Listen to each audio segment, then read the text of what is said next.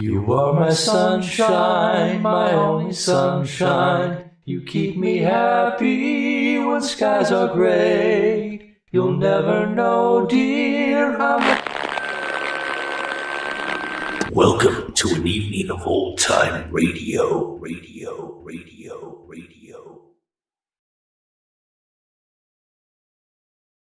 So glad to see you here on this Crime Radio Collection. I'm Greg, coming to you from the Retro Radio Sanctorum. Crime, mystery, and detective shows were, and still are, some of the most popular dramas from the golden age of radio. Even on modern TV shows and movies and podcasts, these types of stories are still insanely popular entertainment. We have a great mix of mystery, true crime, and courtroom drama for you. As always, if you want to skip my commentary, just use the timestamp links in the description below to jump to the show of your choice. Now let's dive into the first few shows. Crime Does Not Pay was a really intriguing crime drama that ran from 1949 to 1951 and had several prominent Hollywood stars in guest roles over the years, like Bela Lugosi, Everett Sloane, Ed Begley, etc. It was a tad moralistic in its messaging and focused on the consequences of the crimes that it covered to teach listeners a lesson. But it was a great entertainment despite a bit of social commentary. In Diamonds Trumped, a South African diamond smuggling operation is working to get their stones into the USA, and it's up to the forces of law and order to stop them and bring them to justice. A great international crime-solving story with large scope and great dramatic acting. It aired March 14, 1951. Next up is that great crime show, Dragnet. Dragnet was technically a police procedural drama, and the main character, Sergeant Joe Friday, easily fits the hard-boiled moniker. Tough, deadpan narration, sarcastic, street tough. The character was played by Jack Webb, who also created and produced the show. Webb visited police headquarters, he rode along on night patrols with actual police officers, he attended police academy courses, all of this to prepare for the role. And he made sure that all episodes were based on actual LAPD official files with the LAPD's cooperation. The show started off slow, but as time passed, it became one of the biggest radio crime shows in history, eventually moving to television. In this episode, The Big Hands, which aired November 22, 1951, a well-dressed woman is found strangled to death in a cheap hotel room. This is one of Sergeant Friday's toughest cases, as there doesn't seem to be any clues whatsoever as to the motive or the killer. Of course, this doesn't stop Friday, who begins his relentless investigation to solve the crime. Next we have The Whisperer, one of those shows with a truly unique premise. A man, Philip Galt, played by Charlton Young, loses his vocal cords in an accident and turns the disability into an asset, working his way into the depths of a crime syndicate in order to help destroy it from within. In that dark underworld, his whispered voice becomes known as a voice to be obeyed without question. After his voice is restored with surgery, Galt resumes his former identity as an attorney, but he keeps his dual identity as the whisperer within the crime syndicate, continuing to undermine it from within. The episode Stanley Hayes Must Die by Midnight is a great mix of mystery and adventure. Philip and Helen Norris are trying to save the life of Stanley Hayes, who has a contract out on him. They find him on his private island, but their boat has been sabotaged, stranding them on the island with the killer. Lots of suspense and edge-of-your-seat thrills in this story. It aired September 2nd, 1951. After that is a unique show, Wanted. Wanted was an attempt by NBC to compete with the CBS crime drama Somebody Knows, just as CBS had created the lineup earlier to compete with NBC's successful Dragnet show. Wanted ran for less than a year in 1950, and featured a fugitive on the FBI's most wanted list each week, airing a dramatization of the crime interspersed with actual witness testimonies. Listeners were asked to be on the lookout for the fugitive during the program. In the episode The Angel Fred Tenuto, the dramatic telling of the story of real-life New York City mobster Frederick J. Tenuto and his placement on the FBI's 10 Most Wanted Fugitives list is told. If you're into true crime stories, then you'll love this one.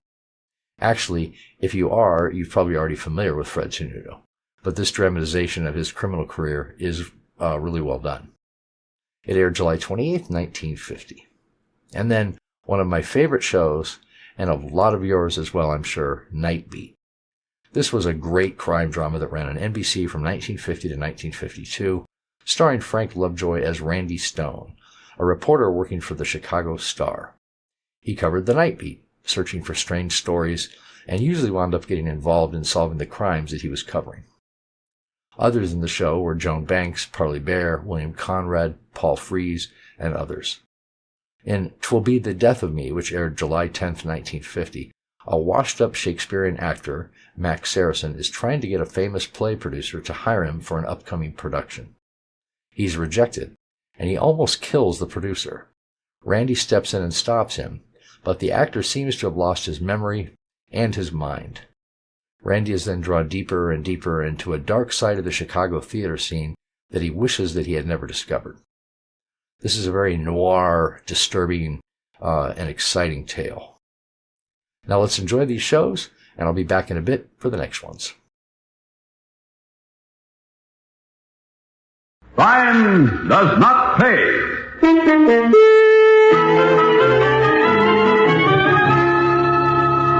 Nothing doing, Dutch, period. What? Listen, Fatty. What I've got, I keep until I know it's safe to turn it over. You are saying the Dutch signer, he isn't safe? I'm saying you're not so bright if you don't know when the heat's on. I know. Those stupid Yankee tells Dutch when there is trouble. Just so. You give to me the diamonds. They will be safe. Keep your pants on, Dutch boy. I'm making no deliveries till Ollie knows what's cooking. So, Smarty, you want your share of this delivery? You get on a train and come to Joe with me. All the way I should go from Cape Town to Johannesburg.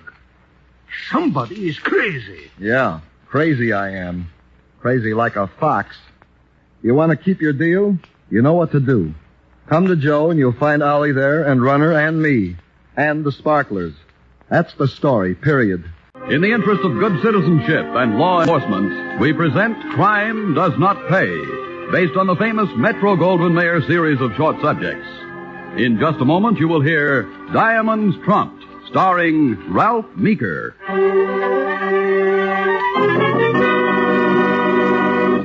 Now, Crime Does Not Pay, starring Ralph Meeker as Yank Sadburn in Diamonds Trumped. The story begins in South Africa. Up in the Transvaal, a good many miles from Cape Town and the sea, is Johannesburg, the city that's an odd combination of the modern and the frontier, where native and Boer and British mingle.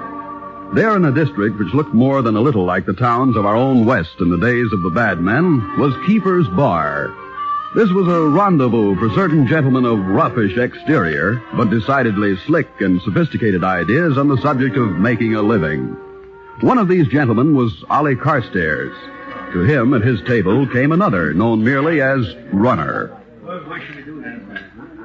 Ollie, okay to talk? Why not? Just wanted to be sure. So talk. Went so smooth it almost scared me. You scared? Oh, I don't care if there's a hitch once in a while, see, but when everything works perfect, I always think of that vacation I took stateside on account of that stoolie. That job went easy like two. This one I planned, so it went good. Perfect. How that dumb donkey ever got the rocks out of that mine, I'll never figure. Everybody gets searched on the way out and all that. Yeah, I've been there, I know. And that monkey ain't so dumb. Yeah. So, he turns a corner on a button of 7, see? Yeah. I gives him the high sign. He walks past like he don't know 1 from 2, see?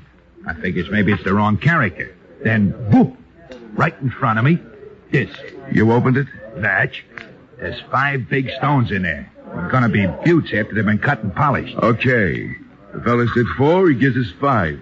We pay for 5 next time he does better. What's wrong, Runner?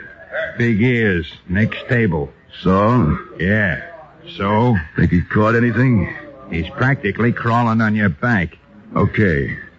Look, I'll take the bag. Finish your drink. Get up, walk around behind him.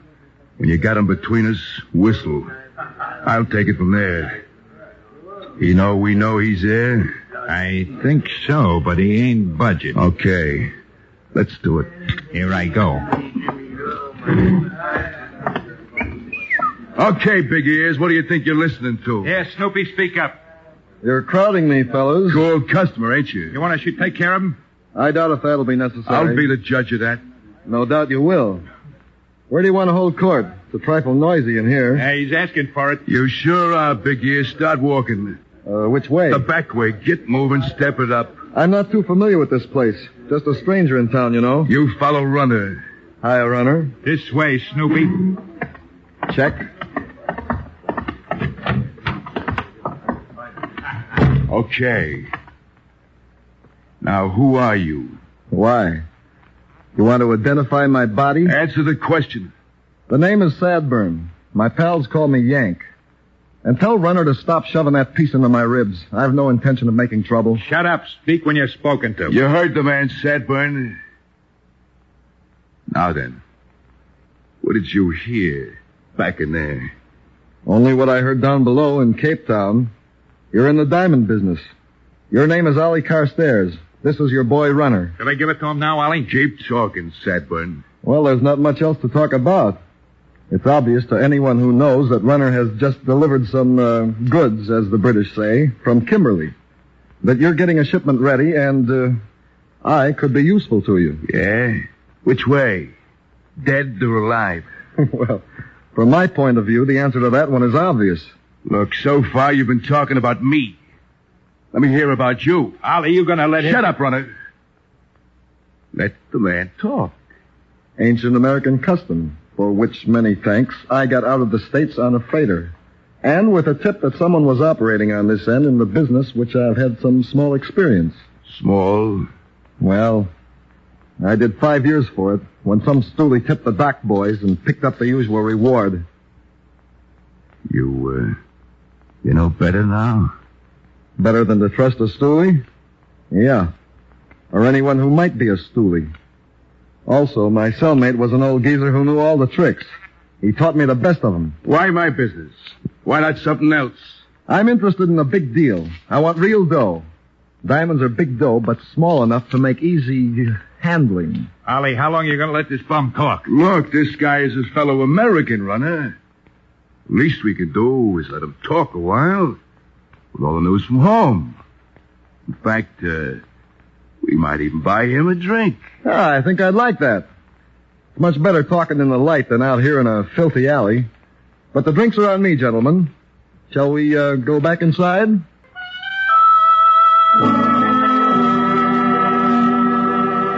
So the dumb monkey is happy with the dough I give him, and we got a beautiful deal. Good enough, Runner. When do I get to go to Kimberley, Ollie? You don't. That's my part of the operation. Runner knows the mine country, Yank. And our contacts know him. Well, what happens if anything happens to Runner? Nobody lasts forever. We'll cross that bridge when we get there. Yeah, and I ain't washed up yet, you know. Okay, sorry. Just asking. Yeah, you asked too much too many times. Yeah, I noticed that too, Yank. Aren't you satisfied working here with me? I want to do something. I want a decent share when the payoff comes.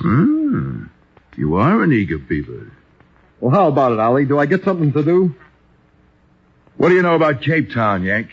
I can find my way around any place where they talk English. Fair enough. Ollie, you ain't gonna send this... I'm running this end, remember? And I think we need a new face in Cape Town. The place is lousy with stoolies. Now, Yank here's had some experience with stoolies, huh? You can say that again. When do I go, Ollie? Next couple of days, no rush. Now, Smitty's due in there tonight. He won't show up at the contact point for a day or two. What do I do with Smitty? Give him the sack? Not exactly. Smitty is one of the boys who operates over here. He's our contact with Dutch Ziner. I don't like it, Ollie. You're giving this character the whole layout. Stick to your knitting, Runner. I said I'm running this end. Okay. Well, where does this Dutchman fit in? He's second mate on a ship between the Cape and the State. Catch. I catch. What's he look like? Oh, so fat he has to have his belts made order. But he's smart and tough. He doesn't touch a thing unless Smitty okays it first. The day after tomorrow, you grab the train for the Cape, see? And find Smitty. You can't miss him either. This joint changed management? Not in 10 years. New bouncer? Obviously. Another drink? Yeah, might as well. Fill her up again. Right. Heard a lot about the other bouncer. That's so? Yeah. Heard he was a little guy. Knew all the tricks. He knew a few. Drink, mister. What, you rushing me? You ask too many questions. I never asked the little guy's name. I never noticed. Heard it was, Smitty. You hear a lot. Where? Up in Joe. Smitty's gone. That I never heard. A few days ago, he had visitors. They came to call for Smitty. He won't be back for quite a while, if you know what I mean. Oh, it's you again, eh? Yeah. Thanks. Am I seeing double on one drink? Well, I'd say no. Then all of that down at the other end of the bar is just one man? Just one man. How does he get around? By trailer truck? By ship. All the way to the United States and back. Several times a year. Oh. Smitty had a friend like that. I know. The fat fellow is interested in Smitty's other friends. Would you care to bring us together? We are together, my friend. So I see. It is very foolish. You ask about me, I ask about you. Because we both miss Schmidty. So we take a table and talk together, yeah? We take a table and talk together? Yeah.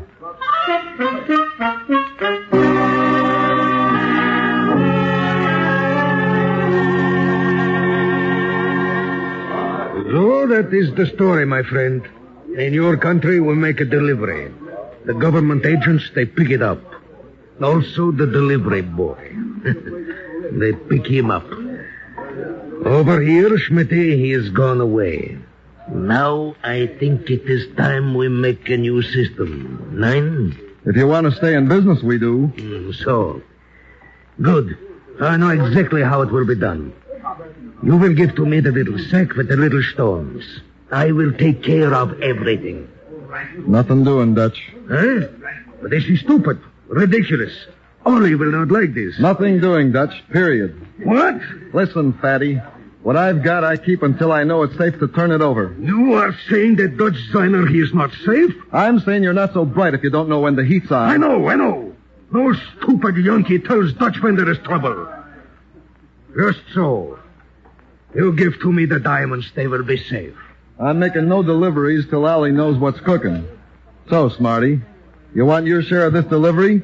You get on a train and come to Joe with me. All the way I should go from Cape Town to Johannesburg. Somebody is crazy. Yeah, crazy I am. Crazy like a fox. You want to keep your deal, you know what to do. Come to Joe. You'll find Ollie there and Runner and me and the Sparklers. That's the story, period.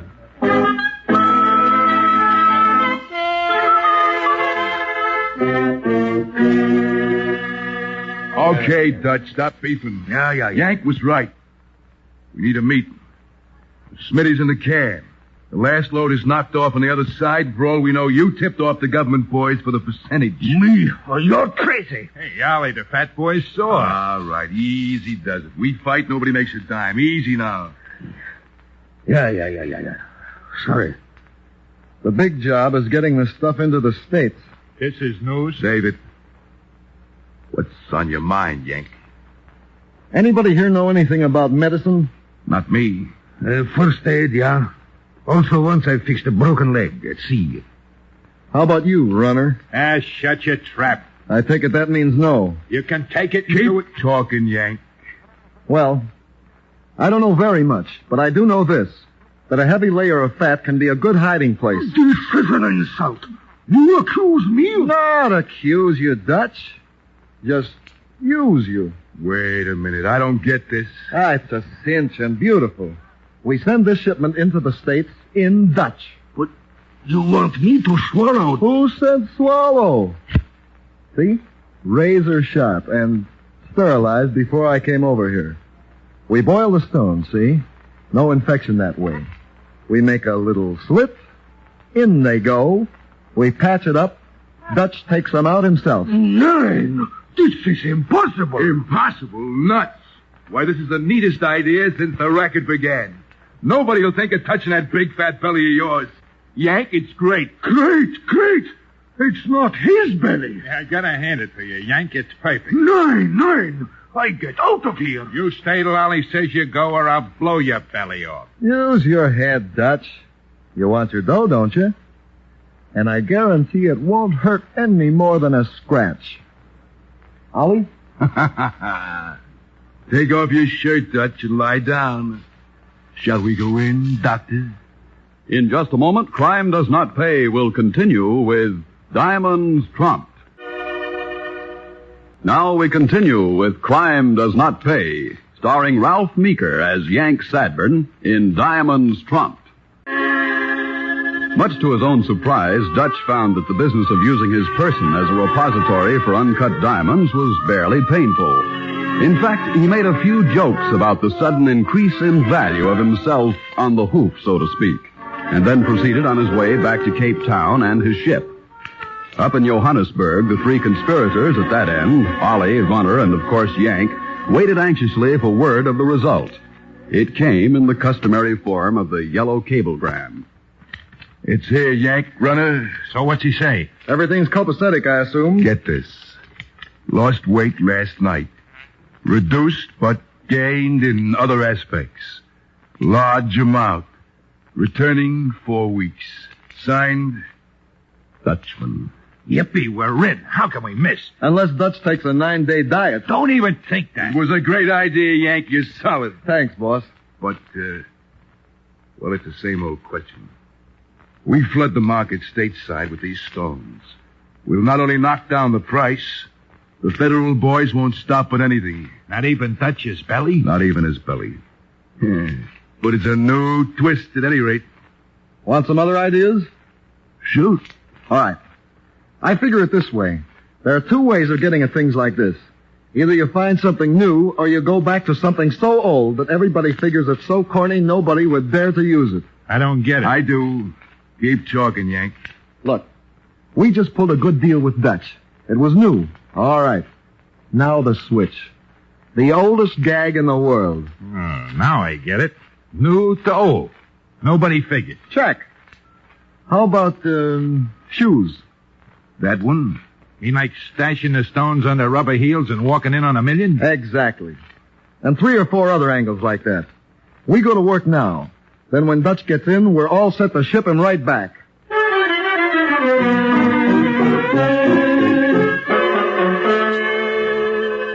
Hey, what you taking the soles off of them things for? Nothing to it. A switch, to use your expression, on the rubber heels. The hollow part of a woman's wedgie. Holds a lot more than the heels, too, huh? Check. There. It's off. Now load it up. Only be careful not to mark the outside of the shoe. We'll have to seal the covering of the upper back, the edge of the sole, as if the shoe was new. What's funny, runner? I was just thinking, can you picture Dutch waddling into port wearing shoes like this? Oh, brother.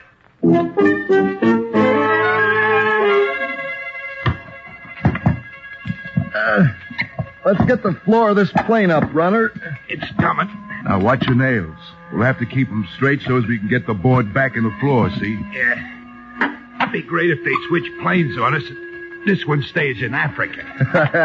I covered that. This is the only plane at the airport that'll fly in the morning. Yeah? How you so sure?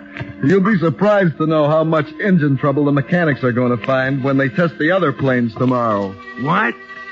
Boy, oh boy, you sure think of everything. Something is rotten, and not in Denmark, my friends. Something is very rotten. Stop sputtering, Dutch, and talk straight. What went wrong? Every one of the stones from the belly, picked up from the dealers. Every one found. For what I take them in, eh? For what? Something or someone is wrong someplace. Maybe Dutch drinks too much. You've got a loose tongue when you drink, fat boy. I do nothing. I get the stones where they must go. It's enough. Anybody says I am stool pigeon is liar. And I make him pay with knife. Understand? With knife.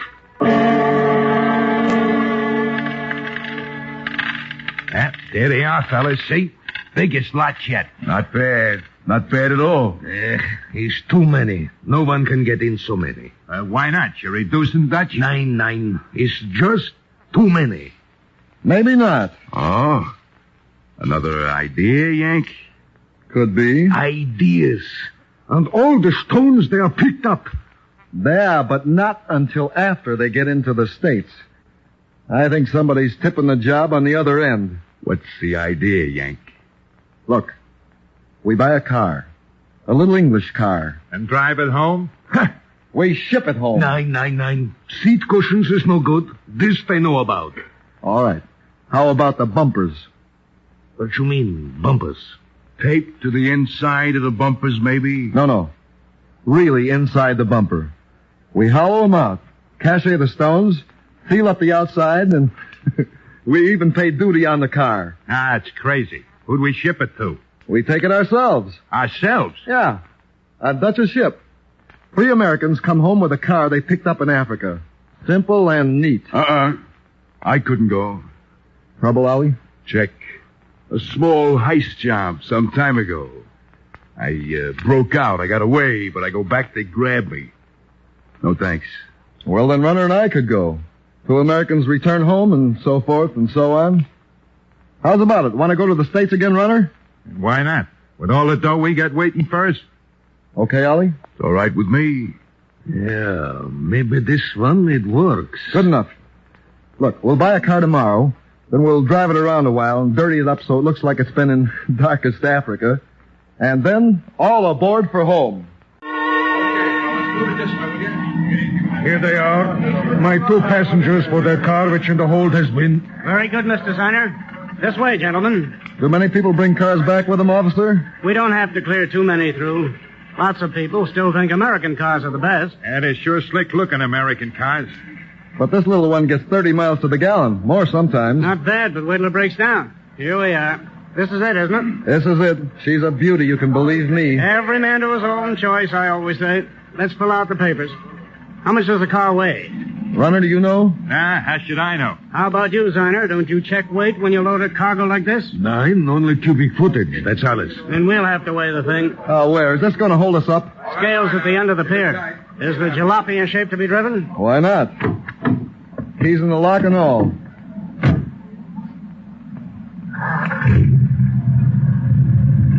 Man, the engine sounds nice, doesn't it? Yeah, I suppose. Careful, watch those dollies. Duck? Why you weigh this, sir? Drive right onto that platform if you don't mind. You bet.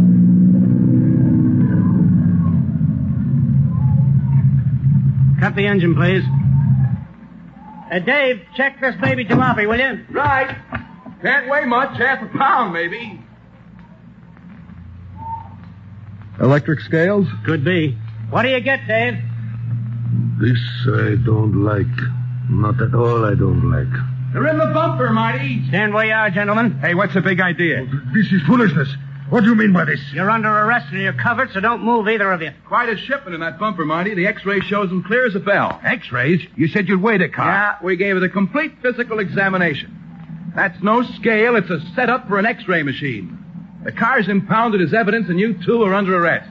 Glad to see you back home, Sadburn. Nice work. Very nice indeed. A stool pigeon. A stool pigeon he was all the time. So that's why the stones got picked up inside the country.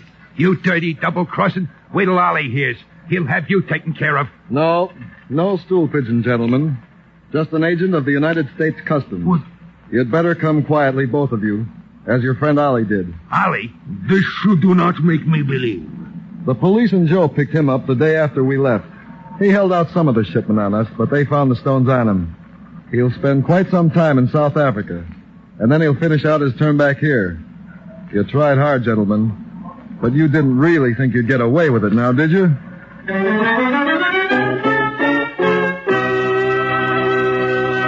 Crime does not pay. Ralph Meeker, who was starred as Yank Sadburn in Diamonds Trumped, will be back with you in just a moment. Now here in person is Ralph Meeker. For the kind of crime we've outlined in this story, greed is a great motive. But of course, it's not only organized smugglers who involve themselves with beating the customs.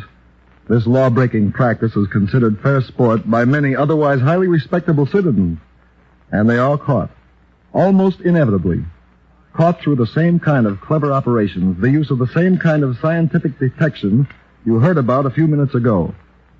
So whether it's an old label sewed into a new fur coat, a bottle of perfume wrapped in a stocking and pushed into the toe of a shoe, or the kind of methods employed by alley, Dutch, and runner, it'll be well to think twice. In fact, it will be necessary to think only once if what you think is the simple phrase, crime does not pay. Thank you, Mr. Meeker. Crime Does Not Pay is written by Ira Marion and directed by Marks B. Loeb, with music composed and conducted by John Gart. Technical advisor is Burton B. Turkis. The events, characters, and names used in the story you have just heard are fictitious. Any similarity is purely coincidental. This is Bob Williams speaking. The story you are about to hear is true. The names have been changed to protect the innocent. Fatima Cigarettes. Best of all, king-size cigarettes brings you Dragnet. You're a detective sergeant. You're assigned to homicide detail. An unidentified woman is found murdered in a hotel room. Cause of death, strangulation. There's no lead to the identity of the killer. Your job, find him. Dragnet, the documented drama of an actual crime. For the next 30 minutes, in cooperation with the Los Angeles Police Department, you will travel step by step on the side of the law through an actual case transcribed from official police files. From beginning to end, from crime to punishment, Dragnet is the story of your police force in action. It was Tuesday, October 27th. It was cold in Los Angeles. We were working the day watch out of Homicide. My partner's Ben Romero. The boss is Thad Brown, chief of detectives. My name's Friday. It was 1:35 p.m. when we got to the old Central Jail building, 3rd floor, the crime lab. How you doing, Lee? Hi, Ben. Joe? How's it going? Did you check the stuff yet? Yeah, most of it. Come on back here. Okay. Well, this is all of it. Did you find anything we can get a lead out of? Nothing too good, no. I don't think you could identify it from what we've got here. The morgue post the body yet? Yeah, just this morning. How about fingerprints, Lee? They find any in that hotel? No foreign prints, no. Dead end there. What about the woman's purse? Did it show anything? No chance. You can see the fabric here. Won't take a print. Yeah. Contents of the purse here, usual stuff. Mm-hmm. Comb, lipstick, keychain, 1 key on it, half pack of chewing gum, coin purse, a dime, 2 nickels in it. That's all of it. Yeah. According to the room clerk at the hotel, she had a wallet with her when she checked in. There's no sign of that, was there? Nope. No sign of it in the hotel room either. Checked everything. Is that the only piece of jewelry found on the body, that wedding ring there? Yeah, it's a cheap ring. No markings on it. No way of tracing it. About the only thing I can tell you, she was pretty well dressed. That's an expensive bag there. Yeah. Sure not a cheap dress either. Same for a coat and shoes. They cost some money, too. How about labels on any of that stuff? One on the coat. Yeah? You can see right here. Benwick Department Store, Los Angeles. Coat's fairly new. They might be able to give you something on it. Yeah, maybe. The people at the hotel, get anything there? Well, it could have been better, Lee. The woman checked in last night around 8 o'clock. She registered as John Ross and wife, L.A. Anyone see the man with her? No, nobody. Room clerk says the woman came in alone. She said her husband was out parking the car, so she registered for both of them. Mm-hmm. Clerk said he left the desk a few minutes after that. Figures the man must have come in sometime while he was gone. Nobody on duty at the desk after midnight. He could have left the hotel any time after that without being seen. She registered at 8 p.m. The coroner says she died about 10:30. You're not even sure there was a man with her, are you? Yeah, the woman who was registered next door to the murder room, she told us she heard a man and a woman arguing. It was about 10 o'clock. Said it got pretty loud.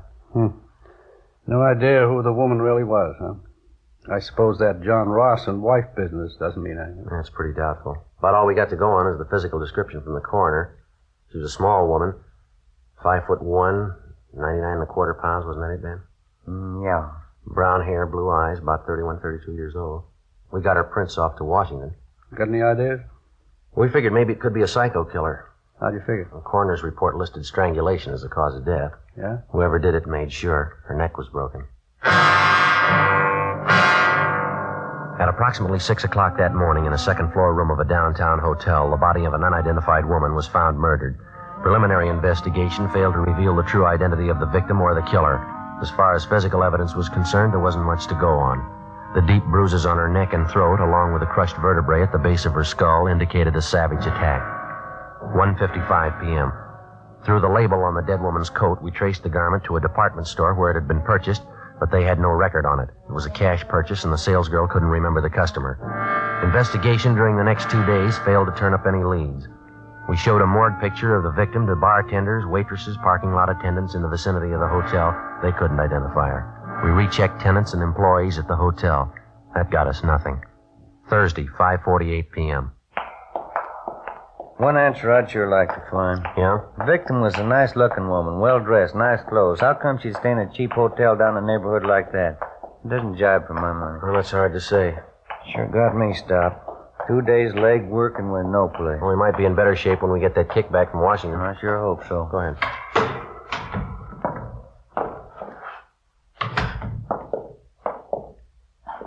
Hey, excuse me? Well, yes, sir. Can we help you? Well, no, I don't know. Guess that all depends. I'm waiting for a couple of detectives here. Well, who is it you wanted to see? A couple of detectives. Well, who are they? Well, it's pretty confidential, you know. I have to talk to them. Told me to see Friday and Romero. Ben Friday and Joe Romero, detectives handling the case. Yes, sir. I'm Joe Friday. This is my partner, Ben Romero. We're handling the case. What do you want to see us about? You said you were working on that murder case?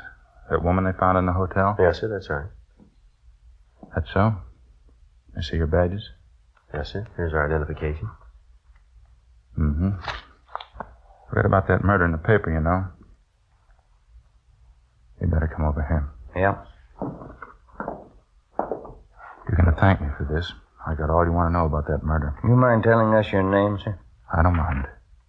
Al P. Morgan. I was a good friend of hers, you know. Used to work with her. You mean the dead woman? It's the same one. I never forget her face, Maud McLeod. Saw that picture in the paper and I said to myself, there's old Maud. You're pretty sure of that, are you, Mr. Morgan? Sure, I'm sure. Maud McLeod. Used to work together in the circus. Maud was a bareback girl, you know, best in the country, real trooper. What makes you so sure it's the same woman, Mr. Morgan? When was the last time you saw this friend of yours, this Maud McLeod? Well, I used to see her all the time. Worked the old Cells floater together. Got a photo of her. You mind if we take a look at it, sir? That's why I came down here. I want to help out. She's got to be identified. Well, let's see. Got it here somewhere. It's old Maud in her circus costume. Yeah, here it is. Take a look at that. It's Maud, ain't it? Well, I don't know, sir. Doesn't seem to be too much resemblance here. Is that right? Afraid you've made a mistake, Mr. Morgan. Thanks for your cooperation anyhow. Appreciate you coming in. Well, sure, it was Maud. I get it. Homicide Friday. Oh, yeah, Frank. Uh-huh. Is that right? What'd it say? Huh? Yeah. Okay, fine. No, we'll pick it up. Yeah, thanks. Anything? Communications. They got the kickback from Washington on the dead woman's fingerprints. Any luck? They got her identified. She worked at an aircraft plant during the war. Name's Doris Frazier. I can't help but think you fellas are missing a bet. I knew that dead woman. Well, she's already been identified, Mr. Morgan. We know who she is. Her name's Doris Frazier. That's so. Yes, sir, that's right. Well, what do you think of that? Old Maud. She went and changed her name.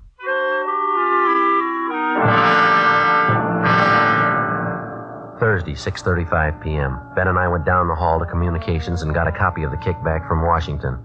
The murder victim was identified as Doris Eileen Frazier. She applied for a position as a typist at the Eagle Aircraft Plant in Burbank in 1942. Next morning, we checked the personnel office at the plant, and we found that Doris Frazier had been employed as a typist from 1942 to 1944. In going over her application, we found her last known address listed as 7346 Oakdale Avenue. Her application stated she was single, with no previous employment, with no known relatives. We could uncover no further information on the girl. We drove across town to the Oakdale Avenue address, a large apartment building in a better-than-average neighborhood. The manager told us that Doris Frazier had lived there up to 8 months before. He said that a few weeks before she moved, she was married to a tall, dark-haired man, but he was unable to remember his name. The manager also told us that the newly married couple apparently began having trouble from the day that they were married. We checked the next forwarding address, a boarding house for women in the south end of the city. Ben and I interviewed the woman in charge, a Mrs. Frances Watson. We talked to her back in the kitchen of the boarding house while she polished a set of silverware. I saw that picture in the paper. I didn't connect it with Doris, though. She was a much prettier girl when she lived here. You say she left here about 18 months ago, Miss Watson? Yes, maybe a little more. Might be closer to 2 years. I'd have to check my rent receipts to be sure. Did you happen to know anything about the Fraser girl, Miss Watson? I mean, did you know much about her personal life at all? Well, of course, I always insist on references. Any good boarding house does, you know. Doris was a nice girl in many ways. Of course, she had her shortcomings. I suppose we all do. When she first came here, she seemed like such a nice girl, and then she started to go downhill.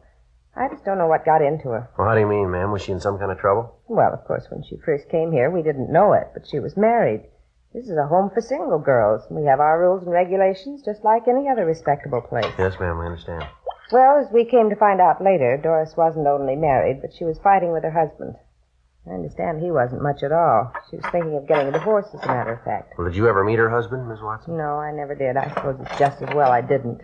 I understand that Doris left him after they'd been married only a few months. Do you know what his name is, ma'am? No, I have no idea. Or Doris always used a maiden name when she was with me. Then you never saw this man, Miss Watson? He never came to the house here? No, I didn't say I never saw him. I said I didn't meet him. Yes, there was once when he came to the house to see Doris. And what was the occasion? You mind telling us about it? Oh, it was most unpleasant, I can tell you that. Let me see now. Yes, Doris had been here about 6 months. Even by that time, I was beginning to see the real side of the girl. No character, Sergeant. No character at all. It shows up every time. Yes, ma'am. I wonder if you'd go on, please. Well, as I was saying, it was after about 6 months when this man brought Doris home late one night, about a quarter till midnight, I'd say. Upset the whole house. How was that, ma'am? The two of them, this man and Doris, they stood right out there in the hall, had a terrible quarrel. The language, it was dreadful. The top of their lungs, too. My husband went out to quiet them down, but the man left before he had a chance to calm him down. He upset the whole house. Now, this man that the Fraser woman was arguing with, you're sure that was her husband? Well, as sure as I can be. That's what Doris told me, anyway, the day after. I called her in and told her I just couldn't tolerate behavior like that. It upset her quite a bit, I remember. She cried, said it wouldn't happen again. That's when she told me she was trying to get a divorce. Is that what the big argument was about? Would you know that? Yes, she said she wanted a divorce, and her husband didn't. He wanted her back with him. Certainly is sad, the way some people mix up their lives. Yes, ma'am. By any chance, did you get a good look at this man, the husband, I mean? Well, he was tall and had dark hair. That's about all I remember. He was well-dressed, too. I see. When Doris Fraser left here, Mrs. Watson, did she leave a forwarding address with you? No, she didn't. I haven't any idea where she moved. What kind of work was she doing while she was living here? Do you have any idea where she was employed? Yes, that was one of the references she gave me. Furniture company. Down on Venice Boulevard, if I remember correctly. I have the address in my record book. Certainly is unfortunate, the whole thing. Yes, ma'am, it is. He even tried to talk to her before she left. Sat her down and talked to her for a whole afternoon. I guess it was just a waste of time. How's that, ma'am? And trouble with her husband. Terrible thing. He seemed to treat her so badly, two of them fighting all the time. I believe she was actually afraid of him. She told me he was very jealous. He drank, ran around. That's why I couldn't understand it. You couldn't understand what, ma'am? Doris, when she moved away from here. Yes, ma'am? She said she was going back with her husband. The landlady, Frances Watson, gave us the address of the furniture store where the murder victim had been employed, and we drove down to check with the personnel manager, a Mr. Collins. He said that Doris Fraser had been fired from her job 10 months before. He said she'd been let go because she was constantly late for work and that she got into the habit of asking for salary advances too often. Collins also told us that he'd heard about the trouble between the Fraser woman and her husband. He said he'd seen the husband in the store several times when he came to call for his wife. He identified the husband as Stephen Arnold. The description was approximately the same, a tall, well-dressed man, dark hair, heavy build. The personnel manager gave us the last known address they had on the victim. The following morning, we checked it out, an apartment hotel in the East Wilshire area. She was still registered there, together with her husband, Stephen Arnold, but the desk clerk told us that Arnold hadn't been living there for the past 3 months. He had no idea where Arnold had moved. He didn't know where he worked. While the desk clerk stood by, Ben and I went upstairs and checked the apartment. Anything, Joe? No, nothing. Nothing in the bedroom. Like Lee says, she goes in for nice clothes, about all I can figure. Well, what you got there? See it lying on the desk here. Looks like she started a letter and didn't get to finish it. What's it say there? Well, it's dated October 23rd. That's over a week ago. Says, Dear George, I've been meaning to write to you before, but that's all. That's as far as she got. George. First time we've run into that name on this deal. Makes more than one man in her life. Yeah, there's a couple of more letters here. They're all addressed to her, unopened. Let's see. All we can go by are the return addresses. Telephone bill, ad from a woman's store, postcard, another ad. Here's something. Santa Monica postmark. Oh, check the name on that return. Yeah. Stephen Arnold. 12:35 p.m. We called the office and checked Stephen Arnold through R&I. He had no criminal record. The return address, which he'd listed on the envelope of the letter to his wife, was 10826 Pacific Front Boulevard. We located it on the beach just below Santa Monica. It was a small hamburger stand owned and operated by the dead woman's husband. No, I haven't seen Doris for a couple months anyway. Why? I understand you had an apartment with your wife in the East Wilshire neighborhood. Is that right, Mr. Arnold? Yeah, that's right. Mind telling us why you left? No, I don't mind. Want to move closer to my work, that's all. That place is way too far out. Well, how is it your wife didn't move with you, sir? She wanted to stay close to town. Doesn't care for the beach much. Bad for his sinus, I guess. Well, did you have an argument with your wife, Arnold? Some kind of a disagreement? Is that one of the reasons you moved? Yeah, you might call it that. We're getting a divorce. That's so? Yeah, it was the best thing all the way around. It's been nothing but fighting and scrapping the last year anyway. We decided to call it quits. Will you excuse me a minute? I gotta put some cold drinks in this cooler here. Yeah, go right ahead. Would either of you care for a cold drink? No, no thanks. Coke, maybe? No, thanks.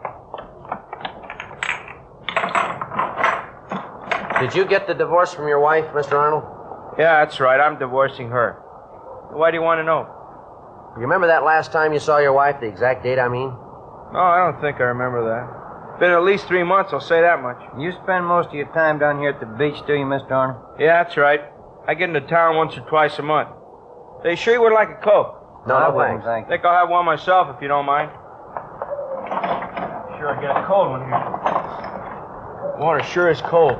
How about last Tuesday night, sir? You happened to be in town that night? Oh, last time was 2-3 weeks ago anyway. Went in to see a show. I was working here last Tuesday night.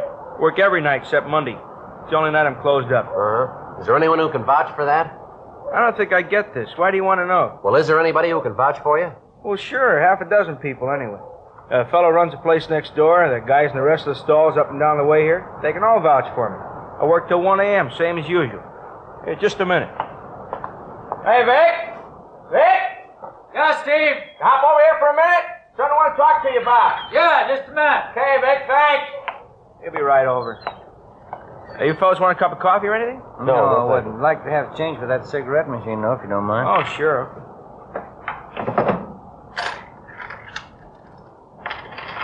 There you are. Oh, thanks. Yes, Steve? Hey, these fellows are detectives, Vic. Guess about some kind of jam my wife got into. They want to know where I was last Tuesday night. Yeah? They want somebody to vouch for me. Sure. Did you see Mr. Arnold last Tuesday night? I was working next door. Steve was here all night. You are listening to Dragnet, authentic stories of your police force in action. Saturday, October 31st, 2 p.m. Ben and I checked with a dozen different concession operators in the neighborhood of Stephen Arnold's eating place. They all corroborated the fact that on the night his wife had met her death in a downtown hotel, Arnold had been working at his stand until 1 a.m. Despite all the previous indications that he might have been responsible for the murder of his wife, we had to eliminate him as a possible suspect. 2:20 p.m. On the way back into town, we stopped by the apartment hotel where Doris Frazier was living at the time of her murder. After checking further with the tenants and with the help in the building, we found out that the victim had been in the habit of eating most of her meals at restaurants in the immediate neighborhood. After some 2 hours of checking and running into 6 restaurants, we found a small coffee shop 4 blocks from the apartment building where one of the waitresses identified Doris Frazier's picture. Yeah, that's her, officer. Terrible picture, though. She looks so much older. About how often would you say Miss Frazier came in here, ma'am? Well, 3 or 4 times a week, I'd say. The bus stop's right out there on the corner. She'd usually have breakfast, then grab the bus and go to work. Some nights coming home from work, she'd stop in here for dinner. Nice girl, quiet. Did you get to know her at all, miss? I mean, did you happen to know any of her friends here in the neighborhood? No, as I say, she was a quiet person, not very talkative. Usually read while she was eating, book or magazine. Uh-huh. Did she ever come in here with anyone else? Do you know that? Yeah, quite a few times. She seemed to have a boyfriend. Of course, she was attractive, small, you know, but real cute looking. Uh-huh. Do you happen to know any of these men? No, I'm sorry I don't. Any one of them in particular she came in with very often? Let's see. I think there was one. Blonde, good dresser, kind of tall, good looking. They usually came in together for breakfast. How long ago was this, miss? Do you recall? Oh, say up until a couple of weeks ago. I usually waited on him in the morning. That's how I happen to remember. I see. Did you ever happen to hear this man's name? Let me see. George, I think that was it, yeah. Would you happen to know if he lives in the neighborhood? No, I'm sorry, I don't. Has this man been in here during the past week, do you know? Yes, he has. He came in for breakfast. What day was that? This morning. Before we left the coffee shop, we questioned the cashier who came up with the information that the man known as George usually left his car parked at the service station across the street. We left our card and asked the cashier to call us in case the suspect returned. At the service station, they also remembered the man known as George, but they told us he hadn't been in for the past month. They'd done some work on his car for him in the past, so they had a record of his license number. We called our DMV and found that the car was registered to a Carl Lucy in East Hollywood. 4:45 p.m. We drove out and interviewed Lucy at his home, but he came nowhere near the description of the suspect. He told us that he had purchased the car 6 weeks before from a man known as George Crane. He described Crane as tall, blond, and well-dressed. From the bill of sale, we got Crane's address, a motel on East Manchester. The manager there told us that George Crane had moved a week before. He said that Crane had left no forwarding address, but he did remember where he worked. He was a driller in one of the oil fields down in Long Beach. We checked the oil company's personnel office downtown, but they were closed for the day. 6:18 p.m. We went back to the office and pulled the package on George Crane from R&I. Get anything on him? Yeah, he's got a record. Here's the package here. Yeah. Nothing very heavy. Drunk charge 2 years ago, another one last year, disorderly conduct, resisting arrest. That's about all. Let's see. Yeah, description checks out all the way. You called the night office of that oil company, did you? Yeah, they couldn't tell us anything. Said call back first thing in the morning. Want to reach you? I got it, yeah. Homicide, Friday. Who?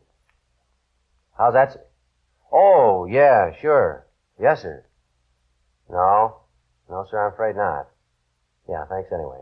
You bet. Yeah, goodbye. Well, that does it. Who was it? That guy who was in here the other day. You remember that Alfred P. Morgan or whatever it was? Oh, what did he want? Wanted to buy us a drink. He's celebrating. Huh? His old friend Maud. He just found her.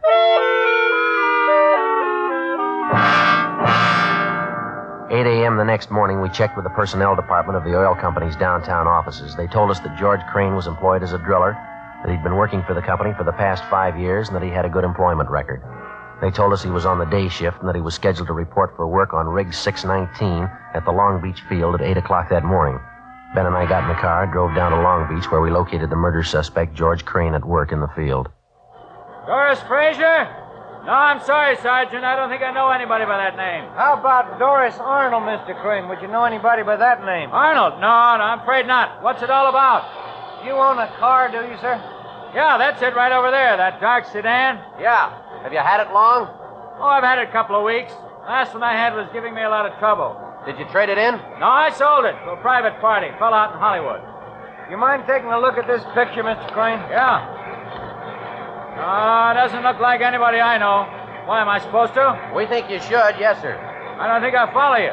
Do you spend any time around the East Wilshire district, Crane? East Wilshire, you said? Yeah. No, I've probably been over there a couple of times. Not lately, though. How about the coffee shop on the corner of Gramercy and Marengo? You ever been in there?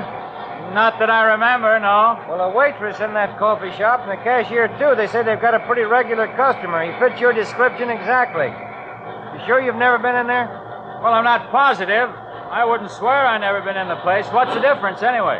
Well, how about that service station across the street from the coffee shop? You ever parked your car there? They ever do any work on it for you? Oh, say, I bet I know the place you're talking about. Yeah, I've been there quite a few times. Good station. They done some good jobs on the car for me. I remember it now. Well, then I guess you remember the coffee shop. Crane? Yeah, I think I do now. Right across the street from the station, that it? Yeah, that's right. Well, what do you want to know about it? When's the last time you were in there, Crane? Well, tell you the truth, I couldn't be sure. Well, we talked to a waitress in there yesterday. She said you were in that morning for breakfast. Do you remember that? She's way off the track on that one, I can tell you that. I wasn't near the place yesterday morning. Well, the cashier remembers you, too. She says you were in. How about it, Crane? Look, what difference does it make? What's this thing all about, anyway? You want to take another look at this picture? Well, I told you once, I don't know the woman. I never saw her before in my life. Why don't you give it some thought? Huh? I said, why don't you give it some thought? You remembered East Wilshire. You remembered the service station. You finally remembered the coffee shop. Maybe you can remember her if you try. I tell you, I don't know her. I never saw her in my... Look, let's go in the shed where we can hear each other, huh? All right.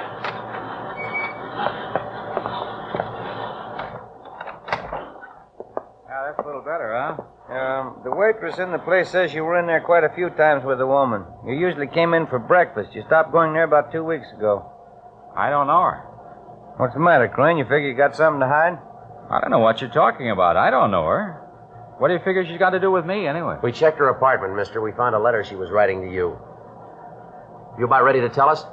What's a letter? That doesn't mean anything. Can't prove anything by a letter. What are you thinking, anyway? We think you're lying, Crane. We think you got a reason for it. What do you say? Doesn't prove anything. Maybe I knew her, and that doesn't mean anything at all. We think it does. Yeah? We think you killed her. That the way it looks to you? That's the way it looks. I don't think you can prove it. We're going to try. Now, how about it? Will it go any easier for me if I admit it? That's not up to us. I don't know why I did it. What am I going to give for a reason? I don't know why I killed her. I wouldn't know, Crane. Didn't really have any reason. That sounds funny, doesn't it? No reason at all. I just killed her. What am I going to tell him? If I don't have a reason, how can I ask him to let me off easy? How can I ask him? I don't know, but they'll have an answer. The story you have just heard was true. The names were changed to protect the innocent. On February 8th, trial was held in Superior Court, Department 92, City and County of Los Angeles, State of California. In a moment, the results of that trial. And now, here is our star, Jack Webb. Thank you. Friends, all of us on Dragnet sincerely hope that all of you enjoyed a happy Thanksgiving. George Martin Crane was tried and convicted in Superior Court of murder in the first degree. He is now serving a life term in the state penitentiary. You have just heard Dragnet, a series of authentic cases from official files. Technical advice comes from the Office of Chief of Police W.H. Parker, Los Angeles Police Department. Fatima Cigarettes. Best of all, king-size cigarettes has brought you Dragnet, transcribed from Los Angeles. Stay tuned to NBC.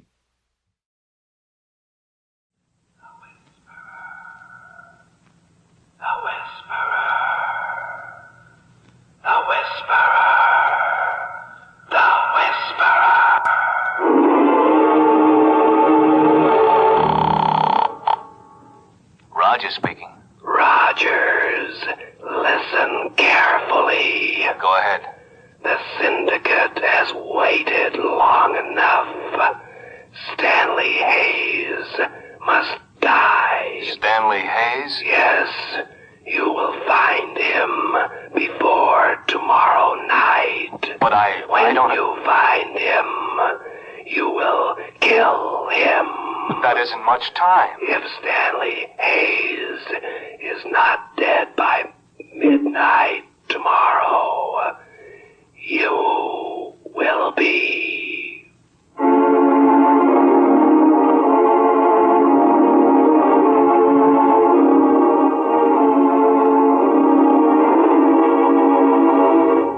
Presenting The Whisperer, starring Carlton Young. The Whisperer, a brilliant man who, losing his voice in an accident which crushed his vocal cords, worked his way deep within the crime syndicate to help destroy it from within. To the underworld, his familiar rattling hiss is the voice of authority, to be obeyed without question. Then, a miracle of surgery performed by Dr. Benjamin Lee restored his natural voice, enabling him to resume his real identity. Now, as Philip Gault, aggressive young attorney, he skirts the thin edges of death, living his dual role. For as the Whisperer, he sets in motion the forces of the syndicate in Central City. Then, as Philip Gault uses his knowledge to fight the organized network of crime which seeks to control the fate of millions in cities and towns across the nation.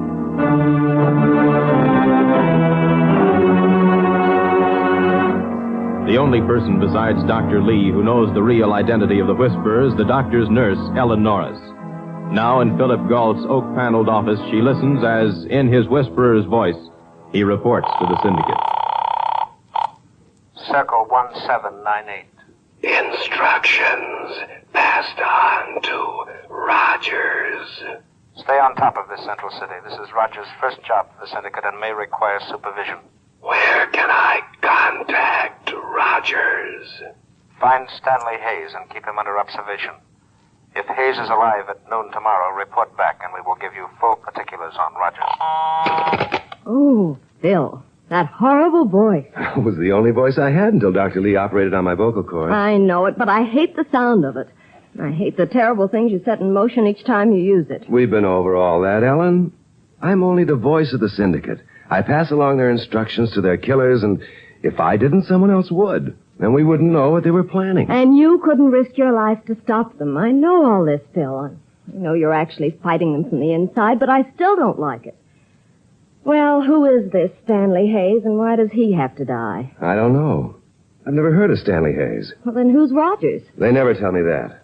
The less any member of the syndicate knows about the other, the less chance the law enforcement agencies have of getting the evidence necessary to smash the syndicate. An imported killer slips into tow. You tell him who to kill and then risk your life to stop the murder. This is the first time I've ever told a trigger man that he'd be taken care of if he failed in his mission. I wonder what it's all about. Well, let's start with the victim, Stanley Hayes. Can't be very well known in Central City, but he's probably in the city directory or the phone book. You take the phone book. Right. I'll look in the directory. How do you spell it?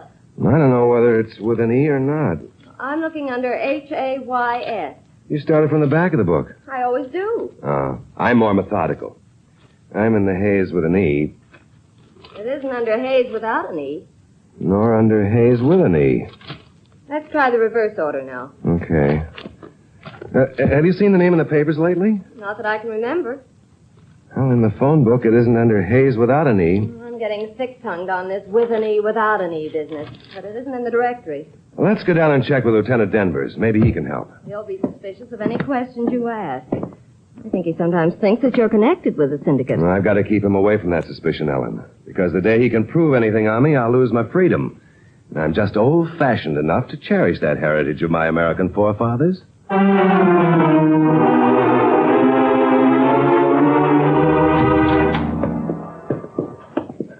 Good morning, Sergeant Potts. Huh? Oh, hi, Mr. Galt, Miss Norris. What happened to the good Lieutenant Denvers? Somebody did something and he's chasing him. Be back Wednesday. What can I do for you? I have a legal matter to take up with a man named Stanley Hayes. Hayes? Hayes? How do you spell it? Without an E. Well, make up your mind.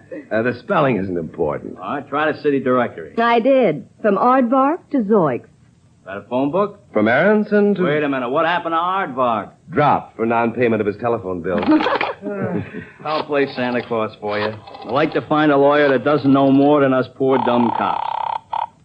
Water levels are falling. Use less water. Hello? What? City Water Department. That's our new slogan. Water levels are Never falling. mind. Sergeant Potts, Police Department. Homicide. Police Department is Nyan. I know that. I'm in the police department.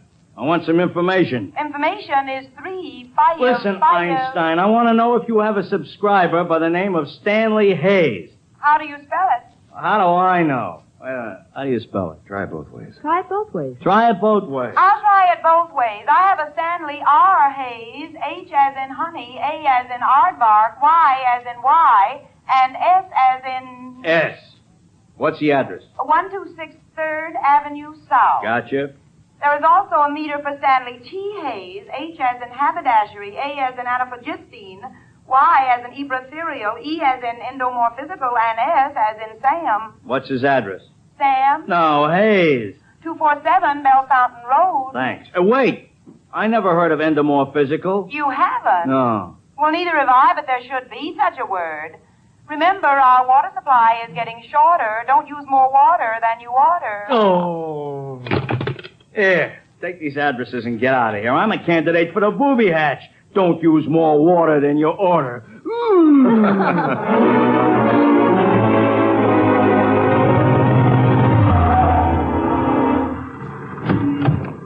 Mr. Hayes at 126 3rd Avenue South lives in a pretty ratty part of town. You don't live down here. You crawl out of the woodwork. If I were painting a mural of this section, I'd have a slit throw rampant upon a field of bloody blackjacks. Looks like a reject from Dante's Inferno. Yeah? I want to talk to you. I ain't say nothing till I see my lawyer. Mr. Galt is a lawyer. Oh? What did you say your name was? Galt. Any relation to Gatlin Gun Galt, the pride of Portland? I don't think so. Oh, it's too bad. Great little scrapper, great. Never won a fight. Mr. Hayes, we've made a mistake. I'm sorry. Oh, you don't happen to be a fight manager? I'm afraid not. We better be going. We could make a fortune. You line him up and I'll knock him down. There's millions in it. What do you say? I'm not a manager, but take this 20 and bunk it down at the diner. We'll need food to keep in condition. Yeah, I will at that. Thanks, mister. What did you say your name was? Galt. Thanks again. Sure wish you was manager. How horrible. Fight game has big rewards for a few. Poor, hopeless old darling. Lost in a world of shadows. Yes. I don't believe the syndicate is interested in that, Mr. Hayes. Now, let's try the one who lives on Bell Fountain Road.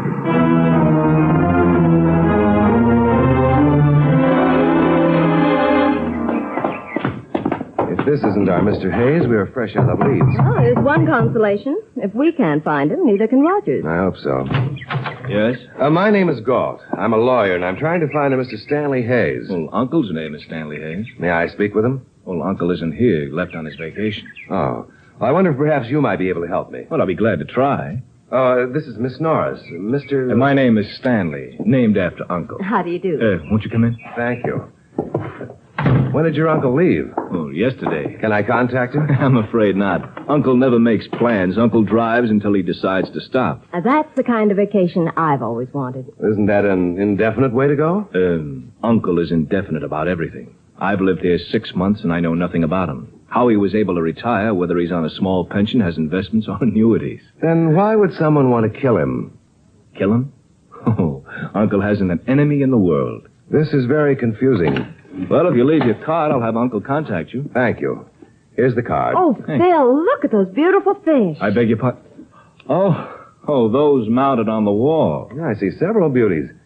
That one must weigh 8 pounds. 8 pounds, 11 ounces. It's Uncle's pride and joy. Every summer he goes to the coast and fishes as far down as time allows. I envy him. So do I. Thank you for your hospitality. Well, I wish it could be more. Goodbye. Goodbye.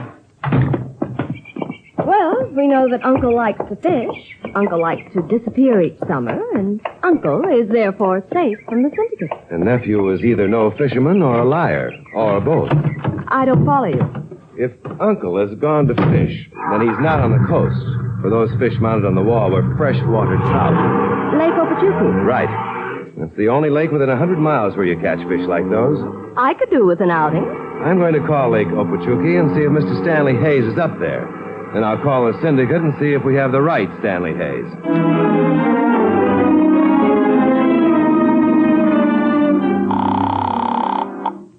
Circle 1798. Central City. Go ahead, Central City. Unable to locate Stanley Hayes. Where does he live? His address was purposely omitted from your instructions. Without this information, I cannot check on Rogers. Hayes resides at 247 Bell Fountain Road. Is he the right Mr. Hayes? Yes. Is he at Opachuki? The operator there didn't know. Hayes lives on an island in the middle of the lake. I get my outing? Yes. If we hurry, we can make it by sundown.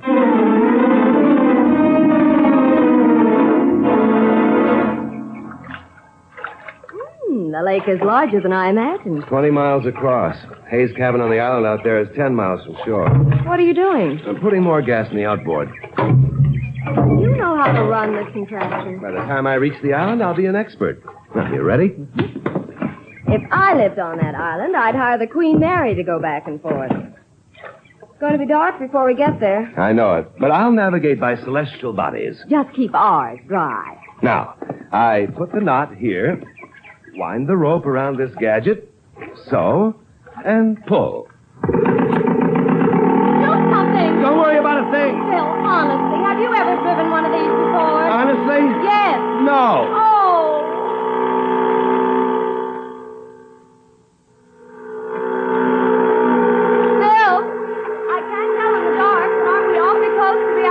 Yes. Then do something. I don't know what to do. Put on the brakes. There should be a switch. In a minute, you won't have to worry about it. Where did I put those instructions? Never mind. Careful, hang on. Hang on. Hello there. Anyone interested? Ellen, you all right? Where are you? Shine your flashlight to your left. Coming? Oh, what happened?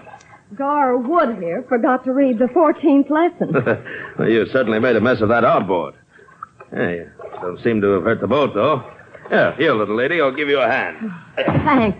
There we are. Now, what was your hurry? We're looking for a man named Stanley Hayes. You could have come a lot slower, and I'd still be here. You're Stanley Hayes? That I am. Good. Well, now, let's go up to my cabin, and you can tell me what this is all about.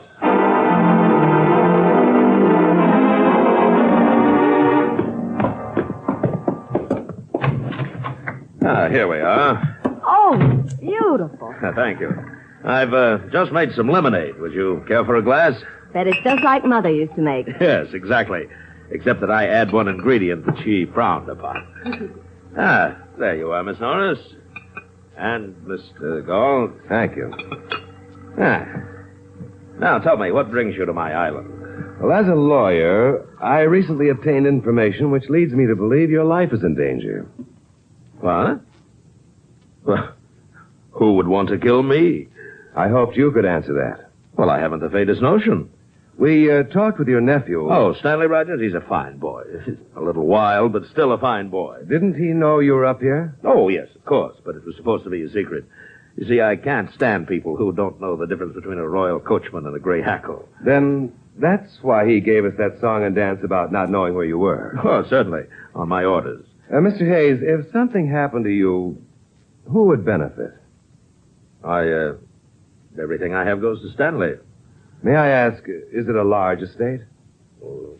51% of the National Traction and Streetcar Company. You see, I am a retiring person. I seek anonymity. You've certainly succeeded. That makes you one of the wealthiest men in the state. Tell me, do you suspect my nephew of planning to kill me? No. Well, who then? Has a network of organized crime tried to gain control of your company? Well, not to my knowledge. If they were, I'd know it. Does this help you? Frankly, no. Well, now it's my turn. Of course.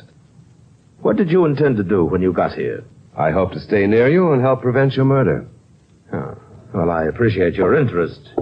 But, under the circumstances, I think, you'd better return to the mainland.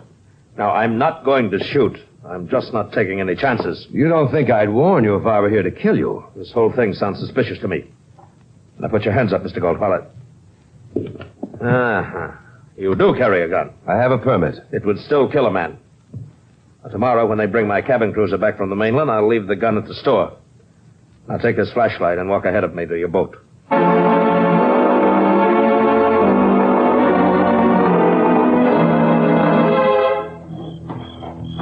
Mr. Hayes, promise me you'll be doubly careful of everyone until after tomorrow midnight. Don't worry about me, Mr. Gold. Oops, here's the boat. I still don't see how we can row 10 miles at night. That won't be necessary. Why not? Phil, flash your light over here. Oh, no. Yes. Someone stove a hole in it as big as a wash tub.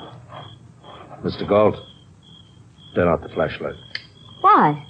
Mr. Hayes has just realized that his murderer is somewhere on this island.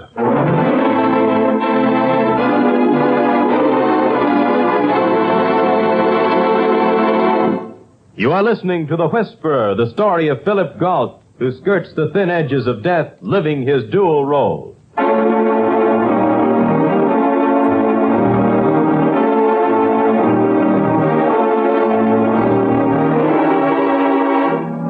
Philip Galt, known to the underworld as the Whisperer, a voice to be obeyed without question, has given orders to Rogers, one of the syndicate's killers, to eliminate Stanley Hayes. Now, in his real identity as Philip Galt, attorney at law, he and Ellen Norris are attempting to save the life of Stanley Hayes, the man marked for death. Having located Hayes on his private island, they return to their boat only to find it wrecked and the killer lurking somewhere in the darkness. My apologies, Mr. Gold. Accepted, Mr. Hayes. I hope you are not outmaneuvered. Because if I'm killed, that will leave you two marooned as the logical suspects. That would be rather difficult to explain. Well, let's work our way back toward the cabin. Yes. In the morning, you can use my canoe to get to the mainland. Bill. Where? To your right.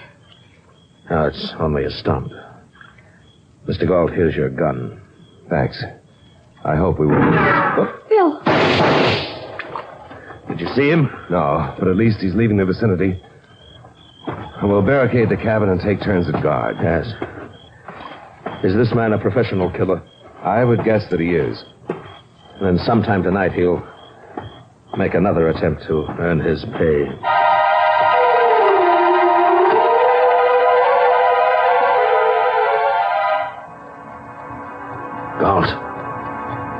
Galt. Yes? It's 2 o'clock. I'll take over. I'm not sleepy. Let me. We'll manage. Want my coat, Ellen? Not yet. But it is getting colder.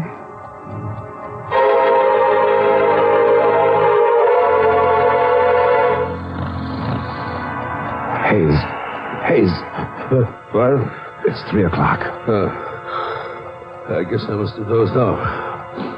Have you heard anything? Not a thing. Bill, does that offer of your coat still stand? Certainly does. Yes, it gets mighty chilly up here, even in the summer.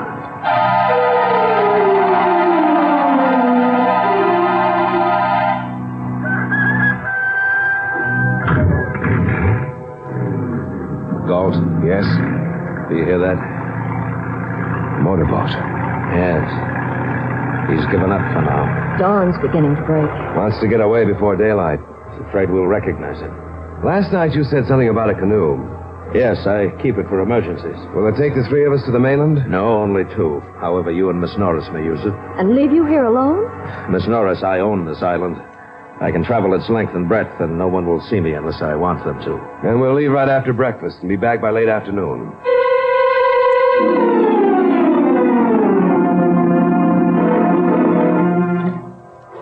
All right, Miss Norris, you can step into the canoe now. Now, careful. Somebody steady this tipping monster. Now, sit down gently, Ellen. Never stand up in a canoe. As I rolled up this fish net, it'll serve as a cushion for you. Thanks. There you are, comfy. Ask me 10 miles later. In 10 miles, I'll be too weak to ask you. Ready? Ready. All right. Now, happy landings. Well, that's an understatement. We'll see you this afternoon. Correction. I'll be hidden so you won't see me. Phil, tell me something. No. 10 miles to paddle, so I'm going to save my breath. Good. You save yours, and I'll hold mine.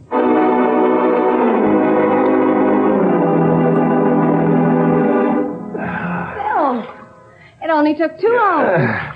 I'm proud. Yeah, I'm pooped. At last. Well, I've had softer cushions than this fishnet.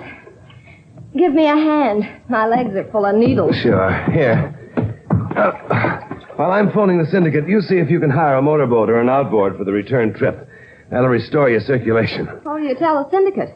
Stanley Hayes is still alive. Then they'll tell you who Rogers is and where to locate him. Yes. When we know that, we'll figure out some way to keep him away from Hayes.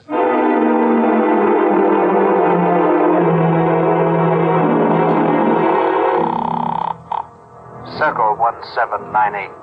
Stanley Hayes is still alive. I see. Who is Rogers? Rogers is Stanley Hayes' nephew. He gave worthless checks to cover $60,000 worth of gambling debts. Upon the death of his uncle, these checks will be redeemed with interest.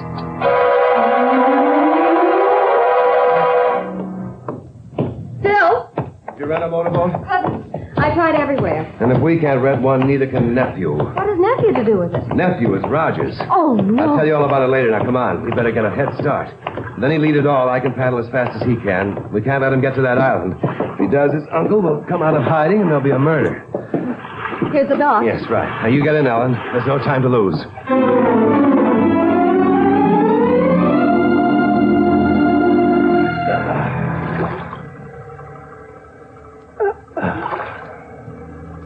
There's a motorboat putting out from the mainland. Probably a private party. You don't suppose it's Rogers? Let's not think about it. Well, he'd have no reason to suspect we know he's Rogers. Why not? We tell him Central City. We think his uncle is to be murdered. Last night when we shot from ambush, he must have heard and recognized our voices. He's his uncle's heir. Everything points to He's him. waving at us. I can't recognize him. I'll wave back. Maybe he'll stop. Could we put the canoe on deck? Easily. That cruiser must be all of 50 feet. Over here! No! Yes, but now I see him. We'll try to bluff our way out. And if we don't? Hello there. Make it good. Going my way? I never pick up hitchhikers unless they're standing. I'm afraid you just lost a customer. I'll bring us alongside. You give Ellen a lift. Glad to have you. Did you get to see Uncle? Just a little closer. We spent the night on the island. No, give me your hand. That's it. Oh, got my feet wet. There. Golf? I can manage. Where'd you get this beautiful boat? Oh, it belongs to Uncle. It was on the mainland for repairs. Now, give me a hand and we'll hoist the canoe aboard. Oh, just forget the canoe. Forget it. I'll dream of it for months. Well, hardly. And why not? They're my dreams, and I can do what I want with them. Oh, now, let's stop this sparring. I don't know how you two learned about all this, and until now it didn't matter. If I hadn't missed last night, Uncle would be dead. And you two would have been found on the island with the body. But when you saw me just now in the lake, that makes you witnesses to the fact that I went to the island. And I can't afford that. It would wreck my elaborate alibi. So, you let the canoe drift. We float to shore in a few days. The story gets out that Stanley Hayes was murdered by a man and a woman who later drowned while trying to cross to the mainland in a canoe. Right. We'll just stand still while you're doing all this? That isn't a pencil pointing at you through this jacket pocket. You're bluffing. Let's take a vote, shall we? Golf? Bluffing. Then I'll waste a shot to prove it. I have plenty more. You've also set your pocket on fire. And you have tried an old wheeze. Well, then stand there and let it burn you. Hey, it is on fire. Try hitting him with this life jacket. And if that doesn't work, this will.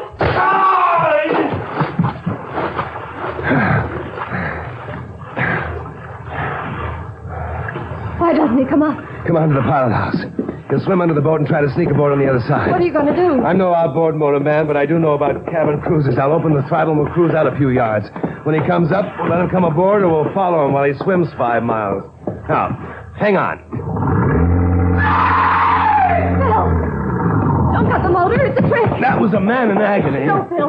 He'll get us back here and he'll come up somewhere else.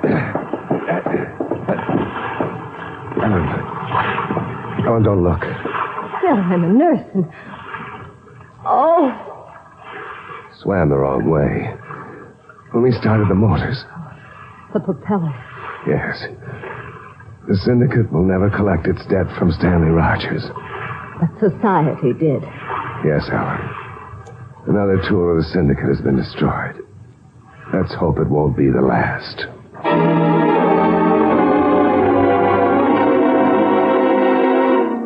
Mr. Galt, will you tell me why this had to happen? Because that octopus known as the syndicate wanted to control your multi-million-dollar traction business.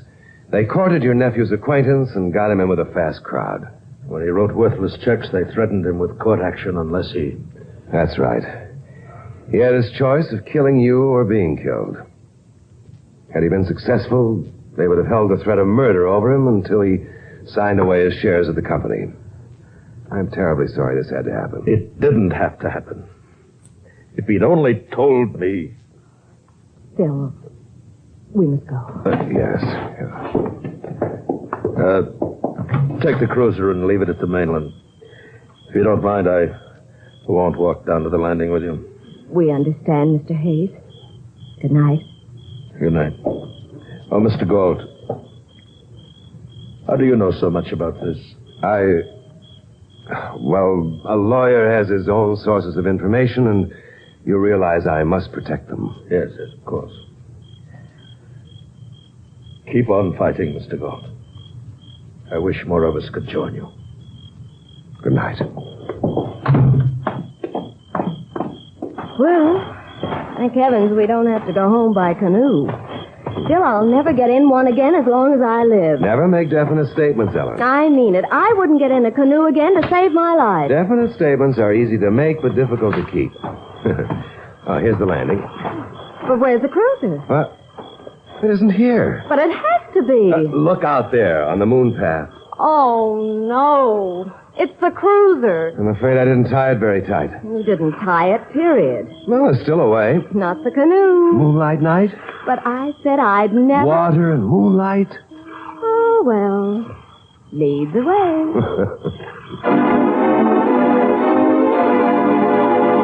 The Whisperer.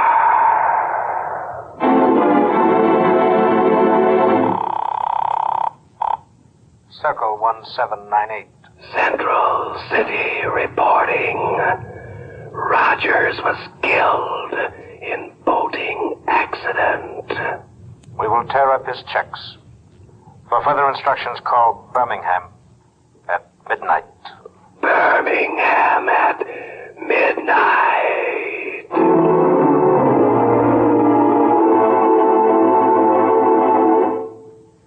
The Whisperer is based upon stories and characters created by Stetson Humphrey. Any similarity to persons living or dead is purely coincidental. Carlton Young is starred as the Whisperer. Betty Moran is Ellen. Others in the cast were Jerry Hausner, Julius Kraulbein, Peter Leeds, and Betty Lou Gerson. The Whisperer was written, produced, and directed by Bill Karn. Original music by Johnny Duffy. This is Don Rickles inviting you to listen next week to another exciting adventure with The Whisperer.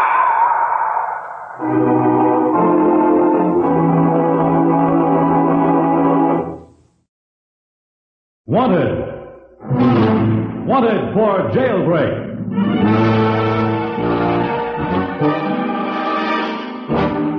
Presented in the public interest, the program that brings you for the first time on the air a nationwide manhunt in action. The actual facts to date on a man wanted. From the record, hear the on-the-spot reports of the people involved. Real names are used. Nothing is withheld. No one is protected. Here are the dramatic eyewitness accounts of a man wanted. Wanted for jailbreak. And now, Wanted's on-the-spot investigator, Walter McGraw. Good evening. Tonight and every week at this time, I take you round the country on a nationwide manhunt for a criminal who, at this very moment, is at large. From the actual eyewitnesses involved, I give you the information you need to recognize these fugitives so that you, no matter who you are, no matter where you are, you can recognize these criminals, call your local police station, and help the law enforcement agencies of this nation wipe out crime. And you can do it. If you've read your newspapers, you know that as a result of last week's Wanted broadcast, an alert citizen was a valuable help to the police department of Cleveland, Ohio. For the full details on that, speaking to you from WTAM in Cleveland, listen to Chief of Homicide, Captain David Kerr.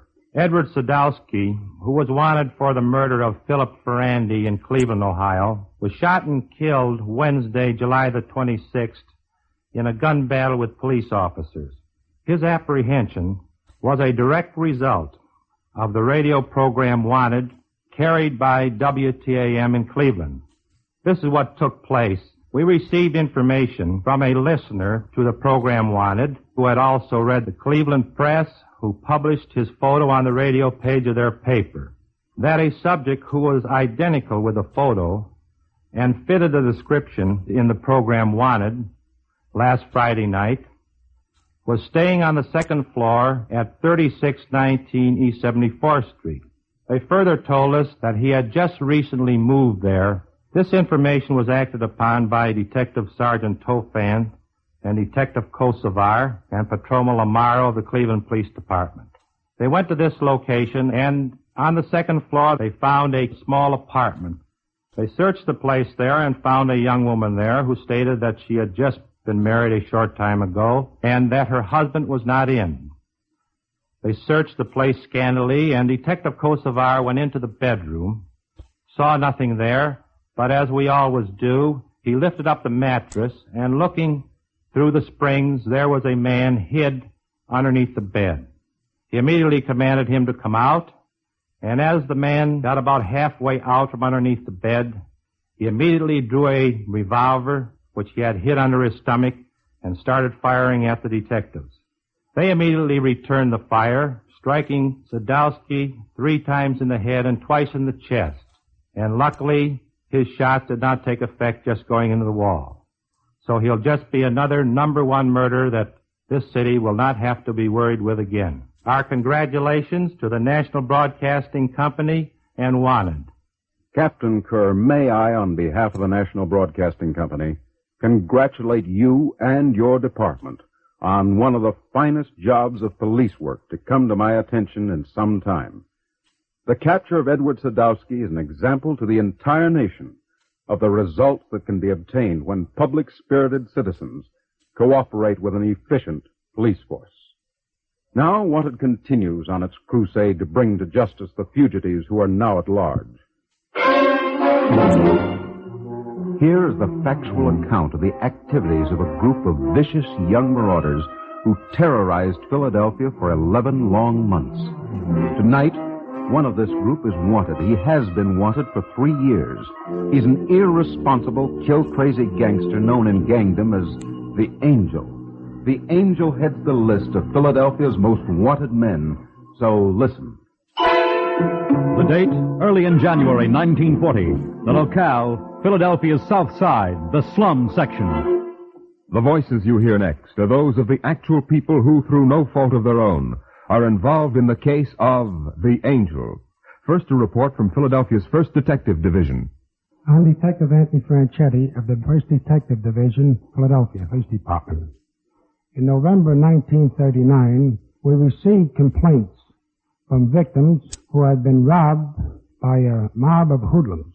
These complaints run from burglary, hold-up, strong-arming, from petty larceny of $35 up to $3,500. Report after report came in. I was robbed by the gang. My name is Thomas F. Leary. I operate a wholesale beer distributing business under the name of Leary's at the northeast corner of Front and Dudley Street, Philadelphia, Pennsylvania. One Saturday night between 9 and 9:30, 3 men came rushing into the place, swinging a revolver at me, and said, "This is a stick-up.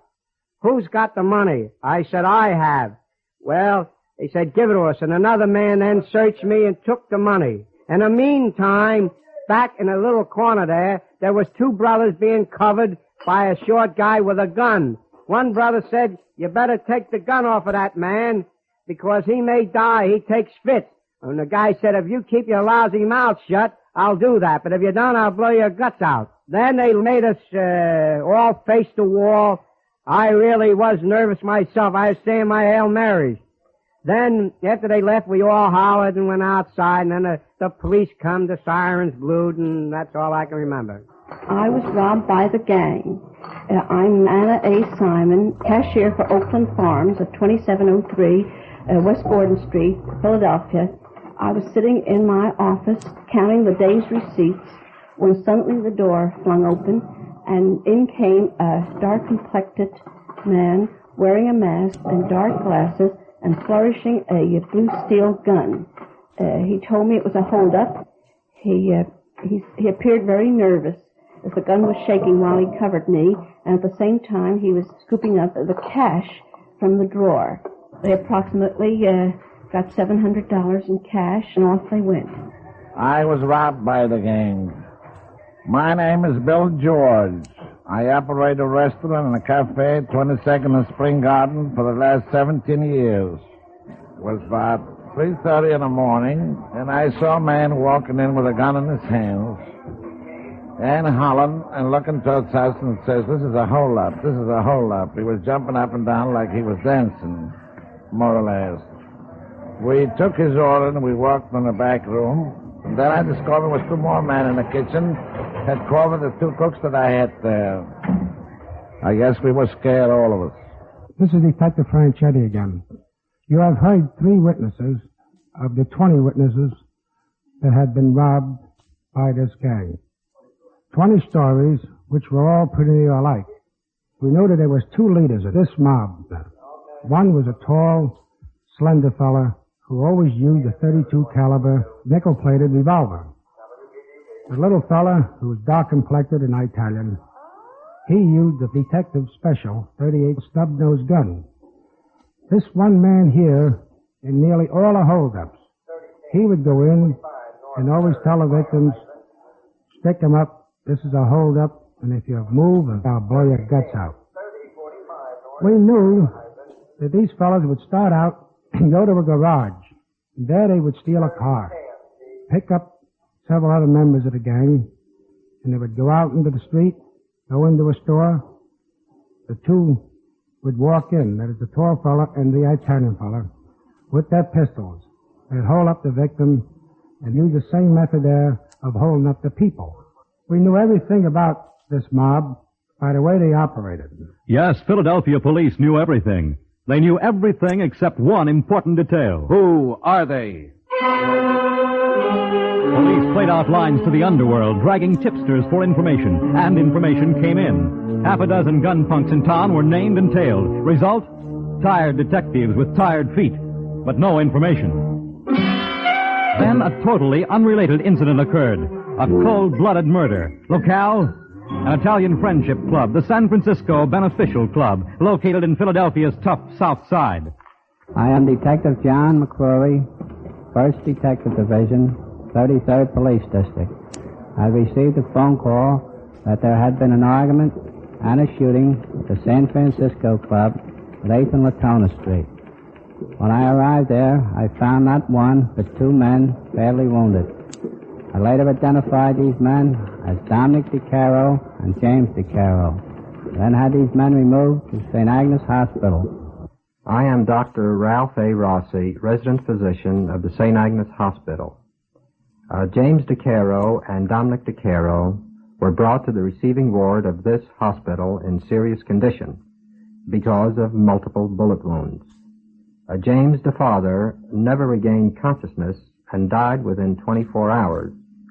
But Dominic rallied sufficiently to be able to speak to the police. This is Detective Marty Kern of the Philadelphia Homicide Squad. We went to the St. Agnes Hospital and there interviewed Dominic DeCaro. And he stated that he had been to the San Francisco Club on a Saturday night, March the 9th, and had been beaten up by a gang of 3 men who entered the club. And one of the men he recognized. So on the following day, Sunday, Dominic and his father James decided to go to the San Francisco Club. And while in there drinking, Dominic recognized one of the men that had beaten him up. And with that, this man pulled out a revolver and started shooting. And one of the bullets struck James DeCaro, the father of Dominic, in the abdomen. Dominic then, seeing what had happened, he went to his father's assistance, and in doing so, he was also struck by a bullet. At first, Dominic DeCaro refused to finger the 2 men who did the shooting. He said he wouldn't give the cops the time of day. Finally, under questioning, the wounded Dominic told the story of 2 men who came into the Friendship Club. He could only identify one of them. That one was named William O'Neill. First stop for any Philadelphia pickup squad are the hangouts, the bars, the dives, the cafes. Pinto's Cafe. A long, narrow room, a bar on one side, tables and booths on the other. Dark even at noon, crowded with nervous men. My name is Daniel O'Mahony, detective attached to the Homicide Squad of the Philadelphia Detective Bureau. We received information from patrolmen that 3 men had been seen entering a cafe at the southwest corner of 10th and Watkins Street. And I accompanied Captain Smart, Sergeant Zimmy, and Detective Savage to that location. When the 3 men saw us, they recognized us and ran. They were subsequently captured, and one of these men was William O'Neill. He made and signed a typewritten statement that he was in on the shooting of James DeCaro and also DeCaro's son, Dominic. His story was that he had a fight with Dominic. Dominic told his father, and the father was going to get O'Neill. That is why O'Neill and a friend went to the San Francisco Mutual Club to meet the DeCaros. As the result, DeCaro was shot dead. O'Neill's companion at that time was Fred Tenuto. Fred Tenuto. Fred Tenuto was a name familiar to the police. He had a record of petty crimes dating back to 1930. Police went to their files and found a picture of him. They took this picture to the witnesses of the DeCaro murder and... He's the one shot DeCaro. Yeah, that's the killer, all right. Yeah, he's the punk who murdered the old man. Now, a second arrest-on-site order was issued. Once again, police went out, this time to get Tenuto. Fred Tenuto, alias Frank Pinto, alias Durso Thornberry, alias... The Angel.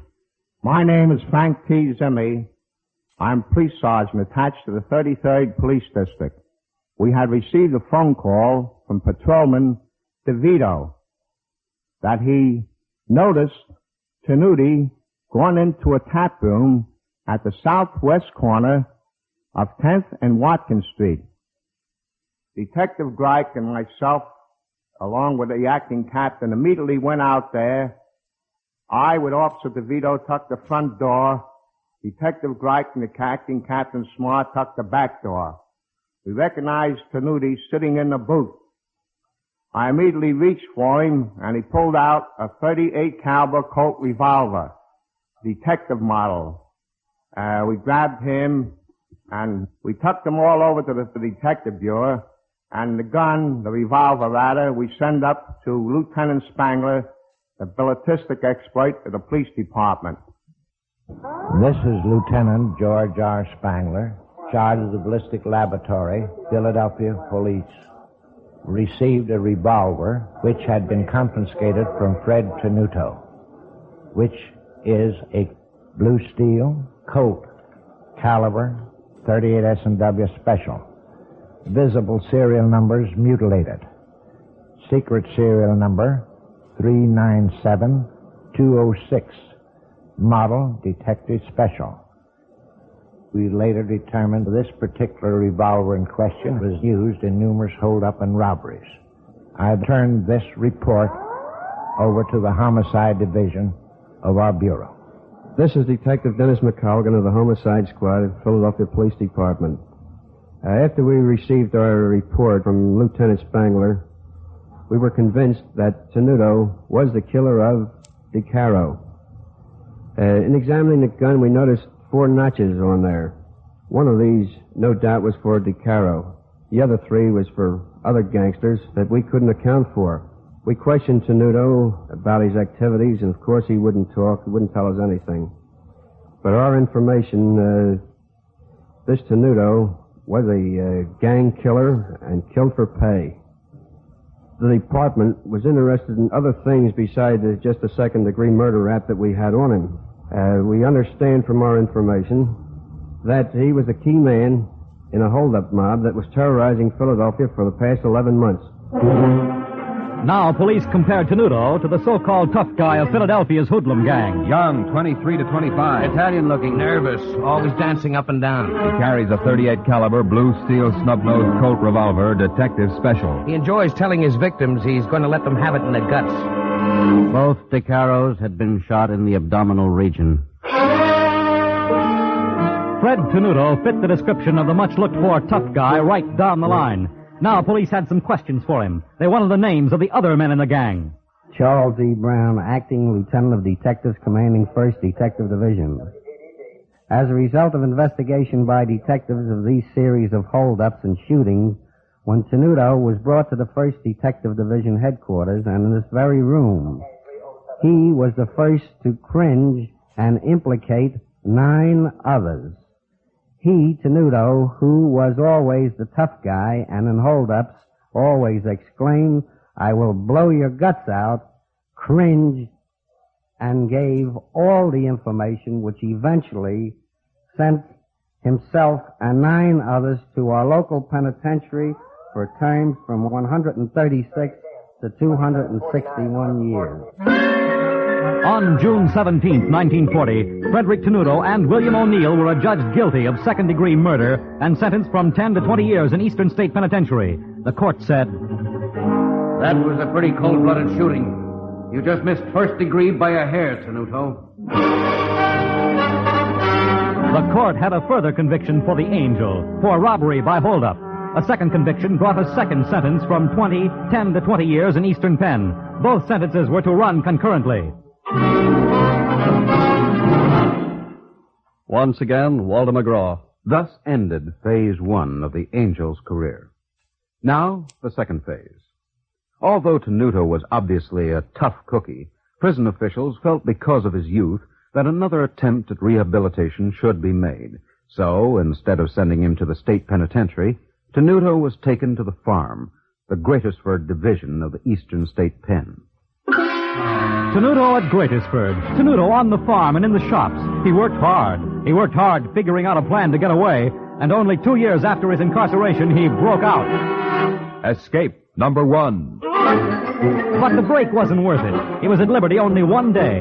Then he was recaught and resentenced with an additional 10-year penalty sentence for jailbreak. This time, Tenuto was transferred as an incorrigible. This time, he was returned to the state penitentiary in Philadelphia, the Big House. Then came escape number 2. Fred Tenuto had befriended one of this country's smartest criminals, Willie the Actor Sutton. Under Sutton's expert leadership, Tenuto helped dig a 99-foot tunnel under the prison walls. Through stone and concrete, 11 of Pennsylvania's most desperate men had crawled to freedom. 11 men broke out, but within 48 hours, 9 out of that original 11 were caught. Only 2 remained free, James Van Sant and Frederick the Angel Tenuto. Tenuto's so-called friends, probably mindful of his willingness to talk to the Philadelphia police, were anxious to remove him from circulation. So anxious, in fact, that immediate information sifted back to the police. Van Sant and the Angel lit out of Philly right after the break. I have it they're hiding out near West 130th Street in little old New York. They're with an ex-con named Quinn. Philadelphia didn't want to flush their quarry by sending out detectives who might be known to the boys. Instead, they picked 2 young men who were still trainees, unknown to the underworld. They were sent to New York's Upper West Side. My name is Richard Doyle, Jr. I was one of the 2 men who were sent to New York to try to locate Fred Tenuto, Van Sant, and Michael Quinn. We got dressed in old clothes as laborers and hung around the neighborhood for 3 or 4 days. One warm night, about 2 o'clock in the morning, we decided to go back to Philadelphia, but to take one more look around at the hangouts on Amsterdam Avenue. Coming to 133rd Street, there was a tap room on a corner, and looking in the window, we saw a young Italian boy standing at the end of the bar. We went in and stood at the end of the bar so that we could get a good look at him, and we noticed a particular fold in his ear that identified him as being Fred Tenuto. At that time, there was a cigarette shortage in the country, and we asked the bartender if he had any cigarettes to sell. He said that he hadn't, but Tenuto had a carton of cigarettes and volunteered a couple of packs to us. We then talked to him about the cigarettes, and we established definitely that he was Fred Tenuto. We left the tap room and waited across the street to determine what our plan of action would be. We noticed that he was buying some beer to take out of the place in cartons, and when he left the place, my partner, Chris Henningsen, followed him. A careful tail job. These 2 young detectives watched the Angel mount the stairs of a brownstone house and disappear inside. Then Van Sant, Tenuto, and Quinn came out and walked down the street in single file to a restaurant. Young Doyle and Henningsen alerted the New York and Philadelphia police departments for a pickup. Squad cars without sirens. They formed a dragnet around the restaurant block. An experienced Philadelphia detective named Litvin joined young Doyle and Henningsen, and all 3 went in for the pickup. Them 3 hoods was busy eating turkey when the dicks come in. The pickup was a snap. Once more, Fred the Angel Tenuto was returned to Philadelphia. Once more, the Angel was transferred. He and 4 of the other convicts who had planned to break an Eastern pen were taken to another prison, to Holmesburg, escape-proof Holmesburg, the toughest penitentiary in Pennsylvania. Once again, Tenuto was penalized and given an additional 10 years for jailbreak. Total sentence now, 40 years. Now, Tenuto started a 3rd phase in his career. And for 2 full years, Tenuto behaved. Then, on February 10th, 1947, Tenuto and 4 of the men who had engineered the Eastern State break went to work again. It started at 2 a.m. Tenuto and a pal, Walden, had sought open their cells. They were hiding in the corridor, waiting for a guard named William Skelton to make his routine inspection of cell block D. When the guard enters the hallway, Tenuto jumps him. He has a .38 revolver, see?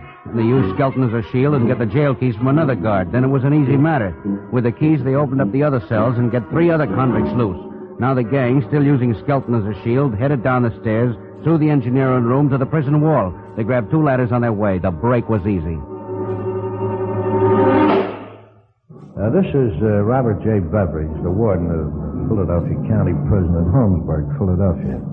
The band that you hear playing is our band practicing in the background. In February 1947, 2:30 in the morning, very cold morning, snowing. I was notified that some prisoners had escaped over the back wall of the prison. In less than an hour, they corralled these men in a yard of a restaurant on Front Street conducted by a relation of Tenuto's. Their idea there was to get there and get in the house and change clothes and disperse different directions. But three of them were caught, and Tenuto and Sutton made a break for the fence and made it with the police shooting at them. Jailbreak number 3. Now Fred the Angel Tenuto and the notorious Willie Sutton were loose, and they were wanted. It is not our function here to determine the guilt or innocence of a man, nor do we intend to. But according to the facts you've heard tonight, and or other pertinent material, Frederick the Angel Tenuto is wanted.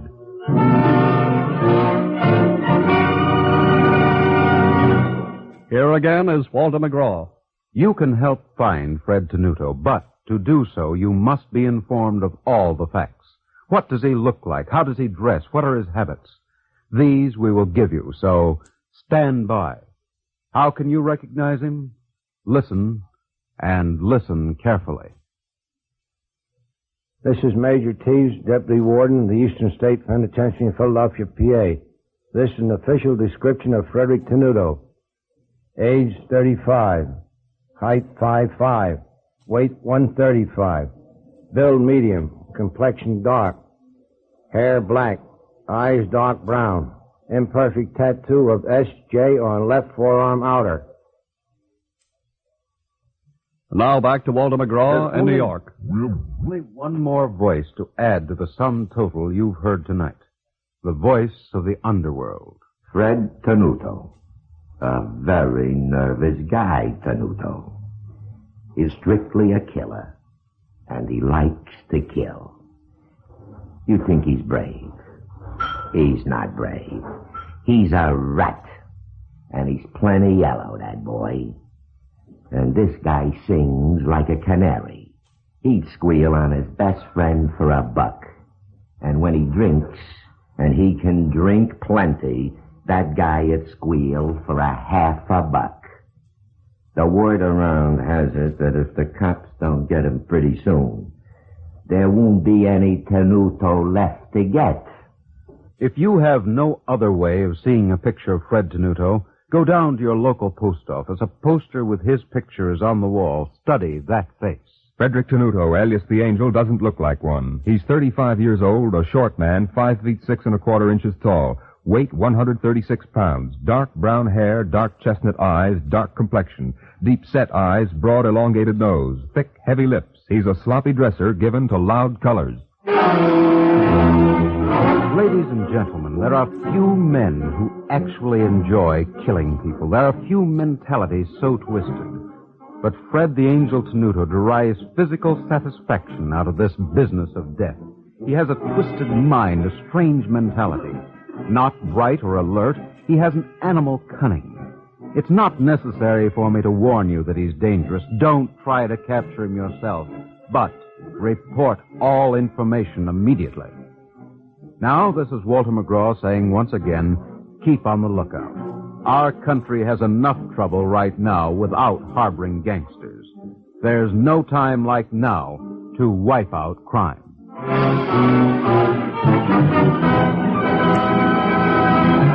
Be with us again next week when you will hear the actual people involved give their eyewitness accounts of the dope fiend of the West, who is wanted. Wanted for jailbreak. All material heard on tonight's program was factual, from the record. Real names were used. No one was protected. Tonight's report was written by P.L. Mayer. Music was written by Morris Mamorsky and conducted by Elliot Jacoby. The narrator was Fred Collins.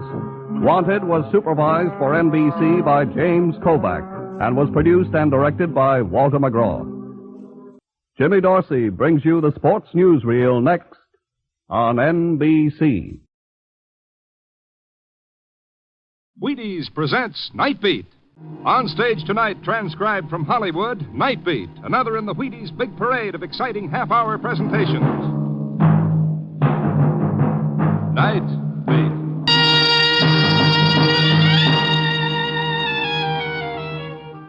Hi, Hi, this is Randy Stone. I cover the night beat for the Chicago Star. Stories begin in many different ways. This one began when a man who wanted to play king and ended with a real king taking top billing. Old King Death. Night Beat, starring Frank Lovejoy as Randy Stone.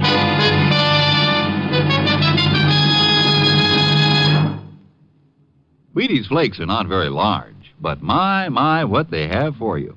They've got vitamins and minerals and protein galore. They've got crispness and a nut-like taste. And they're flake after flake of genuine fun. Breakfast fun.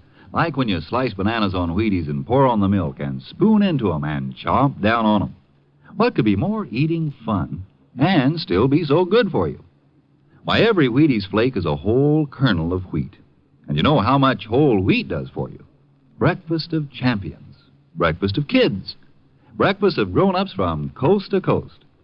No, Wheaties flakes are not very large.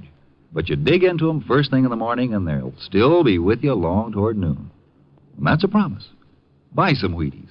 Buy lots of Wheaties very, very soon. And see how Wheaties at 7 can help at 11. Chicago's theatrical district at night is a river of light, flashing marquees, and gay crowds. But through it flows a deep current of hunger and disenchantment, illusion and hope. Yes, hope, forever dying, but never quite dead. There was hope, a strained, threadbare hope on old Max Saracen's face as I crossed Randolph Street and saw him buttonholing Charles Kelsey. Kelsey's a play producer, currently more famous for the frequency of his marriages than those of his stage hits. As I strolled up, Max had one hand on Kelsey's arm, his gaunt, bearded face eager and anxious. You should have notified me, Charles. I certainly would have appeared at the tryouts if I'd known they were being held. Surely it's not too late. I'm sorry, old boy. Oh, hello there, Randy. Hiya, Charlie. Hello, Max. Charles, listen. You know my work. Remember my performances in the Theatre Guild Shakespeare Festival. Me King Lear, me Richard III were acclaimed as the Max, greatest. yes, but that was over 20 years ago. And it was I who asked that grand old man of the theatre, Frank Gaydosh, to take you on as an assistant. If it weren't for Can't me... you understand? Henry IV has already been cast. What do you do with a fellow like this, Randy? Henry IV? Don't tell me Shakespeare on Randolph Street. Why not? In modern dress and a few sensational innovations that I promise you, Randy, will make Chicago sit up and take notice. Well, maybe you got something, Kelsey. I promise you they will sit up and take notice, Charles, if I do King Henry for you. It cannot be too late. Oh, you said yourself it'll be... Max Saracen paid no attention to me. His haunted eyes were fixed on Charles Kelsey, and his tall, angular figure towered over us as he pleaded with the producer. The old actor had a single-track mind, sorry, Max. but I could see that as far as Kelsey was concerned, it was going in the wrong direction. It embarrassed me to hear him plead with Kelsey, for the old man had once been great. Shakespeare's kings from Priam to Claudius. I've said all I've got to say to you tonight, Max. Now, if you'll kindly remove your hand from my arm... I'm not asking for any major part, Charles. The part of the king is fairly minor in this play, but it was made for me. Max, for the last time... Charles, please, I need it. Oh, you relic, you. Do I have to use force? Oh, cut out the rough stuff, Kelsey. Don't! Move! Nay, hold!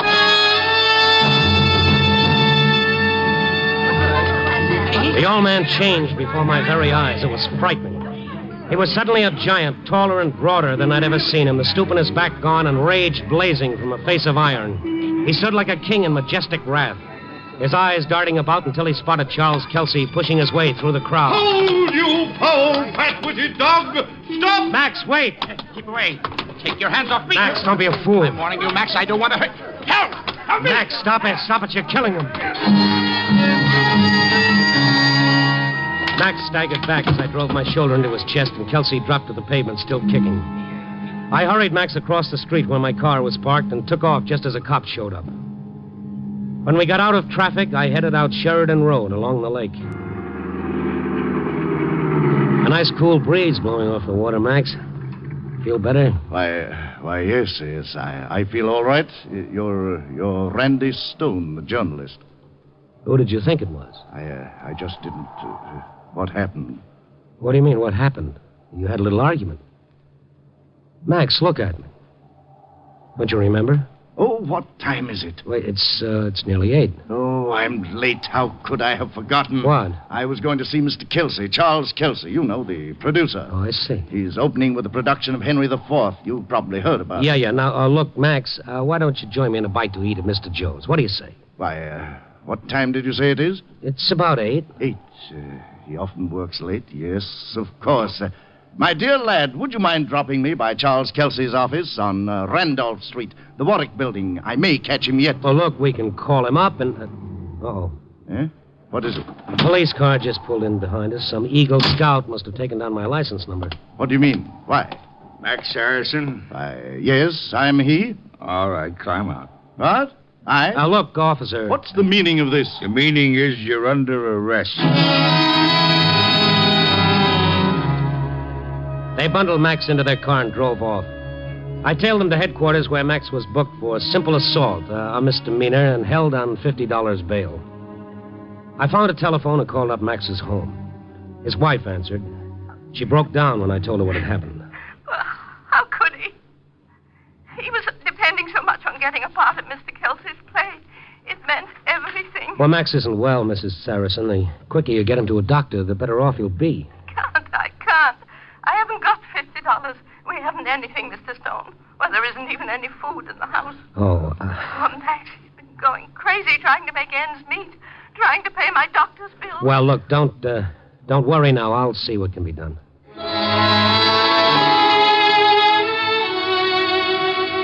Well, what could I do? Not much.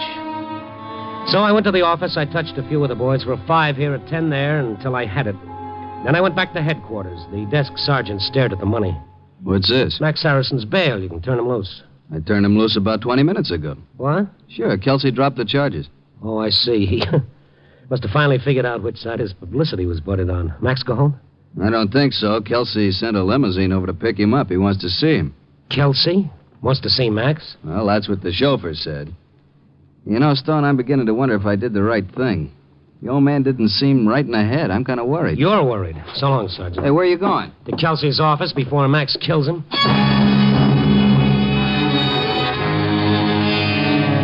I couldn't imagine why Charles Kelsey would want to tempt fate by bringing Max to his office. But whatever the reason, I was too fond of the old actor to have him run the risk of killing a man. I rushed to the Warwick building, went up to the 10th floor where Kelsey maintained his offices.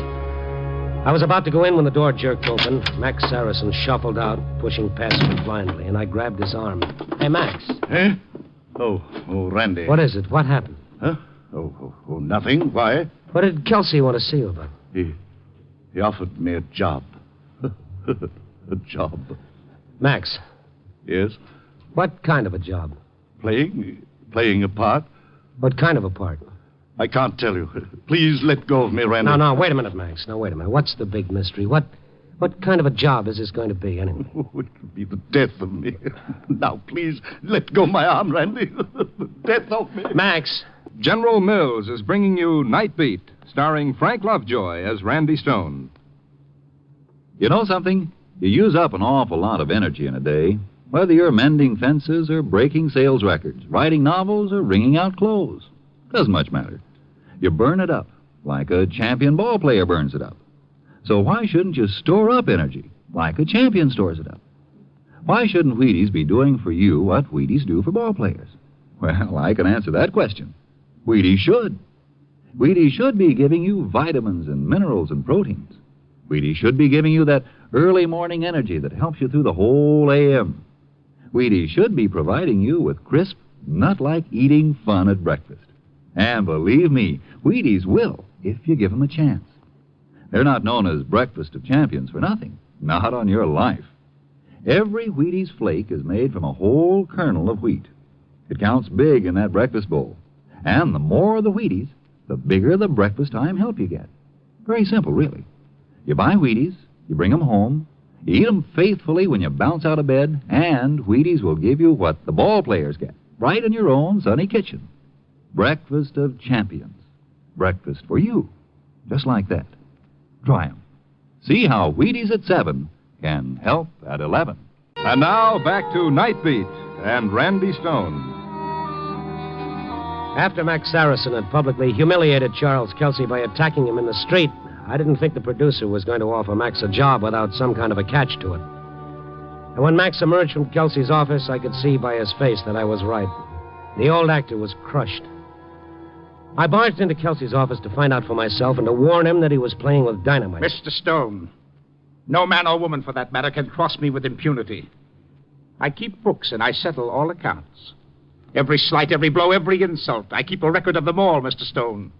I overlook nothing, and I repay with interest. What satisfaction's there getting even with someone who doesn't even know what he did to you? You expect me to believe that? Your mind is so narrow it squeezes right through the facts. I'll remember that. I wish you would. Max is a sick man. Now, what kind of a job did you give him? Now, let's have it. Take your hands off me. I asked you. Why is he so upset? Disappointment, what else? He wanted the part of King Henry. All I could give him was the job of understudy. Understudy?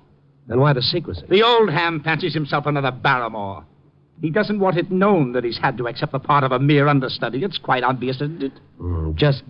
When is this show going to open? Oh, in 3 or 4 months, I imagine. You're satisfied? Now get out. Yes, I'll be happy to, just as soon as you tell me who's going to play financial angel to your Shakespearean clam bake now that your wife has separated her bankroll from it. My wife and I have suffered long enough from the malicious lies of scandalmongers like you, Mr. Stone. Oh, yes, I know. What about that well-known scandal sheet, the court record? That separation suit was faked, I suppose. Mrs. Kelsey has reconsidered since then. Oh, well, congratulations. You stay married to her long enough, you too can be in the social register. The social register. I'd express an opinion on that point, Stone, but not to you. My wife's passion for blue blood is a foible outside the realm of this discussion. However, if it helps convince you that we've solved our differences, you might note that we're entertaining tonight with a little reception in honor of Count Raphael de Guidio. Oh, where did Max go when he left here? How do I know? Now will you get out of here? Yes, with pleasure. I need a little fresh air.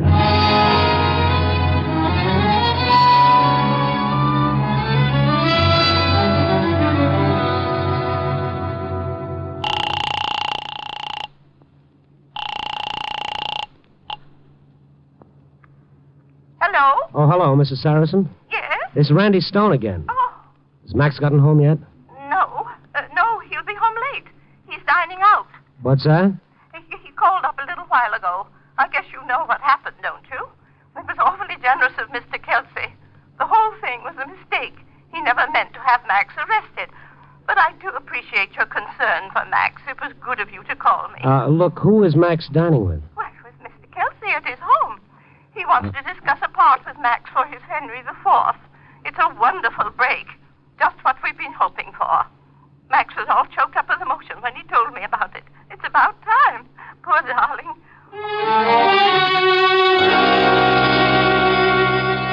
So Kelsey had actually invited Max over to his home. Why?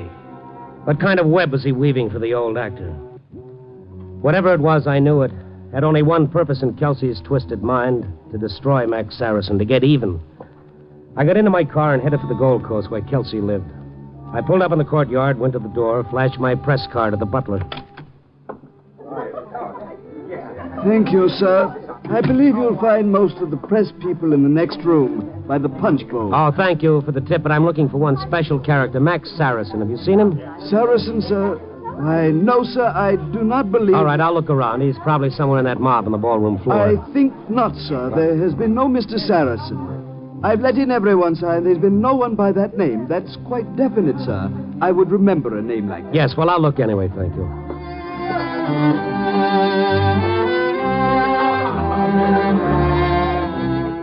I shouldered my way through all that soup and fish, feeling as conspicuous in my everyday clothes as a burglar at a policeman's convention. Where was Max? I glanced from one face to another. There must have been nearly 300 of them there. Was he in another part of the house? Had he come in by another entrance? I couldn't be sure. Kelsey was nowhere to be seen either. If he was alone with Max, there was no telling what would happen. I spotted Mrs. Kelsey over with a group of females clustered about the guest of honor. I was heading in her direction for information when a voice behind me brought me up short. Stone! Well, what are you doing here? I'm slumming, Kelsey. Where's Max? I know he was coming here. Charles, well, it's about time you were arriving. Whatever's been keeping you? I've been tied up at the office, and then I had to get dressed. Oh, Edith, this is Mr. Stone, the Chicago Star. My wife. How do you do? How do you do? Charles, the Count has been here for quite some time now. Come on and meet him. Hurry. Kelsey, as soon as you're through, I'd like a word Oh, with you. Mr. Stone, you really should meet the Count Raphael de Guidio yourself. He's just arrived from Barcelona, and he's truly one of the most delightful and charming gentlemen I've ever met. A true aristocrat. Yes, it'll be a pleasure, I'm sure. This way. Oh, poor man, just look at him over there behind those palms. Where? I don't see him. Over there, in the midst of all those women. They're simply devouring him. Oh, Count Raphael. We'd better go round. Here he is. Oh, Count Guido. Ah, Signor Kelsey. I am... Oh. The Count de Guido stood staring at me. A red ribbon of honor, 3 medals decorating his magnificent dress coat. In fact, any way you looked at him, he was a magnificent figure of a man with a magnificent snow-white Van Dyke beard, every inch an aristocrat. Except, of course, he wasn't the Count de Guido at all. He was Max Saracen. My husband, Charles, Your Highness. It is indeed a pleasure, Mr. Kelsey. I have been looking forward to this for a long time, Count. Yes, indeed. And Mr. Stone. Randolph Stone, Esquire. Oh, yes, I'm sorry. The Count de Guido. Mr. Stone is a journalist. Well met, Mr. Stone. Well met. I have always admired the gentlemen of the Fourth Estate. To hold a mirror to our life and times is a profession requiring discretion, understanding, and perhaps the ability to say less than one knows. Why, Count Raphael, you're a philosopher. Yes, I see what you mean, Your Highness. Silence, even for a journalist... Can be golden, Mr. Stone. Yes, golden. It can also be yellow. Oh, I see Commodore and Mrs. Dwight Vredenberg have just arrived. Will you excuse me, please? I'll bring them over. All right, what goes on here? What's the idea? Randy, please. I'm paying him well for this. Will you join me in a bit of punch, Randy? If His Highness will excuse us. But, of course. All right. Come on, have a glass of punch, Stone. It isn't too bad. You won't get away with it. Not after the morning edition. After tonight, Stone, the more you expose me, the better I like it. You know, it occurs to me that I should have invited you here in the first place. Your present fits very nicely. What are you trying to do? Teach my wife a lesson. Come on, I do say. Have some punch. No, thank you. I've already tasted it. My dear blue-blooded wife will get the lesson of her life. Kelsey, why don't you see a psychiatrist? You do need a drink, old boy. Yeah. Is there a real Count de Guido? I suppose there must be. Naturally. He was due to be here tonight, but I received a wire at my office saying that his plane was grounded en route from Miami, Lisbon, and Point Cease. So, not wishing my dear wife to be disappointed... Oh, Charles. Yes? Oh, I'm afraid the Count isn't feeling very well. Oh, dear, I suppose it has been an awfully hard trip. He has to leave. Oh, that's too bad. I'm sorry. Where is he? In the hall. I've had Perkins bring him his things. Oh, it really is too bad with the evening so young.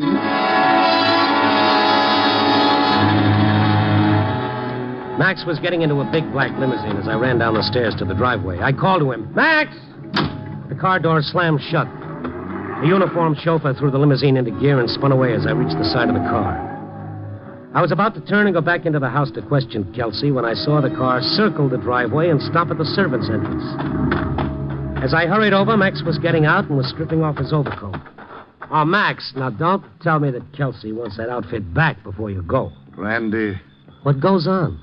If you must know, I'm going to help in the kitchen. In the kitchen? Yes, the kitchen. Are you satisfied? But why? What for? For $100. $100? How much did you get for playing the Count? Also $100. But I don't get it until I earn the second $100. But why? Why would he pay $100 for a dishwasher? I don't know, but I've got to do it, Randy. I need the money. You might as well know it. Now go away, please. Let me get it over with. Okay, Max, but you'll get it over with a lot faster with an understudy to assist you. An understudy? Yeah, me. Come on. So this was the payoff. This was the booby trap. I couldn't help feeling it was even meaner than it looked, and I wanted to be around to try to keep it from exploding. We went around and back the servants' entrance and stepped into the kitchen. Servants had evidently been briefed by Kelsey, but they said not a word. They asked no questions. They just stared at us and whispered a little to each other. A stout old dame pointed to the pile of dishes in the sink. Them there. Thank you. What about an apron, Max? You can't wash dishes in that dress suit without... I've got to, just as I am. It's part of the agreement. I won't kid you, Randy. I've got to do this. It's vital. My wife and I, we've been starving. You don't have to tell me. Look, when Kelsey decides to get even, he doubles it in spades. We grabbed a couple of dish mops and went to work. Max laughed silently to himself as he worked, silently and bitterly. He turned to me. A king to account to a scullery boy in one short day. A breathless descent, eh, Randy? For my dough, you're still king, Max. Thank you, lad. I, a king. You may me glory in me state deposed, but not me griefs. I'm still king of those... Oh, I dropped... Oh, forget about it. What's another dish to Kelsey? There I lie like a broken plate, used briefly and then... Life is short, Randy, so short. So what? It's not the length, but the performance that counts, and you were always great, Max, always. You're a kind wag, me lad. A veritable squire of the night, a minion of the moon. We're the moon's lovers, you and I, Randy, governed by her as is the sea, for our fortunes do ebb and flow like the ocean's tides, now up, now down. Well, that's life, Max. It's like sitting in the aisle seat in the movies. Pass the cleanser. By heaven, I'll hate you everlastingly if you bid me be of comfort anymore. I am barren, bereft of friends. But you're not, Max. I have lost the name of king. Me jewels are a set of tawdry beads, me place a verminous hermitage, me rich apparel a beggar's garb. Oh, make foul weather with despised tears. Curse heaven and die! Oh, he's falling to pieces. I've got to get him out of here before... Uh-oh. Right in here, ladies and gentlemen. Tycoons, barons, and literary lions. Here's the surprise I told you about. Kelsey, stay out of here. Hold the music, please, please. Here he is, your nobleman from Spain, your aristocrat, the Count Raphael de Guido in person. Count Raphael, what's the meaning of this? Charles. This is the silk purse, my dear. The one you keep telling me cannot be made from a sow's ear. Well, look at it. The sow's ear that you were convinced was the silk purse I never could become. You're born gentleman. The kind of gentleman I never could be. Oh, no, I'm not good enough. Well, meet him. How goes it, Count? When you're through with those dishes, come out and give these hypocrites some more samples of your wits and gentility. Look at him, Edith. Look! Your gentleman, my hired clown. Oh, you unspeakable. Oh, you weak-minded phony. The only thing you've proved is that Max is a gentleman compared to you. Villain! Viper damned beyond redemption! Max, take it easy. Snake whom we've warmed with our heart's blood! Spotted Judas! Keep away from me. Will ye bring Max. calumny upon our fair name? By heaven! Max, don't. Come back. Get away! Get away! Put me down! But it wasn't Max. Someone else, a giant, a king with a face of iron. Let go! Help! Oh, put him down, Max. Put him down. I'll make a Golgotha, you grinning skull. No, Max, don't. Put him down. When there are devils, cast them out!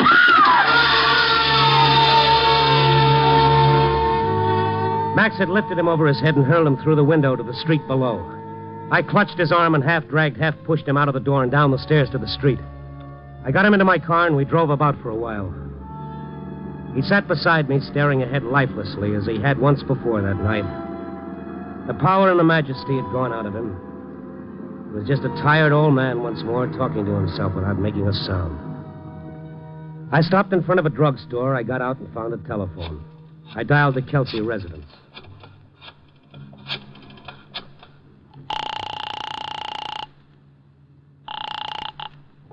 Yes? Who's talking? Sergeant Charles Inc., City Police. Who's this? Oh, this Randy Stone. I just left there a little while ago. You took Max Saracen with you. Yeah, that's right. He's with me now. Keep him there. Where are you?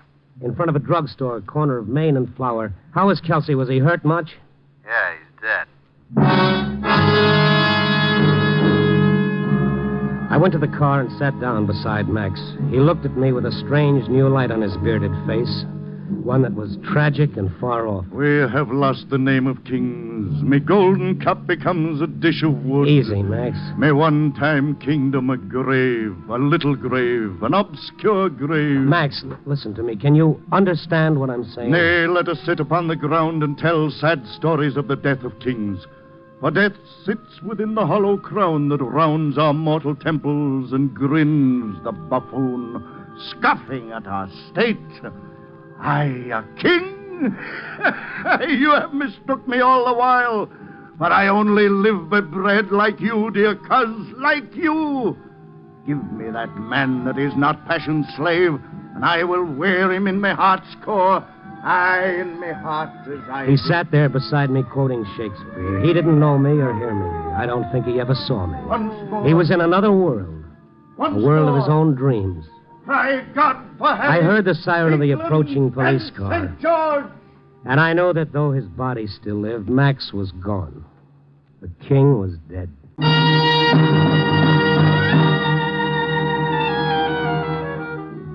Well, the lights are winking out one by one from Clark Street with its flop houses to State Street with its glittering shops.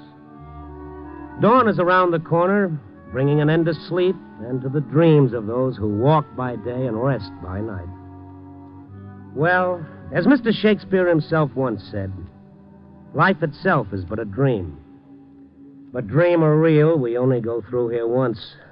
Too bad we don't make more of it. Oh, well. Copy, boy.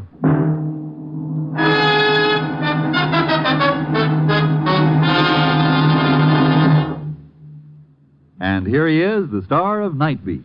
That was a fine story tonight, Frank Lovejoy. Well, thank you very much, and let's thank Wheaties. Wheaties is sort of our middle name this summer, huh? Well, a nicer middle name I can't think of, Frank.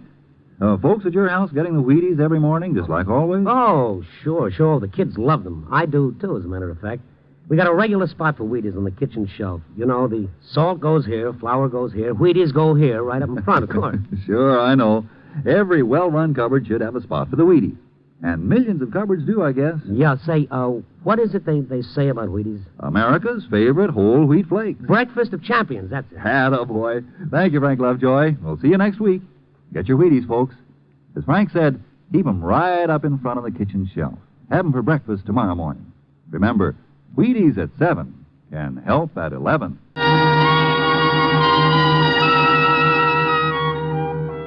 Night Beat, starring Frank Lovejoy, is produced and directed by Warren Lewis and edited by Larry Marcus.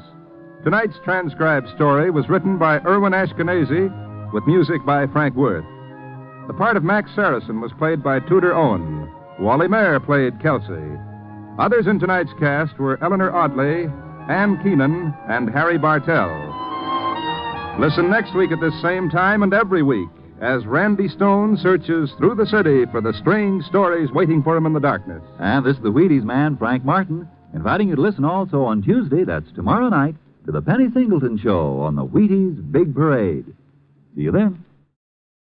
The Black Museum is the first of our next batch of crime shows, starring Orson Welles as the narrator of these great dramatizations of true crime cases from the London Police's famous Crime Museum. It ran on Mutual in 1952, and each episode focused on a single object in the museum that was used in a real crime, and then a dramatization of the story behind the crimes would commence. In A .22 caliber pistol, the very first episode of the series, Vivian Davis is an attractive young woman throwing a chic party at her West End London apartment with only society's hottest and most popular hoi polloi attending. Vivian is rejected by a man that she's interested in, Donald, and right in front of all of her beautiful guests. Vivian also happens to have a little blue pistol, and Vivian doesn't like to be scorned or embarrassed. You can probably guess what happens next, but the dramatization of the crime is outstanding. Next up is Stand By for Crime, one of my favorite crime shows that ran in 1951 and starred Glenn Langan as Chuck Morgan, a local news anchor, and his friend Police Lieutenant Bill Miggs, who gives him tips. It also starred Langan's real-life wife, Adele Jurgens, as Carol Curtis, Chuck's gal pal, whom he always refers to as a glamourpuss. In fact, if you wanted to make a drinking game out of every time Chuck says the phrase glamourpuss, you wouldn't last the entire half hour. In the episode Displaced into Danger, Chuck investigates a brutal blackmail ring in Los Angeles, with displaced and homeless people as the victims. This is a really unique premise and a shocking story, and unfortunately I do not know the original broadcast date. Next up is This Is Your FBI. J. Edgar Hoover himself endorsed this show, calling it, quote, the finest dramatic program on the air, end quote. It ran from 1945 to 1953 for 409 episodes and dramatized actual true FBI case files. It was narrated by Frank Lovejoy, Dean Carlton, and then William Woodson. In The House on 92nd Street, which was also made into a film in 1945, The story of how a Nazi spy ring in New York City was busted by the FBI, and the attempted theft of America's nuclear secrets prevented. It's told in a really fantastic dramatization from both the criminal and the FBI points of view. This one aired on October 12th, 1945. After that, we have one of the greatest crime and police procedural dramas in radio history, Broadway is My Beat, starring Anthony Ross and later Larry Thor as the great police detective Danny Clover, whose beat is Times Square and Broadway in New York City. I love this show, especially the writing and the narration, which is like poetic prose. The definitive hard-boiled noir detective, both actors did great jobs in the title role, although I myself prefer Thor. In the David Blaine murder case, where Larry Thor plays Clover, a man is threatening to shoot himself, and he appears to do just that right as Clover arrives at the scene. The man's fiancée, Miss Carroll, is inconsolable, having apparently witnessed the suicide. Or did she? A twisting and curious story where nothing is as it seems.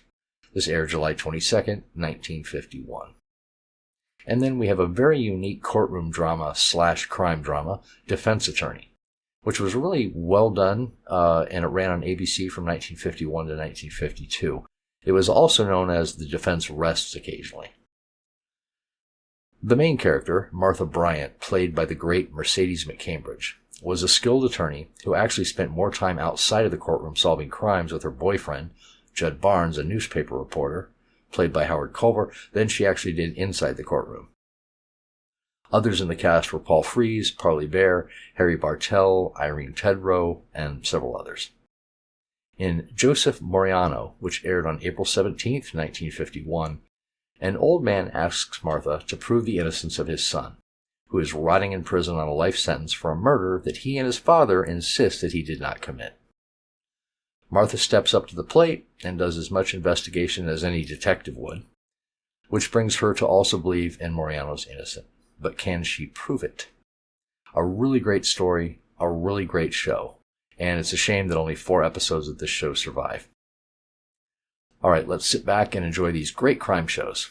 I'll see you in a bit. This is Orson Welles, speaking from London.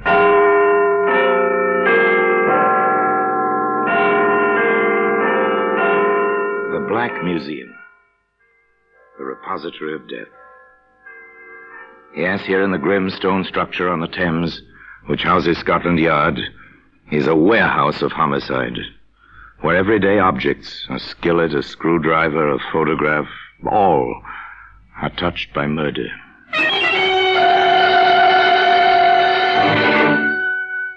Here's a .22 caliber pistol.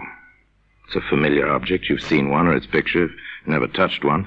An elegant little weapon. Blue steel, mother of pearl inlaid grip, beautiful in its dainty, snub-nosed wickedness. A lady's weapon, wouldn't you say, Pepper? Looks as if it wouldn't harm a fly. Pretty in its way, Inspector. Pretty and dangerous. There ought to be a law forbidding the manufacture of these toys. Every one of them is capable of death. Well, today, this little blue .22 can be found among the exhibits in the Black Museum. From the annals of the Criminal Investigation Department of the London Police, we bring you the dramatic stories of the crimes recorded by the objects in Scotland Yard's Gallery of Death, the Black Museum. In just a moment, you will hear The Black Museum, starring Orson Welles. Well, here we are in the Black Museum. Scotland Yard's Museum of Murder. It's an impressive place, with the kind of echoing awe which comes from a vaulted ceiling and somber lighting. Weird, fantastic, with a harsh, real fantasy that comes with murder. Here lies death, and so neatly. Each object placarded with a small white card labeled with black lettering, name, place, date, disposition of the case.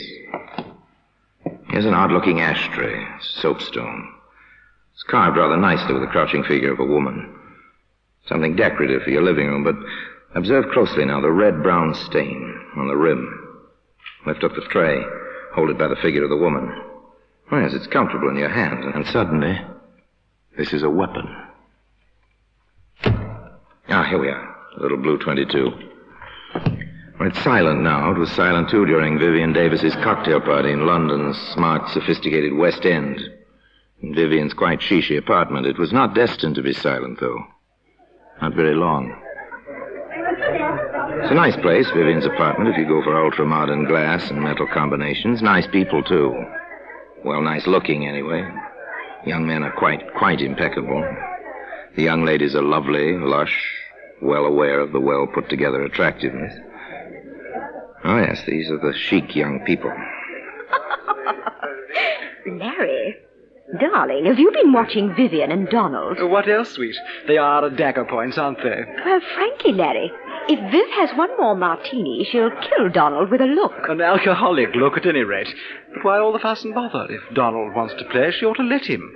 I know at least 3 males who are perfectly willing to give Viv a time, really. Mm-hmm. Including yourself, Larry, my sweet? No, darling, I'm the 4th. But then why bother? A trifle strange, isn't it? The ultra-sophisticated, the over-civilized, and yet, beneath the polish, the same old jealousy that you can find in savages. Oh, yes, simple jealousy. For instance, at this moment, Vivian herself is approaching the chrome and plastic bar where Donald is mixing a drink. Donald, haven't you had enough? You're quite tight, you know. Am I, really? I asked you, Donald, haven't you had enough? I don't believe I have. Will you have one, dear? I've had enough, let me tell you. This is my party. You might be polite enough to pay some attention to me and a little less to that strawberry blonde. Ah, she's quite attractive in a leggy sort of way. Oh, yes, quite elemental beneath the polished surface.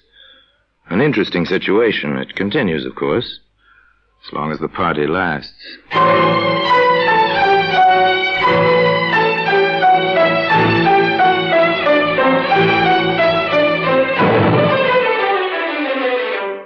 It continues, as a matter of fact, well past the end of the party, even to the moment when May and Larry are making their farewells.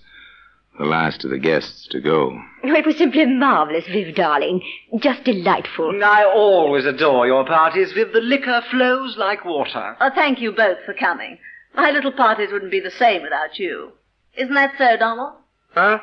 Yes, yes, of course. Coming, Donald, old son? Well, I don't exactly Oh, Larry, please. What? Oh, put my foot in it, didn't I? I'm sorry, old man. Au revoir, Viv. Let the martinis run again sometime soon. Bye, darling. Ring me, won't you? Oh, soon, darling. Quite soon. Donald's for it now. Did you see the look in her eye? Come along, dear. Don't be catty. Oh, I don't know. The party's over now. Silence descends on the carpeted hallway. For a moment or two. And then, through the muffling walls... You stupid little, silly little beast on that woman. Oh, stop it, Viv. I'm not interested in her. I've told you make me look such a perfect idiot. Man versus woman. A jealous woman. Where does it go? Isn't it obvious? Of course. Somebody's bound to be hurt.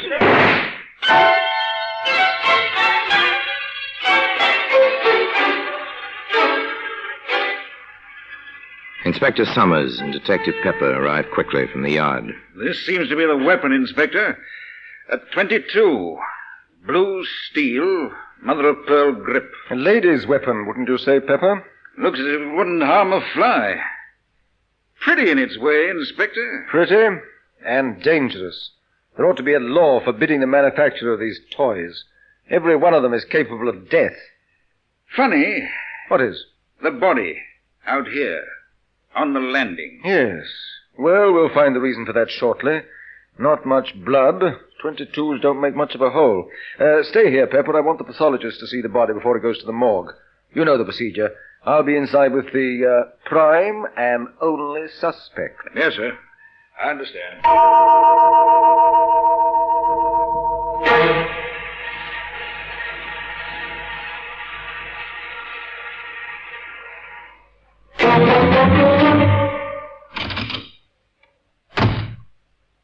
All right.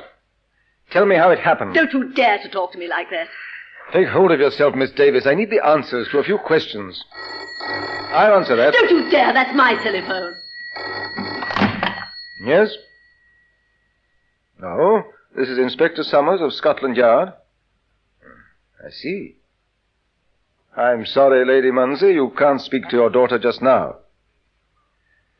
Yes, she'll be coming down to the yard. You can come there if you wish. Goodbye.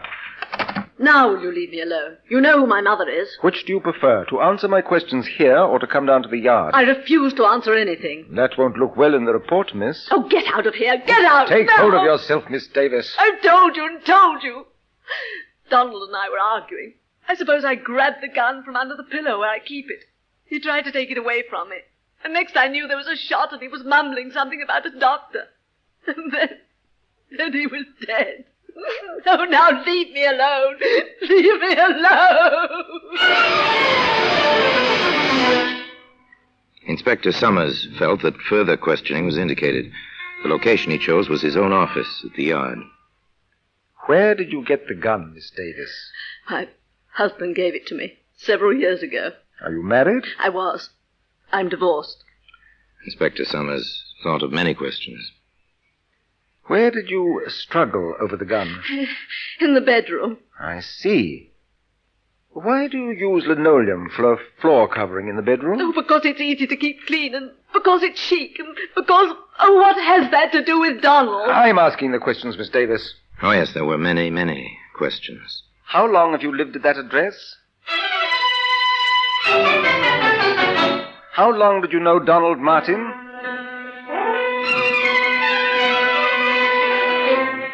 Have you ever bought any ammunition for that gun?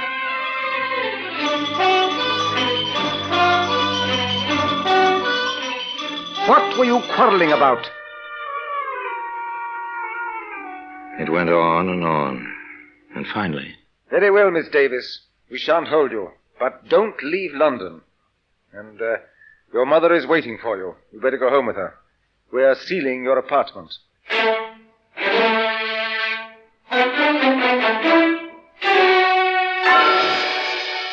An inconvenient matter, violent death from a gunshot wound. Apartments are sealed, people investigate. One's whole life is turned inside out. And then there are the experts. The scientific facts contradict some of Miss Davis's statements, Inspector. They do? For instance? There's no evidence of any scorching of the clothing round the bullet hole. From that fact and the spread of the smoke stain, I deduce that the gun was held from 3 to 6 inches from Martin's chest. As the blood ran down the chest, he must have been standing at the time.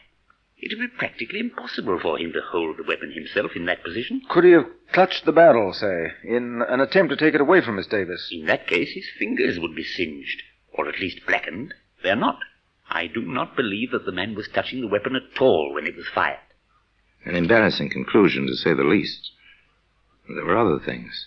I've checked Martin's shoes at the morgue, Inspector. Well? If they struggled in that bedroom, on that polished linoleum floor, his shoes would have had to scratch the floor. They're leather-soled, and they have metal taps on the tips. Very good. Another discrepancy. Now, Pepper, I think we'd better have a bit of a talk with the neighbors. Are you certain of that, Mrs. Merritt? I am positive. It's not the first time they yelled at each other, those two, and the walls are thin. Do you have it down, Pepper? Yes, sir. They had a quarrel about 2 weeks ago. He left. She leaned out of the window, only half-dressed, and shouted at him, "Laugh, baby, laugh for the last time." And then she fired a gun at him. Thank you. Now then, Mrs. Merritt, before the shot last night, did you catch any of the words they said? His? Oh, no, sir. But, well, her bedroom is next to mine, and I heard her say, as clear as day, and at the top of her lungs, "I will kill you." Thank you, Mrs. Merritt. Anything else? No, sir. Very well. Let's go, Pepper. All right, Pepper. I think we have the makings of a case. Pick her up. We'll book her for willful murder. And today, the little blue 22, which was to play such an important part in the case, can be seen among the other exhibits in the Black Museum. In just a moment, we will continue with The Black Museum, starring Orson Welles. As the inspector said, they felt they had a case. The evidence was piling up. Vivian Davis was arrested. Her defense counsel was a distinguished member of the bar. The prosecutor assigned was no less brilliant. But some of the conversation about the case was, well, a lot less brilliant. Why, if Larry and I had stayed, we might have seen the whole thing. And darling, those letters. Imagine leaving letters like that lying in your bureau drawer, where anyone might find them. And do you suppose the prosecution will use them for evidence? This is one trial I simply shall not miss. Let me say here and now, if May owns a gun, I'm walking out, and at once. But Viv always was unstable, you know. That's the kind who'll pull a gun on you when you least expect it. Not for me, old man. Not for me. I always said she was no better than you'd think. Wild parties at all hours, firing guns around, drinking. Oh, I dare say the woman wasn't happy. But then who is? Now I ask you, who is? Poor Viv. I understand the food in prison is all starches. Seen the headlines? This is a juicy one, what? Aren't we a witness? You don't say. Really now, you don't say. They tried the case in public gossip, long before it came to proper trial. And when the proper trial began, the courtroom was crowded naturally with bright young women and polished young men, the familiars of the defendant. This, however, failed to ruffle the solemnity of a British court. I shall permit no demonstrations. At the least lapse from proper decorum, I shall have the courtroom cleared. And that settled that. The trial proceeded. Vivian Davis, in simple black, sat in the dock between the two wardresses assigned to guard her. On the witness stand, the pathologist repeated his evidence and his conclusions for the prosecution. There was no cross-examination. With Inspector Summers, it was another matter. Inspector, you heard the prison doctor testify that when Miss Davis was admitted to the prison after her arrest, he found bruises on her arms and on one thigh. Yes, sir. And that such bruises might have been sustained in a struggle. Yes, sir. Very well. Now then, in your experience, have you found that when one person handles a gun, that person's fingerprints are usually found on the weapon? That has been my experience. However, if two parties struggled for possession of a certain weapon, would there be fingerprints? In most cases, no, sir. They tend to smudge or eliminate each other's prints. This weapon, which you've identified and which has been entered in evidence as Exhibit A, did you find this weapon at the scene of the alleged crime? I did. Did you examine it carefully? I did. Did you have it tested for fingerprints? I did. Did you find any? Yes, sir. How many sets? Only one set of prints were on that gun. Whose were they, Inspector? Now tell the jury, please, whose fingerprints were on that gun?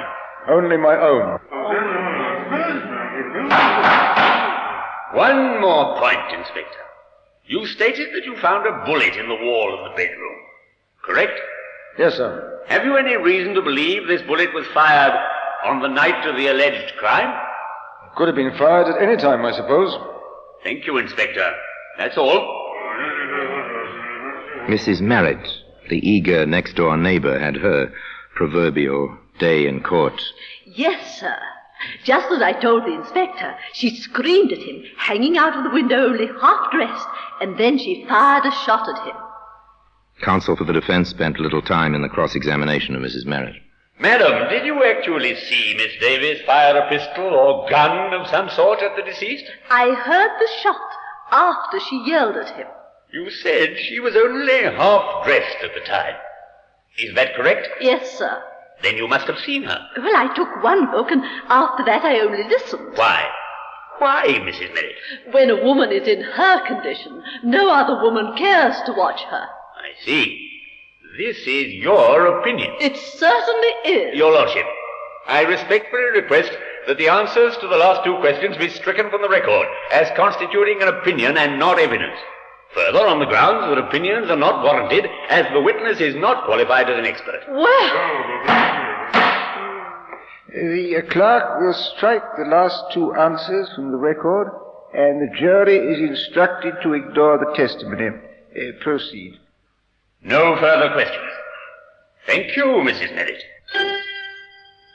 Back and forth, the battle raged, a battle for a woman's life. The case for the Crown was ably presented. The defense, by cross-examination, by objections in the record, sought to upset testimony to establish points which could be played upon later, the climax of the trial, when Vivian Davis herself took the stand in her own defense. Now, Miss Davis, you understand the seriousness of this situation. Of course. I refer to the testimony that you once fired a gun at Donald Martin from your bedroom window. Is this true? No, it's not true. What did happen that evening?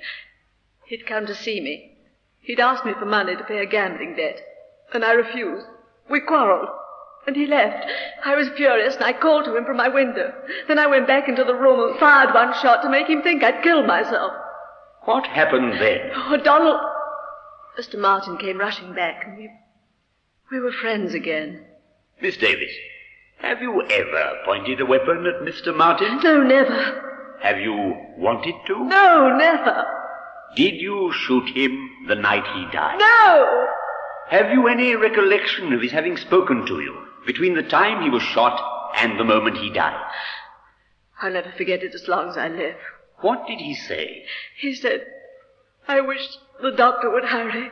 I want to tell him that this was an accident. It's not your fault. He said it over and over. And then he was dead. Thank you, Miss Davis. Your witness. Pull yourself together, Miss Davis. Yes, sir. Very well. I submit, Miss Davis, that the truth of your first public quarrel is as it was stated by a previous witness. That you did fire out of your window at Mr. Martin. Oh, no, never. I fired in the room. I wanted to frighten him. Miss Davis, is this your pistol? Yes. Is this the weapon which killed Mr. Martin? Yes. And on the night this gun, your gun, killed Mr. Martin, you had a quarrel, a second quarrel.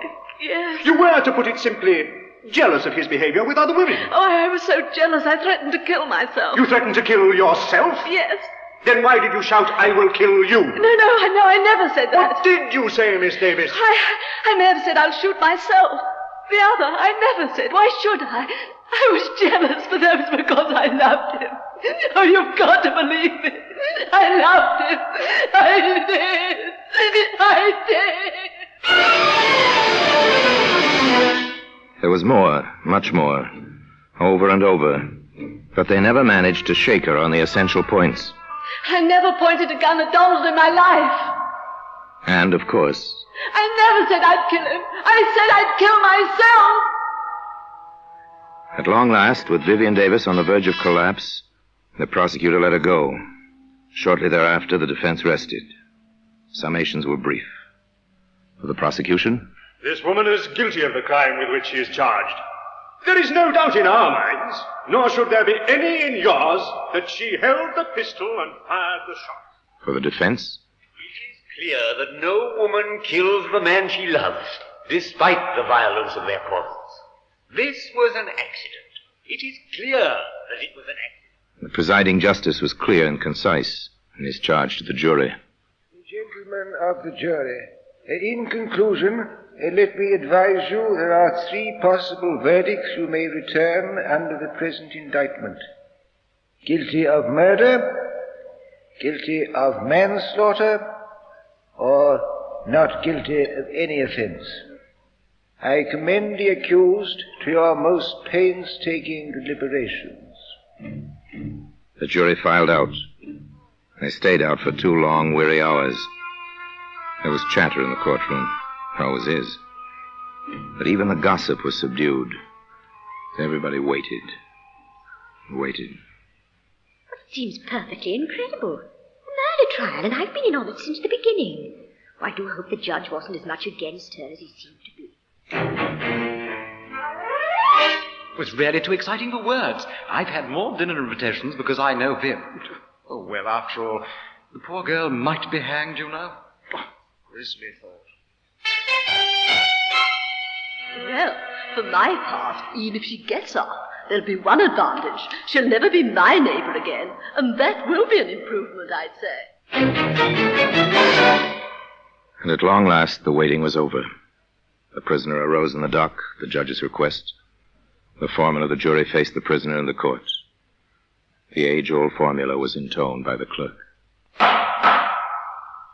Members of the jury, have you agreed upon a verdict? We have. Do you find the prisoner guilty or not guilty of murder? Not guilty. Do you find the prisoner guilty or not guilty of manslaughter? Not guilty. Yet, despite that verdict, the little blue 22 can be seen today among the exhibits in the Black Museum. Orson Welles will be back with you in just a moment. Yes, they let Vivian Davis go free. In many minds, the question was, and still is, did Vivian Davis get away with murder? Frankly, I don't believe anyone gets away with murder. Murder stays with the killer, twisting mind and heart and soul, even in the unsuspected and therefore unsolved cases.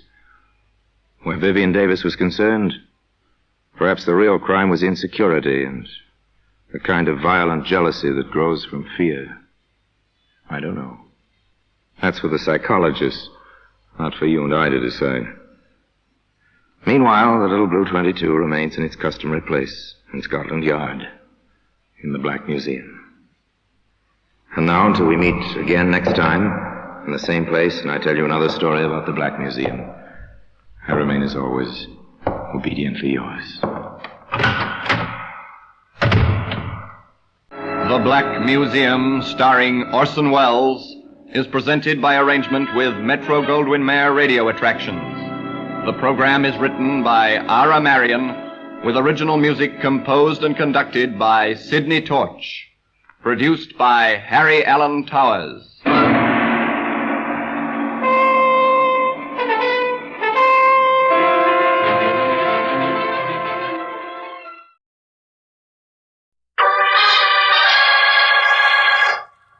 Stand by for crime.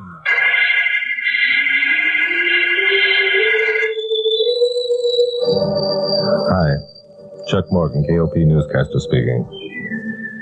You know, there are a few of us who realize the tragedy of the displaced person. To appreciate just how tough it really is.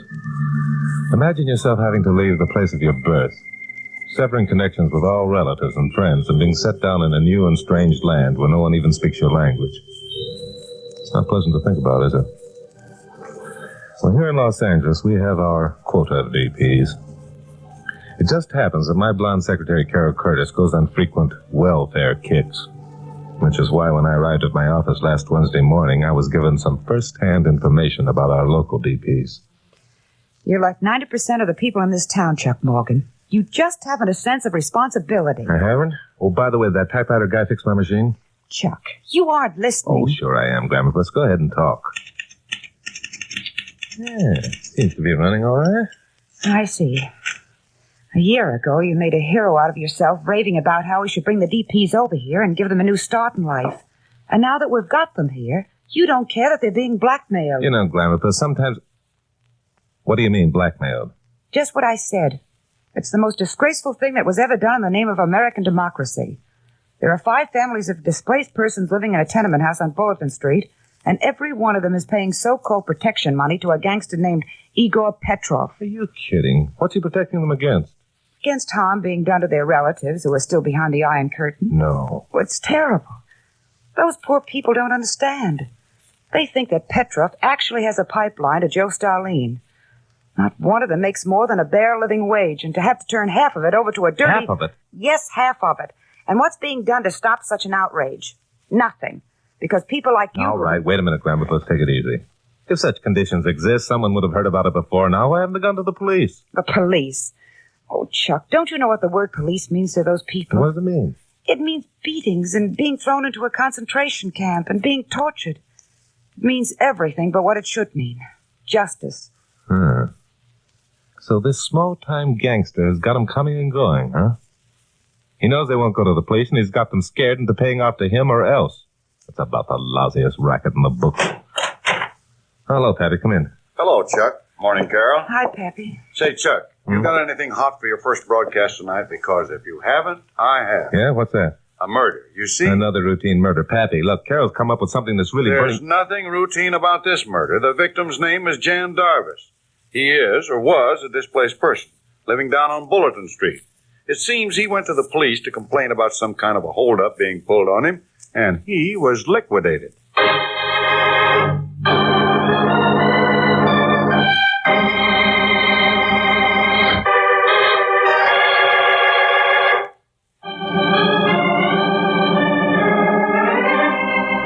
Pappy Mansfield is owner of KLP. Usually he lets me alone regarding the nature of the stuff I use on my broadcast.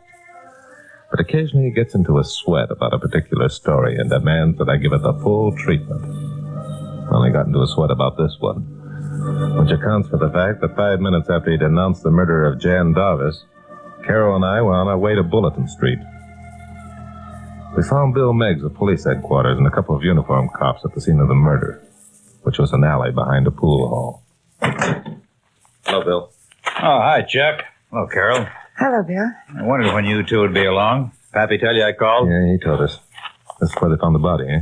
Yes, only it wasn't a body when they found it. Darvis was still alive. He didn't die till they got him to the hospital. Did he say anything before he died? Well, he told us he'd gone to a policeman about the protection money he'd been forced to pay, and that's why he was beaten up. Did he tell you the policeman's name? Nope, but we'll find out. Bill, you don't think this policeman had... Sure I do. And don't give me that shocked look. We cops aren't all lily-white any more than everybody in every other business is. So far, we've a pretty clean record. It's going to be cleaner when I get my hands on this particular cop. Any clues, Bill? Well, yes. A set of brass knuckles, for one. Yeah.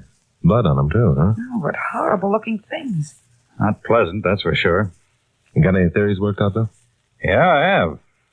From the looks of Darvis's body, I figure that whoever beat him up didn't intend to kill him.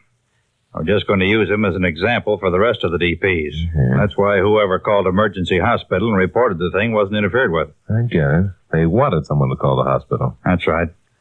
This, Petrov character is too small time to risk getting mixed up with murder. Have you had Petrov picked up? Not yet. Most we could do is hold him for 24 hours for questioning. Yeah. I don't suppose any of the other DPs will talk. No, same old story. They're scared stiff. They don't want the same thing to happen to them or their families. A rotten mess. Bill, what are you going to do about it? Well, just what you and every other representative American would expect me to do, Carol. I'm going to find the murderer of Jan Darvis and send him to the gas chamber. Yeah, it's going to be a tough job, Bill. Anything we can do to help. I know something we can do to help right now. Yeah? What's that? Have you talked to Anna Darvis yet? She's Jan's mother. No. That's where I plan to go from here. Well, don't. Let Chuck and me see her first. She's frightened of the police. She has another child, a 12-year-old girl, and she's terrified of what might happen to her.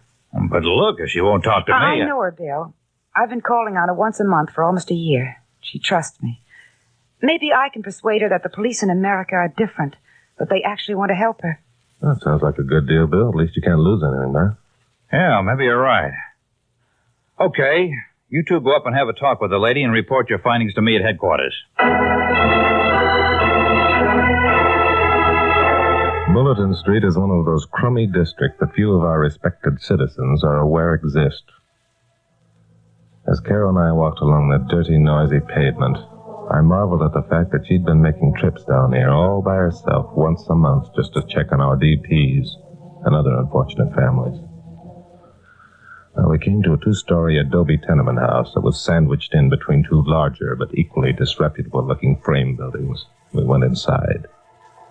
We walked up a flight of dusty stairs, down a short hall, and stopped in front of a door that was hanging on one hinge with the latch sprung. What happened here? Looks as though someone broke the door down. Wasn't like this when I was here yesterday. Listen. Yeah. It's Anna, poor thing. Let's go in. We pushed open what remained of the door and entered the tiniest living room I've ever been in. A single window opened onto an air shaft. The room itself was spotless. The furniture, though old, was neat and in good taste. Snowy white curtains were at the window. To the right, a door led to the kitchen. What we could see of it was as meticulously clean as the living room. It was in this room that we heard the sobbing. It had stopped now. There was an ominous silence. We crossed to the kitchen and entered. A woman, perhaps 50 years old, was seated at the table. Her face was bruised and bloody. One eye was blackened. The look she gave us was wild and terrified. Oh, Anna, what happened? Oh, you poor thing. Go away, please. Do not stay here. But we want to help you. That's why we came. No. Everyone is evil in this wicked America. Do you think that I am evil, Anna? I'm sorry. I didn't mean to... I cannot say anything. What happened to your face, Anna? Nothing. It is nothing. Oh, Anna, this is Chuck Morgan. He's a radio newscaster. He wants to help you, and so do the police. The police? Now, we understand why you feel the way you do, Anna, but if we're going to help you, you must tell us what happened. No. Telling would not bring back my Jan. My Jan is dead. Now I have only little Maria. Poor little Maria. She is so frightened. It is like in the concentration camps. But then we always had the dream of coming to America. It was a beautiful dream, America. If it were not for that dream, most of us would have died. And now... Please, Anna. Please. Where is Maria now, Anna? No, I will not tell. The evil men will not have my little Maria. They can kill me and I will not tell. Anna, perhaps if you wait knew a minute, what... Chuck. Anna, you trust me, don't you? You have been kind, Miss Curtis. Of all the people, you have been kind. And if I were to make you a promise, you know I'd keep it. I will not tell. I will not. Anna, the only way we can help you as we want to do is to have your cooperation. We understand how you feel, how much afraid you are. We don't want anything to happen to Maria either. That's why I suggest that you let us take you away from here. You and Maria both. Take us away? Away from them? Yes, away from them. I have an apartment up on Wilshire Boulevard. You can stay there. Miss Curtis will stay with you. We'll have a half a dozen policemen guarding the place until this rotten mess is cleaned up. Then I'll not have to stay here alone. It's a promise, Anna. You have my word for it. But first you must tell us what happened. Yes. Then I will tell you. It was last night, about 9 o'clock, I think. I was alone here in our home. Someone knocked on the door.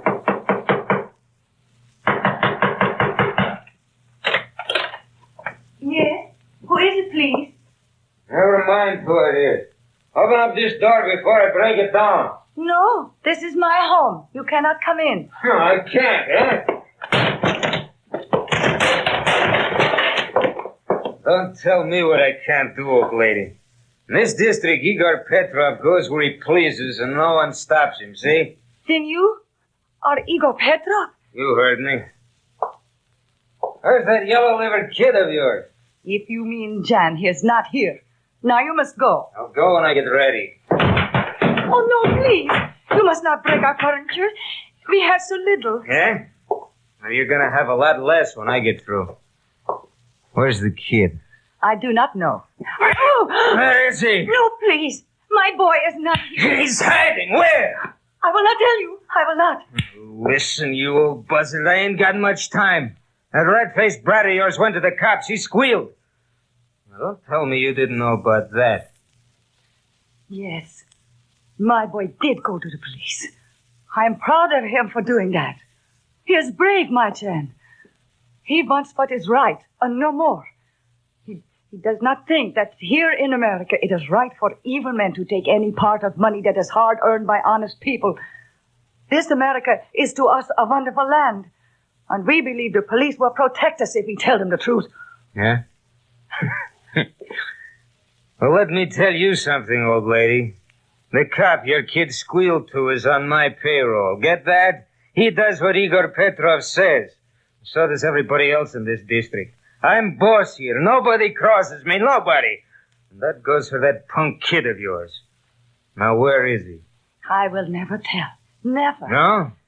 When I get through with you, you'll tell or you'll think that concentration camp you were in was a bed of roses. Where is he? No. Oh. Where is he? Where? No. Where? Where?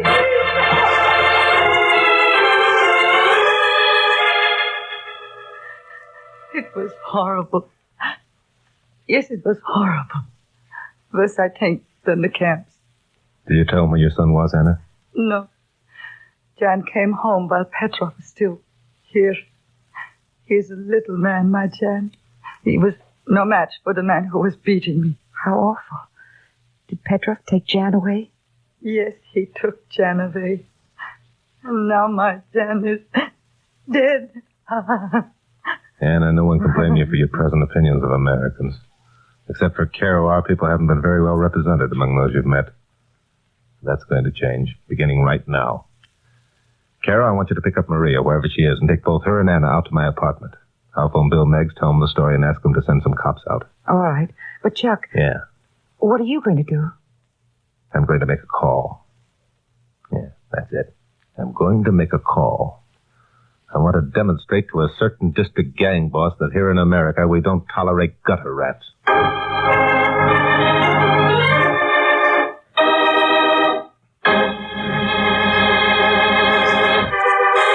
Now, the conclusion of Stand By for Crime. News people learn to get hard-boiled about human suffering and human weaknesses. They have to. If they didn't, it wouldn't last long. But every once in a while, you run across something that hits you personally. Then it's different. Then you cease to be a newsman for a little while and become yourself. That's what happened to me after listening to Anna Darvis's story. It affected me personally because I was an American. And Igor Petrov was representing himself as an American. And when I thought of it, I felt unclean. There was a fighting desire inside of me to correct the situation, so I wouldn't be ashamed of being a citizen of these United States. All right, maybe I wasn't using my head, but that's all right, too. I was boiling mad when I opened the door of the joint that Igor Petrov called his headquarters. The place seemed deserted. Then a human rat came shuffling out of the gloom and leered up at me. Hello, Morgan. You looking for somebody? Well, if it isn't little Benny Capek, San Quentin's latest contribution to the scum of society. Lay off, Morgan. Can't talk to me like that. I ain't the easy pushover I was 2 years ago. Oh, you ain't you? For my money, Capek, you always be a cross between a weasel and a wharf rat. What have you done, tied in with Petrov? Yeah, I've tied in with Petrov. Which means that neither you nor the cops can touch me. No? Wouldn't you be surprised if you found you'd bought yourself another ticket to San Quentin? Where is that tin-horn boss of yours? I want to see him. What did I tell him you want to see him about? I want to remind him how to act when he talks to a lady. Out of my way, slime face, before I start in on you. Come back here. You can't go in there. Capek, this is all I needed for an excuse.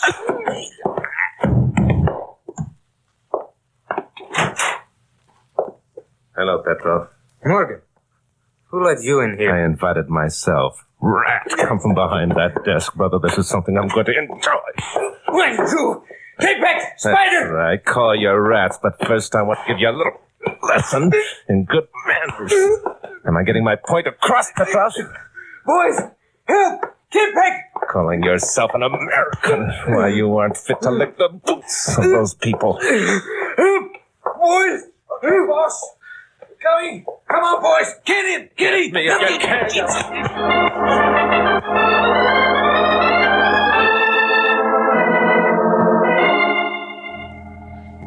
But, Bill, Chuck's been gone almost 3 hours.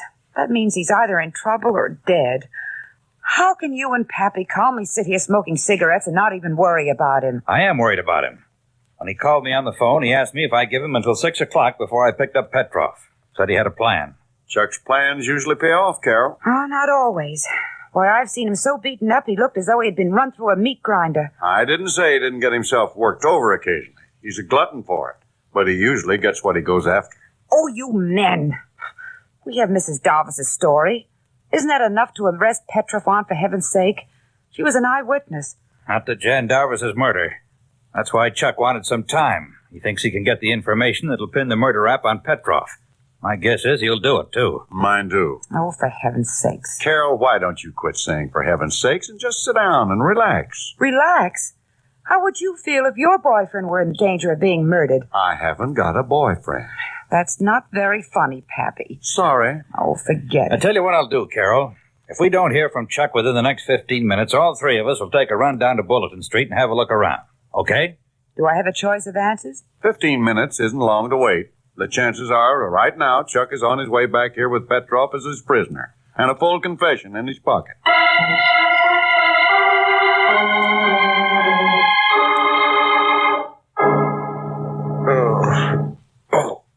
Oh, my head. Take it easy, Morgan. You live. Capek. Yeah, Capek. Only now the situation's a little different. Ain't it, Morgan? You dirty rat, untie my hands. Yeah, I'm apt to untie your hands. Having fun, Capek? Yeah, I'm having me a dandy time, boss. Petrov, if you had a brain in your head, you'd know you couldn't get away with this. I've got a brain in my head, and I am getting away with this. You ready to talk, Morgan? About what? You know about what.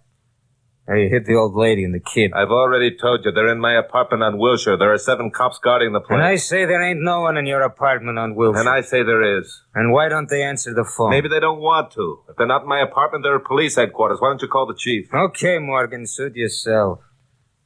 You ready to play some more, Capek?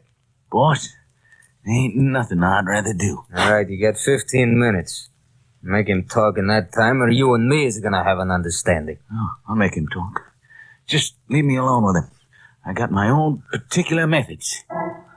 So Petrov went out of there, and Capek began having his fun. Only this time I wasn't as cooperative as before. I passed out almost at once, or pretended to. This made Capek mad. There wasn't any fun beating an unconscious man. But it also gave me time to think.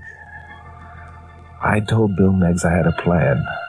That was partly to keep Bill away from Bulletin Street until I had had a go at this deal myself. And partly because there had been an idea in the back of my head. But what was it? At the time, I'd been too mad to analyze its worth. Then I remembered. The brass knuckles that Bill had found. But what about them? There'd been dried blood in those knuckles. Sure, that was it. Dried blood. Well, it wasn't much of a plan. But in my present situation, who was I to be choosy? I cautiously opened one eye and saw Capek sitting 2 feet away, watching me. Okay, Morgan. You ready for some more? Hold it, Capek. I've got something to say. You better had. Go on, talk. What about the brass knuckles? Huh? What about the brass knuckles? They're going to prove that you murdered Jan Darvis. They're going to send you back to San Quentin, this time with a reserved seat in the gas chamber. They ain't going to prove nothing. Now cut out. Wait a minute. There was blood on those knuckles, Capek, your blood. So how's anybody going to prove that? Easy. The cops will take a sample of your blood, compare it with the blood on the brass knuckles, and you'll be charged with murder. Hey, you're crazy. Anyway, they want my knuckles. I didn't have nothing to do with... With what, Capek? None of your business. Now, you going to see... So far, you've been nothing but a small-time operator, Capek. Murder's out of your line. The only way you can save yourself from the gas chamber is to tell me who owns those brass knuckles. Turn me loose. Shut up. I won't do it. I can save you from the gas chamber, Capek. I'm the only one who can. Petrov would double-cross you in a minute. The cops are on their way here right now. You haven't got much time. You kidding me, Morgan? I'm giving it to you straight. Mrs. Darvis has already told her story to the police. The only reason you and Petrov haven't been picked up yet is because they didn't have proof of the murder. Now they've got it with the blood on those brass knuckles. You'll see that I don't get no murder rap? Yes. I don't want to take no rap for nothing I didn't do. Then you won't. It's a promise. Okay, Morgan. I'll take a chance. And if you pull a cross on me... I never pulled a cross on anybody in my life. Now hurry up. We haven't got much time. I held my breath while Capek worked on the ropes for fear he'd change his mind. One hand came free. The little weasel was working on the last knot of the second hand when the door opened. Capek! What the devil? Take it easy, Petrov. Capek and I have made a deal. He's going to turn state's evidence on you, and I'm going to see that he doesn't take a rap for a murder you committed. Why? Come on, Capek, let's get him. You're a lousy shot. Too bad, because you won't get a chance for another. Well, Pappy, Bill Meggs, Glamourpuss. Fancy meeting you here.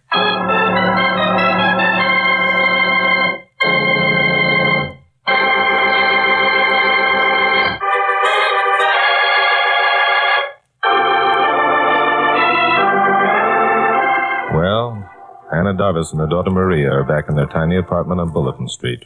They like it there. To them, it's heaven compared to what they've been used to. They like America, too. The American way of life. Their dream has really come true. They'll make good citizens. Petrov is awaiting trial for murder. There's no longer any district gang boss on Bulletin Street. There never will be again if Bill Meigs has anything to do with it. And Bill has a lot to do with such things.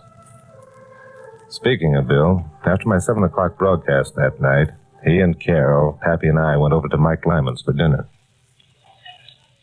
Say, Chuck, before we leave here, I've got just one question I'd like to ask you. Yeah, and after you answer that one, I've got a question, too. And at the risk of sounding parrot-like, I have a question also.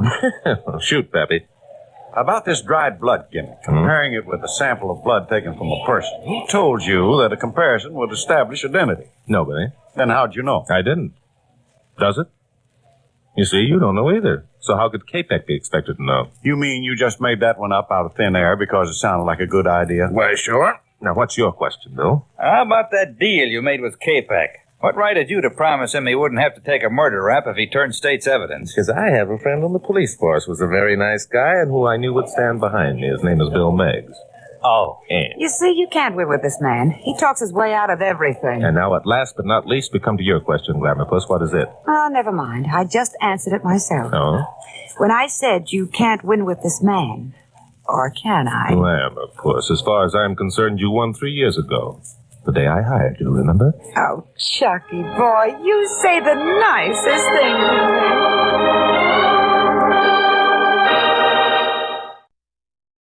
The Equitable Society presents This Is Your FBI. This is Your FBI, an official broadcast from the files of the Federal Bureau of Investigation, presented as a public service by the Equitable Life Assurance Society of the United States. To your FBI, you look for national security, and to the Equitable Society for financial security. These two great institutions are dedicated to the protection of you, your home, and your country. Tonight, as a departure, we bring you the preview of a sensational motion picture, The House on 92nd Street, produced by 20th Century Fox, with the actual cooperation of the FBI. It reveals the most daring espionage plot of World War II. This dramatic screenplay stars William Eith, Lloyd Nolan, and Signe Hasso, and we have them here in person for our preview. This is Your FBI presents The House on 92nd Street.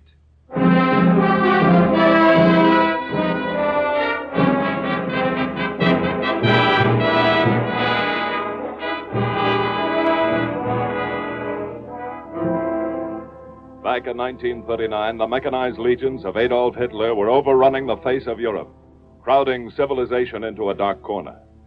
The ever-increasing number of Nazi Bunds in this country, the growing network of German spies, clearly indicated that Hitler would not stop at the borders of Europe. And so the FBI, always on the alert to protect the safety of the nation, went to work. Every known suspect was watched, their every move recorded for the files. The FBI could not declare open war against the treacherous Germans in this country, but it could and did keep a 24-hour watch on them, so that when the time came, those Nazis could do nothing to help Hitler make good his threat of yesterday Germany, today Europe, tomorrow the world.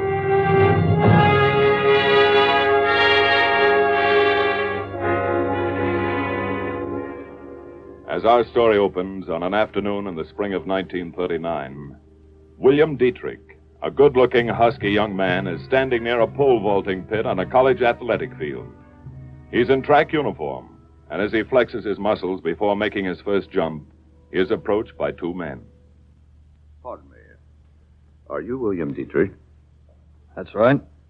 We would like to talk to you. What about? My name is William Gross.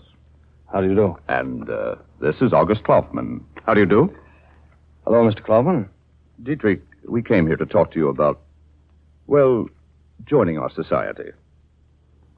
What society is that? The German-American Society. Oh? You are a good German. Your parents came from Stuttgart. You should join us. Well, Dietrich, you're going to graduate in June? Yes, at least I think so. Well, would you like to take a trip back to Germany after you graduate? No, I couldn't afford it. I have to go to work when I leave here. Oh, the trip would cost you nothing. You would be paid, in fact. Paid? Oh, what would I have to do? Oh, go to school in Germany for 3 months. What kind of school? A place where you will learn how to help the fatherland. Oh. And when you're finished there, you come back here to work. For Germany.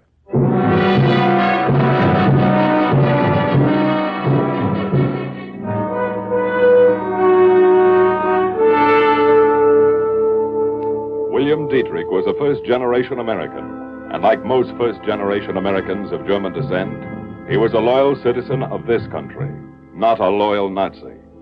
He asked the representatives of the German-American Society to wait for his answer, because he had a plan.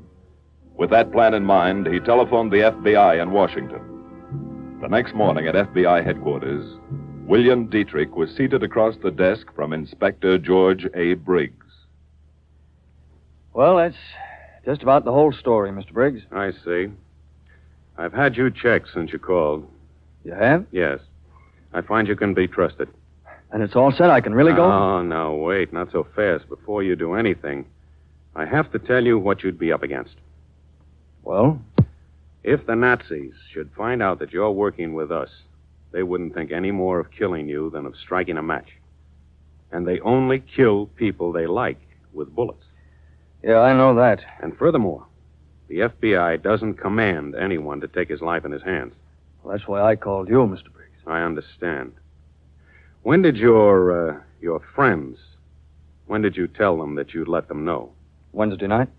Well, you've got almost a full week to make up your mind. After you give them an answer, call and let me know what that answer is. Mr. Briggs, I think I can save you a phone call. I know what I'm going to tell them. Then let's go to work.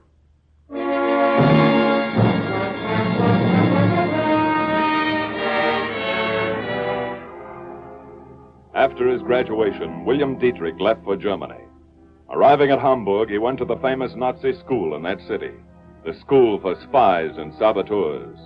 When he had learned his lessons well, he was ready to return to the United States. He was given counterfeit identification papers and some genuine credentials with which to introduce himself to the Nazi contact in New York. While he was still on the high seas, en route back to New York from Lisbon, Inspector Briggs and a special agent named Walker were busy at the FBI headquarters in Washington. Here's a report you should see, Walker. Oh? What's it about? A man was hit by a cab in New York 3 days ago. Some papers were found on him that looked suspicious, so they sent them down to us. Mm-hmm. He was carrying a forged passport, but his fingerprints show that he was Captain Franz von Wert. Well, he's one of their top men. He was. He died on the way to the hospital. I see. Anything come out of his papers? Yes, we sent one of the letters he was carrying to the laboratory. They found some numbers written between the lines in disappearing ink. Cryptanalysis just broke it down. And? It said, concentrate on process 97. Well, that means nothing to me. It didn't to me either. So I called a meeting this morning of Army and Navy intelligence. I read them the message. Any response? Oh, plenty. Process 97 is our new secret weapon. Oh. Nobody was even supposed to know that we were working on it. What's our move? First, we've got to find out how much the Nazis know about it. And second, how they found out. Well, young Dietrich ought to be able to help us out on that one. Maybe, yes. His German credentials came in on Clipper this morning. I have them here. Oh, read them to me, will you? They're in German, and translated they say, William Dietrich is specifically authorized to receive all reports for transmission direct. And that's the first paragraph. Uh-huh. Leave that one as it is. Right. Paragraph 2 says you're instructed to look to him for all payments. Well, that's fine. That means that they've got to come to him. Leave that one alone, too. Okay. The last paragraph says it is forbidden for him to have any contact with agents known to you. No. I don't like that. Now, let's see now. Have it changed to read, he is authorized to contact all agents known to you. Right. And after that, pack your bags. We're going to New York.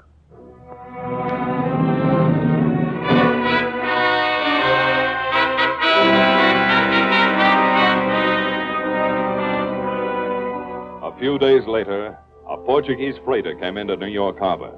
William Dietrich, one of the passengers, brought his luggage down onto the pier, where it was checked by a customs inspector. The customs man was FBI Inspector George A. Briggs. As Briggs went through the bags, he quietly slipped Dietrich the new credentials. The forged credentials, which would give Nazi spy and counter-espionage agent William Dietrich more freedom. When he left the pier, Dietrich took a cab to the house on 92nd Street. There he rang the bell and was admitted into the ground floor dress shop, a dress shop run by Elsa Gebhardt. You're Elsa Gebhardt? That's right. Well, they didn't tell me you were so pretty. Who are they? Oh, pardon me, I'm sorry. My name is Bill Dietrich. Oh, I've been expecting you. Good.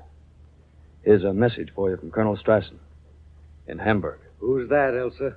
This is William Dietrich. Ah.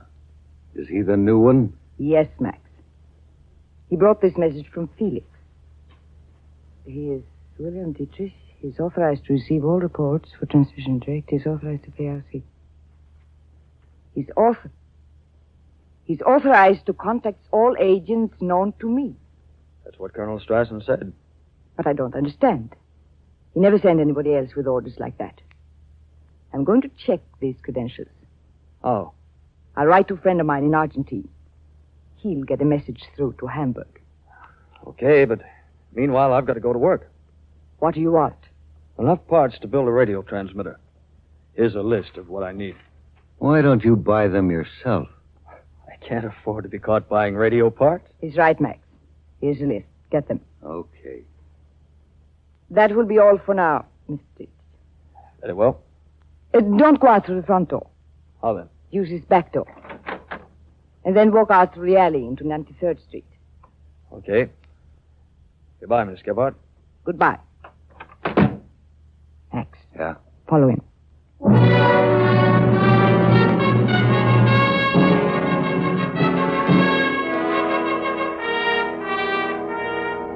William Dietrich got his radio parts and set up a transmitter in a secluded house on Long Island. He never transmitted to Hamburg, though. Every message he sent was picked up by a nearby receiver. A receiver operated by the FBI. After all harmful portions of the message had been removed, the FBI then shortwaved the rest in proper code to Germany. One day at this radio shack, Dietrich received an urgent summons from Elsa Gebhardt. She had to see him immediately. An hour later, he was in the house on 92nd Street. Dietrich. Yeah? I have something that must be sent as quickly as possible. Where is it? Here, in this envelope. Okay. If we hadn't done anything else in all the years we've been working, this information would make the whole thing worthwhile. But these are almost all numbers. They don't make sense. They'll make enough sense in Hamburg. Okay. I must have them back here by tomorrow night. Well, that's a tough assignment. Why? What makes it so tough? I have to put all this in the code before I send it. That takes time. These are my orders. Well, why can't I just burn them when I'm finished? Because sometimes radio messages are garbled. When you're finished, I'll mail them to our drop in Argentina. It must get through. Can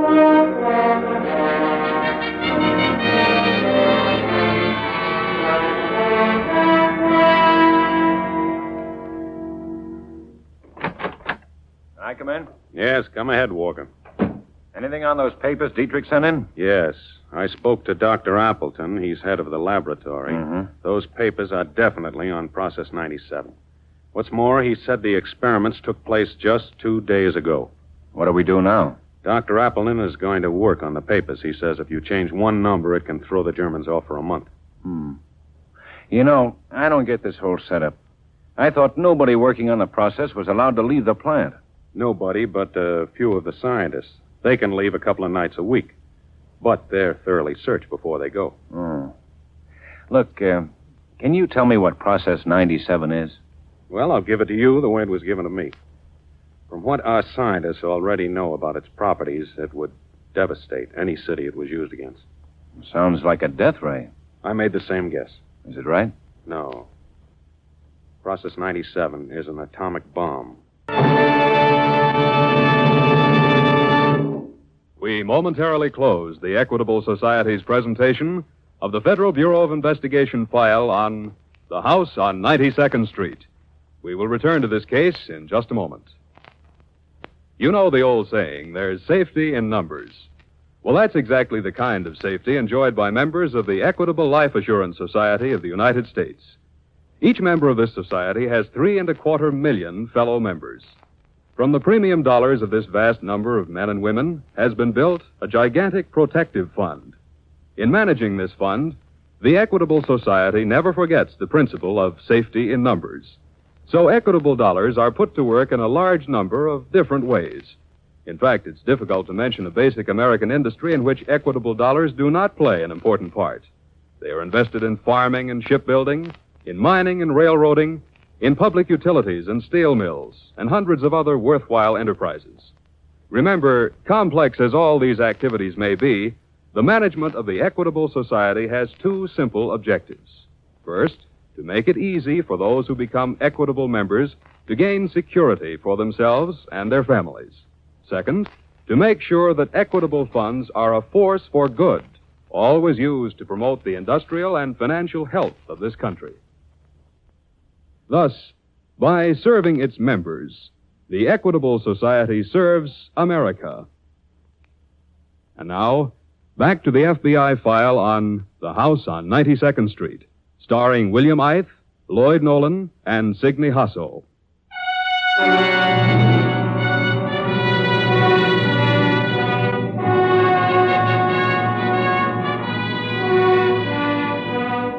On December 11th, 1941, Adolf Hitler declared that a state of war now existed between the United States and Germany.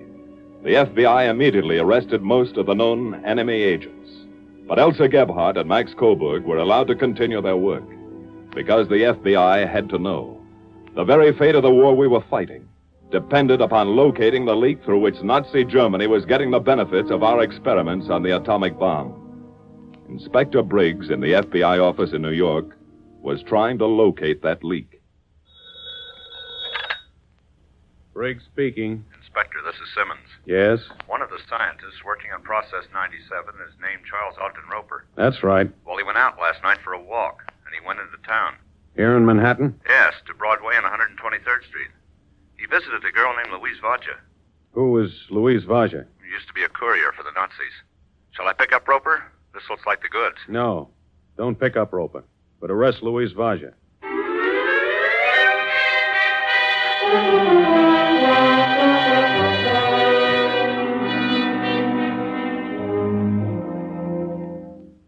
Miss Vaja, we've just been wasting our time. But I've been telling you the truth. Listen. You once worked as a hairdresser on the North German Lloyd liner Europa, correct? Yes. You used to bring over letters and mail them when you got ashore. Well, I never knew what was in them. They were letters of instructions to German agents in this country. And you were working as a courier for the German Secret Service. No. We also know that you became an American citizen, and that, Miss Vaja, makes you a traitor. Well, I have done nothing since the war began. I swear You it. have a friend who's a scientist. He's working for the government now. What's his name? I have no friend. He was at your home last night. His name is Charles Ogden Roper.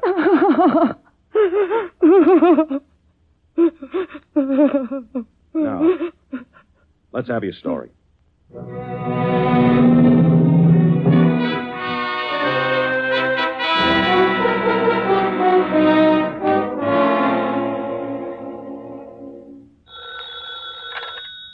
Briggs speaking. This is Bill Dietrich. Oh, hello, Bill. Something new has been added, Mr. Briggs. What do you mean? I got a message from Hamburg to give to Elsa Gebhardt. What is it? It's about a man I never heard of before.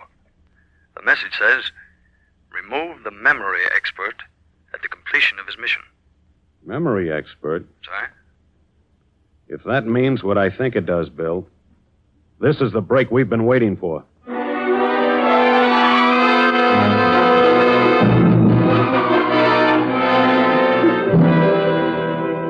Inspector Briggs was almost certain that Charles Ogden Roper was the memory expert, but he had to be sure. He checked Roper's birthplace, his college, his friends. Learning that years before he'd been in show business, he contacted many theatrical booking agents. In the office of one agent, a picture of Roper was found. A picture captioned, Charles Roper, Memory Wizard.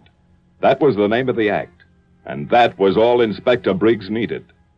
That afternoon at Dr. Appleton's laboratory.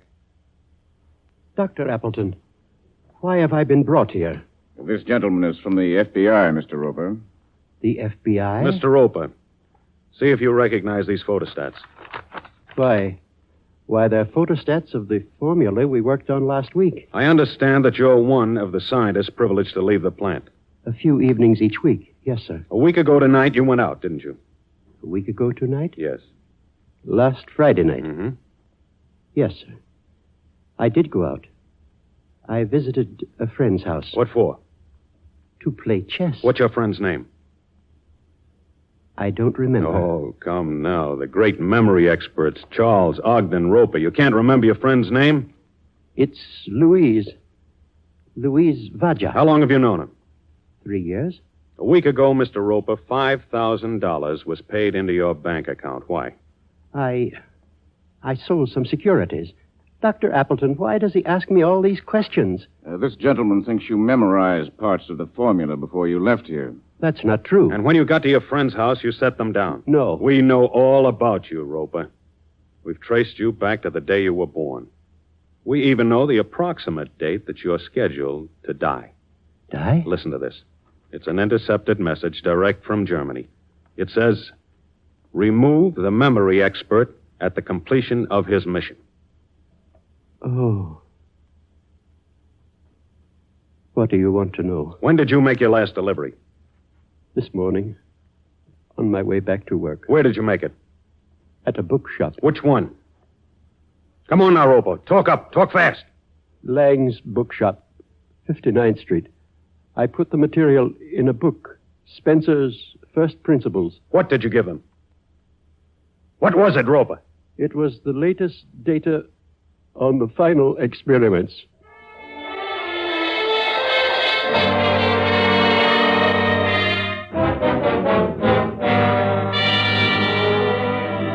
After Roper's confession that he was in league with a Nazi spy ring, the FBI went to Lang's bookstore on East 59th Street. Mr. Lang did not know anyone named Roper. He had never heard of anyone named Louise Vaja. His shop contained no copy of a book called Spencer's First Principles. It was gone.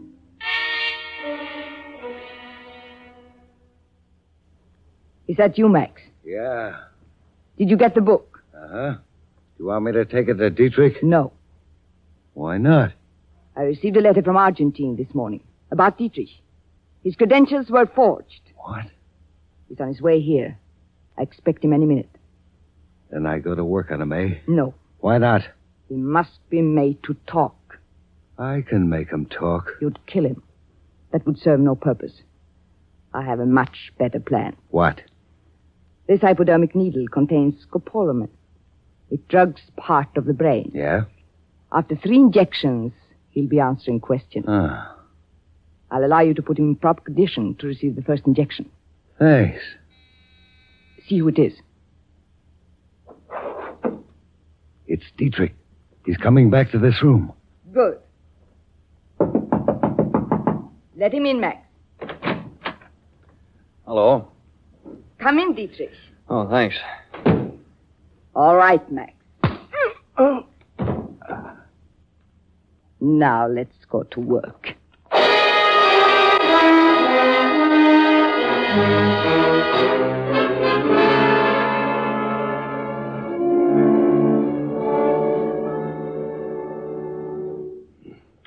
Talk, you swine. Talk. Stop it, Max.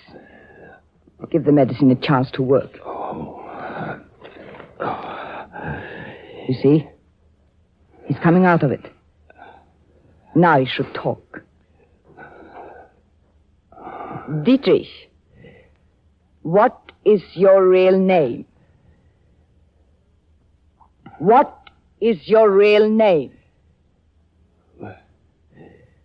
William. He's lying. Wait.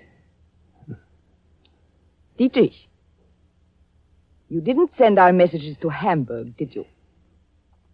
Did you? No. You see, Max, it's working. Where did you send them? 30 Boy, that Max. Dietrich. Who did you send our messages to? Who were you working with? Answer me. Who were you... The house phone. Someone's in the shop. I'll take it. Yes? Miss Gebhardt? Who is this? I'm an FBI agent. Your house is surrounded. What's the matter? It's the FBI. They have the house surrounded. What? Quick. Take all the papers. Throw them into the fireplace. What Quick. about him? Do as I say. We've got to get out of here. Now, what'll we do? Get your gun. Keep them out, Max. Keep them out, Max. You take care of those two, Simons. Right. Bill. Bill. How is he? No, he's passed out. He's evidently drugged. Look, you'd better get a doctor, Walker. I'll stay here. Okay. When he comes to, I want to be around to tell him that Process 97 still belongs to us.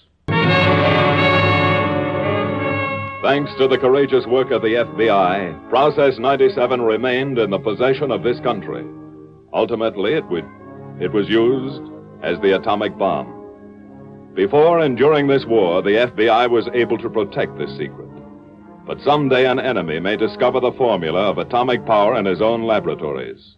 If he does, and he decides to go to war, then World War III will be over in 15 minutes. The discovery of the atomic bomb places a tremendous responsibility on the people of the entire globe. It was true when the late Wendell Willkie said, "This is one world." Now in this atomic age, the countries of the earth must get along together, because now it will be one world or none at all.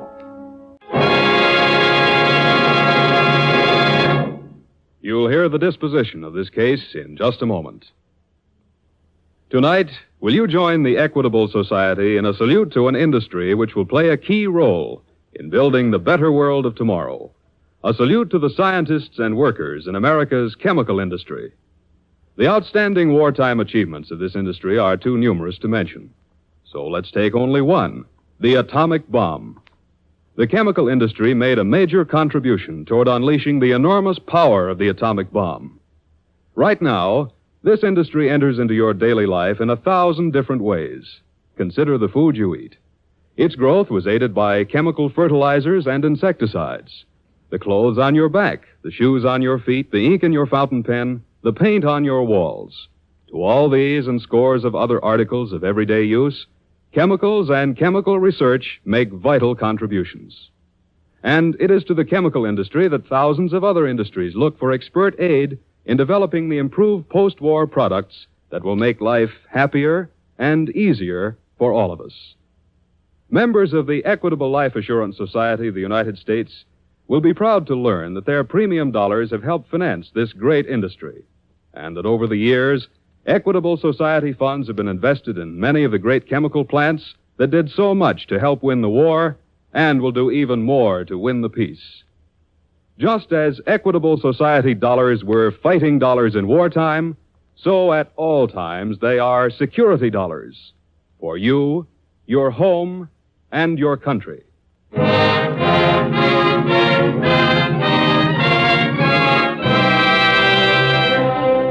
Elsa Gebhardt and her Confederate Max Coburg, upon trial and conviction, joined their fellow Nazi agents in a federal penitentiary. The incidents in tonight's Equitable Society's broadcast are taken from the 20th Century Fox exciting drama, The House on 92nd Street, soon to be seen in all the nation's motion picture theaters, starring William Ith, Lloyd Nolan, and Signe Hasso. This breathtaking story was adapted from the files of the Federal Bureau of Investigation. However, all names used are fictitious, and any similarity thereof to the names of persons living or dead is accidental. Programs in this series of particular interest to servicemen and women are broadcast overseas through the facilities of the Armed Forces Radio Service. Tonight, the music was under the direction of Leith Stevens. The radio adaptation was by Jerry Lewis, and your narrator was Reed Hadley. This is Your FBI is a Jerry Devine production.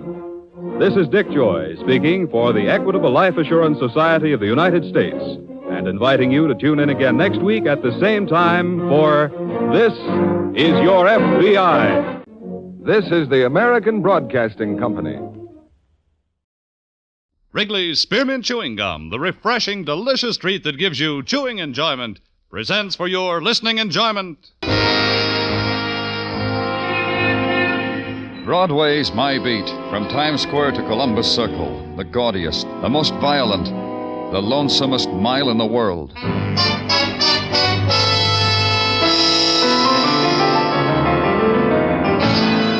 Broadway's My Beat, the thrilling drama of murder and mystery and the people who walk the Great White Way, with Larry Thor as Detective Danny Clover.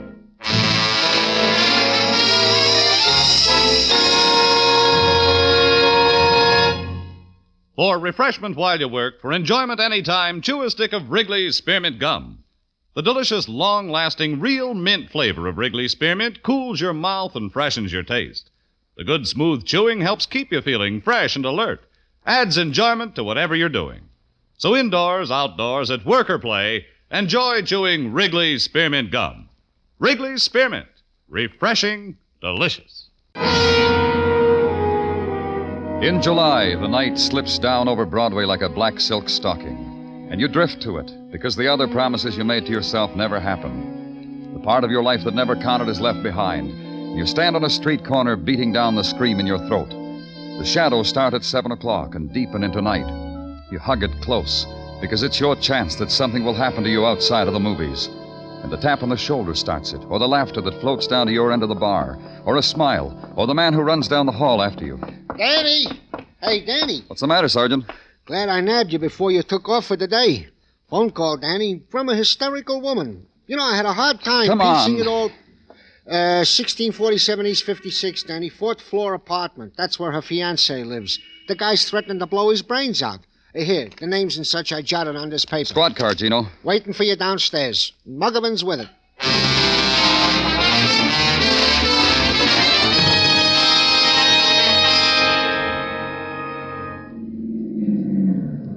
That's it, Danny, 1647. Who'd you say was doing all this threatening? A man by the name of Blaine. First name's, let's see, David.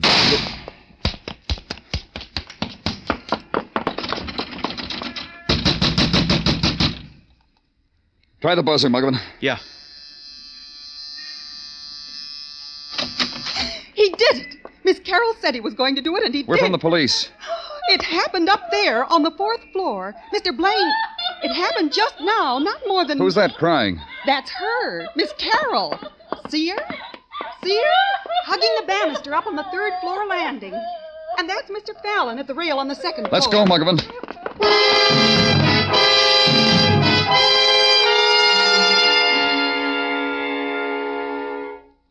Dead. The gun's here, Danny, by his chair. It looks brand new. Looks like Mr. Blaine had his choice. Uh-huh. It's quite a gun collection, from Derringers on up. Complete equipment for a young arsenal. Muggerman. Yeah? Those people we passed on the landing, that boy on the 2nd floor, Mr. Fallon, and Miss Carroll on the 3rd, I'll want to talk to them. Yeah, Miss Carroll's still crying, Danny. You hear her? Poor woman.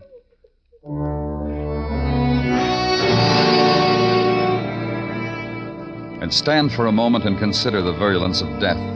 How it is not content with its own, it must reach out to slash the livid scar into the heart of those crowding its edge. The woman crying softly. The other tenants whispering, moving restlessly in the lower corridors, and then hugging the wall because the attendants on violence must pass. The photographers, the interns, the technicians. And the moment is gone. It's routine now, official. The first entry in the file of night.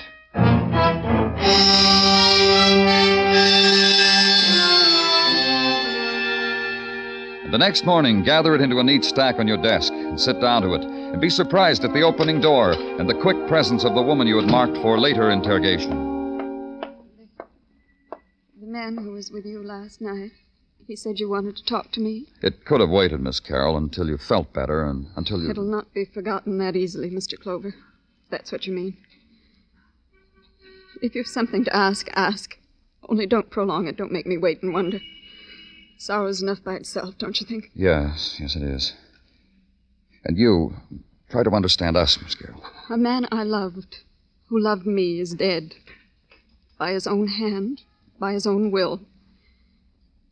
He could have lifted his burden onto me, whatever it was, but he didn't. And now he's dead. You want more than that? Maybe. Because this is my job. Because I can't rule out the possibility that David Blaine was murdered. Awful. How ugly of you to think a thing like that. That anyone could have wanted my David dead. It's ugly. Tell me about him. He loved me. He was going to marry me. He was polite, gentle. Sometimes he'd forget himself. Then he'd beg my forgiveness. Wept sometimes. Showered me with gifts, so I'd be quicker to forgive. This watch, he called it an engagement present, but it was really an atonement for... Look at it. See how he loved me? It's a beautiful watch, Miss Carroll. See? Listen to it. It ticks, ticks, ticks away my life with David, softly, gently. Listen to me, Miss Carroll. Why would David kill himself? You were in love, you were going to be married. Why? He had a secret. That's it. He had a secret. He didn't want to stain me with it. Isn't that it, Mr. Clover? Isn't that why a man kills himself for the girl he loves? Oh, I'm sorry, Danny. I thought... But it's important... It's all right, Dr. Sinsky. You can come in. Well, that'll be all for now, Miss Carroll. Thank you. All? You helped a great deal. Thank you. You have nothing more? Nothing. Not now. Then I'll go. If you should want to talk to me again, I promise I'll be... Goodbye. It's not easy, huh, Danny? To pry into grief, to scavenge. You got something, Doctor? Just tell me. Oh, forgive me, Danny. Sometimes my mouth gets the better of me. I studied it, Danny. I put it on your desk for you to study. Read it sideways, upside down, still comes out suicide. Then it's done. Finished, huh? Nothing to bother our brains about. Like you say, Danny, finished. Except when a man who dies as Blaine did in shock spasm, arms rigid at right angles to his body, fingers clenched, how is it the gun was not found in his hand but on the floor? It's just a small question, Danny, to gnaw at the brain of a medical man. Sometimes it happens so, but... Yeah. Go practice medicine, Doctor. Maybe I can bring you back an answer. Maybe where a man died, someone has an answer.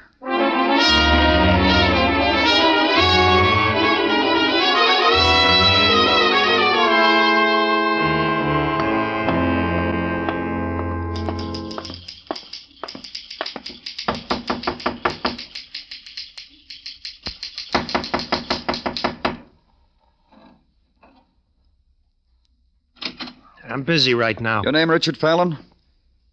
I'm from the police. I guess that gives you a right. Come on in. You want to sit? Over there. Move those papers off the couch. Just put them on the floor. You a writer, Fallon? You interested or curious? What do you write about? About your city? About how it's not like my part of the country? About your many-faceted city? About your stinking city? Your people? Your small people, your hurry-up people, your no-place-to-go people. The no-tears city, the rat-hole city. That's what I write about. Any material up on the 4th floor? I figured that'd be your gambit. Nothing.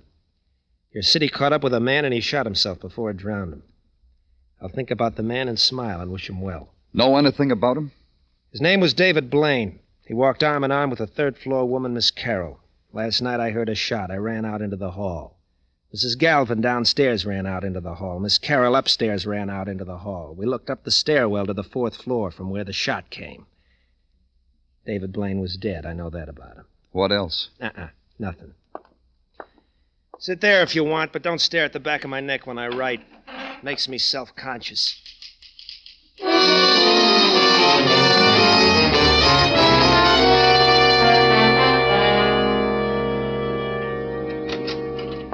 My gratitude for permitting me my 10 minutes at the water cooler, Danny. Feel better, Gino? Goes without saying. And now to the toils of the day. It comes to that part of the rundown in which I proffer you your daily piece of resistance, in 2 parts. To wit, gun found at side of deceased David Blaine is indeed gun with which deceased did do himself in. Now, Gino, that hasn't been... Patience, Danny. Part 2 will settle the question itching in your brain of suicide versus murder. Scratch it for me, Gino. Delighted. Part 2 of report from technical states. Impossible for any tenant to have shot said deceased, made an escape down the fire escape, arrived in the hallways in time to look up and yell, "Man dead on the 4th floor," in your presence. Add to this the double whammy I have held out on you. Give it to me, Tartaglia. Piques you, huh, Danny? The lakeman assigned to such duty have come up with that David Blaine did indeed lose upwards to 50 grand by sour bets in the stock market. This in the period of the last month. 50 grand in 30 days. For this, guys killed themselves, Danny. For a lot less sometimes. Yeah. All right, Gino, close the file on Blaine. There's nothing more to... Danny Clover speaking. They switched me to you. You the man on that Blaine thing? Yes, what about it? Who are you? Blanche Hemby, mister. 1834 East 59, room 11. You said Blaine. What have you got? What have I got? I got he was murdered, mister.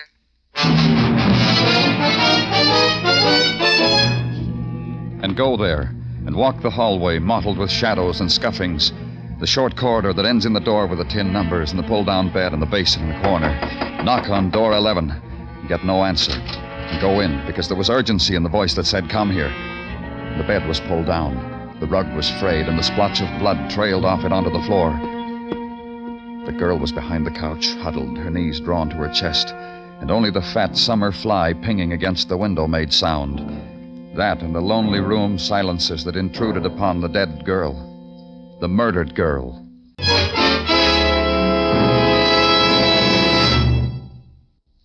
For refreshment while you work, for enjoyment anytime, chew a stick of Wrigley's Spearmint Gum. When your mouth feels dry, when you're warm or tired, Wrigley's Spearmint is really refreshing. The lively, full-bodied, real mint flavor cools your mouth, moistens your throat, freshens your taste. And the chewing itself gives you a little lift. Helps you feel your best and do your best. So for chewing enjoyment plus pleasant refreshment, chew delicious Wrigley's Spearmint Gum. We now continue with Broadway's My Beat, written by Morton Fine and David Friedkin and starring Larry Thor as Detective Danny Clover. In the glittering midsummer's day, Broadway takes time out to shimmer. The chrome is polished high, the better to reflect the passage of women who lean for a moment against the summer's heat and then walk slowly on. The mouthpieces of the payphones glisten with the moist whispers of an empty summer afternoon. A money clip glints through the dark of an alley, and you know that someone has gotten odds on a piece of the day. There's the drone of the neon and the tired wind nudging a headline in a shining trash bin. Cop finds murdered girl in tenement room, and the wet shirt pulled from your back. Like other summers, other days.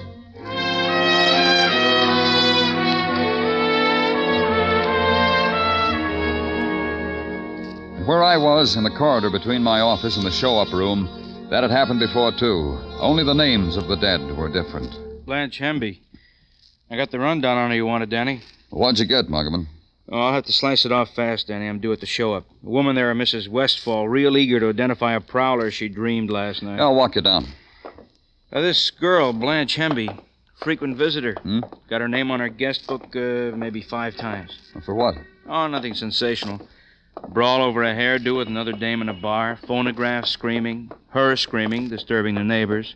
Beat a guy's head open with a bottle because he called her a gimme-gimme girl. Things like that. Any tie-up with David Blaine? I noticed around the bars where she had the trouble. The tenement where she lived, the place she was working at 2 weeks ago. They fired her? No, she gave notice, Danny, 2 weeks ago. Said she was sick and tired working for nickel tips behind the hamburger counter. She had better, she told him, a lot better. Bit a hole in her time card, threw it on the griddle, walked out. Work anywhere else? See anyone else? No, I checked that, too. Blanche slept away the days in her room. 3 times a day she got up to phone for beer, once a day for sandwiches. Here I am. I'll check with you later, Danny. Yeah. How do I know where I got it? Why don't you leave me alone? Muggavan. Stop making a show. That kid up there. What about him, Danny? Some punk, probably. That's the boy who was the tenant on the 2nd floor where Blaine was murdered. Get him, Muggavan. Bring him up to my office. Sure, Danny, right away.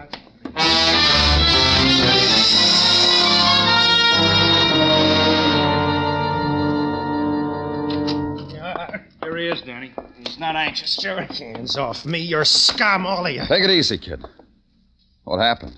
The city trying to drown you the way you said it does to people? I hate it. I get drunk at night because I hate it. That way I see it for what it is. And you can't stand that when someone like me sees you for what you are. You hate me. And you kick me, you throw me in jail because I'm better. Even drunk, I'm better. He's right, Danny. He's a lot better than us. He goes around with a pocket full of watch, like this, because he's so much better. I see it. Where'd you get this watch, Richard? I held out my hand and I begged, and a kindly person dropped it right into my begging hand. Where'd you get it? I told you. I walked the streets and it fell into my hand because I was crying and lonely. And sick for home. Miss Carroll, your neighbor, has a watch like this. You steal it from her? You steal it, Richard? Lock him up, Muggavan. A watch exactly like the one Regina Carroll owned. Her engagement present from the man now dead, presumed a suicide, suspected murdered. If it were Miss Carroll's watch, what was Richard Fallon doing with it? It was a simple question, and Richard couldn't answer it. So call Miss Carroll, get no answer. So open the plush box that held the watch. Levante, jewelers for over a century, that's what the satin ribbon said, glued against the inside top. Stolen from Levante, jewelers for over a century? Go there, ask Mr. Levante. Oh, no, not stolen. Purchased. By whom? A policeman you said you were? Let me see, please. Sure. Here. Yes. This watch was purchased. You've already said that. Apologies. I'm temporizing, you see. I'm trying to gather my forces together. Now, as to who purchased this watch, perhaps to a Miss Carroll, my old friend, Miss Regina Carroll. Of course, it's impossible to tell. What are you trying to tell me, Mr. Levante? You see, this is quite an unusual watch. We rarely sell more than one a year. Our own design with a foreign mechanism. However, we sold 2 in the last few months. Remarkable? Who did you sell them to? Even more remarkable. A few days ago, Miss Carroll purchased such a watch. A few months ago, a fiancé. Now dead, I've heard, a few months ago. This gentleman also purchased such a watch as an engagement gift for Miss Carroll. That makes 2 watches for Miss Carroll, both the same kind. Is there an explanation for it, Mr. Levante? Well, Miss Carroll said she lost her engagement watch. Thus, she purchased another one. She cautioned me not to mention it to her fiancé, or to anyone for that matter. But now, you, a policeman, Mr. Blaine dead, well, you don't think I'm going back on my word to an old friend, do you? Miss Carroll is your old friend? Her dad and I were close. I toddled Regina. Poor woman. You mean about her fiancé? About all of them. What do you mean? There were 4 of them, you know. 2 at college, 1 when she was a sophomore, 1 when she was a senior. Then about 10 years ago, a young man, since quite successful in groceries, has a nice store for select customers on Madison. Chap named Mason, I think. Miss Carroll was engaged 4 times, huh?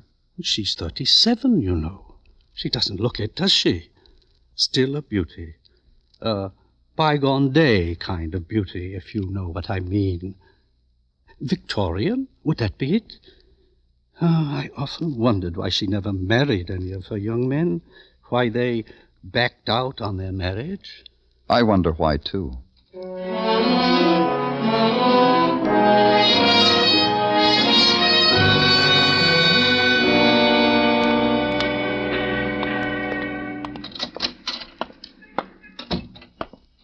You need some help, sir?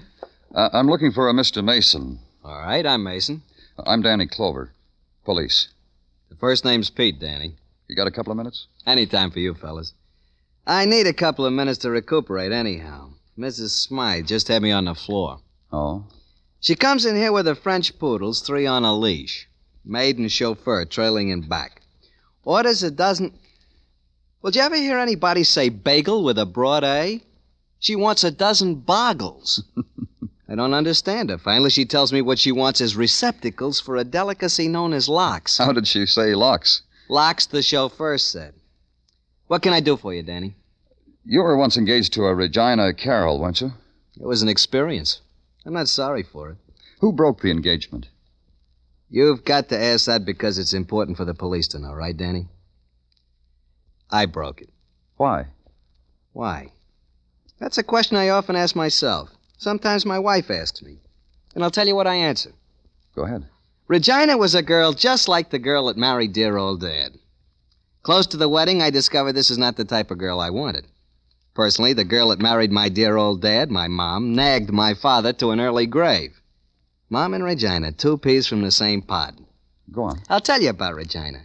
I figure she has a picture in her head of a husband in a smoking jacket with satin lapels and a curved pipe and a fireplace. I don't fit the requirements. Personally, I like poker better than cribbage. Uh-huh. What else? Well, Regina, how she dressed. Pretty, you understand. But she made her own fashions, which she never changed. Ribbons, dresses choked against the throat, and always a little too long. She slipped on the ice once, and I told her she had pretty legs. She slapped me. That's what about Regina Carroll, Danny. That enough? Plenty. Thanks. Thanks a lot.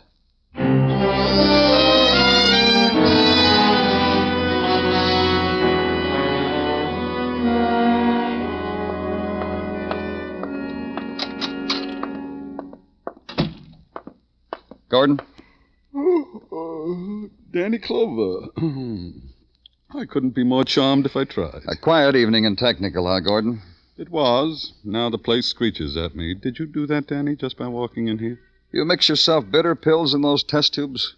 I don't have to. I have company. No offense. The gun that killed David Blaine. Get it out. Go over it again. I've already examined it thoroughly. My report was placed on your desk. Get it out. Well, I can recall it to you if memory fails you. .32 caliber, Smith & Wesson, fired once. Get it. Examine it. All right, Danny. See? I'm examining.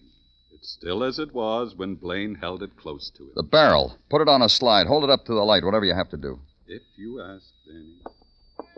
I'll do better. Perhaps this will amuse you. The spectromicrograph enlarges 45 times. And there. Have a look, Danny? You look. All right, Danny. All right. Wow. What? These infinitesimal scratch marks on the barrel. Fascinating. And a new quirk. It didn't register on me before. I checked the rifling in the barrel against the slug, which we call standard operating procedure. I didn't think of looking at the outside of the barrel. Why should I, with a suicide? I guess I should have, huh? And what would you have found out, Gordon? That the man killed himself with a silencer on his weapon. Now, that's what I call taking quiet pleas a shade too far, huh, Danny?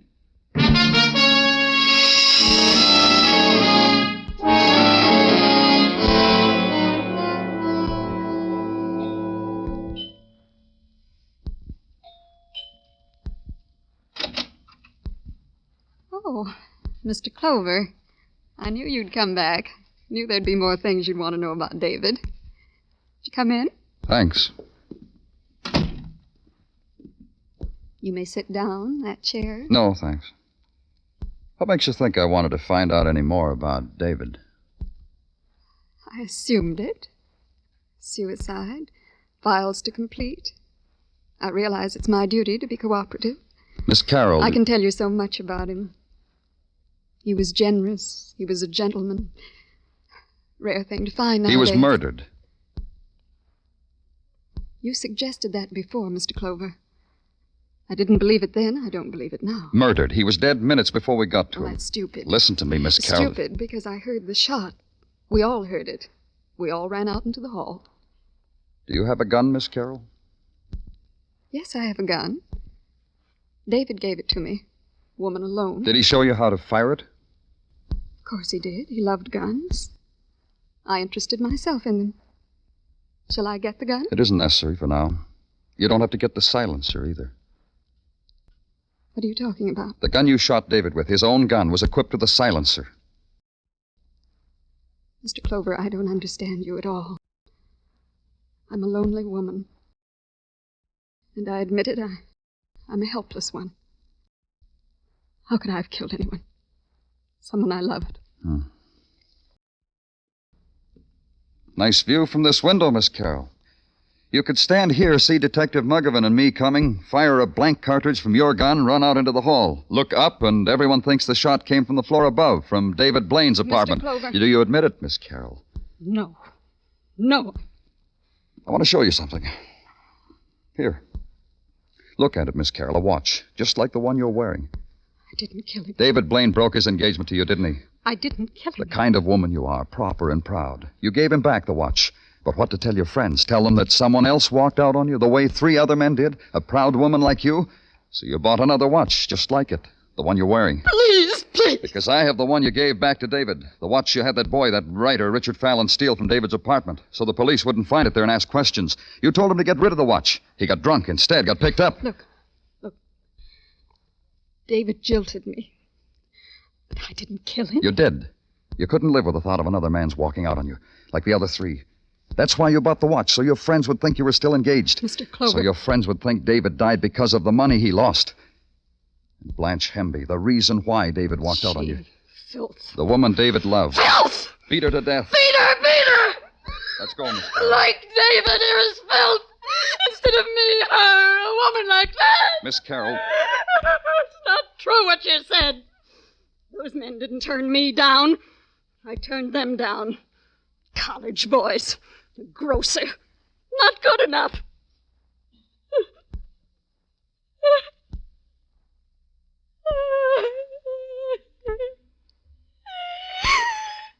It isn't true. It isn't true. They did walk out. Why? Take me away. Put me someplace. I don't want to look at anyone. I can't look at anyone.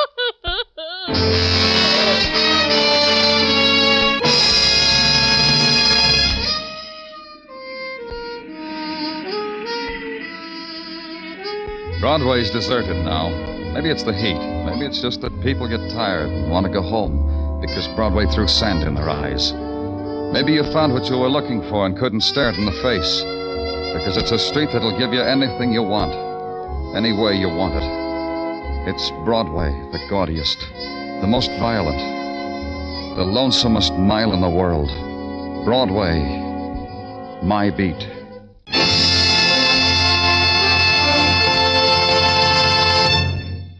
Remember, friends, for refreshment while you work, for enjoyment any time, chew a stick of Wrigley's Spearmint Gum. There's lots of lively, real mint flavor in it to cool your mouth, freshen your taste, and sweeten your breath.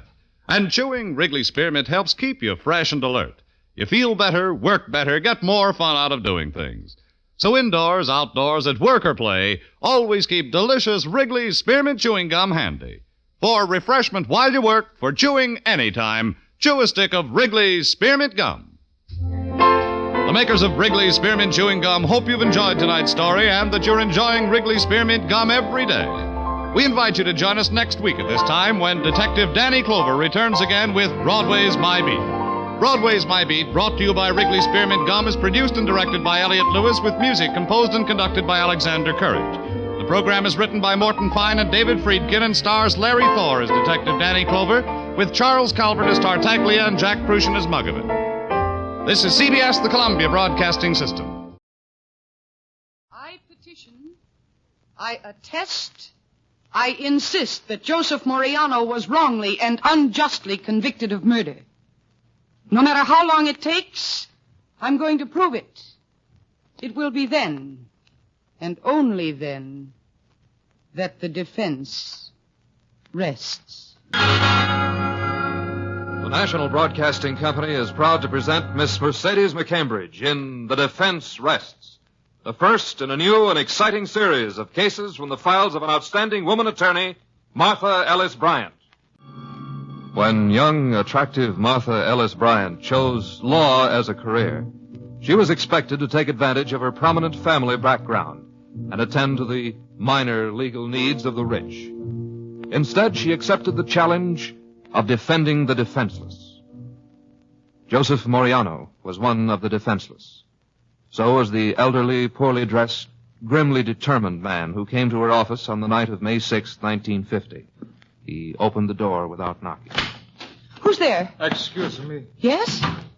I I'm looking for Martha Ellis Bryant.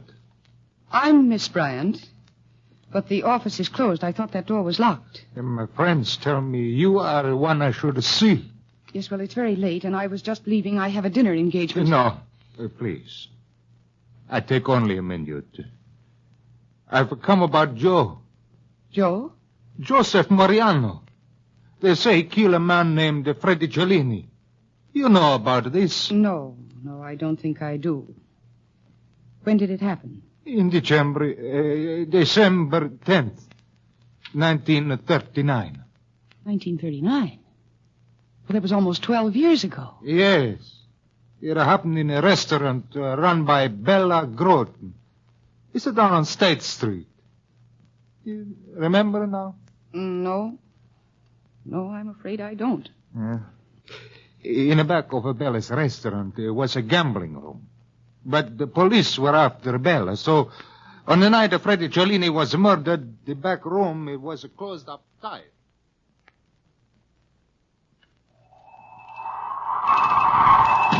Hi, fella.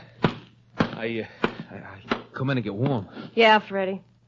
Yeah. No, honest. That wind out there really cuts you up. Boys, coldest December 10th on record, you know that?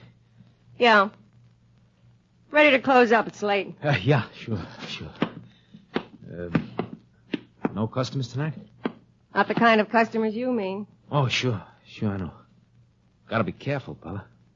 Yeah. Come on out to the kitchen, Freddie. I'll give you something to warm you up. Okay, all right. What makes you so nervous? Nervous? I'm not nervous. What's that? Someone?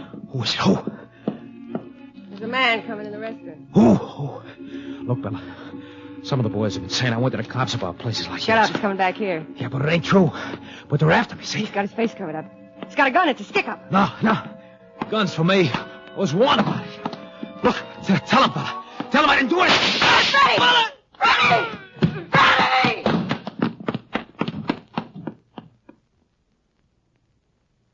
So that was the end of Freddie Cellini. Yes, Mr. Bryant. Nobody really know why he was killed. Nobody much care. He was not a good man. But then one day police come for Joe Moriano and they say he killed Freddie. Joe is not at home, only his wife and the two bambinos. The police look for Joe, but they don't find him. And then Joe, he's here. The police look for him. He goes to a police station to say he did not do it. Yes, and then what happened? Joe's sent to prison for the rest of his life. He's there 12 years now. But he's not do it. I tell you, he's not do it. Do you have proof? I am Tony Moriano. Joe is my son. My son not kill Freddie Cellini. My boy is not a murderer. I know. Oh, I see. That's your proof. You not believe me. Mr. Moriano, I'm very sorry. I know it's hard for a father to believe, but if he was convicted and sentenced for life, there must have been good reason. My boy, he don't do it. Someday, somehow he get out. I see to that. I live for nothing else. Why did you wait for 12 years before taking any action? My friends, they tell me it take big money to find a man who really killed Freddie Cellini. Now I got the big money. $5,000. $5,000? That is a lot of money. Not if it buy freedom for my boy. Suppose it doesn't. Then somehow I get more. Someday, somehow Joe is a get out.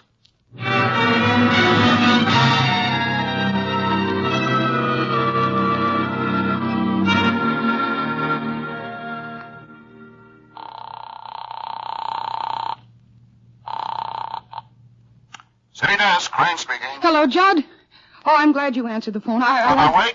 Don't tell me. Let me guess. It's Martha Ellis Bryant. Yeah. I hate to mention this, old friend, but you stood me up tonight. We had a date for dinner. Yes, I'm terribly sorry, Judd. I'm still at the office. I was detained and I couldn't call. Another man? Yes. A man with $5,000. Well, that's the breaks. But how could I hold your interest forever on a mere reporter's salary? Judd, listen to me. Don't think I'm bitter. If I can ever be of help... You can be of help. You can meet me at Bishop's Steakhouse in an hour. With some information. Information about what? About a 12-year-old murder.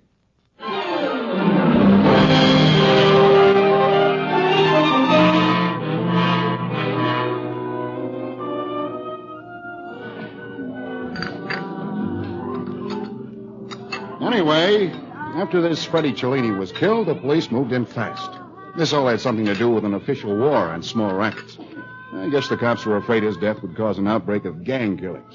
They got a tip on this Moriano. Where did it come from? Well, it was never brought out. At least there's nothing on it in the files of the dispatch. They just got the tip on him, and at first they couldn't find him. Later he surrendered. That's right. Voluntarily. Yeah, protesting his innocence every inch of the way. How did you know? I'll tell you in a minute. The point I'm trying to make, Judd, is this. If a man is innocent, he surrenders to clear himself. Otherwise, he lets the cops find him. Maybe. But Moriano was brought to trial. But on what basis? I think I'll have some coffee now. Okay. Eddie, some hot coffee for Miss Bryant. Coming right up. Well, the basis was confused testimony about what he was doing on the night of the murder. He told one story, the wife another. Until he had a record, he was on probation. Oh? It was enough to get him life in the state penitentiary. Life? On such flimsy evidence? No. Bella Groton cinched the conviction. She identified him as the killer. She'd have identified anybody as the killer to save her own skin. She was tied up with every petty racket in town. Didn't the court question her testimony? No, Bella was nobody's fool. The minute the police put the heat on, she slapped a padlock on her back room and became respectable citizen number one. Yes, but even so... Yeah, but it all boils down to this, Marty. The state wanted to make an example of Moriano. Like I told you. They didn't want a repeat of the bloody gang wars of 1932. I still think the sentence was a little... coffee, Miss Bryant. It's nice and hot. Thanks, Eddie. You like a little music, too? Sure. So how about a nickel? Okay. Here. Judd, it was Joe Moriano's father who came to my office tonight. The guy with $5,000? He said he had $5,000. He wanted me to use it to get Joe out of the penitentiary. He says the kid didn't do it, that he was framed. Come now, you don't No, think he was so sincere, so on the level. Why did the old man wait 12 years? It took him that long to get the money. Where'd he get it? The money? Yeah. Well, he didn't say. Oh. You'd make a fine reporter. There might be a good story here. Do you have old Moriano's address? Yes, he gave it to me. He wrote it out on a slip of paper, and I put it in my purse. It's right here, son. Here it is. Oh, this can't be it. This just says Tony, Box 32. Box 32? Oh, baby, did you get taken? Taken? Sure. So sincere. So on the level. If anyone was framed, it was you. Almost. What are you talking about? Just this. The old man's probably a front for young Moriano's mom. They've obviously decided the kid's cooled his heels long enough, so they've cooked up some phony idea to spring him. I still don't see what Marty, that is. Box 32 is the post office address of a little village out on the flats near the river. You know the place. It's made up of packing crates, burlap, and busted hopes. Oh. Pauper's Paradise. Mm-hmm. Now, how would a guy who lives in Pauper's Paradise get $5,000? Come on, Judd. Let's find out.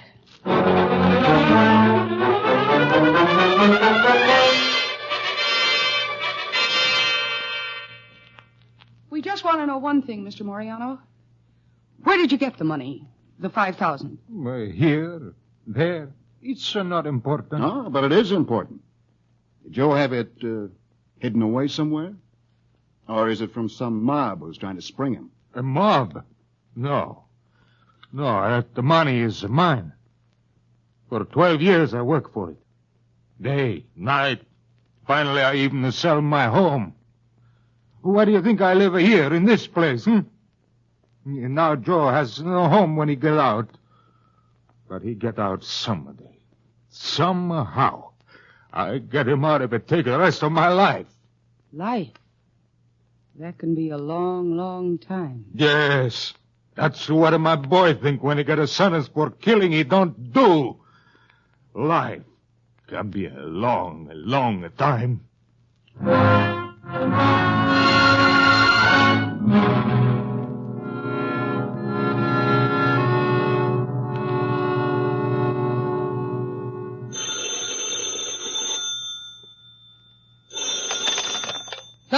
Judd, Marty. Oh, I've been looking through the paper for your yarn on Moriano. What's the matter? Isn't a father's faith in his son even good for a human interest story? Oh, lay off, Marty. I told you how I feel. I don't believe a word the old man said. I still think he's a tool for young Moriano's mob. The setup just isn't on the level. And I'm not going to write a sob story just to glorify a killer. Oh. Have you got proof that he is a killer? They didn't give him life for shooting pool. Besides, he had a record. He was on probation. Sure, I just read the transcript of the trial. He was public enemy number 1. He robbed a grocery store. He got $2 and a record. Look, Marty, can you prove he isn't a killer? I don't know, but I'm going to try.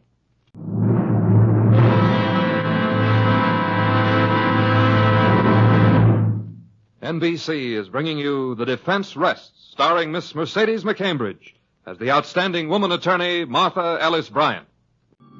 An old man's dogged faith in the innocence of his son is a poor substitute for concrete facts.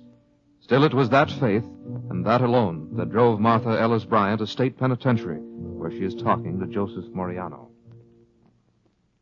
You say you're not guilty, Joe. But I read the transcript of your trial. And you couldn't prove your innocence then. No, ma'am. My lawyer wasn't much good. He didn't even let me understand. He was afraid. I don't know why. But Judge Clinton knew I wasn't guilty. He said so. The judge who gave you life? Yeah, in his chambers after the trial. Oh. He said it after the trial. You can check on that, Miss Bryant. He'll tell you that it's so. I'm afraid not, Joe. Judge Clinton died several years ago. Are there any other facts that didn't come out in the trial? They took me from one police station to another every few hours, taking me around the horn, they call it, so my lawyer couldn't get me out. Anything else? No, only Bella Groton. What about her? Well, the first 2 times she saw me, she said I wasn't the man. Then all of a sudden she said I was. Uh-huh. Joe, what about your wife? I'd like to talk to her. Do you ever see her? No, ma'am. Rosie's dead, too. She died having a baby about 4 months after I got sent up. I'm sorry. Where are the children? In a home. I try not to think about them. Home. Miss Bryant, do you think you can help me? Do you believe that I'm telling the truth? For your sake, Joe, you better be telling the truth.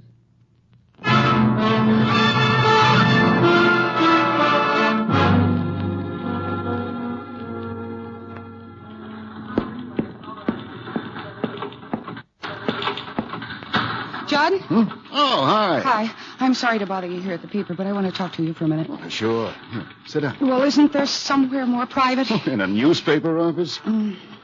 Ah. Is this about Moriano? Yeah. I haven't changed my mind, Marty. I still... No, Judd, listen. He's innocent. I'd swear to it. Yesterday, he passed a lie detector test. What kind of proof is that? I know it doesn't count legally, but it counts with me. Well, were you able to get any other evidence of his innocence? No, nothing. Not concrete evidence, that is. But the judge who sent him up told him that he wasn't guilty. Well, is that Moriano's word? Or did you check with the judge? I couldn't check with the judge. The judge is dead. How handy for Moriano. So it's just his word. Yes. And it was just his word that the examining officer tried to get him mixed up on his testimony prior to the trial. They hammered questions at him for hours. Then they forced him to say one thing when he meant another. And they dragged him from station to station so that his lawyer couldn't spring him. And then there was Bella Groton. On 2 tries, she couldn't identify Joe. But the 3rd time, she did. What do you mean?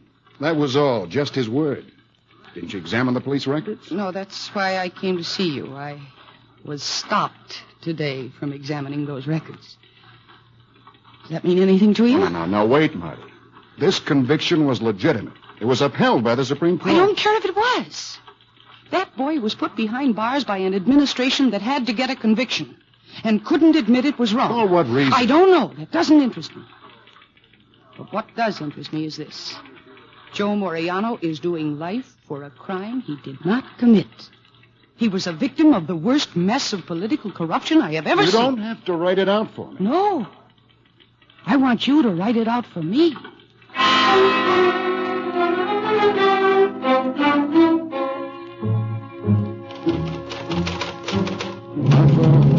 Bryant against corruption in Moriano case. The state's attorney's office today endeavored to stop prominent attorney Martha Ellis Bryant from examining records behind the conviction of Joseph Moriano in 1939. Miss Bryant says that she was...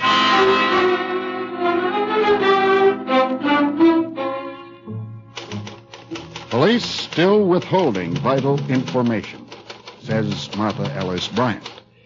Today, in another exclusive interview with this paper, the well-known woman lawyer who was attempting to reopen the Moriano case stated that...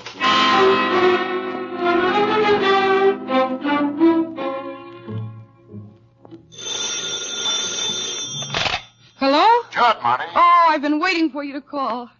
Gee, how can I ever thank you? Oh, for what? For helping me speak my piece through your paper. Oh, you're always good copy, Marty. That's nice of you to say so. But the copy has come to an end. What? You're pulling out? On the contrary. I just got to look at those records. I found what I was looking for. Yeah, what? Oh, it's a Lulu... Uh-oh. Judge Stan Ellenson from the state's attorney's office just walked in the outer door. I'll call you. No, let's get together at the steakhouse about 7. It's a date. All right. I'll tell you about it then. Miss Bryant? Hello, Mr. Ellenson. Won't you sit down? I won't take much of your time, Miss Bryant. I think you know why I've come. Certainly. It's about the Moriano case. You've been doing a lot of talking. I know, and I gather the state's attorney doesn't care much for the things I've said, which doesn't surprise me. It's not only Hendricks. It's the commissioner and the governor. I've only told the truth. You've been smearing the police force and discrediting the present regime for what happened in another regime. If I have, it's because I want action, Mr. Ellenson. You're going to get it, Miss Bryant. That's why I came here today.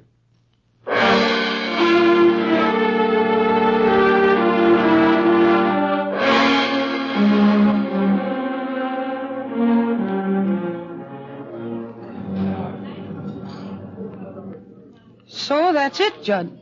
The governor wants to settle this thing once and for all. He'll set up a special hearing of the pardon board next week, and if I can prove that Moriano is innocent, he'll get a pardon. And if not, I'm to drop the whole matter at once. Yeah. But will you? No.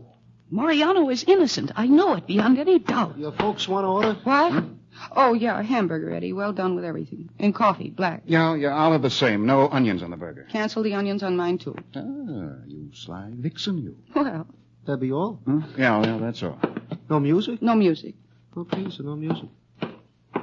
Now, just what evidence do you have that Moriano is innocent? Well, after I got at those records, I found the bailiff of the court where Joe was tried. Mm-hmm. And he gave me a signed affidavit that Judge Clinton had promised Moriano a new trial. Of course, that evidence is inconclusive. Judge Clinton is dead. Yeah. And the lie detector test is inadmissible. I know. That was just for my own morale. But I do have the picture I lifted from the police record files. What picture? Judd, Bella Groton testified that she didn't see Moriano from the time of the murder until she identified him on the 31st. Well? Well, this picture shows a cop taking Moriano into a precinct station, and with them is Bella Groton. Bella Groton? When was the picture taken? On the 30th, obviously. That's when he surrendered. That's when they were taking him from station to station. Now, Marty, you can't say obviously it was taken then. You have to prove it. But it's right. It could easily have been taken after she identified him. Admit it. You have no evidence. You've got no case. Well, then I've got to find Bella Groton. Where? After all the stuff that's been printed, she would have come out to defend herself. If she were around. She lied. She knows she lied. She's kept hidden so that she wouldn't have to admit it. Then what makes you think you can change her testimony? Yeah, I'll meet that problem when I get to it. Well, how are you going to get to it? That's what I want to know. Where are you going to find Bella Groton? I got an idea. She used to run around with a fellow who ran a carnival. That's a good place to hide. Those people take care of their own. Yeah, those outfits float all over the country. This one floated, but it was a local affair. But you can't... I'll find it if I got to cover every carnival in the state. And, Judd, I'd like you to cover me. What? Talk to your city editor about it. See if he'll give this search a big build-up in the paper. Well, I'll build it. My driver farther into hiding. But it might smoke her out. Anyhow, I gotta risk it. I've only got a week.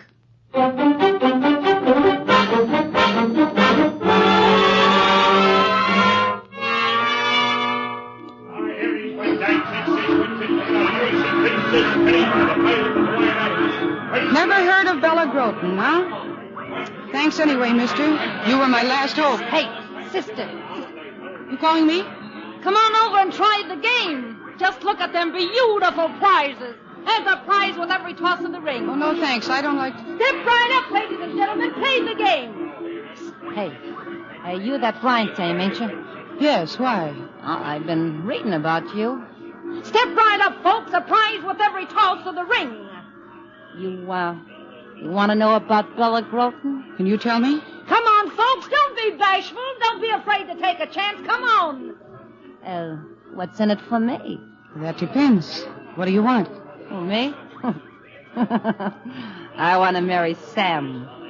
She should not have took him from me. I told her she'd pay. Where is she? With Sam. They quit the carny business months ago. She never thought I'd find her. Here you are, sister. The address is on this card. Thanks. Here's something for you. Oh, okay. I'm much obliged. Okay, folks. Let's go now. See the beautiful prizes. Step up and toss the ring, ladies and gentlemen.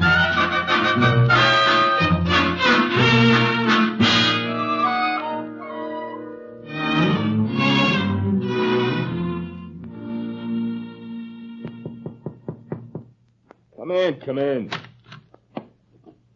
Who are you, sister? My name is Martha Ellis Get Brown. out. You're wasting your I time. want to talk to Bella Groton. Get out. She ain't here. I only want to know if she could have been mistaken when she identified Joe Moriano. I said she It ain't won't here. do any good to hide her. I intend to find her, you know. Oh, that's a good story. Get out. Now, look. You caused me enough trouble. I don't see why it's Bella I want, and she's caused a little trouble herself.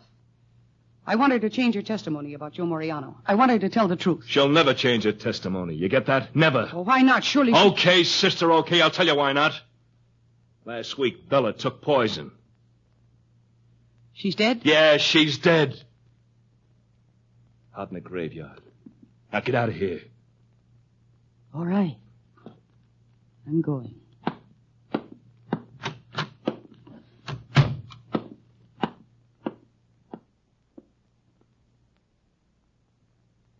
I didn't want you to read about it in the paper, Mr. Moriano. That's why I came out here to tell you.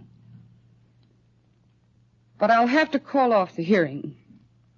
And you better take that money, get yourself another house. I still don't understand. Mr. Moriano, there's not a chance in the world to get Joe a pardon. No chance? No chance. Without Bella Groton, there's nothing I can do.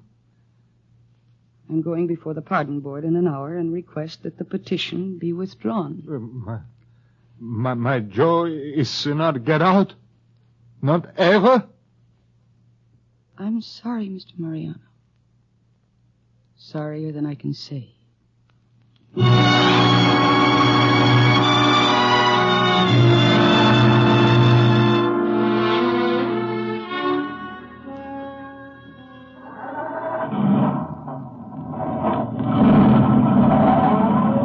Where to now, Miss Bryant? What?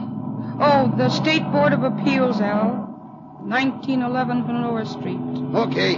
Hey, I just been reading the afternoon paper. You seen it? No. A good article in about a forgery. Yeah. Yeah, the cops broke a forgery case by enlarging some writing on a check 1,000 times. They proved... Hey, wait a minute. Enlarging 1,000 times? Yeah. What chance the guy got it? Hey, this picture I've got of Bella and Joe together. Al, take me to the police lab. Fast as you can.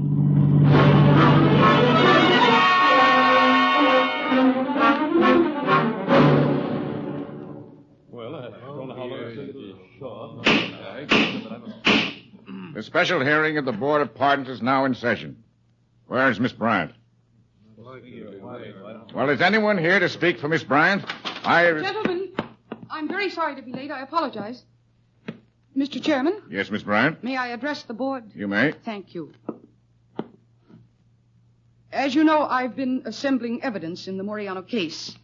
Such debatable items as a lie detector test, a signed affidavit from the bailiff of the court where Moriano was tried, an affidavit saying that Judge Clinton had promised the boy a new trial. Well, I know you're unable to accept these things. You want only evidence. But sometimes the weight of evidence, just because it's on the record, is heavy enough to crush the truth. We'll discuss the shortcomings of our judicial system some other time. Yes, I know. All you want are facts, and gentlemen, I have them.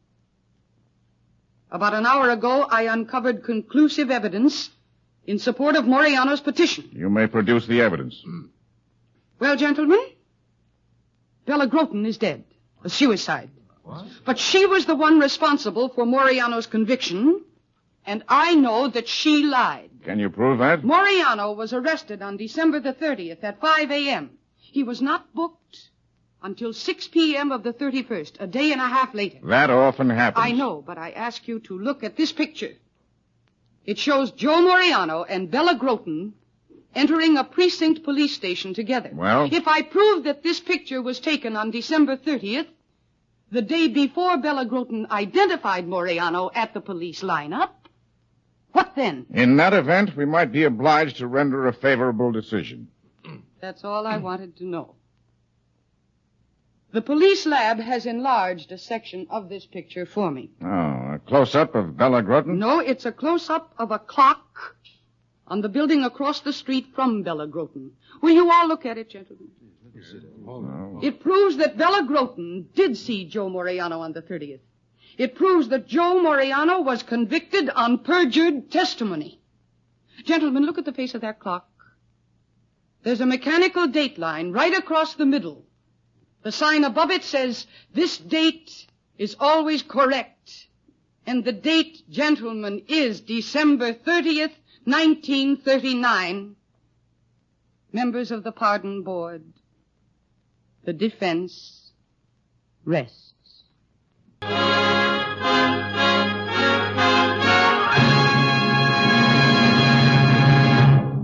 You have been listening to The Defense Rests, starring Miss Mercedes McCambridge, the first in a new and exciting series of cases from the files of an outstanding woman attorney, Martha Ellis Bryant. Mercedes McCambridge may currently be seen in Metro-Goldwyn-Mayer's Inside Straight, Warner Brothers' Lightning Strikes Twice, and the United Artists production The Scarf, currently having its premiere at the Park Avenue Theater in New York. The Defense Rests was written by Cameron Blake, produced and directed by Warren Lewis. Your announcer is Don Stanley. A Life in Your Hands used a different premise for a crime drama, putting the listener in the courtroom, presenting the evidence, and then letting the listener decide the solution to the crime. It ran from 1949 to 1952. Created by Earl Stanley Gardner, who also created Perry Mason, the fictitious Jonathan Kegg is the narrator of the show, interviewing witnesses on both sides of the case, representing neither the defense nor the prosecution. In the Gene Harling case, a collector of antique treasure maps, Gene Harling, agrees to buy a treasure map from a shady figure, Captain Mendoza. Other shady figures are interested in the map also, however. When Captain Mendoza is found murdered, with Gene Harling running away from the scene, she's arrested and tried for his murder. Is she guilty or innocent? You, the listener, must decide based on the facts presented. It aired August 8, 1952. Then we have The Man from Homicide, another great crime drama. And despite only running for one season from 50 to 51, it was a fantastic show, story-wise, acting-wise, production-wise. It starred Dan Duryea as Lieutenant Lou Dana of the Homicide Squad of a fictional police department. His motto, "I don't like killers," which he reminded us of at least once every episode.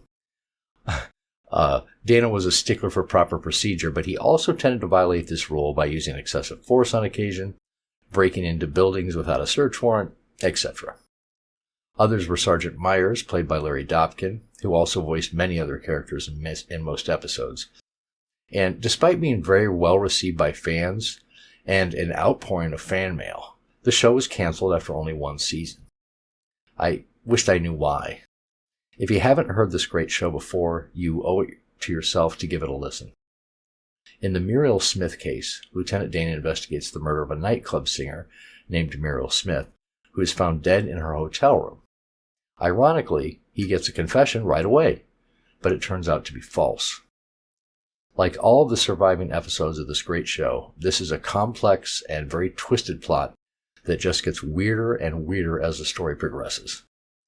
It aired June 25th, 1951. Then we have Under Arrest, which ran from 1946 to 1954 and starred Joe DeSantis as Captain Jim Scott. A great technical police procedural crime drama, somewhat similar to Dragnet, that put emphasis on the police not only getting the bad guys, but also in their duty to protect the citizens. In the Sam Carver case, a man is murdered during a seance, and all of the witnesses say that the killer was his business partner, who's been dead for years.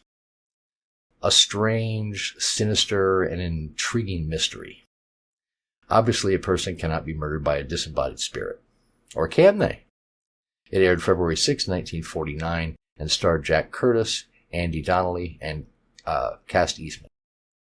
Next up is Yours Truly, Johnny Dollar, one of the most popular detective shows in radio, running from 1949 to 1962, and going through several actors in the title role, from Charles Russell, Edmund O'Brien, John Lund, and finally Bob Bailey.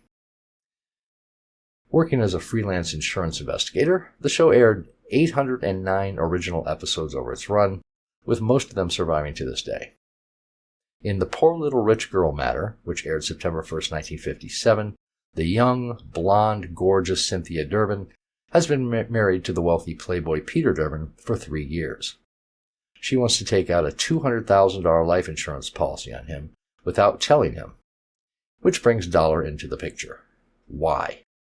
The obvious answer is not necessarily what you think it is. And then Danger Dr. Danfield, where the main character is a criminal psychologist played by Steve Dunn, and Joanne Johnson played his secretary Rusty Fairfax. Herb Butterfield played police captain Otis. The doctor narrates each episode as if he is dictating the case to his secretary, with dramatization of the story in between. I've always liked this show. I think the stories are really unique and well written. In Norman Miles, which aired September 8, 1946, we have a really strange tale of murder, inheritance, and conflicting clues and conflicting motives.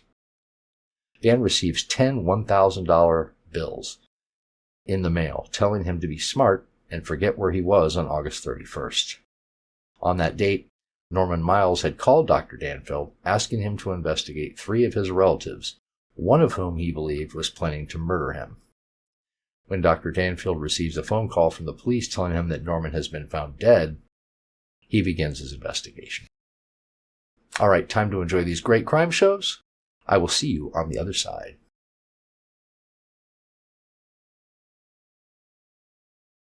The National Broadcasting Company presents Earl Stanley Gardner's A Life in Your Hands. Was there a knock on the door? Did you hear the violin? When did she scream? Listen while we place A Life in Your Hands. You never know when you step from the safety of your home when you may witness a violent death and be called upon to testify as to what you saw and heard. Murder is a dark enigma that strikes fear into the heart of man. Strange, baffling, mysterious. But the darkest crime one man can invent, another man can unravel. Such a man is Jonathan Kegg, created by Earl Stanley Gardner, the world's most popular writer of mysteries, creator of Perry Mason, Doug Selby, and other outstanding characters.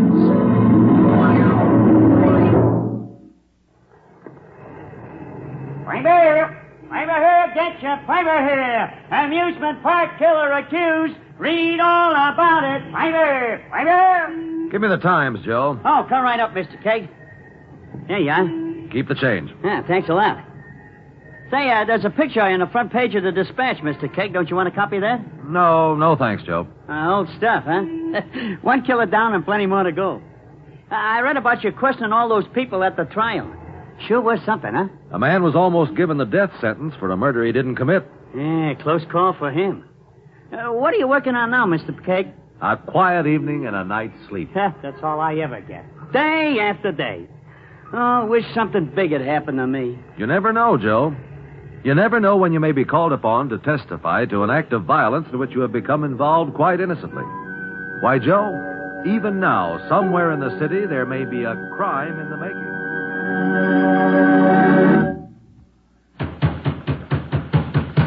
Mendoz! Mendoz! Are you in there? Mendoz, it's Kramer! Wait a minute. What you want? Didn't you hear me yelling for you downstairs? I was asleep. Sleeping off your drunk last night, huh? None of your business why I sleep. I keep a good rooming house. You want to stay, you come home nights sober and quiet.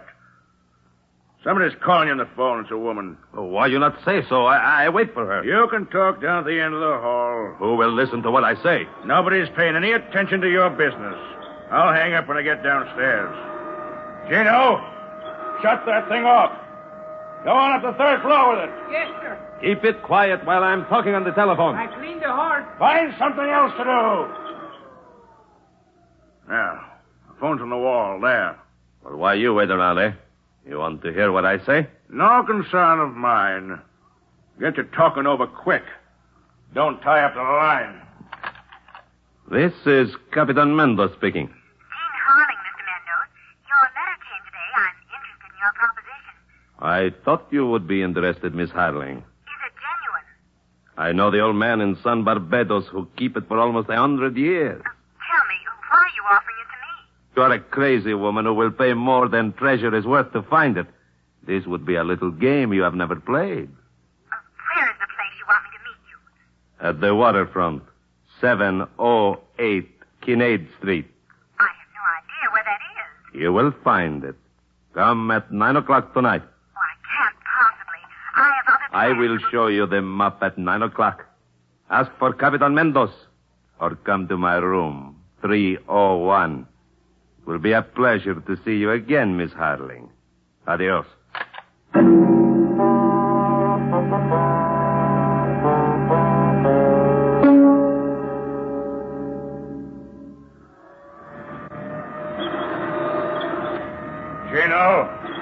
Gino, turn off the sweeper. I said turn it off. Where were you when Mendoz was talking on the phone? I go to third floor like you tell me. You're lying. No, it is true. You weren't running the machine. But it would not go. You listened to what he said, didn't you? I work. I do not listen. Was he talking about the map? I could not hear what he say. You're lying. I'll find out what you know if I have to break it. My arm. You hurt my arm. Talk. Is it the map? See the map. Who's the woman? The name is Harling. Her old man's the banker. What did Mendoz tell her? He say she come here at 9 o'clock and buy map if she want it. If she'd buy it from him, she'll buy it from me. That's all I know. Let go of my arm. You hurt me. I'll let go. Now, get up on your feet. Keep working if you want to stay around here. I work. You tell Mendoz this happened now. I not tell. Yeah, you'd better not. Keep your big mouth shut. Your ears open. And when I ask you something, answer me. You catch on? See, I catch on. I catch on.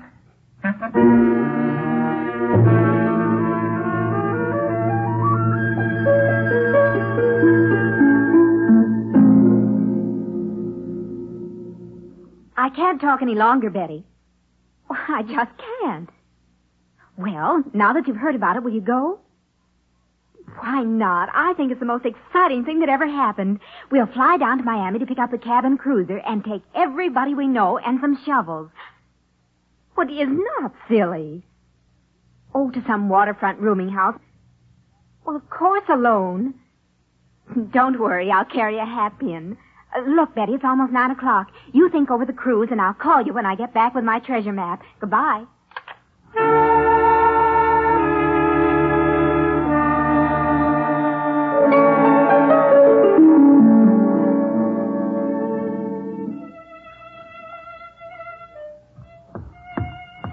Well, Captain Mendoz, how are you tonight? Move out of my way. Going out to eat, Captain? What I do is my business. Stand away from the door. Let me through. 270 pounds, Captain. If you want to try pushing me around, help yourself. You don't want to try, huh? Well, I'm glad you don't. It's no use us fighting. You know, I think it's about time we had a friendly talk. Got acquainted. I have nothing to say. Come on into my room and sit down. I have nothing to say. You've had a change since last night. You were talking loud and long then. I go out to eat. Whatever you say. Tell me where you're going to be, Mendoza, and I'll send over the immigration officer to pick you up. Surprise you, huh? Oh, you know that I... Come on in where we can talk. Never can tell who's listening out here in the hall. A chair for you. Sit down.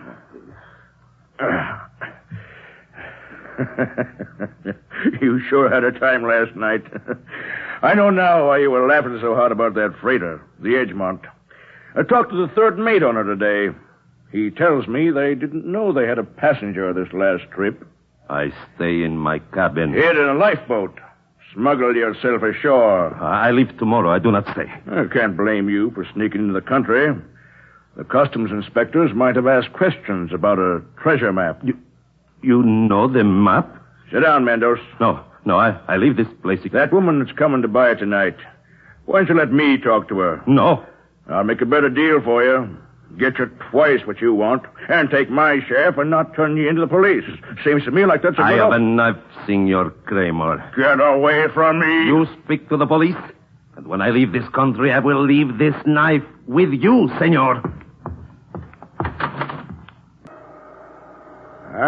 My friend, wunderbar. Like the nights we spend in the park in the old country, The music, the talk, good friends together. It's so good to see you and hear you play, Herman. Yeah, Franz, yeah. Again, Herman. Play again for your old friends. But the neighbors... I worry about the other people in the hotel. They try to sleep, maybe. 9 o'clock at night? They do not sleep so early. Perhaps they do not like the violin. What if they don't?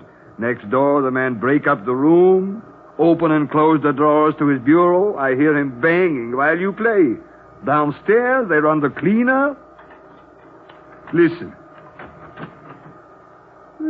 Someone is always coming in or going out. All night long, it is a noise.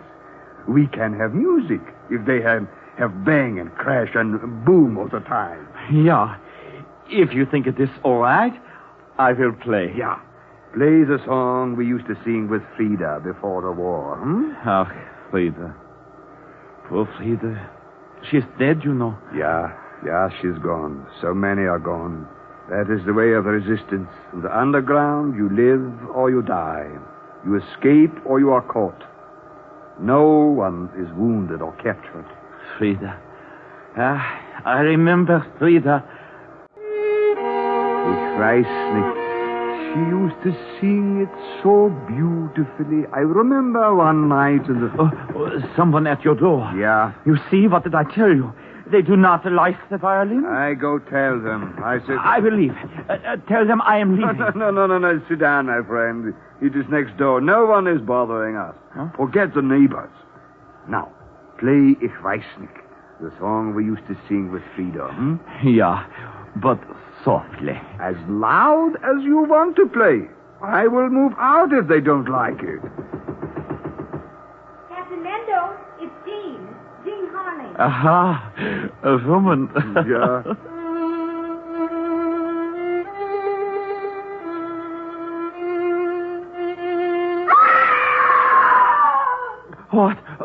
What is it? A woman screamed. Where? What happened? What was it? We stay here. We do not witness. You know what it is to see in the old country during the war? The witness dies, too. But that was the Nazis, Germany. This is America, the United States. We stay in the room. Later, the police come. She said her name. After she knocked, she says her name. Jean Harling. Herman, play something. Play. So we will not be afraid.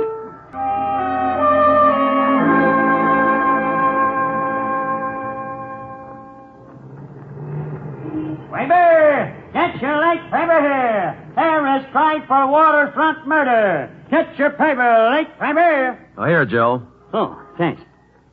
Hey, this new murder, Mr. Keg, this Jean Harling. You figure she did it? A lady like her, money up to here, killing some waterfront mug? It don't seem natural. The prosecution says he was stabbed. Yeah, that's right. You know, I always had the idea classy people like her never use a knife for anything but eating. Know what I mean, Mr. Keg? Yes. Yes, I do. I know what you mean exactly. Here, keep the change. Oh, thanks, but... Hey, $1, you gave me $1, Mr. Keg. What did I do? What did I say? If the court pleases. Yes, Mr. Keg. Please come to the bench. If it please the court, I would like to enter this case as amicus curiae. It does please the court, Mr. Keg. I am very glad this case has interested a man of your reputation and standing in the legal profession. Ladies and gentlemen of the jury, your attention. This is Jonathan Keg. He will serve me as amicus curiae during this trial. To explain, he is officially a friend of the court. He serves neither side, prosecution nor defense. Mr. Kegg's object is to assist us in arriving at the truth through cross-examination. If there are no questions from the jury, you may proceed, Mr. Keg. Thank you, Your Honor. I would like to call the defendant, Miss Jean Harling, to the stand.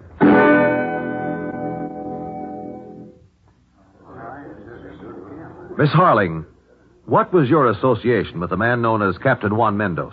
He wanted to sell me a map, a treasure map. You intended to dig for this treasure? Yes.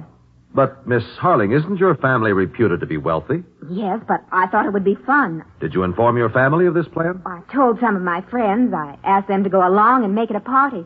How much did the captain ask for his map? We didn't set a price. I was to go to his room. You went there alone? Yes, I knocked on the door to room 301, then waited. He didn't answer. I tried the door. It opened. The captain was lying across the bed with blood. Mrs. Grogan, who lives down the hall, says she heard a scream, opened her door, and saw you running for the stairway. That's right. Why didn't you call the police? I did. Yes, after the story was in the newspapers. After you had talked with your lawyers. Why the delay, Miss Harling? I was upset. I was never in a place like that before. I never saw a murdered man. I was afraid. Afraid after the murder. Yet you went to such a place unescorted, without a weapon, solely on the strength of a letter from a man you did not know. That's not true. I knew Captain Mendoz. 2 years ago, I had the cruiser in Haiti. My skipper went ashore, didn't come back, so I hired Captain Mendoz for the rest of the trip. How long did he work for you? 2 months. He was insolent. I fired him. You parted in anger, then? I wasn't mad. I just didn't want him around anymore. Look at this knife. Yes. Have you ever seen it before? No. This is the murder weapon, Miss Harling. Take a good look at it. I am. You knocked. You entered the room. Why did you scream?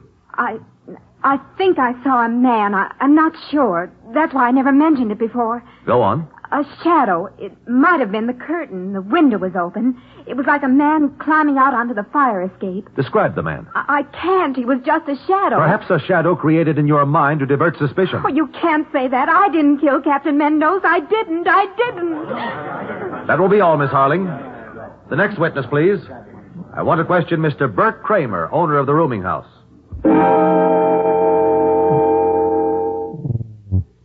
Captain Mendoz was your guest, Mr. Kramer? Checked in the day before he got killed. Came home drunk that night. I told him to get out. I run a clean place, and I don't want any shenanigans. You have a criminal record, I believe. That's why I try to keep a clean place. I don't want to get mixed up with anything since I turned honest. You knew about the treasure map? Mendoz did mumble something about a map when he came home roaring drunk. I didn't pay no attention. Where were you when he was murdered? In my room, alone. No alibi. You seem to anticipate my questions. I've had a few shot at me before. Yes, I'm sure you have. Mr. Kramer, did you know Miss Harling was coming to see Captain Mendoz on the night of his death? All I knew was some woman called him. I answered the phone. You didn't know her name? She didn't say. I didn't ask. Did you see her enter the building? She walked by my door. Did you see her leave? Pushed by me in the stairway. She was in a hurry. That'll be all. Guess I didn't help you much, Mr. Keg. That's too bad. I gained 2 valuable impressions, Mr. Kramer. You are hiding information, and you do not care to help the court find the Mendoz killer. You may expect further questions. Step down, please. Next witness, Gino Arucci. You are employed by Mr. Kramer? Si. Did you know Miss Harling was coming to the rooming house the night of the murder? I hear Captain Mendoz talk on phone. She wished to buy the treasure map. You knew about the map, too? I am the one who tell Mr. Kramer. I do not wish to speak, but he twists my arm so it break. I tell. Oh, he forced you to speak. See? He say if I tell Mendoz anything, he kill me. Go on. Later, he talk with Mendoz. I listen. If Kramer wants part of the money for the map, or he will tell the police on Mendoz. Tell them what? Mendoz sneak into the country. Did Mendoz agree? He say he killed Kramer. Gino, did you see Miss Harling the night of the murder? I see her. I hear a woman scream. I run down from upstairs and see her run away. What were you doing upstairs? Anyone will tell you. They hear me. I clean the hall with my sweeper. At 9 o'clock at night? See, I have nothing else to do. I like sweeper. All other cleaning boys have broom. Gino have sweeper. I see. You've done very well since you've been in this country. See, I have machine to clean for me. Thank you, Gino. That'll be all. I go back to work now? Please stay in the courtroom, Gino. I may have to ask more questions. Thank you. Your Honor, I would like to request a recess until tomorrow.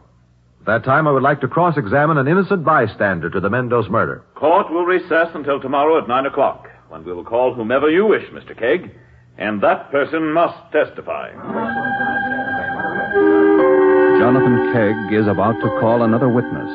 It could be you. If it were, could you remember what you have heard? It would be vital that you do, for you would hold a life in your hands.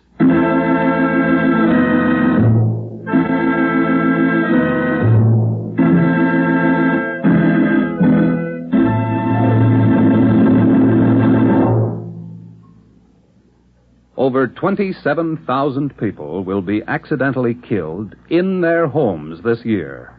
And unless you're careful, you or a member of your family may be one of them. So safety check your home and practice good housekeeping. Anchor throw rugs. Keep stairways cleared. Keep lamp cords and switches repaired. Use safe ladders. And be careful with inflammable liquids. Make home safety a family affair.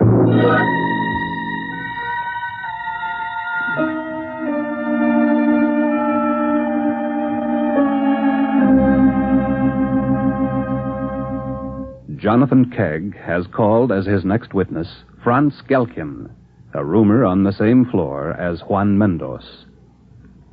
Franz Gelkin? Yeah, that is me. Your occupation? I'm a watchmaker. Where were you on the night Juan Mendoz met his death? In the next room.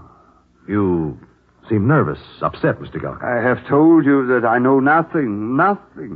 Your Honor, ladies and gentlemen of the jury, my witness was a member of the underground in Germany during the war. I have tried to assure Mr. Gelkin that he is not on trial and is in no personal danger. I hope you will understand if I have difficulty in this cross-examination. Mr. Gelkin, our purpose is to find a killer and protect the innocent. The court is aware of your experience. However, we would appreciate your cooperation with Mr. Kegg. Mr. Gelkin? I understand. Now, I want you to recall every sound you heard that might have a bearing on the murder. What were you doing at the time? Herman, he's my friend. Herman was playing the violin. We had some beer. We talked, and I listened. You were concentrating on the music? Yeah. You wanted to hear the violin. Were there other noises which bothered you? Oh, this place is terrible where I live. The walls they make from cardboard. You can hear people snore. They boom, they bang, they crash. I get used to it. I pay no attention. A man was murdered in the next room, Mr. Gelkin. Now try to recall what you heard. I think. I try, but nothing. Your Honor, I would like to make an unusual request. Proceed, Mr. Kegg. As you know, memory is linked with the situation. Using this principle, I would like to ask Mr. Gelkin's friend, Herman Kleiner, to play the music he did the night of the murder. It is irregular, but I will grant your request. Is Herman Kleiner present in the court? He is, Your Honor. Will you please help us, Mr. Kleiner? Yeah. Yeah, I help. Mr. Gelkin, try to concentrate on the room you're in, the music, everything that happened. Yeah. And speak whatever comes to your mind. I close my eyes. That might help. We talked about the neighbors. Maybe they do not like the violin. Maybe the man next door open and close drawers to his bureau. Bang. Crash. After a while, he goes out. Later, the door opened and closed. Did you hear a key in the lock? Now think carefully. A key? Yeah, there was a key. Then someone entered the room. Probably Captain Mendoz. Yeah, that is right. The room is quiet. I hear the boy cleaning with the sweeper upstairs. It keeps running. The woman comes to the door. We think it is our door. She knocks. We talk about Frida's song. Then the knock comes again. We know it is next door. She says her name is Jean. It is Jean Harling. The door opens, and we hear the scream. How long after the door opened? A moment, 2 or 3 seconds. What did you and Mr. Kleiner do after you heard the scream? We sat in the room. We were afraid. In Germany, if you see too much, they kill you also. We understand, Mr. Gelkin. And now, to sum it up, bureau drawers were opened and closed. Someone entered the room. It was quiet until Miss Harling knocked. She entered and seconds later screamed. Yeah, that is what I hear. There was one other sound. A cleaner. An old-style vacuum sweeper running on the floor above. Yeah, that is so. The boy, he pushes it around all the time. If the court please, I wish to demonstrate the sound of that sweeper. If you feel it has a bearing on the case, proceed, Mr. Keg. The machine would be passing back and forth over a rug. It would sound like this.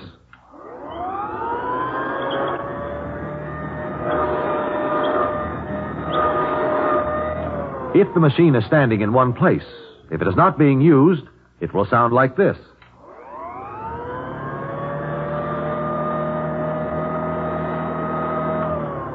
Mr. Gelkin, which sound did you hear? This, the sweeper in motion?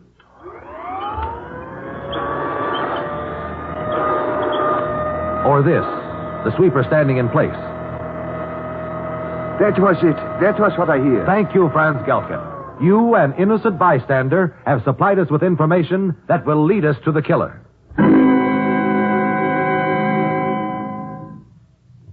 Your Honor, 3 people knew about the treasure map. Jean Harling, Gino Arucci, and Bert Kramer. Only one admits going to the murder room. I didn't kill Captain Mendoz. You must believe me. From the time you opened the door to the moment you screamed, there wasn't time. You are innocent, thanks to the testimony of Franz Gelkin. But you, Mr. Kramer, have no such alibi. I was in my room. Can you prove that? No. You know I can't. But I didn't murder the swab. I wouldn't dirty my hands with him. You have a good motive, money. You have a record of crime. You cannot account for your actions during the time of the murder. Sure, but I didn't kill him. We shall see, Mr. Kramer. The only person with an acceptable alibi is Gino Arucci. Mr. Arucci, will you take the stand?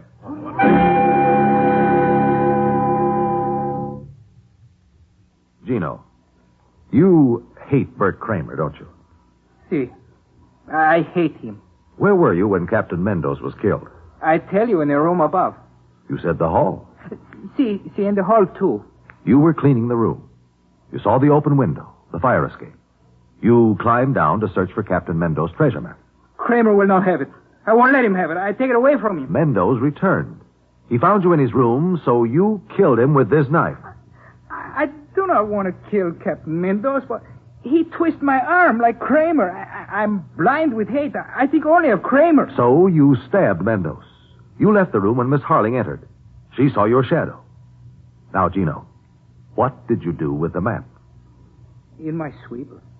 I hide it in the bag of my sweeper. The sweeper you left running to cover your actions while you searched Captain Mendoz's room. See, where the sweeper is, there is also Gino. Everybody says this to me. Everybody knows this. Yes, Gino. Your Honor, Franz Gelkin's testimony leads us to an unusual murderer. Gino Arucci killed one man to revenge the injustice of another. A brutal man who twisted his arm. Bailiff, hold Arucci for the murder of Juan Mendoz. Mr. Keg, this court owes you a vote of thanks. We greatly appreciate your help in bringing out the truth in this case. That's very kind of you, Your Honor, but The thanks should go to our innocent bystander, Mr. Franz Gelkin. You're right, of course, Mr. Keg. We can only hope that all Americans will heed this lesson in real citizenship from a newcomer to our land. Thank you. And good night. Good night, Mr. Keg.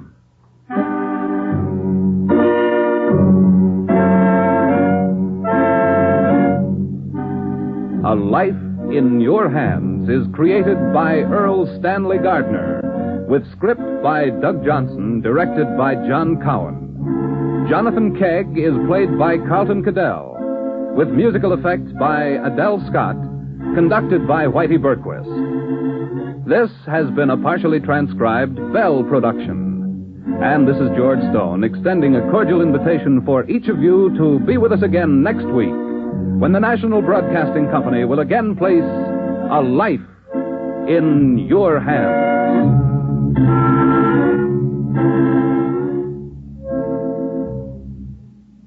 This is NBC, the National Broadcasting Company.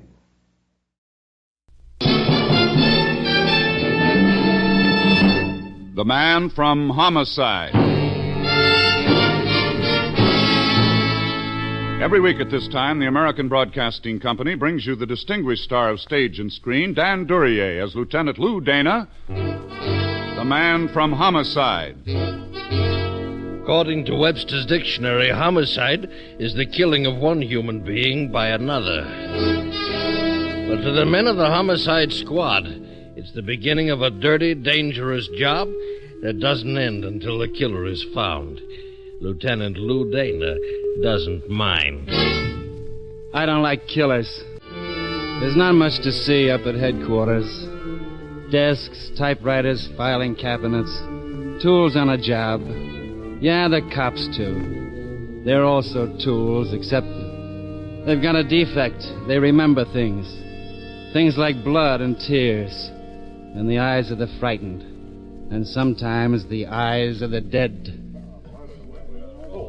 They were blue eyes, and they stared up at a dirty ceiling in a cheap hotel room.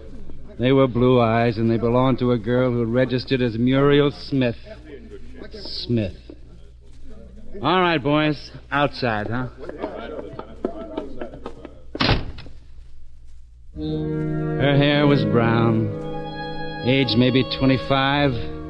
Her dress was expensive, and she was lying on her back. She was also dead, having been hit in the chest by several bullets. After a while, I stopped looking at her and looked at the other girl in the room. I killed her. I killed her. And your name is, Susan Carter. I've already told the policeman. We have a kind of routine in these things. Mrs. Carter? Yes. Who was she? She? Muriel. Muriel Smith. Oh, no. Why do you say no? Her dress. Not in a hotel like this. She called herself Muriel Smith. That's all I know. Those gloves you're wearing, they're not very clean. Oh, they're only for driving. Oh, that is, I wore them so I wouldn't leave fingerprints. Yeah.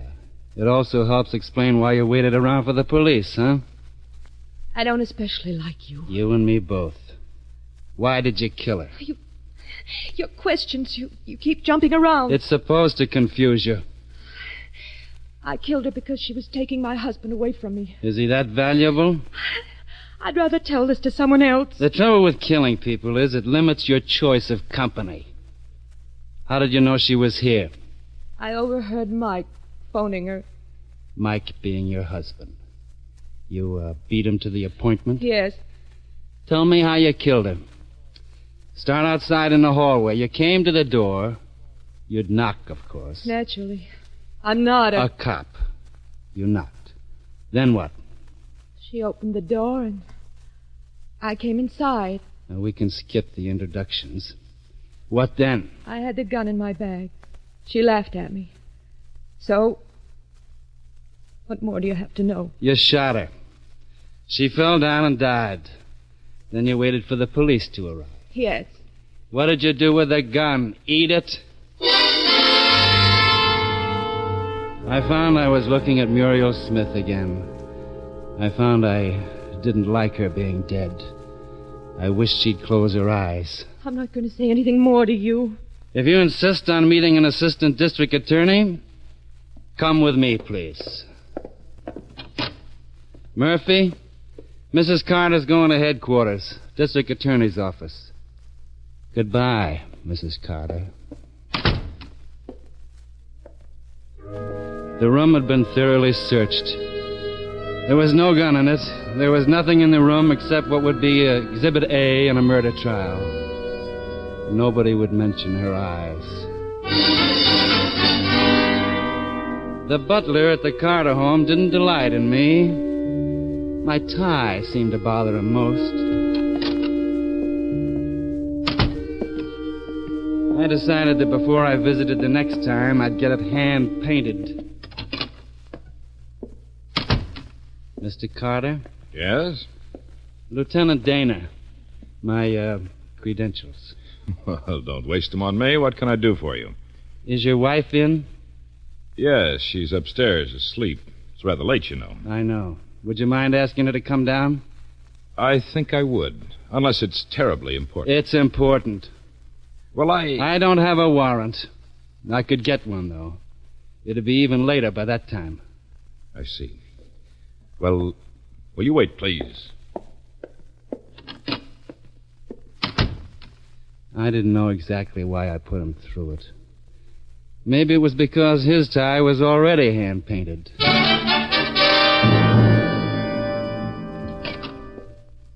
Lieutenant? Yep? My wife isn't feeling very well. She can't come down. Uh-huh. When did you see Muriel Smith last? Smith? Let's just leave it at Muriel. We'll discuss last names later. I think perhaps you'd better get that warrant. Did I mention I'm from Homicide? No. I'm from Homicide. Must be interesting work. No, nasty. When did you see Muriel last? Why not ask the lady? There's a technical difficulty. She's dead. She's what? Dead. You're quite serious? I'm serious. Well, how did she... I mean, you said you're from Homicide. She was murdered. That's ridiculous. Who would want to murder... Depends on who she was. Her name was Muriel Allen. She sang at the Golden Slipper. Her voice was very beautiful. She's still dead. I find it hard to believe.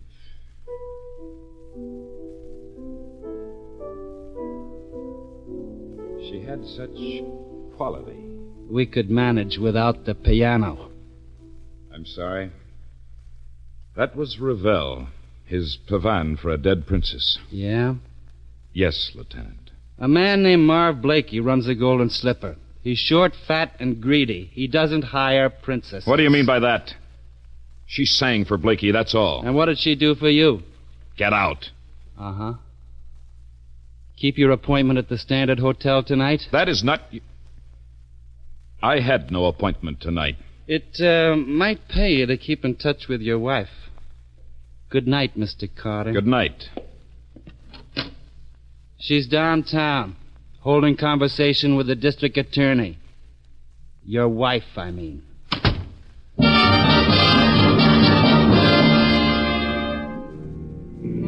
It was 1:33 in the morning. Lieutenant Dana was having unpleasant thoughts. It took me a while to notice the black coupe on my tail. I proceeded south on Market, and then at a point equally distant from either cross street, swung my car across the road and got out. The black coupe burned brake lining but made it. Hey, get that car out of the way. Get out. What's the big idea? You're blocking traffic. What traffic? Okay, I'll get out, wise guy. That's better. Looking for me? Let go of my arm. Who do you think you are? Who do you think I am? All right. Now maybe you won't be so smart. Got a license for that gun? You mind your own... Thanks.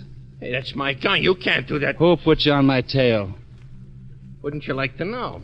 Who put you on me? Nobody, now. You can't get away with beating me up. You're a hood, carrying a gun. Maybe you never heard, but I don't like hoods. I lose my temper with it. Stop it, would you? Who put you on me? Mr. Blakey. The boy with the golden slipper? Pull your car over at the curb. We'll use my car. The city pays for the gas. I wouldn't want this visit to cost Mr. Blakey anything.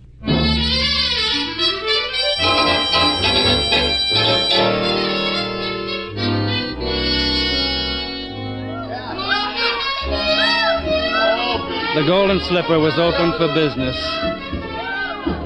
Most of it dirty. The Hood and I didn't stop to enjoy it.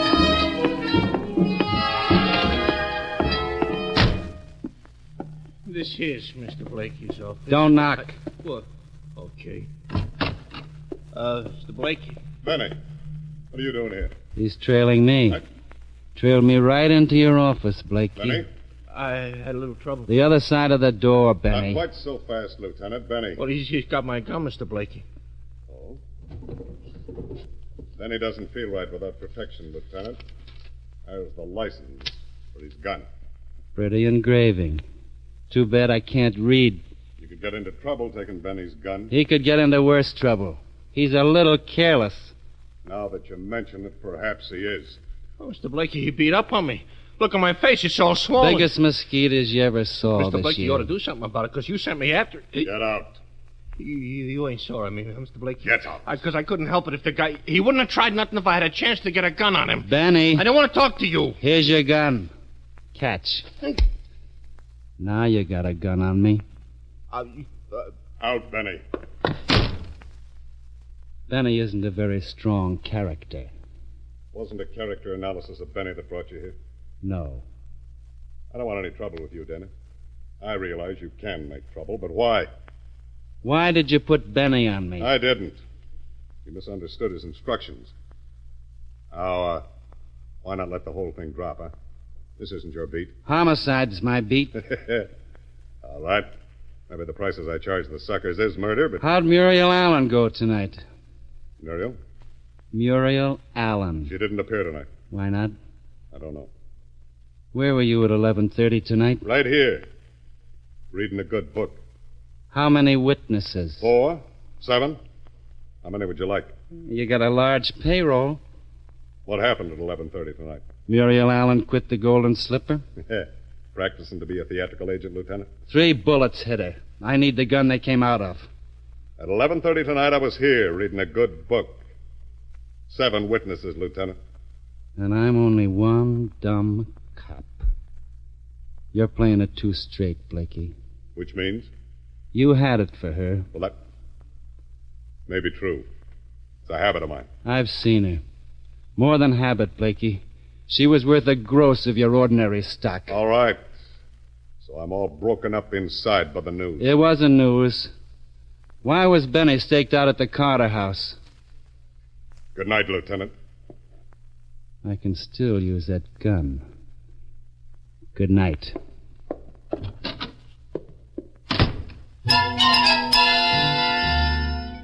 The hallway that ran behind the club was dark.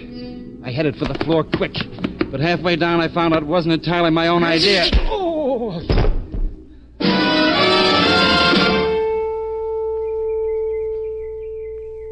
For a while, everything was very still. Everything was very black. But then they began peeling the layers of velvet off me, and something began to pound. It must have taken me 20 minutes to discover it was my own head. I lifted it off the ground, and the air smelled good, which meant I'd traveled. There were trees around and a sky. From which handful of obscure facts, Lieutenant Dana deduced he was out in the country. The gun somebody'd been careful to put in my hand was still warm. I got to my feet and crossed over to him. Dying hadn't improved his looks any. Benny was a very dead boy. Not a frame, especially. Nuisance value, maybe. Time consumed, more likely. But time for what?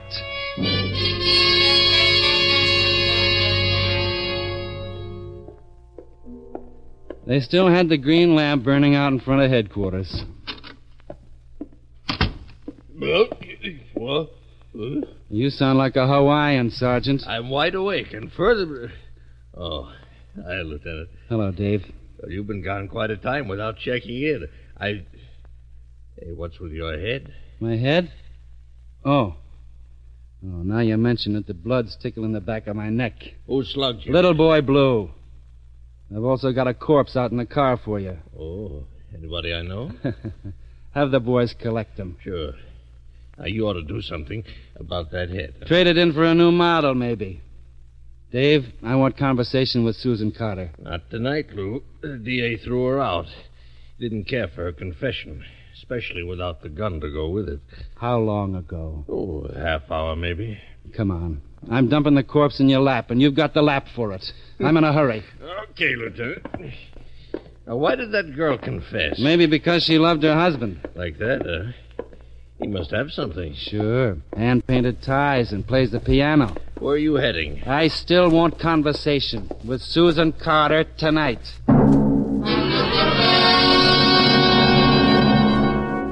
Maybe I was wrong. My head was still pounding and confused.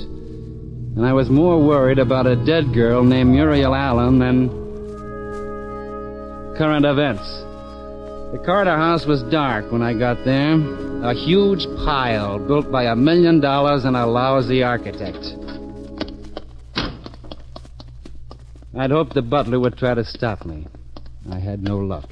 He must have been asleep. The front door opened to the second key I tried. The skating rink they called a foyer was dark, but a line of light at floor level down the corridor told me where I wanted to go. I went. And rehearsed my manners for the Carters. Nobody noticed my low bow as I went through the door. Lieutenant! Which way? The window. I caught a taillight going around the corner. There's nothing special about a taillight. I was late. Seconds late. I turned back into the room. Susan Carter was as white as the belly of a dead fish. Lieutenant, The faint was a break for her. She could stop looking at her husband. As for him, well, maybe he was looking at something, but it wasn't anything a pair of living eyes could see. Maybe it was a girl named Muriel. The rich are always lucky. Lou Dana here. Put out a call fast for Marv Blakey, late of the Golden Slipper. That's right, Blakey. And when you pull him in, drop me a card, huh?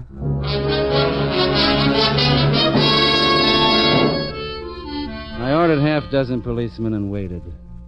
Life caught up with Susan Carter.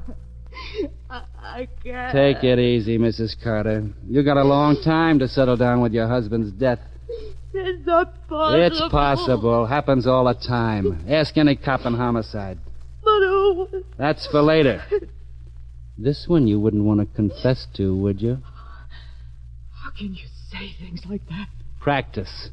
I need a little information from you, and I need it quick. My husband is just... Mike is... He's gonna stay that way. There's nothing you can do about the dead. You're brutal. I try. What happened back at the Standard Hotel? That confession isn't worth a small smile now. Oh, Del. I got there after Mike. From the hallway, I could hear them quarreling. And then the shots. I wanted to run, but I went in. Mike wasn't there. I can't go on. I can't. You don't have to. The rest's for me. I think I'm gonna like it. The uniformed men came along, and the technicians, and a doctor. It was probably the first time Mike Carter had a doctor without a Park Avenue address. He didn't put up any objections, though. I got out, went back to headquarters, and waited. Somebody sneaked in and bandaged my head. I didn't notice at the time. Later on, I admired the bandage. Plenty of reports came in. The weather was going to be fine tomorrow. Captain Slocum had a baby over at the 16th Precinct. It was going to rain tomorrow. And then it came. They'd run Blakey down, but were having trouble. I decided to go and have trouble with him.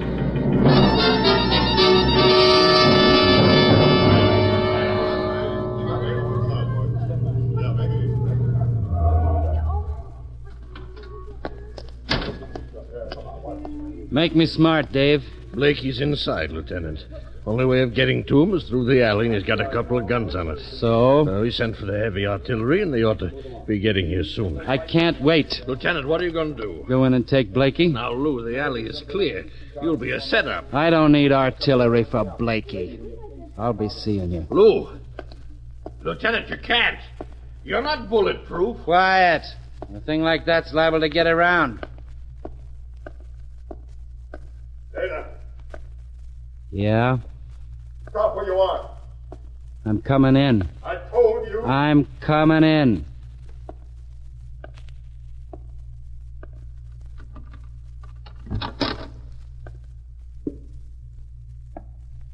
Hello, Blakey. All right. All right, you got this far, so what? I'm taking you in for murder. Yeah, you make a nice announcement. Thanks. Let's have your gun. Why don't you come and get it, Carver? All right. I will. All right, you better stop right where you are. I want your gun. All right, now. Another step, just one step more, and you get it. I don't mean the gun either. I mean bullets in the belly. They hurt there. Your gun, Blakey. What's the matter with you? What's wrong with you? You think bullets won't hit you? You think you're different from anybody else because you're a cop? All right, well, you stop moving in on me. What's wrong with you? You're...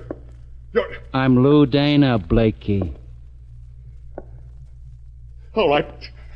All right, take it. No, Blakey.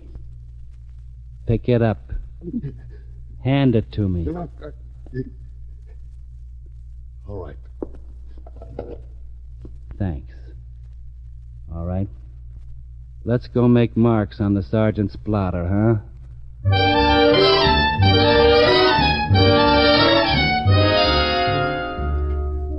Marvin Blakey was booked at headquarters, the charge being murder.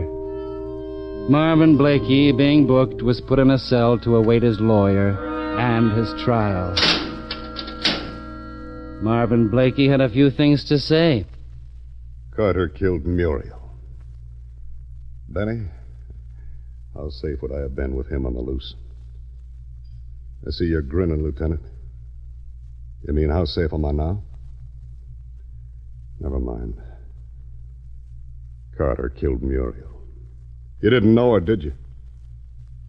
Even now, with me where I am, I can almost figure it's worth it. I did know her, see?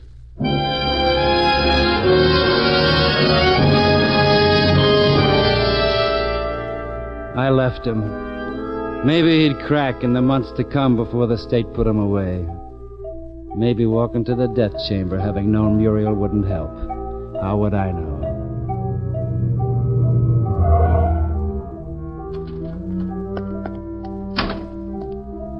I was a cop on my way to make an official notification. The sky was turning dirty gray.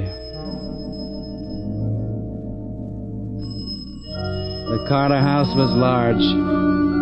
The uniformed men and the technicians had long since gone. Michael Carter had gone with them. I rang again. It wasn't the butler who opened the door. It wasn't the girl I'd seen for the first time that night a few hours earlier. This woman was older, grayer and tired. Lieutenant Dana. Yeah. Mind if I come in? I don't think I'll ever mind anything anymore. Come in. Thanks. Let's go where you can sit down. Kindness doesn't become you. Well, Lieutenant? Your husband ever wear driving gloves? No. This is the summertime. He wouldn't have worn any other kind of gloves. He didn't. Your confession didn't make very much sense, Mrs. Carter. Do we have to... Without the gun. We found that gun. Did you? Your husband's pocket. Should I be surprised? No. His prints were on it. Yes. Very clear prints. Too clear. Too clear, Lieutenant? A man fires a gun. The prints tend to be smudged a bit from handling. But supposing a gun is wiped clean, And then the man's fingers are carefully pressed on the handle. Then you'd have his prints on it, but they'd be too clear. I never knew that. No. I had the lab give his hands a paraffin test. What's that? When a man fires a gun, small gunpowder particles are embedded in the skin. Oh? Michael Carter hadn't fired a gun recently. I'm tired. I'm not sure I know what you're trying to say. With Michael dead, you've got his murderer. Why did you make all these tests? Because Muriel Allen registered at the Standard Hotel as Muriel Smith. She was ashamed. A club singer? Working for Blakey? She was going to see Mike. Then she wouldn't have registered as Miss Smith. She didn't take that room for romance. She took it for a meeting with you. Lieutenant Dana, what are you getting at? Something very simple, Mrs. Carter. I'm just believing your confession.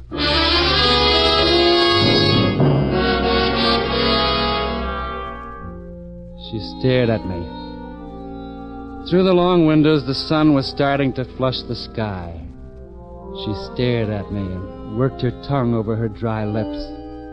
She wanted to say things, but didn't know what things to say. You were jealous. You met Muriel Allen in that hotel room and killed her. Your husband was there. He took the gun you'd used away with him. Why? Maybe because he loved you once. Aren't you being sentimental? He was. It led to his death. He thought maybe he was giving you a chance to get away. That's why he lied to me when I got to your house. Said you were upstairs sleeping. You didn't even try to get away, though. Instead, you made your confession. A confession that would seem false. That would make it look as though you were trying to protect your husband. That's the way Blakey figured it. That's why he killed your husband. I couldn't have known. Would you have cared? With your husband dead, you remembered the gun in his pocket.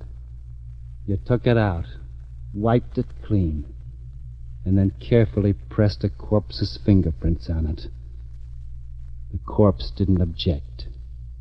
You're very clever. No. I just get feelings about killers. All right. I'll go with you, Lieutenant. But Yeah? what about the feelings you get about the dead?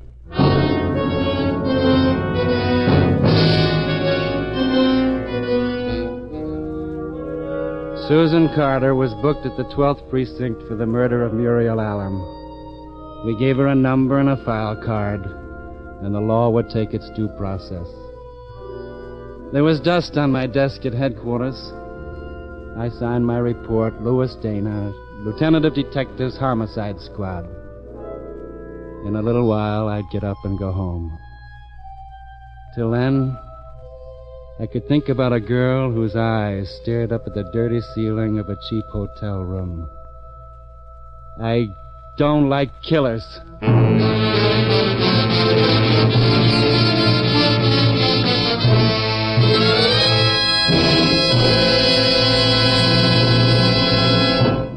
You've just heard the first in a series starring Dan Duryea as the man from Homicide, with Larry Dobkin as Dave.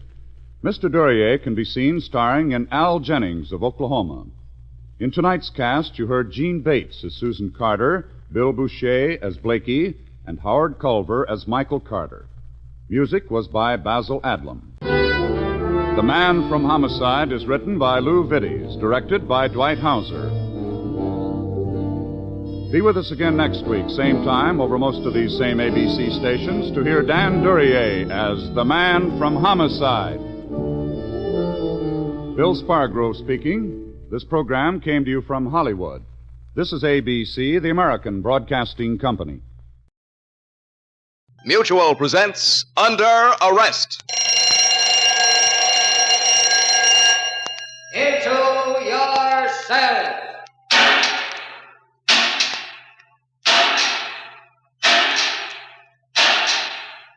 Criminals behind bars. Under Arrest, the story of Police Captain Jim Scott's fight against crime.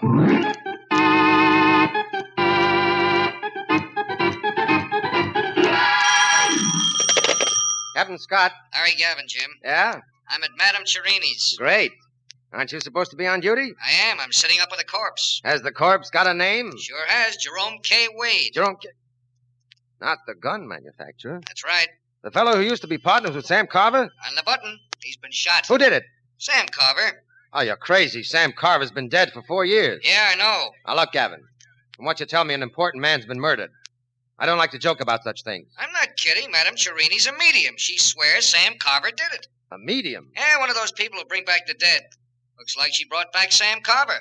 Cute, huh? I didn't think it was cute. The Sam Carver case had been looked upon as a suicide.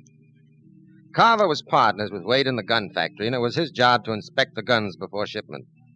He passed a defective bunch, and they were shipped to the Army. Some of the boys at Okinawa got a rough deal when the guns didn't function as called for, and the incident created quite a scandal. Carver wrote a full confession, then blew his brains out in the library of his home. Only one thing didn't jibe. We never could locate the gun. Madame Cherini's place was located over the Red Parrot Bar and Grill. You had to pass through the bar to reach the back steps. Hey, where do you think you're going? Get my fortune told. I have a date with Madame Cherini. Wise guy, huh? Well, if I were... Oh, excuse me. Didn't know you wore a badge. That's okay. Which way is it? Turn right through the door there, and it's one flight up at the head of the stairs. Thanks.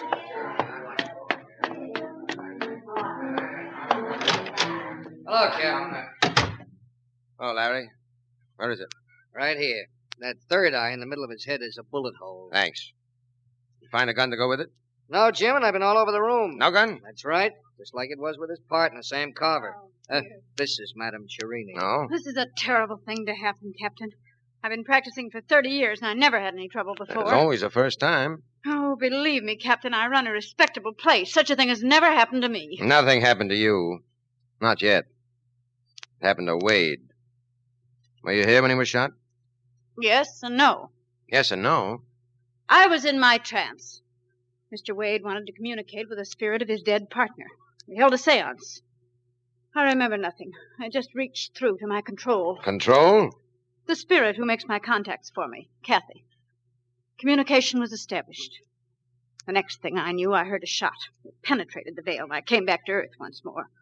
The room was pitch black except for a light behind me. I turned and saw him, just as plain as I see you now. It was Sam Carver, a gun in his hand. Oh, it was a beautiful materialization, beautiful. Yes, no doubt. What happened then? It vanished right into thin air. Of course, it couldn't stay once I was my conscious self. Of course. I turned on the light. The switch is right here under the table. Oh? Mr. Wade was exactly opposite me. He had a look on his face, a look that I'll never forget. His mouth was open as though he were about to say something. Then he toppled out of his chair, just as he is now. You were conducting a seance? Yes. You need more than 2 people for a seance. Who else was here? Mrs. Wade and Mrs. Carver. Where are they now? Mrs. Carver took Mrs. Wade home. You mean Mrs. Wade saw her husband shot and she left just like that? Oh, she was hysterical. She kept screaming about divine judgment, and our husband got what he deserved. Benny might be able to tell you more about it. He helped her out. Benny? The bartender downstairs. He came running up just as soon as he heard the shot. Do you want to talk to him? Yeah. Yeah, go get him, Larry. Check. I think it might not be such a bad idea to question this Benny. While Gavin went to get the bartender, I took a look around the room. Nothing unusual about it. No secret trapdoors, sliding panels, nothing like that. There were heavy plush hangings, but they covered bare walls only. A low-hanging chandelier hung over the round table, and the light switch, as she said, was under the table. But you couldn't see any props, nothing to create contrived effects. Madame Cherini herself didn't look the part of the conventional medium, except for the fact that she was dressed completely in black and had a pair of the deepest, blackest eyes I've ever seen. Here he is, Captain. Hello, Benny. Captain? Madame Cherini tells me you rushed up to the room as soon as you heard the shot. Is that right? Yep. Why? Why? Weren't you afraid of getting shot yourself? Oh, I see what you mean, Captain. Well, no, frankly, I didn't think of that. Madame Cherini's a good friend of mine. I only thought she might be in trouble. And you're not afraid of guns? Not as much as most people, I guess. In a way, I'm kind of used to them. Where did you get used to them? Okinawa. Okinawa? Yeah, there was a war. Do you remember? Yes, I remember, Benny. I also remember a certain ugly incident. Bad guns delivered to our boys in a certain company. Could be some of your buddies died on that account. Jerome K. Wade and Sam Carver manufactured those guns. I'm not saying Wade didn't deserve to die, Benny. I ain't saying he didn't deserve it either. I think that... Hey, why look at me? I didn't do it. There was nobody in the room but the women when you entered, and nobody could have passed you on the stairs. Maybe you didn't run into the room at all, Benny. Maybe you were here all the time. Nuts, I was down at the bar waiting on my customers till I heard that shot. Why couldn't it have... Yes, exactly. Why couldn't it have been one of the women? I don't think so. As I remember seances, you all hold hands around the table. Isn't that right, Madame Cherini? That's right, Captain Scott. And Wade held each of the women by the hand, and they in turn held the hands of Madame Cherini. Doesn't seem possible, unless all three women were in league to kill Wade. In that case, the other two could have released Madame Cherini, but that seems like too long a shot. Yeah? Well, then maybe you can explain how I got to look like Sam Carver, huh? They all agree that it was the ghost of Sam Carver who killed Wade. Who do you mean all? Mrs. Carver, Mrs. Wade, and Madame Cherini here. That's right, Captain. We all recognized him. There couldn't have been any doubt that it was Sam Carver. Sam Carver's been dead for 4 years. Yet you're sure you recognized him. You must have known him well. Very well. Sam Carver was interested in spiritualism. Mr. Wade always used to laugh at him. Yet you claim it was Wade who asked for this seance. And it was here he was murdered. Now, who killed him? Sam Carver. Bunk. Dead men don't go around killing people. In my profession, Captain, you find out that dead people are not quite as dead as they seem. I got a funny feeling as I looked at the corpse. There was something in the expression. Kind of fixed smile. And the bullet hole Larry Gavin had described as a third eye.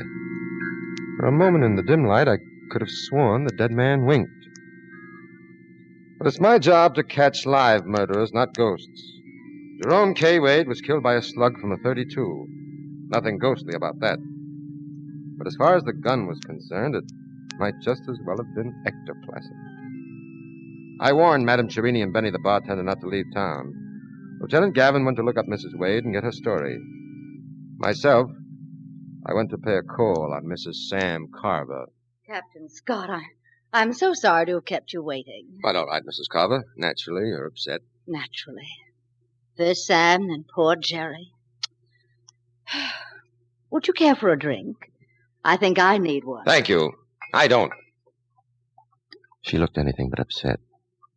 Mrs. Carver must have been quite a beauty in her day, and her day was not quite past. She moved like an animal with a lithe, sensuous grace. She smiled invitingly and sank down on the couch beside me, sipping her drink.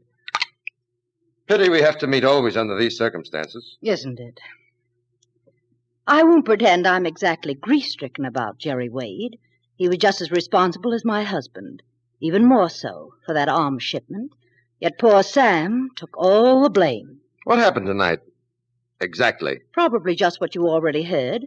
Mr. Wade invited me to attend this seance. I thought Mr. Wade didn't believe in such things. No, but he knew I did. Oh? Sam and I were always great believers in spiritualism, and especially in Madame Cherini. Well, what was Wade's idea? To convince me he had nothing to do with Sam's passing. I've always suspected something peculiar about my husband's death. I could never quite believe that Sam committed suicide, although it was I who found the body, and the gun was right next to his hand. That gun? What happened to it?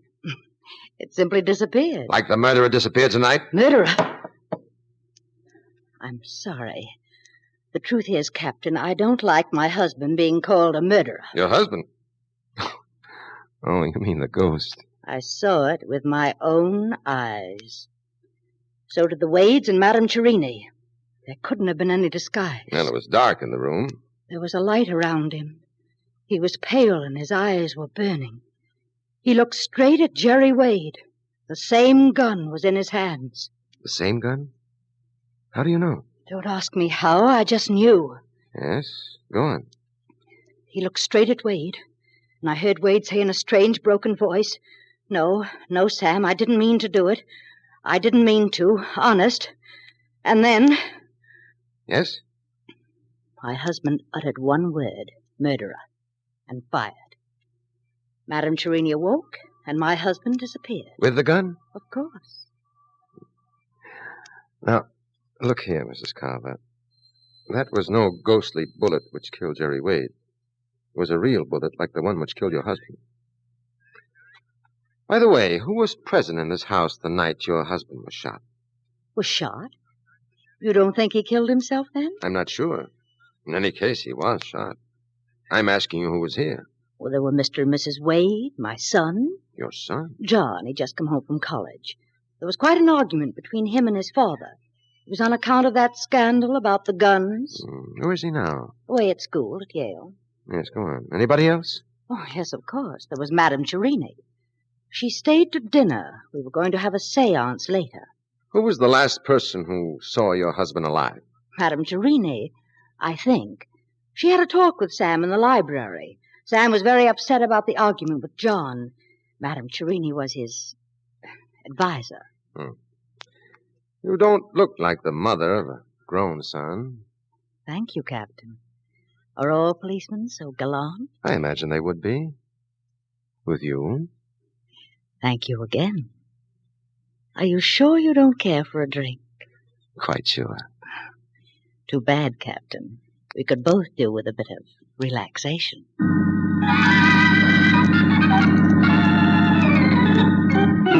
It was late when I got to my office next morning. Larry Gavin had seen Mrs. Wade, and a story checked with those of Madame Cherini, Benny, and Mrs. Carver in every particular, even to the exact words used by her husband and the ghost. Lieutenant Gavin had his own theory about the crime, and I wasn't too sure he was wrong. Jim, I say it's all hypnosis. This medium sets up the mood, gets them all into a frame of mind where they're ready to believe anything. She shot Wade. It was dark in that room. How else could anybody plug him right in the middle of the forehead without being close up and knowing exactly where he was sitting? Well, maybe an ordinary guy couldn't, but a ghost could. Now, don't tell me you're going soft in the head, too. Well, all the stories check. They couldn't all have been in on a plot to kill Jerry Wade. I don't say they were. I'm saying the old gal hypnotized him. It adds up. Maybe. I'd like to check with ballistics first. Captain Scott, get me the lab. Yes, sir. Yes? Captain Scott, did you check the Wade bullet against the bullet in the Carver file? Yes, I did, Captain. Well? It's from the same gun, Captain. There's no doubt about it. Are you sure it's from the same gun? I'm positive. Thanks. Well, that clinches it. It must be the medium. Why? Wasn't she there the night Carver was shot? Right. Aren't all these mediums pretty good sleight-of-hand artists? Right. Wouldn't it have been a simple matter for a good magician to divert attention and pick up the gun in Carver's hand? Right. And wouldn't she use the same gun to kill Wade? Wrong. Why not? Why should she plan a murder in her own home, where everything points against her? So she could blame it on a ghost. What motive would she have in killing Wade? He thought she was a phony. He was an enemy of Sam Carver's, one of her oldest friends. Not enough. Nobody risks the chair for that. Then what do you think? The ghost did it? Maybe. Oh, have you gone nuts? Maybe. Get me the Red Parrot Bar and Grill. What are you going to do? Make an appointment with the ghost. Oh. Hello? Benny, Captain Scott. Oh, yeah, Captain. Could you call upstairs and bring Madame Cherini to the phone? Don't have to call her, Captain. She's right here. Oh, well, you know, she's right there. Madam Cherini, this call is for you. Take it here. Yes, Captain Scott? Madame Cherini, you claim you brought back the spirit of Sam Carver last night. Materialized, I think, is the word you used. Yes, Captain. Then, could you materialize this spirit again for me? I don't think so. Why should you want me to do that? I'd like to remind you, Madame Cherini, this ghost is wanted for murder. Oh, nonsense, Captain. You can't electrocute a ghost. We can try. I won't do it. Madame Cherini, I'm afraid you don't realize your position. If you're a faker, then the ghost killer is something cooked up by you, and you're under suspicion of murder. If you're on the level, it's up to you to prove it by producing the ghost. Spirit materializations are not easy. I may not be successful. Well, that would be too bad for you. The atmosphere has to be propitious. What's wrong with the atmosphere? There's too many policemen. They're all over the place. Spirits are allergic to policemen. Well, send them away. I can't rely upon you for that. You've got my word. All right, then. When? Tonight.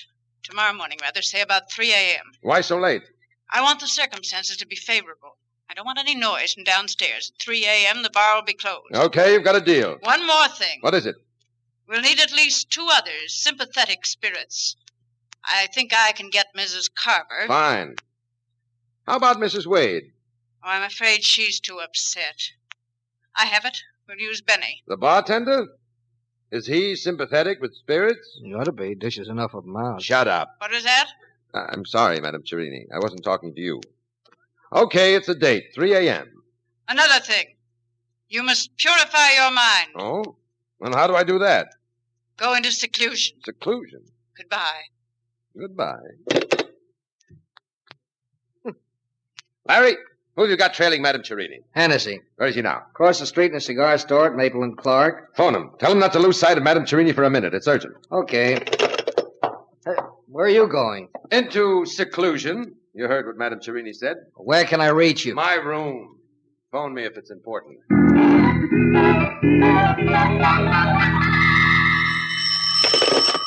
Hello? Jim, Larry Gavin, and this is important. Yes? Hennessy's been telling Madame Cherini she's gone to Mrs. Carver's house. Only natural. He's inviting her to the seance. She's been in there with her for over an hour. All she wanted was to invite her. She could have used the phone. I see. Okay, I'll take care of it. You going to the Carver house? No, I'll wait for Madame Cherini at the bar in the room. Is that the way to purify your mind? It's my way. Did you call the boys off? Yes, Captain. Do you think it's smart? I'll let you know after the night. All right, if anything comes up, I'll be at the bar. Boy, I wish I were a captain.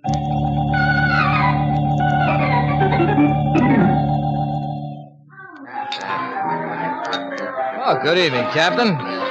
What's your pleasure? Anything with the original label? Madame Cherini told you about the seance? Yeah. Ever been to one of those things before? Yeah, lots of times. I'll have to hold your hand tonight, Captain. You mind? Oh, not so long as somebody holds your other hand. Here it is, Captain. Well, here's mud in your eye. Not mud, Captain. Ectoplasm. Captain Scott, I didn't expect to find you here. Just checking up, Madame Cherini, making sure everything's all right for the seance. But, shouldn't you be resting yourself? Well, even mediums can use a little fresh air. That all you went out for? Fresh air? And ask Mrs. Carver to attend. Will she? Yes. Fine. This is hardly the atmosphere for you before a seance. You should be alone with your thoughts. I was just going, but just one question. Mrs. Carver told me you spoke to her husband shortly before his death. Yes? Did he sound to you like a man who was going to commit suicide? No. Yet he left a suicide note. Not a suicide note, Captain Scott. A confession. There's a difference. Suppose it weren't suicide. Have you any theory about what might have happened? Well, this is only a supposition, mind you, but in the light of recent events... Like the ghost of Sam Carver returning to shoot Jerry Wade? Exactly. There was a big argument at the Carver house the night he was killed. His son, John, wanted both Wade and Carver to confess and take the consequences. Shortly afterward, both men retired to the library. And what happened? Well, I wasn't there. I can only suppose. Yes? Wade could have pretended to be convinced that it was best for them both to write full confessions. Then what? Once the confessions were written, Wade could have shot him and placed the gun near his hand. Then all Wade would have to do was sneak out through a side exit, taking his own confession with him and leaving Carver's. It would look to everyone as though Sam Carver had taken his own life in remorse. And what could have happened to the gun? Oh, Wade would have been afraid of his prints on the gun. He could have pocketed it later while no one was looking. Or someone else could have picked it up. Yourself, for instance. What do you mean? Skip it. Did you tell Wade about your theory? I did make certain suggestions. Enough to convince the unbelieving Wade to attend a seance? Now, this is only a theory, mind you, Madame Cherini, but I'm going to be as generous with you as you are with me. Suppose you were the one who lifted the gun. Suppose you weren't an authentic medium, and suppose you wanted to frighten Wade into a confession of guilt. A confession only you would be able to force. Why should I want to do that? It's an ugly word, Madame Cherini. Blackmail. Well, there's an uglier word, Captain Scott. Murder. If such was my intention, why should I kill the goose that lays the golden eggs? Well, it's only a theory, Madame Cherini. I was only supposing you were a fake. You are an authentic medium, aren't you? Of course, Captain. But you'll find that out tonight, won't you? I hope to find out a lot of things tonight.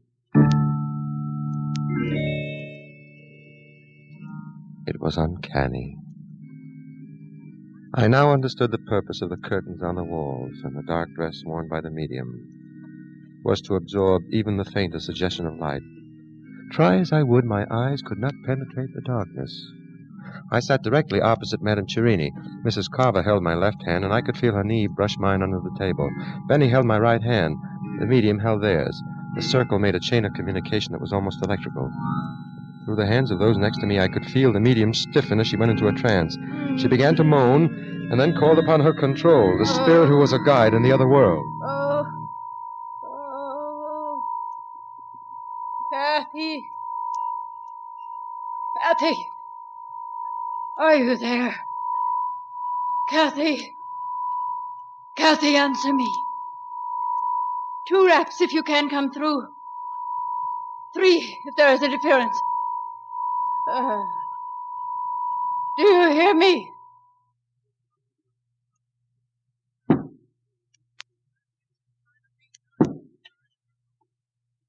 Good. Are the channels clear tonight? 2 raps, yes. 3, no.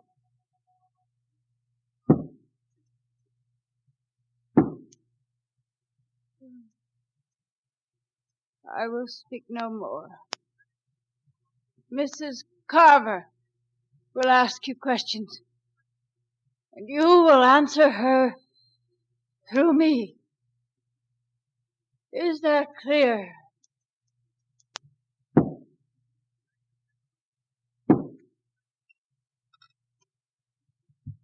Kathy? Can you hear me?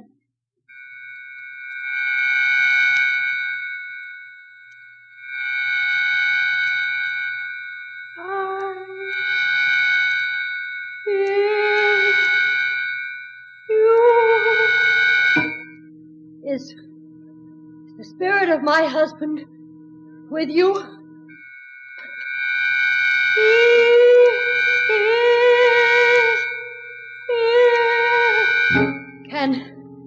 Can you make him materialize? Kathy, can you hear me? Can you make my husband appear?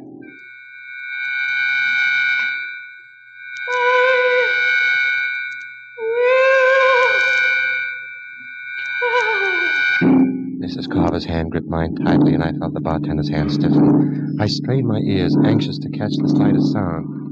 I thought I heard the creaking of the hall door, but it might have been the wind. We sat tense, holding our breaths. Kathy!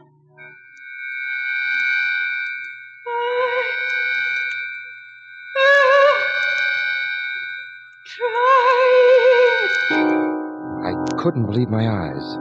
Slowly, a circle of light began to form at the other end of the room. A man's head and shoulders were framed in the light, as though suspended in midair. The face was supernaturally pale, the eyes dark and glowing. Sam! Sam! Captain Scott is here. He's a policeman. Show him what you did last night. From nowhere, a hand appeared. A hand with a gun. The figure uttered one word. Murder. I heard a click. I crashed to the floor, sweeping Mrs. Carver down with me. There was a flash, and the shot reverberated through the room like a thunderbolt. Under cover of the darkness, I lunged toward the figure with the gun. He seemed to be running toward the fire escape window. There was a crash as the window broke. I pulled my gun and started after him. Too late, I realized I'd been tricked. The so-called Spectre had thrown something through the window, probably the gun, and then made for the hall door leading to the stairs. I heard him go running down the stairs. Madame Chirini! Madame Chirini! Put on the light! What is it? What's happened? Put on the lights. The switch. Under the table. Mrs. Carver found the switch. For a moment, I could not get used to the glare. When I was able to focus my eyes, I saw Madame Cherini on the floor. She's dead. The hole was in back of the head this time. Ghost or no ghost, our murderer was a dead shot. And then I noticed Benny was gone. Down the stairs. I was about to follow when I heard a noise in the hall. Somebody was coming up. Okay, Chief. Here's your ghost. John! Oh, John! No doubt about it. The ghost was John Carver, Mrs. Carver's son. It explained the resemblance to Sam. The resemblance had fooled Mrs. Wade and trapped her husband into blurting out a confession. John Carver was dressed all in black. The inside of his black topcoat was smeared with phosphorescent paint from the waist up. In the darkness of the room, all he had to do was to open his coat slightly to get the ghostly glow we had all seen. Nabbed him as he came charging outside. He almost got away in the dark. It's a good thing his coat was open. Good thing you disobeyed my orders and was here to catch him. Well, what have you got to say for yourself, John? It wasn't his fault. He didn't know what he was doing. No, it's all right, Mother. Yes. I killed Wade. He deserved to die. And the medium? Madame Cherini started the whole thing. She knew I never believed my father committed suicide. She came to me with a plan for trapping Wade into a confession. Got me to play the ghost. Was Madame Cherini who gave you the gun? Yes, she had smeared it with some of that shiny paint to scare Wade. That was my idea, too, at first. But when I heard Wade admitting his guilt, practically confessing he murdered my father, something snapped inside of me. I pulled the trigger. I'm a good shot. We know that much. I hid behind the curtain. When Benny took Mother and Mrs. Wade down, I stole after them. The bar was crowded. All eyes were on Mrs. Wade, who was hysterical. They left through the front door. I slipped in, mixed with the crowd, and made my getaway. Why did you kill Madame Cherini? She came to the house. She was furious because I'd shot Wade. Said something about killing the goose who laid the golden eggs. It was evidently her intention to blackmail him. Wade was dead, so she chose to blackmail me instead. Through Mother. John, why did you? My mother had nothing to do with all this.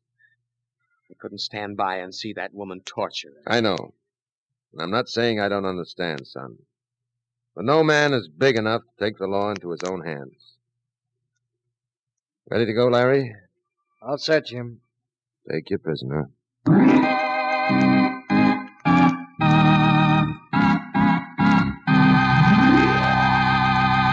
Under arrest.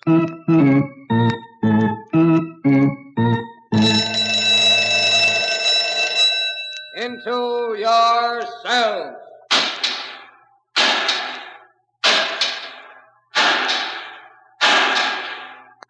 All prisoners present and accounted for.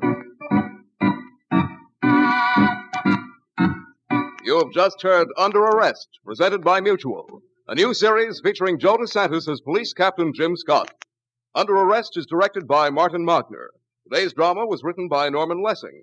Original music is composed and played by Milton Kay. Madame Cherini was played by Virginia Payne, Mrs. Carver by Linda Watkins, John Carver by Leon Janney, Lieutenant Gavin by Carl Eastman, and Benny by Annie Donnelly. All names of persons used in Under Arrest are fictitious. Any resemblance to names of actual persons, living or dead, is coincidental. Broadcast engineer, Cy Paget. Sound effects, Ronnie Harper and Walt Shaver. The announcer is Jack Curtis. This program came from New York. Straight Arrow, the thrilling story of an Indian's adventures on the Western Ranges, becomes a top Mutual feature tomorrow and every Monday evening. You can enjoy Straight Arrow, and then stay tuned for intriguing mystery with the famous Sherlock Holmes, another Monday night highlight on the world's largest network. This is the Mutual Broadcasting System. From Hollywood, it's time now for...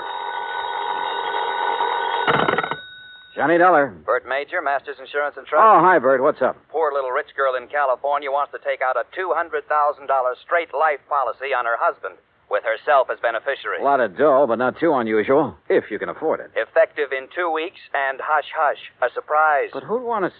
Why? Exactly. Nice piece of change for the company in commissions, or for her in payoff, if she's playing that kind of a game. You talk like you don't know her. Name only. Deal was arranged pending through her lawyer in Los Angeles. You could be out there in the morning, Johnny. All right, Bert. Who gives me the fill-in? Our agent out there, Roger Hackey. He'll meet you at International Airport. Bob Bailey in The Exciting Adventures of the Man with the Action-Packed Expense Account. America's fabulous freelance insurance investigator. Yours truly, Johnny Dollar.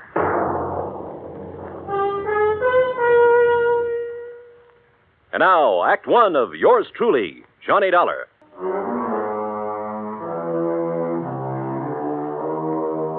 Expense account submitted by Special Investigator Johnny Dollar. To the Home Office, Masters Insurance and Trust Company, Hartford, Connecticut. Following is an account of expenses incurred during my investigation of the poor little rich girl matter.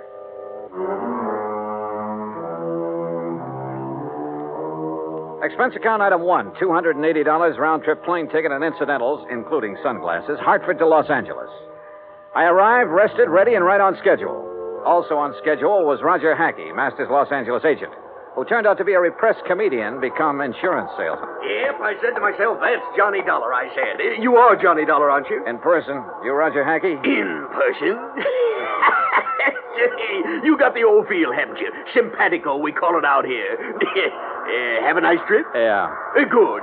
Airplanes scare me. Don't like being up there in the wild blue yonder. Terra Verma is my dish of tea. Slow but sure, they call me. Yeah, well, look. Now, if you'll just follow me, we'll jump in my jalopy, and I'll have you at the Beverly Hilton before you can say Happy Hooligan. You said. Huh? Oh, yeah. Well, here we go. Cloud of dust and all that.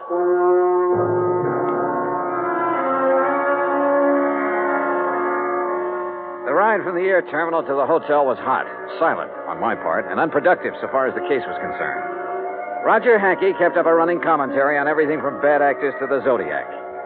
It wasn't until I was settled in my room with drink in hand and Shula's feet propped up that I could get him to switch to the $200,000 surprise. Her name is Cynthia Durbin. Now, how much do you know about her? Nothing. Bert Major said you'd give me the background. Now, she's a strange one. You know what a chameleon is? Well, sure, a lizard that changes color, so what? So, that's the kind of a gal Cynthia Durbin is.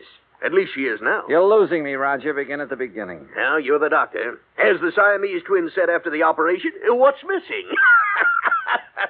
Yeah. Yeah. How did you meet Cynthia Durbin? Well, she came into the office yesterday. No call, no appointment. There she was. Oh, what's she like? Trim. Real trim.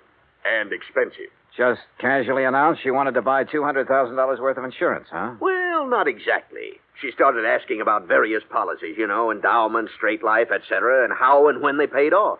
And she kept giving me the big eye and cross-leg routine. She tell you anything about herself? Oh, didn't have to. I already knew. She's practically a fixture in the society section of the Sunday papers. Garden parties, opening nights, and all that. Yeah, but only lately. Her husband? Peter Durbin. He's been a public figure ever since they got married about 3 years ago. But she hasn't. No, just the last couple of months or so. How old is she? Oh, around 25. Blonde, blooming, and gorgeous, figuratively speaking. I take it she has the money, huh? Yeah, right. He was a well-torsoed movie bit player with a champagne appetite. I see. Now, what about this surprise angle? Well, she came right to the point. Said her husband had just had a complete physical. Asked if his doctor's report would be acceptable. If so, okay. But you didn't sign her up. Why? She didn't give me the chance. What do you mean? All of a sudden, she reached in her purse and pulled out a piece of paper with a name and address on it, announced this was her attorney. See him, she said, smiled big, and walked out. Did you go and see the attorney? Right away. A guy by the name of Crane Collins. Has big plush offices downtown, old senior partner type. What did he have to say? Oh, nothing except routine questions about filling out the forms, expediting the procedure, importance of secrecy for the surprise. Well, why didn't you ask a few questions? Couldn't. What do you mean, couldn't? She was there. Doing what? Sitting back in a corner, all huddled up like a mouse waiting to be pounced on. Didn't say a word. While Collins and I filled out the papers. Yeah, she signed them as if they were a death warrant. Went back to the corner and stared at the wall. Now I see what you meant by that comedian remark. Yeah, she's too much for me. Yeah. A leopard can change its spots, too. Expense account item 2, $3.25 taxi fare to the offices of Crane Collins. So far, all I knew was that the wealthy young woman wanted a pot full of insurance on her husband. If it hadn't been for the surprise request, it would have been routine. Now it wasn't. And the people involved, one of them at least, were not routine. I was ushered into an oak panel office high above the streets of Los Angeles. Good afternoon, Mr. Dollar. Mr. Collins? Your card identifies you as an insurance investigator, Mr. Dollar. I don't believe I understand. Cynthia Durbin is your client? Why, yes. You represented this client yesterday in the signing of an application for a $200,000 straight life insurance policy on her husband. Yes? I represent the company. Everything is in order, is it not? Insurance is a lot of things, Mr. Collins. A surprise to the insured is one of the things it isn't. My client is adamant in this respect. Call it a quirk, if you will. You expect the company to issue a $200,000 policy on a quirk? Well, How long have you known Mrs. Durbin? Since she was born. Then you know her father? Knew him. I am his executor. Uh-huh. Mother? Also deceased. Both parents died when Cynthia was 17. I was her guardian and have been her legal advisor since she came of age. Was she well provided for? Very. What kind of a man is her husband? Young, about 30. Tall, good-looking. No, Mr. Collins, not statistics. Your impressions. He plays an excellent game of golf. Gets along well with people when he wants to. But you don't like him, do you? In this profession, Mr. Dollar, I neither like nor dislike people. I represent them, and that representation is based on fact. Well, in my profession, we go by feel as well as fact. Well, tell me candidly, Mr. Collins, do you think there's anything strange about this request for insurance on her husband? As I said, I deal in facts, not feelings. As a client, she sought professional assistance. Ergo, I supplied it. Where do the Durbins live? I'd rather Oh, not. now look, I can get it from any society editor in town. My secretary will give you the information. All right, thank you. By the way, don't tell Mrs. Durbin or anyone else that we've had this discussion. If you do, there will be no insurance issued. Interference with investigative procedure. Fact, Mr. Collins. I understand. Expense account item 3, $2.60, phone call. Then taxi to Roger Hackey's office. A neat one-story building in the Miracle Mile on Wilshire Boulevard. Purpose? To borrow Roger's company car. The Durbins lived in one of those colonial mansions out in Beverly Hills, surrounded by curving driveways, spacious lawns, swimming pool, and cabanas, all of it enclosed by thick, high walls and electronically controlled gates. The mention of insurance on the intercom got me in. Cynthia Durbin was everything Roger said she was. The first time he met her, that is. Please excuse my appearance, Mr. Dollar. I've been swimming. Oh, I don't mind at all, Mrs. Durbin. Really, you shouldn't have come here to deliver the policy. What if my husband had been home?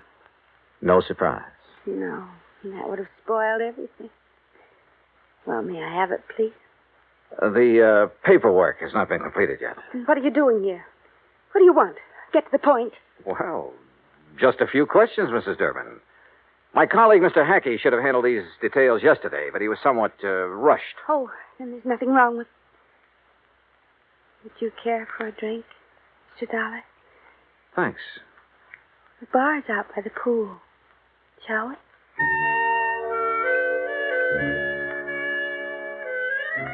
She was wearing a bikini and high-heel beach sandals, and she led the way. I was hoping it was 2 miles to the pool instead of the 75 yards it turned out to be. I mixed the drinks, and we settled down in a couple of sun lounges. Oh, those details, Mr. Dollar. Just formalities, actually. You're to be the beneficiary? Yes. That was discussed yesterday. Oh, yes, so it was. What does your husband do, Mrs. Durbin? He doesn't work, if that's what you mean. He doesn't have to. I have enough for both of us. Johnny. Yeah? Freshen my drink, will you? Oh, sure. Say, tell me, did you ever contemplate divorce? Divorce? Whatever makes you ask a question like that? Well? Of course not. We've had our differences. Minor ones. What couple hasn't? Yeah, I suppose you got a point there. Here you are. Thank you. Johnny. Why did you pick 2 weeks from today to be the effective date of the policy? Isn't that my business? His birthday, Mrs. Durbin? What? Your husband, the surprise. Well, yes, it is, but all these questions... Plan to throw a big party for him? Yes. No, I don't know. Johnny... Your husband would be worth a lot more to you dead than alive, wouldn't he, Mrs. Durbin? Hand me that robe, please. Sure. Here you are. But you haven't answered my question. I'm sorry, you'll have to excuse me. I have a headache. Terrible headache. Something was definitely wrong here. A girl of her age should have flared at my questions. Should have snapped back at me instead of blindly running away. Yeah, something was wrong, all right. But I'd seen what I'd come to see. Both facets of Cynthia Durbin's personality. And was one of them actually thinking in terms of murder? My job, find out.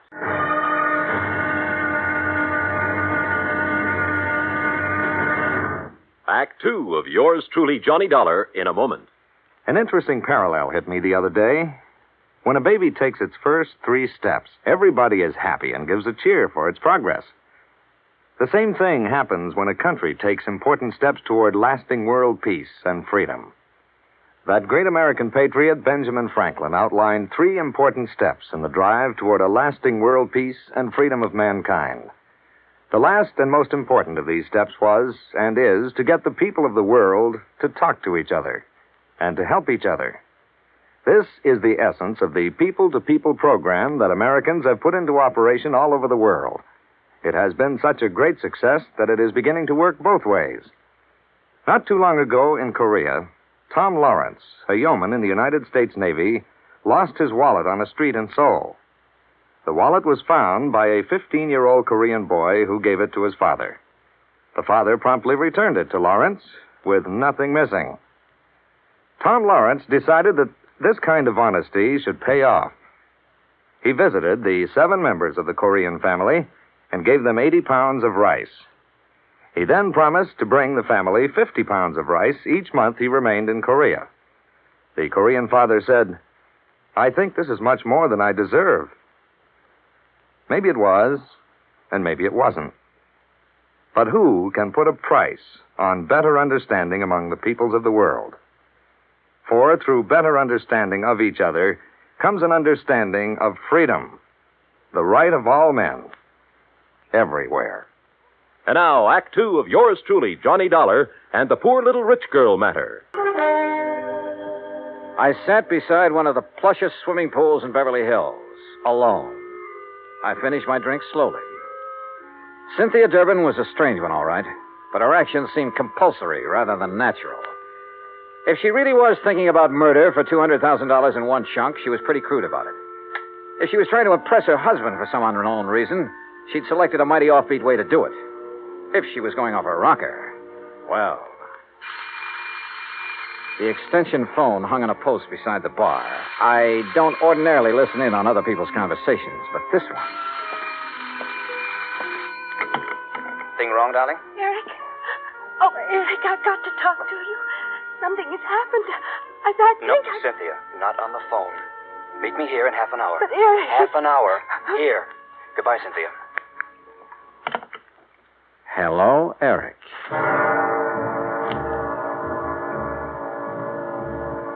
As I strolled to my car, nobody asked me to come back again sometime. Not that I expected it. I parked a block down the street, adjusted the rearview mirror, and got comfortable. A cigarette later, she came zooming out in a CAD convertible and headed my way. I've tailed a few cars in my time, but this kid was either scared silly or she'd learned her evasive tactics from Bull Halsey.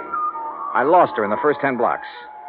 So I drove Roger Hackey's car back to his office and prepared for the horse laugh I had coming. It came.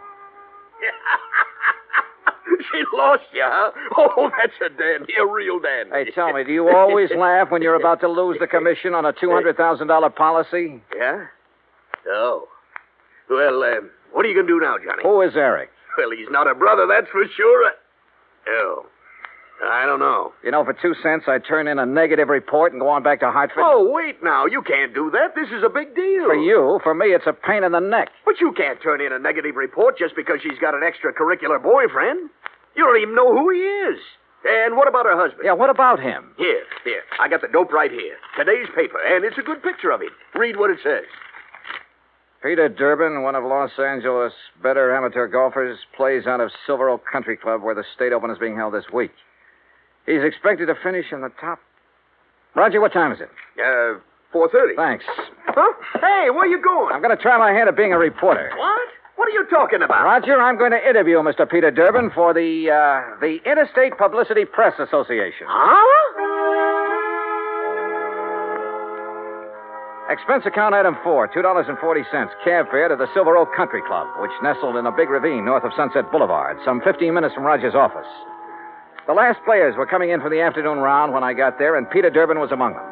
I waited until after the radio and TV boys had got through and then caught him in a corner of the locker room. Yes?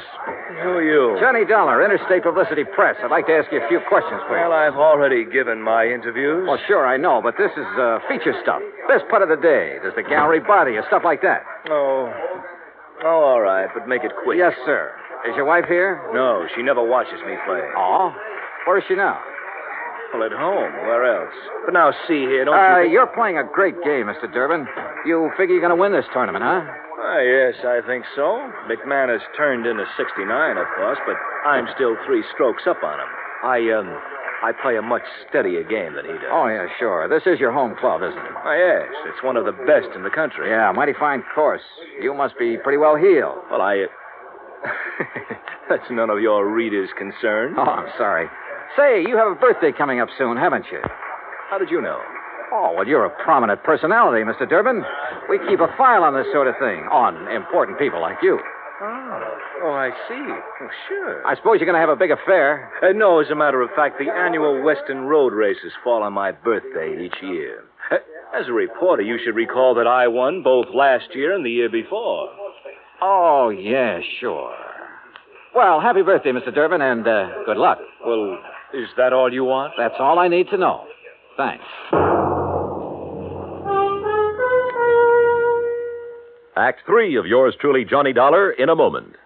No folklore could be all boastful and dynamic. Some of it is about the man at the bottom of the pile, like the one they tell of the traveler who just had to get across a river. He argued with the boatman, but that boatman wasn't about to move. Nope, not with the spring thaw making it a mighty ugly river. The traveler was insistent. Finally, the boatman agreed, but it was going to cost a whole quarter to get across. But I ain't got but 15 cents. You gotta take me for that. Your regular fare's only 10 cents. The boatman stood firm. I ain't going, that's all. Anybody that ain't got but 15 cents, it just don't make no difference which side of the river he's on anyhow. Folklore belongs to every nation's legendary past. And I guess we Americans have our share of some good ones. Like the one about... but we'll have to save that one for the next time we travel your way. See you then. And now, Act 3 of yours truly, Johnny Dollar, and the Poor Little Rich Girl matter. Expense account item 5, $6 even. Taxi fare to the office of Attorney Crane Collins, with whom I could now agree on one point. I didn't like Peter Durbin either. It was 6:15 after hours when I entered the office of Collins, Douglas, Walsh, Hanley, and James. The senior partner was still there. His door was slightly ajar, and I heard voices, which stopped abruptly when I entered. Oh, Mr. Dollar. Rather late in the day, isn't it? I don't keep office hours, Mr. Collins. I'm very busy. Then I'll wait. Very well, as you wish. I wished, so I waited. But not for long. Because about 3 minutes later, Collins came out, carefully closed the door of his office behind him, and strode easily toward me, oozing his most charming professional smile. Now, Mr. Dollar, what can I do for you? Why didn't you tell me the first time I was here that Peter Durbin, in addition to being a first-class golfer, was also a racing enthusiast? Why, it just didn't occur to me. Do you know any insurance company in the world that would issue a $200,000 policy on a man who risks his life in a racing car? Then your company will not issue the policy? What do you think? Now tell me something. Who is Eric? Eric? That's right. Well? The name is not familiar to me. Now, look, Mr. Collins, I have a feeling that even you will admit that withholding information in connection with a possible murder is punishable by law. Fact. I am fully aware of that, but I fail to see what that... What are you doing? You didn't invite me into your office. I just wondered why is all. Have you no ethics, man? Cynthia Durbin was in there a few minutes ago, wasn't she? Mr. Dollar. Wasn't she? If it is the intention of your company not to issue the insurance to my client, I will so inform her, and that will end the matter so far as you are concerned. Now, please be good enough to leave. You really don't know or care what's going on, do you? You're so wrapped up in the letter of the law that preventing a possible murder doesn't even occur to you. Another one of your feelings? Well, I don't have the remotest idea what you're talking about. Good night, Mr. Dollar. Good night, Mr. Collins. Expense account item 6, $9.50. Cocktails and dinner. I should have written my report negative and hightailed it back to Hartford. But when you see in your mind's eye the possibility of a racing car careening off the road at 125 miles an hour exactly 2 weeks from now, you don't just stick to business and call it quits. Eric, wherever he tended bar, was the key. But how to find it? I was on dessert in the evening paper, giving my subconscious mind a chance to work it out when all of a sudden I was looking at it on the society page. Expense account item 7, $19, including taxi fare to Los Angeles Police Headquarters, where I had a pleasant chat with the captain on duty. Then a tuxedo rental in the same taxi to the Statler Hotel. A special pass let me in as guest at a crowded and bejeweled society benefit. Enjoying the party, Mr. Collins? Dollar, what are you doing here? Enjoying the party, too. Have Mr. and Mrs. Durbin arrived? You are the most annoyingly persistent individual I have ever... Please, no compliments. See you later. After a few minutes, I spotted her, dressed to the teeth. She turned suddenly and saw me. I expected surprise, chagrin, fear, most anything but what I got. Mr. Dollar, Johnny, I am glad to see you.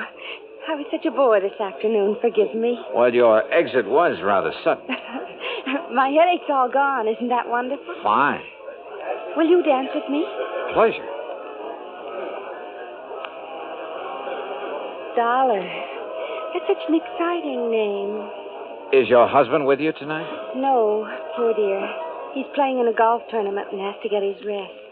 You came alone? Yes. Don't you find it warm in here, all these people? Let's go out on the terrace, Sure. Why not? Once more, I was following her. And it was just as interesting as the first time. But my mind and eyes were elsewhere. Somewhere in this crowd was the Eric I was looking for. He had to be. Then I spotted him. 35, big and broad, hawk-nosed, circling toward the terrace from the left. She threaded her way to a potted palm in a far corner of the terrace, turned and looked at me. Her eyes were feverishly bright in the moonlight. She was beautiful. You're a very charming man, Johnny. I wish... You wish what? Do you find me interesting? You haven't answered my question. Oh, I find you interesting, Cynthia. Who is Eric? Eric? The man you went to see this afternoon after you left me. This afternoon? You know who I'm talking about. Because you and Eric, I don't know how, were planning to kill your husband 2 weeks from now and collect $200,000 insurance. 2 weeks from now in the road race. Make it look like an accident, no doubt. No, Eric! No! I ducked and whirled around as a fist grazed past my ear and brought up one from the floor with all I had. Oh! Cynthia stood there a moment, then quietly folded up and lay on the floor in a heap, sobbing. Oh, there you are, Dollar. What have you done to this poor girl? And that man? Very simple, Collins. I've been combining feel and fact.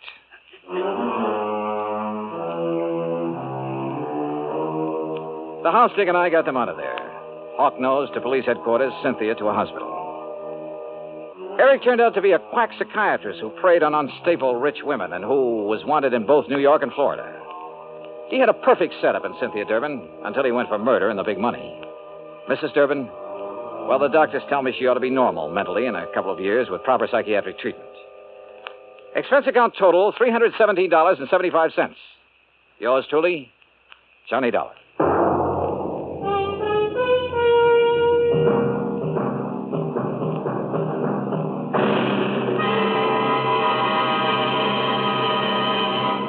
Our star will return in just a moment. Our flag now numbers 50 stars, and behind each star there stands yet another flag, representing one of the 50 states. North Carolina's state flag bears the initial of her name on either side of a white star. Above, on a yellow scroll, is the date May 20th, 1775. Below, on a similar scroll, is the date April 12th, 1776. The 1775 date stands for an early Declaration of Independence, known as the Mecklenburg Declaration of Independence. April 12, 1776, was the date of the first Constitutional Convention held in Halifax. The Halifax Resolve was a document that placed the Old North State in the front rank, both in point of time and spirit, among those colonies which demanded unconditional freedom and absolute independence from any foreign power. North Carolina state flag, the flag of the 12th state to enter the Union, was adopted on March 9, 1885. Now, here's our star to tell you about next week's story. Next week, a beautiful yacht, a beautiful, charming girl, and a man who wished he'd never heard of either of them. Join us, won't you? Yours truly, Johnny Dollar.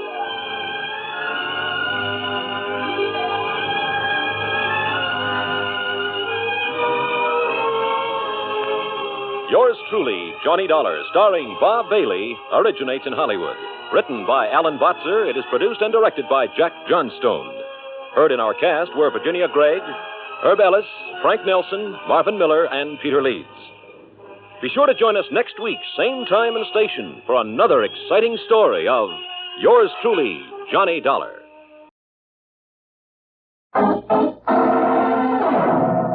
Danger, Dr. Danfield.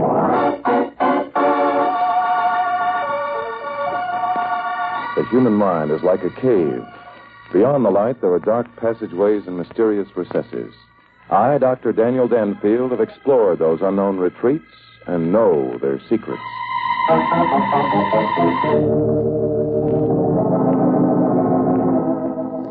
Dr. Daniel Danfield, authority on crime psychology, has an unhappy faculty for getting himself mixed up in hazardous predicaments because of his astonishing revelations regarding the workings of the criminal mind. As our story opens, we find Dr. Danfield in his office dictating to his pretty young secretary, Rusty Fairfax. Period paragraph. And naturally, I was glad to avail myself of the opportunity and excitement of studying a criminal mind when the criminal believed that he was completely free from suspicion. It was 4 weeks ago today that my secretary, Miss Fairfax, arrived 5 minutes late for work. Good morning, Miss Fairfax. Is that a package for me? The postman just gave it to me. Mind if I open it? Oh, why not, Miss Fairfax? Does the return address indicate from whom it was sent? There isn't any return address. No. Well, in that event, we'll open... Is there something wrong, Miss Fairfax? There certainly is something wrong. Look. By George. The package seems to contain some excellent samples of United States currency. It sure does. They're $1,000 bills. How many are there? 7, 8, 9, 10. $10,000. Dan, who do you suppose sent them and why? Well, possibly some counterfeiter wanted me to see an example of his work. These bills aren't counterfeit. Wait a minute. Here's a note addressed to you. Indeed? Let me have it, Miss Fairfax. Probably it contains the answer to the riddle. Wow. Very extraordinary. Well, what does it say? Say? Oh, here, I'll read it to you, Miss Fairfax. Danfield, be smart and forget where you were on August 31st. Most unusual. Who signed it? There's no signature, Miss Fairfax. Well? Well, what? Where were you on August 31st? Don't be ridiculous, Miss Fairfax. I haven't the faintest idea where I was on August 31st. Have you? Of course. Where were you? With you. Let's not be facetious, Miss Fairfax. The fact that someone has mailed me this money is highly significant. Now, let me see. Dan, I know. No, what, Miss Fairfax? August 31st was the Saturday of Labor Day weekend. You didn't give your usual lecture at the university, and I went up to Connecticut to visit my folks. That's right, Miss Fairfax, and that proves you're wrong, doesn't it? You weren't with me, after all. As a matter of fact, no one was with me. I spent the day... By George! Think of something? Indeed I have, Miss Fairfax. There was a telephone call from a man named, well, what was his name? Are you asking me? Yes, you see, it's very important... Perhaps that's your mysterious friend calling again. I doubt it. Hello, Danfield speaking. Oh, yes, Captain Otis. Captain Otis. That means another case, I suppose. Yes, Captain? I see. Well, what's unusual about the circumstances? Indeed? What's the gentleman's name? Norman Miles. That's it. That's the man's name. What? Oh, yes, I know you just said it was. I'm sorry, Captain. Yes, indeed I will. Miss Fairfax and I will be out to the Miles home in less than an hour. Goodbye. Well, what's it all about? A gentleman named Norman Miles was found dead in his bed this morning. He was murdered, Miss Fairfax. What's that got to do with us? It was Norman Miles who called me on the phone August 31st and asked me to investigate 3 relatives, one of whom he believed was planning to murder him. But you're not a detective. You've said so 100 times. But I suppose you've got to have your fun. Yes, you're quite right, Miss Fairfax. That's why I kept Mr. Miles' offer in the back of my mind. And the details that Captain Otis has just given me have put an entirely different light on the matter. Oh, they have. Well, whatever Captain Otis told you doesn't prove it was Norman Miles who sent you this money. I think it does, Miss Fairfax. In fact, I know it does. Norman Miles knew he was going to be murdered. And he wants me to apprehend the man who murdered him. I seriously doubt that statement. Oh, then I shall prove it to you. If you'll get your notebook and come along with me, I'll introduce you to one of the most interesting cases we've ever investigated.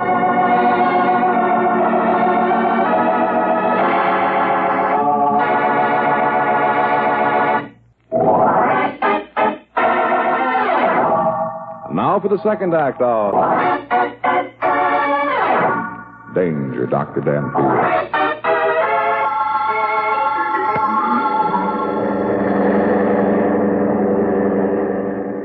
I still think we should have Mario along. Do you, Miss Fairfax? Yes. If all 3 of the relatives are at the Norman Miles house now and one of them is a murderer, we need protection. That's certainly extraordinary. Dan, what are you thinking about? Things, Rusty, just things. Yes, I believe we're going to find an unusual situation. I hope you brought along your notebook. Of course I brought my notebook.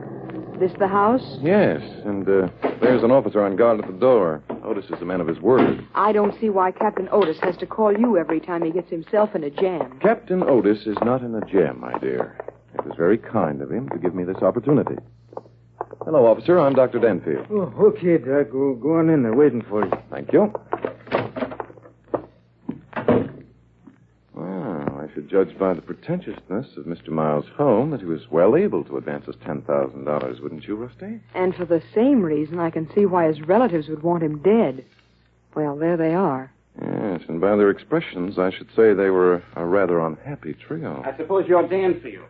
Now, look here, Danfield. We're sick and tired of the way we're being treated. I'll say we are. Who does this Captain Otis think he is, anyhow? No, wait a minute, you two. Perhaps this isn't Danfield. Give the guy a chance to introduce himself. Thank you. Yes, I'm Danfield. Now, suppose you tell me who you are. If you're Danfield, then get us out of here. Why, I was never so humiliated Shut up, Judith. Stop crabbing. I couldn't let us out of here even if he wanted to. There are cops all over the place. You're quite right. I have absolutely no authority. Oh, this is my secretary, Miss Fairfax. I presume that you 3 are Norman Miles' relatives? That's right. Vincent Warren. The old man was my uncle. I'm Larry Kent, another nephew. This young lady is Judith Nelson, a niece. The idea of saying one of us murdered Uncle Norman. One of you did murder him, Miss Nelson. What do you mean? Nonsense. You're jumping to conclusions pretty fast, aren't you, Danfield? Not at all. One of you 3 murdered him. All of my evidence points to that fact. What evidence? You haven't been here 5 minutes. How could you have picked up any evidence? It came by mail. $10,000 worth. That's enough, Miss Fairfax. For the time being, I'll have to ask you people to accept my statement and cooperate. Cooperate? How, by signing a confession? I could hardly hope for that, Miss Nelson. In fact, I'd be disappointed if one of you did sign a confession. Why? Because my purpose of being here is to study the guilty person's mind while he or she believes himself or herself free from detection. Do you mean that merely by talking with the 3 of us, you can tell which one of us is guilty? Assuming, of course, that one of us is guilty? Precisely, Mr. Warren. Consider the facts. One of you is a murderer. To a man who has made a lifelong study of the human mind, it will be quite easy to determine the identity of the guilty party. Well, how do you like that? Now, wait a minute now. I always say every man to his own profession. Danfield, I understand, has one of those mixmaster minds. Maybe his idea will work. Okay, what difference does it make?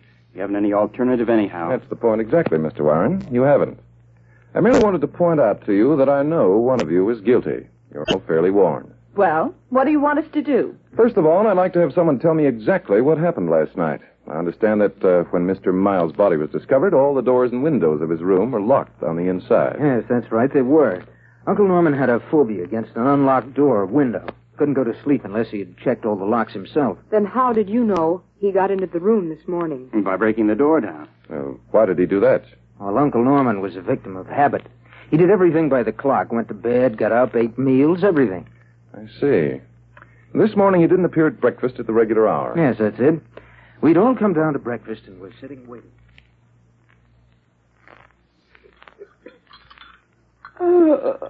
Judith, you have to keep yawning. You're making me sleepy. Oh, sorry, darling. I can't help it. I'm not used to getting up in the middle of the night. Neither am I. Sometimes I wonder if all this is worth it. Well, it's worth it to me. The way things are going in my business, I could use $1/3 of $1,000,000 very nicely. Well, who couldn't? That's what I tell myself every time I'm ordered down here for a weekend. Vinny, I say, 1/3 of a cool $1 million is a lot of dough. Quit beefing and go earn your money. Well, what kills me is that he picked a weekend to order us to come and see him. I had a party planned up in the mountains. Oh, well, it's worth it, I guess. Sure it is. Uncle Norman can't live forever. I'm beginning to doubt that.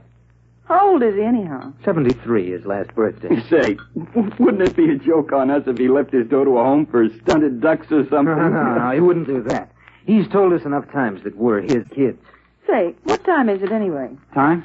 All right, 8:15. Why? Why? Uncle Norman would die rather than be late for breakfast. He told us last night that breakfast was to be at 7:45. Well, maybe he did die in his sleep. Oh, well, why worry about it? He'll be along.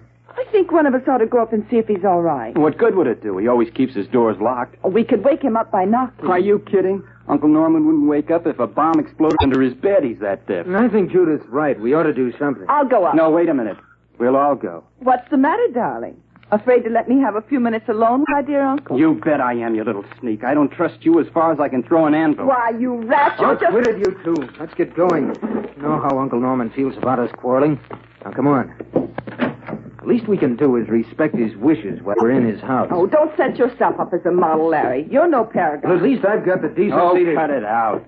We're all putting on an act, so why not lay off till we get away from here? You started it. Here's Uncle Norman's room. Now, shut up, both of you. Listen to that guy, will you? Try it again, Larry, and louder. Uncle Norman! Uncle Norman! Hey, do you suppose something's happened to the old boy? He's not that deaf. What are we going to do? We've got to do something. Try the knob. It's locked. He always locks his door. He's had another heart attack. I just knew he had. Uncle Norman! Uncle Norman! Well, we'll never hear you. Well, what are we going to do? Why don't you force the door? We've got to find out what's wrong. We'll raise the old Harry if nothing's wrong. Well, we can't just stand around here all day waiting for him to wake up. Something's happened to him, or he'd be awake before now. Come on, Vinny, put your shoulder to the door. Okay, only don't forget it's your idea. Once more now. Give me that does it. Come on. Oh, thank heavens. There's Uncle Norman in bed, sound asleep. Now, open a window, someone. It's hot as blazes in here. I'll do it. Hey, Vinny, come over here. What's the matter? Look. Good heavens, he's dead. He's not only dead, he's been strangled, murdered.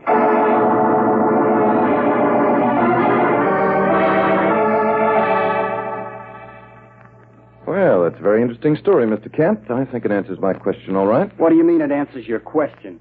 Why, it tells me who murdered Norman Miles. You're crazy. And if you know who murdered him, why don't you tell us? For several reasons, Mr. Kent. In the first place, my purpose in being here is to study the criminal and his reactions while he still believes himself unsuspected.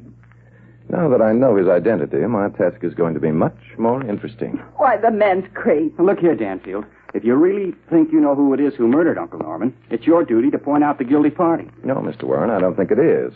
I'm not a policeman or even a private detective.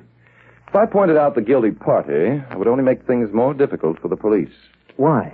Because I have none of the concrete evidence that the police require in order to establish the murderer's guilt. In other words, you can prove nothing. Does that relieve your mind, Miss Nelson? Miss Fairfax, have you your notebook handy? I'm all set. Fine. I'm going to ask 3 questions. I'd like to have you jot down the answers verbatim. I think the nature of the answers will determine at what point in our investigation we should ask Officer Moriarty on guard outside the house to step inside and make an arrest. Well, how do you like that? This guy kills me. He's going to ask 3 questions, and bingo, he can prove who the murderer is. Well, I'm not answering any questions. Neither am I. I think you will, because the one who refuses will immediately be taken into custody. Let me see now. Mr. Kent, I believe I'll start with you. Are you quite positive that all the windows and doors in Mr. Miles' bedroom are locked on the inside? Yes, I've already told you that. I checked them myself. You mean you checked all but the window that Miss Nelson opened when the 3 of you came through the broken-down door? Listen, Hawkshaw, if you think that Please, Miss Nelson, I'll now ask you your question. Was the window locked when you went to open it? Sure, it was locked. I unlocked it. And if you don't believe me, you can look for my fingerprints. You'll find them. Very well. Mr. Warren, have the three of you been separated at any time since you discovered the body? Well, since the others came through with answers, I suppose I'd better. No, we all came downstairs, called a doctor, and then the police. We stayed in this room until they arrived. Excellent. Miss Fairfax, have you got all that down? Verbatim, Dr. Danfield. Thank you. Now, will you please step to the door and ask Officer Moriarty to come inside, please?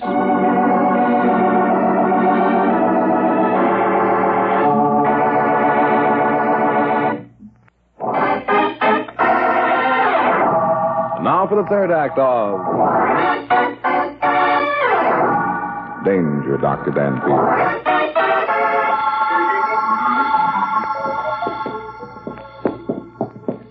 Here we are, Miss Fairfax. Well, they certainly demolished the door to Mr. Miles' bedroom, didn't they? Dan, you annoy me. Yes, the lock is sprung. That means the door was locked when the two men broke it down. Giving that big build-up about asking 3 questions and then not paying at all. Oh, careful when you step into the room, Rusty. You might tear a stocking on one of those splinters. Never mind my stockings. There we were, waiting for Officer Moriarty to make the arrest. And then all you did was borrow his flashlight. These windows are locked exactly as described. Now let's examine the open window. Do you realize what those people downstairs think of you now? They're laughing at you. When this story gets out, your reputation will be ruined. Indeed? Possibly we'd better check the fingerprints on this window lock just to make sure that Miss Nelson was telling us the truth. What's your opinion, Miss Fairfax? My opinion is that we'd better get out of here before we make bigger fools of ourselves than we already have. Well, look here. Look where? Never mind. Your lack of interest in this case surprises me, Rusty. Come along now. No, Dan, wait.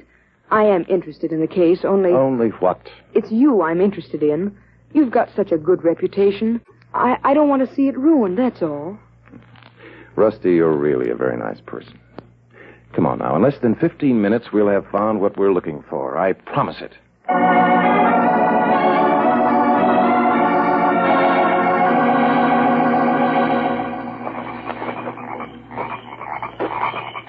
Dan, it's awfully dark out here.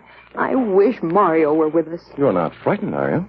Is there something to be frightened of? Oh, yes. I have no doubt that someone will attempt to take our lives in a very few minutes. That's a pleasant thought. What's the matter? Look there. 2 depressions in the soft earth beneath the window of Mr. Miles' bedroom. Dan, those marks were made by a ladder. Quite right. Then that means that someone put a ladder here last night and climbed up to the... Dan, that window up there is the one that Judith Nelson said she opened. So it is. However, no one climbed up the ladder. What do you mean no one climbed up the ladder? The marks in the ground, Rusty. They indicate that the ladder was only 3 feet from the house. If anyone attempted to climb up it, he or she would have fallen over backwards. I guess you're right. Then why was the ladder placed against the house at all? Because someone wanted the police to investigate and discover what we've just discovered. But why? Well, because that would lead investigators to think that admission to Mr. Miles' room was not gained via the window above. That doesn't make sense to me. The window was locked anyway. Does it? Well, look here. Now what are you looking at? That tree. You notice how that branch extends over the ledge just below the bedroom window? What about it? The window was locked. Dan, what are you going to do? I'm going to climb the tree. You stay here. Dan, no, I'm coming too. Don't be ridiculous. Women aren't supposed to climb trees. Dan Danfield, you come back here. That limb won't hold you. Don't shout so, Miss Fairfax. I don't want to be caught up in this tree. Oh, you don't? Well, how do you think that I... Oh. What was that? Rusty! Rusty! Hey, this limb is breaking. Doggone it, I'm falling. Rusty! Rusty! Hey!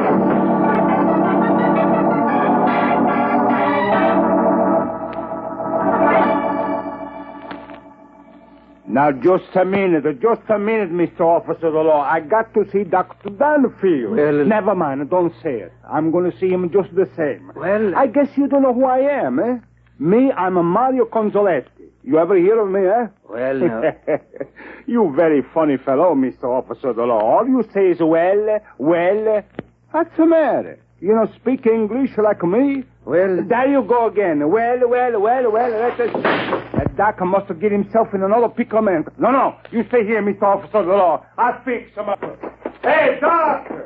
Doc, is that you? This is me, Mario, Doc. Mario, over here. Hey, what's going on around here? Who chopped down that tree? Mario, Dan's under that tree. What's that? The Doc hiding under the tree? What's this all about?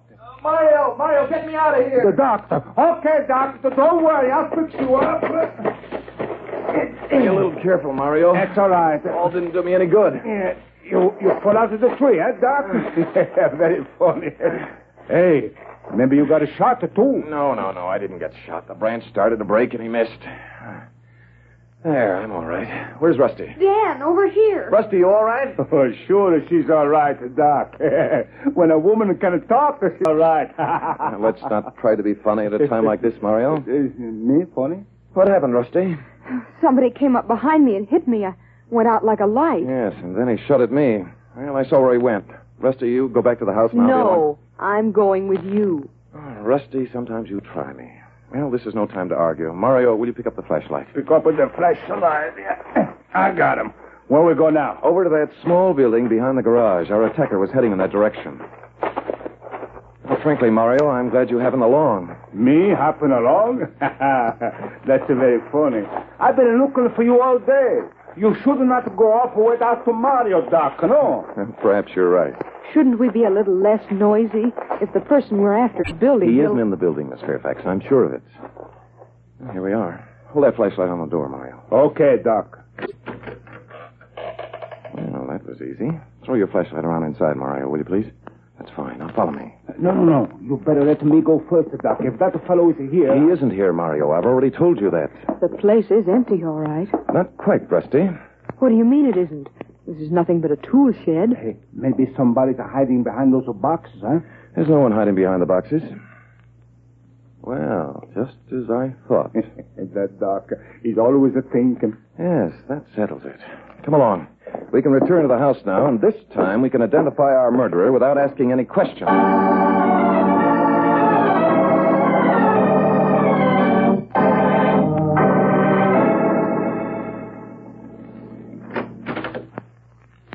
Well, Judith, where have you been? Out, looking for a man who fell out of a tree. Oh, so you heard it too, huh? You should have seen the expression on Danfield's face when he hit the ground. I did see it. And I saw the expression on your face when you sawed the limb halfway through this afternoon. Snooping again, huh, Judy? Yes, snooping again. And so were you.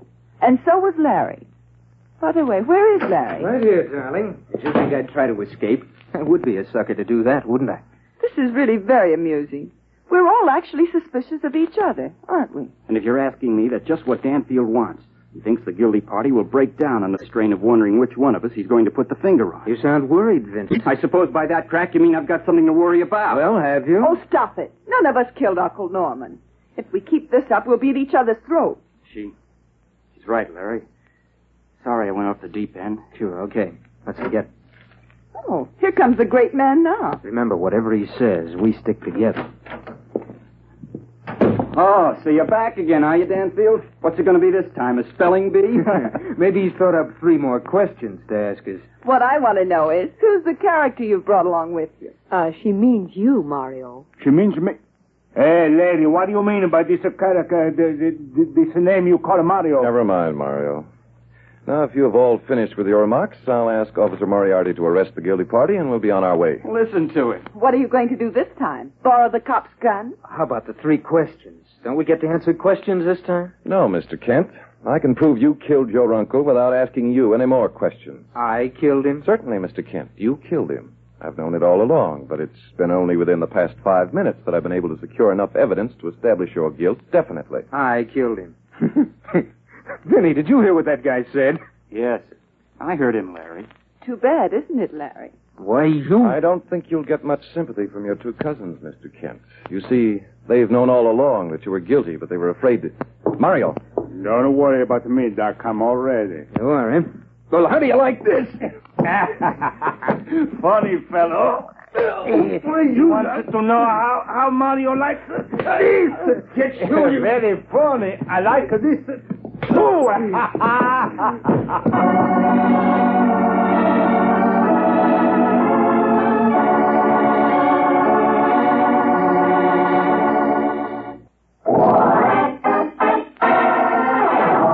Now for the conclusion of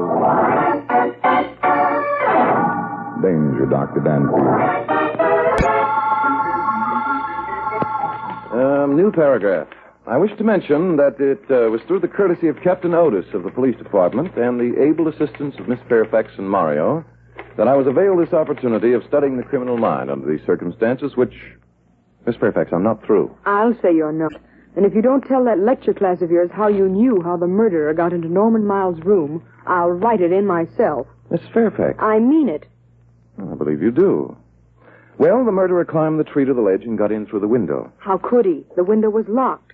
Judith Nelson swears she unlocked it when she opened it that morning. Miss Nelson only thought she unlocked the window. What? Yes, you see, Larry Kent had loosened the hasp earlier in the day so that when Mr. Miles locked his window at night, the lever slid over the catch instead of under it. Then, of course, Mr. Miles didn't lock his window, but thought he had. That's right. Kent later entered the room through the window and strangled his uncle. However, the next day, he had the problem of tightening the hasp without detection. But you established that all three of the suspects had been together all day. Yes, which meant that Mr. Kent had to wait until nightfall to tighten the hasp back into place and to remove his fingerprints. And it was Kent who shot at you and then ran toward the tool house. Yes, he wanted to return the screwdriver. He didn't want anyone to find out that he tightened the hasp. But how did you know it was Larry Kent? I saw him when I was falling out of the tree. Oh, then you didn't know. Oh, yes, I did, Miss Fairfax. I knew he was guilty all the time because of my knowledge regarding the workings of the human mind. I see. Dan? Yes, Rusty? Do you, by any chance, know what I'm thinking of right now? Indeed I do, Rusty. Lift your chin a little higher, please.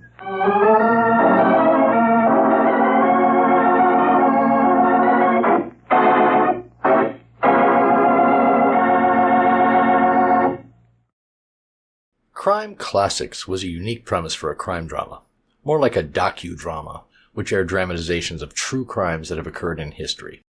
It aired from 1953 to 1954 and was created, produced, and directed by Mr. Radio himself, Elliot Lewis. Thomas Hyland was the host of the show, played by Lou Merrill, and narrated each week's story about a famous crime from history. The presentation was almost like a history lesson, or a class lecture, but the sound effects, the writing, and the great performances draw the listener into each story. In John Hayes, His Head, and How They Were Parted, a war veteran returns home to find his wife partying with two boarders in their home. Soon afterwards, his head is found next to the River Thames and then winds up in a glass jar. As with all the stories from the show, it is genuinely informative and entertaining to find out the details of this crime and what is known about it. It aired October 28, 1953. Next, Mr. District Attorney was a great crime drama that aired on NBC and then ABC from 1939 to 1952 about a crusading district attorney fighting crime and corruption. The title role was a nameless attorney for several years, played by Dwight Weist, then Raymond Johnson, and then Jay Jostin, and then Tony Randall, and then finally David Bryan in the final years. The host was the voice of the law, played by Maurice Franklin and Jay Jostin before he took over the title role. Edith Miller, the district attorney's secretary, was always played by Vicky Vola. Miss Rand, the receptionist, was played by Eleanor Silver and Arlene Francis. Len Harrington, the DA's chief investigator, was played by Walter Kinsella and Len Doyle from 1940 onwards. In the case of the deadly train, which aired March 13, 1946, the district attorney is the sole witness to a gangster murder, and he must board a train going from Chicago to New York so he can testify in the upcoming trial. As you can imagine, it is anything but a simple trip going from point A to point B. And then our final show of the collection, Up for Parole. This was a unique radio true crime show based on actual authentic parole board cases, heard by real parole boards, and it aired in 1950. Some of the cases were quite shocking. In Fern Russell, which aired October 6, 1950, the story of Fern Russell is told, a 23-year-old woman who was convicted of forgery. She's a bitter, old before-her-time woman who hates all men and claims that her road to crime was paved by the men, who she describes as all louses, who put her on that path. A really great show and a twist on the true crime shows that usually depicted police departments or courtroom dramas, with showing individual cases of actual convicted criminals doing time and their chances to return to civilian life by the parole boards. All right, time to enjoy these last shows of the collection. Thank you so much, as always, for listening and watching and enjoying. I hope you'll give the video a thumbs up if you liked it, leave a comment, and subscribe if you haven't already. I'm Greg, and I'll see you on the next one. Good evening. This is Crime Classics. I am Thomas Hyland with another true story of crime. Listen.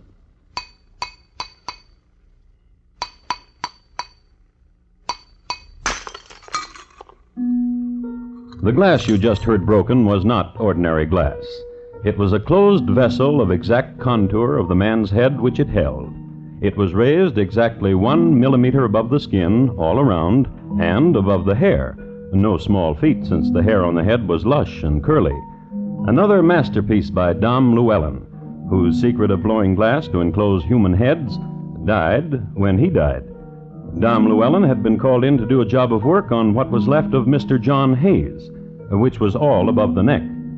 So tonight, my report to you on John Hayes, his head, and how they were parted. Crime Classics, a series of true crime stories from the records and newspapers of every land, from every time. Your host each week, Mr. Thomas Hyland, connoisseur of crime, student of violence, and teller of murders. Now, once again, Mr. Thomas Hyland.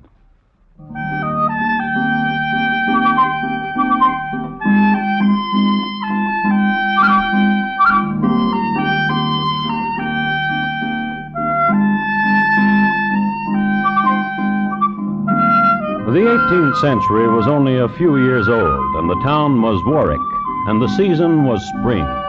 Things were budding all around, trees, flowers, and there happened to be a 16-year-old girl named Catherine Hall. She appears suddenly in history, this girl, walking down the road. Suddenly, because nobody knows what parentage put her there. Isn't that nice? A young girl swinging down a road in May. Tra-la-la-lying. Skipping. Stops, together nuts. And alongside her, 3 soldiers, officers of His Majesty's Dragoons, and gentlemen.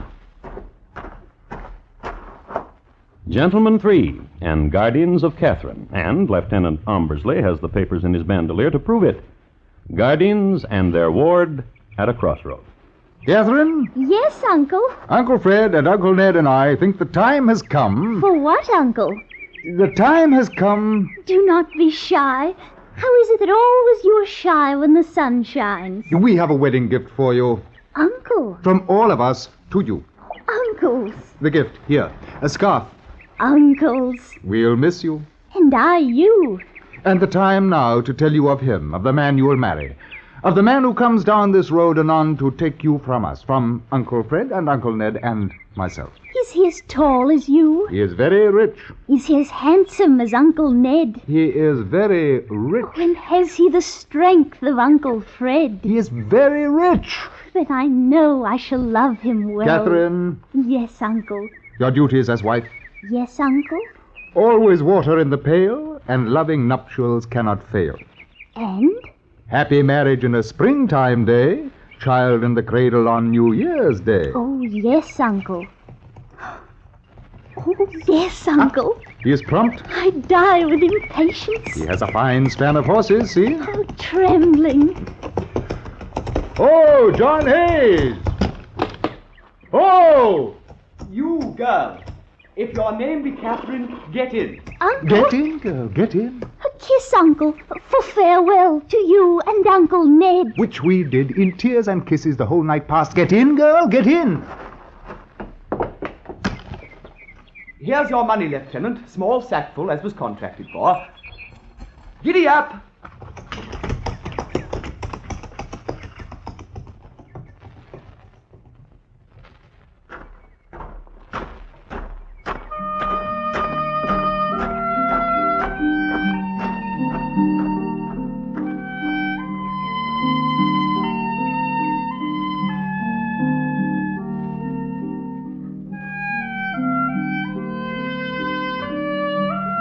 They were married that night, these impetuous 18th century lovers, these young people, Catherine Hall and John Hayes. History records that it was a rather hectic marriage.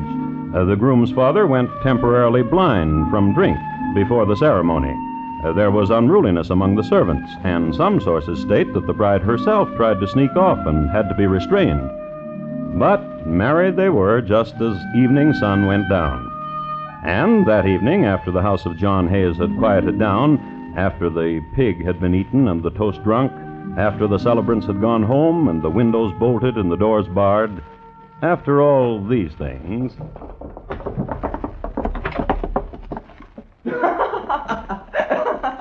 There you are. There you are. Come on out now. There you are. Glibberty Bird. You know what you ought to do. What? Join the army. Join the army? Join the army. Why should I do that? I'd be so proud of you. Aren't you proud of me now? Think of you in a uniform. Oh, I never did. Then let's do it.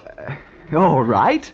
The scarlet trousers and the scarlet coat. Oh, my. And the golden sash and the gleaming scabbard. And I'd stand up straight like this. On your curly hair, a three-cornered hat and a cockade. And I'd march.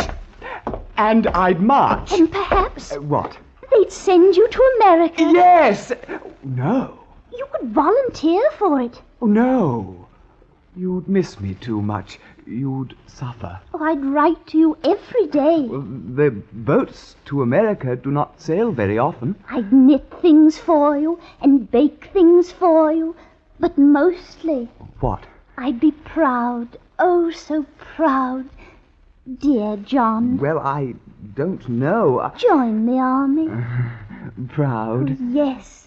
What would you do? Well, tell people. John. Yes.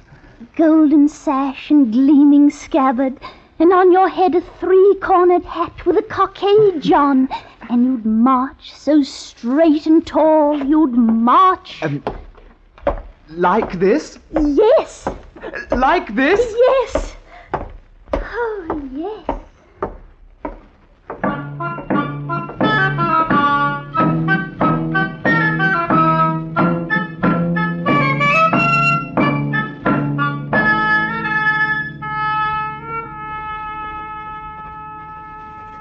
Dear Father, I am writing this letter to tell you that I have just come back from a 20-mile march under full pack, and I do not like it.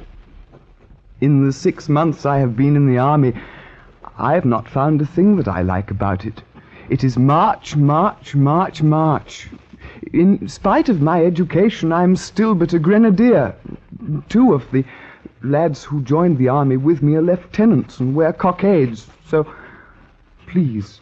Dear Father, present the government with £20 and secure my release from this life.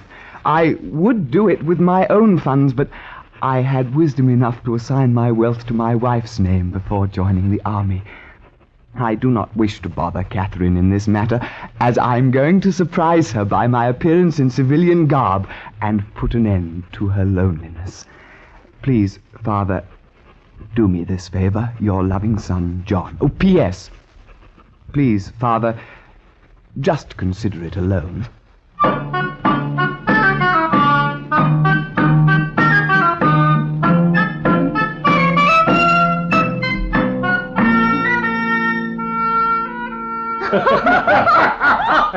That curious tailor from Tottenham. Oh, Mr. Wood, you're the one. And how about me? Oh, you're a one too, Mr. Billings. You're...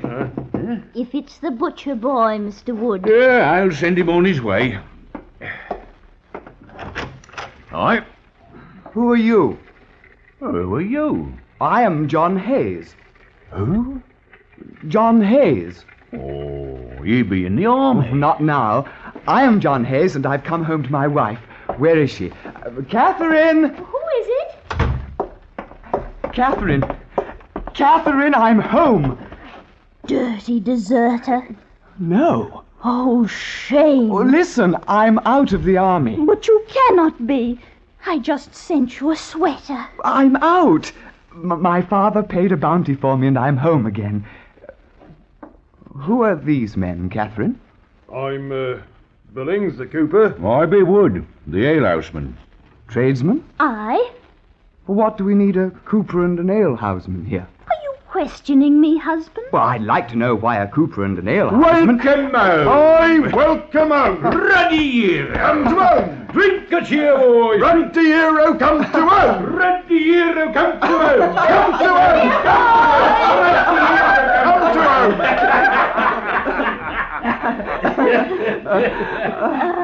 Oh, husband. Oh, dear wife. I was so proud of you when you were gone. And you told people... Oh, yes. Drink a cheer. Here. Drink a cheer. And now, wife? We will celebrate, you and me and Mr. Billings and Mr. Wood. Well, I Happy thought. We'll have a celebrate. John, you're dusty from the road. Go wash. There's a full pail, always a full pail, always waiting for your return. Go wash. Yes. Mr. Wood. Aye, Katie. Mr. Billings. How did you come to marry such a one, Kate? He's very rich. And he's come home. His wealth is assigned in my name. I receive it but in driblets. Poor lady. Shame. If I were a widow... The money? All at once. All mine. Billings? Aye. Let's make a widow. And how to do that? You kill an husband, you make a widow. Ain't that an axe above the fireplace? Oh, dear friends. I washed Catherine. I was proud. Ruddy hero.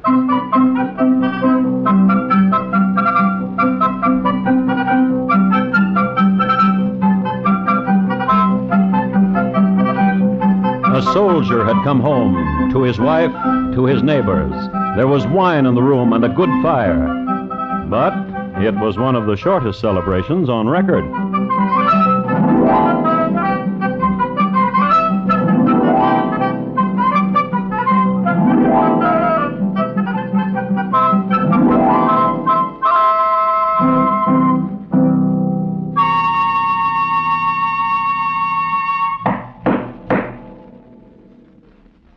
You are listening to Crime Classics and your host, Thomas Hyland.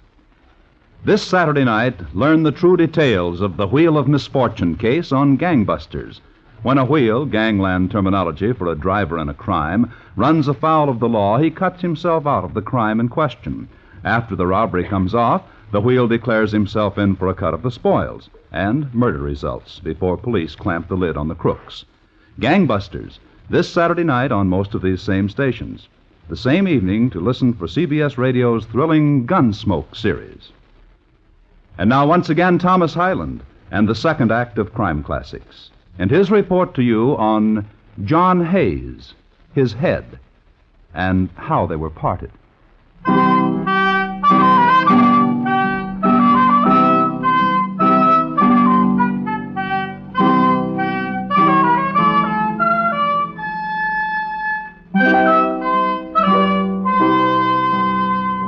Historical background. We are concerned here with England in the early 1700s. George I sat upon the throne, and the terms Whig and Tory were being muttered and bandied about and chalked on walls. During one February, the great Sir Hugh Burdenny took time away from the Navy, went ashore long enough to invent the side pocket, only to die a year later in the Fijis. And in April, a month which concerns us most, King George put his queen in prison because of her part in the von Königsmarck affair. But we are concerned most with a citizen of the time, Mr. John Hayes. We hear of him next on the evening of April 22nd. Two lovers who had never heard of him strolled along the Thames. Strolled. Let's sit here, Duck. No, Thomas. So they strolled on.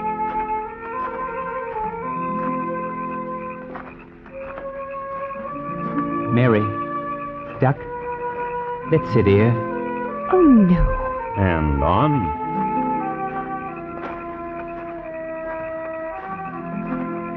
I like it here beneath the bridge, don't you? Well, See how the shadows lie like lacy web? where? Yon. Oh, Let us sit and watch and see how they quiver as riding moon, a trail in the sky. here? Just so. Mary, duck, you are dear to me. Hush. And how to hush this torrent inside me. Fair Mary, fairest and most lovely. And now the blushes to your cheek beneath the moon. Thomas. Yes, Mary, I too. Thomas. This is an unreality which we see, Mary. A conjugation of shadow and moonlight and But it has such curly hair lacy shadows. and eyes and lips that grin. A head with no body. There in the mud. It'll go away. How can it? It's an abomination. Come. It's not real. It is real. It is not. Go see. Duck. Go see. All right.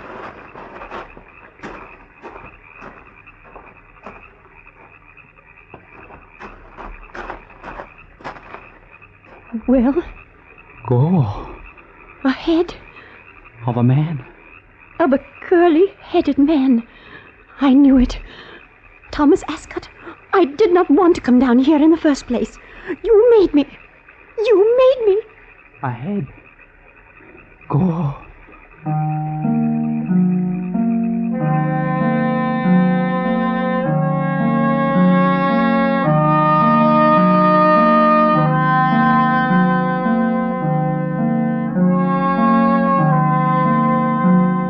So they discovered the head in the mud of the Thames.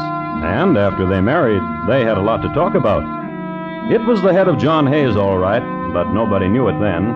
Thomas Ascot reported his unusual find to the constabulary, who went to the spot, saw that the lad was indeed a truthful lad, poked about searching for a body to go with the head, failed, and then brought back what had been found to the sheriff's offices. They cleaned and combed the find, known as dressing the head in the trade. Then they mounted it neatly on a 10-foot pole. This was the custom of the day. Whenever an extra head was found, mount it on a pole, exhibit it in the town square so it could be identified. Nobody, however, came forward in the prescribed 3 days, so Dom Llewellyn was called in. Do that thing you do with glass, Dom, he was told, with heads, and close this one for preservation purposes. And Dom did, with caliper and a secretly fashioned glass and blowpipe. And Tom did. In the meanwhile, back at the home of Catherine Hayes, she's just stepped out of her door on her way to the cheese stall. Mrs. Hayes! Woo! Mrs. Hayes! Good morning to you, Mrs. Martin. Good morning to you. A marketing? A marketing? Mind you if I go along, if I walk with you? Neighbor who walks alone, neighbor's alone. Aye. Wise was the poet who first said that. Mrs. Hayes. Yes? A question. Ninny do. How go your two boarders? Apace. So? Yes. Mr. Wood is an attractive one. Wouldn't you say? In truth, I had not noticed. Nonny, nonny, nonny. In truth. I suppose you'll say you have not noticed the prettiness of Mr. Billings. Not at all. Through the goodness of my heart for poor tradesmen, they live in my cellar. Truth, I never see them. And Mr. Hayes, your husband. Of him, what? I have not seen him. I heard he has returned from the army, but I have not seen him. No wonder. No wonder? If he is on his way to Portugal, how could you see him? How indeed? But Mrs. Hayes. Yes? So long he was in the army, then home to such as young and comely as you, then within 4 days he offs to Portugal. Oh, restless John. My last words to him as he left. Restless indeed. Huh. Would that my husband were restless like that, and off to Portugal. And a cooper like that Mr. Billings about. Some has all the looky.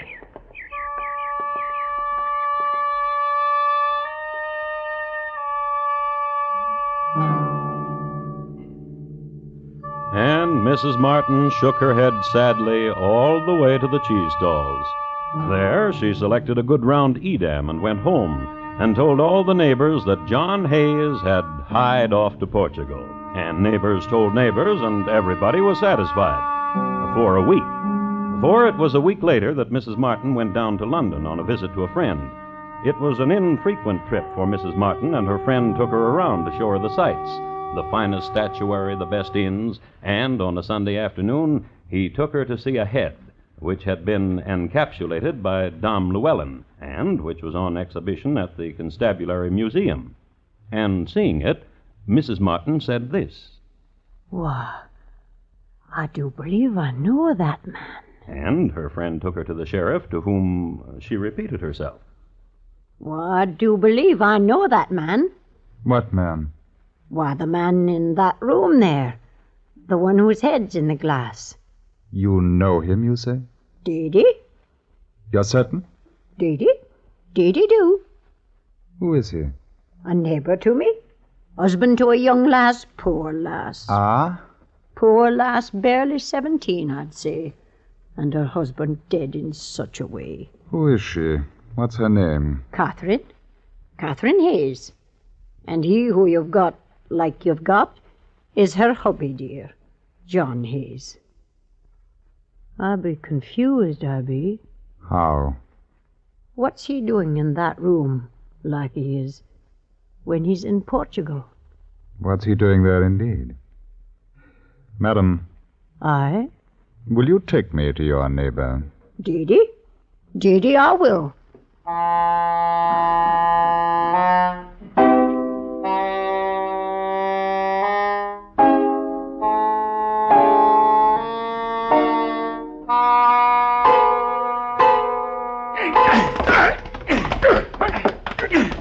We've had enough of you around, Katie and I.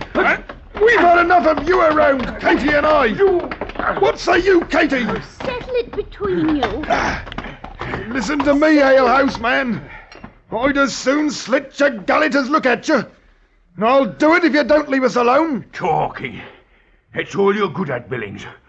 Come to me so I can let the air out of you with a knife. Aye! Oh, settle it between you.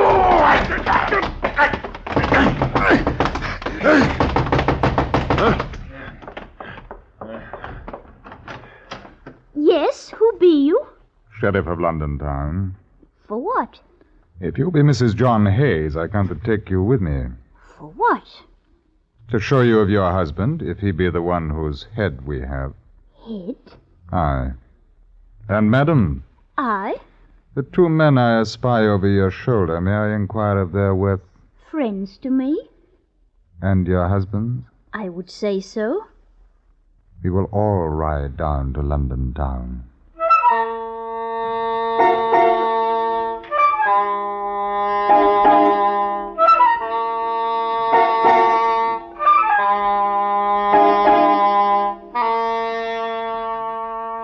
And now, Mr. Wood, I will show you a thing. Come with me. Look, you. Who is this man whose head is in this glass? I do not know. Who is this man? I do not know, I swear it. I am a pious man. And when I swear a thing, it is sworn to. And it is the truth. Very well. Sit there.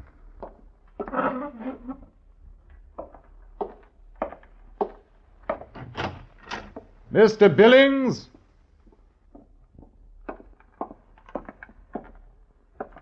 Close the door, please. Walk to that table, Mr. Billings, and tell me whose head it is encased there.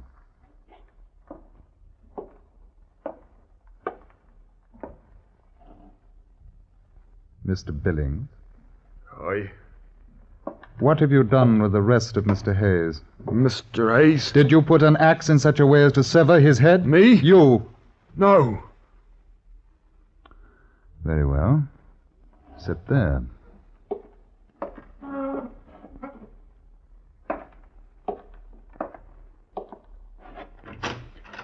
Mrs. Hayes, please.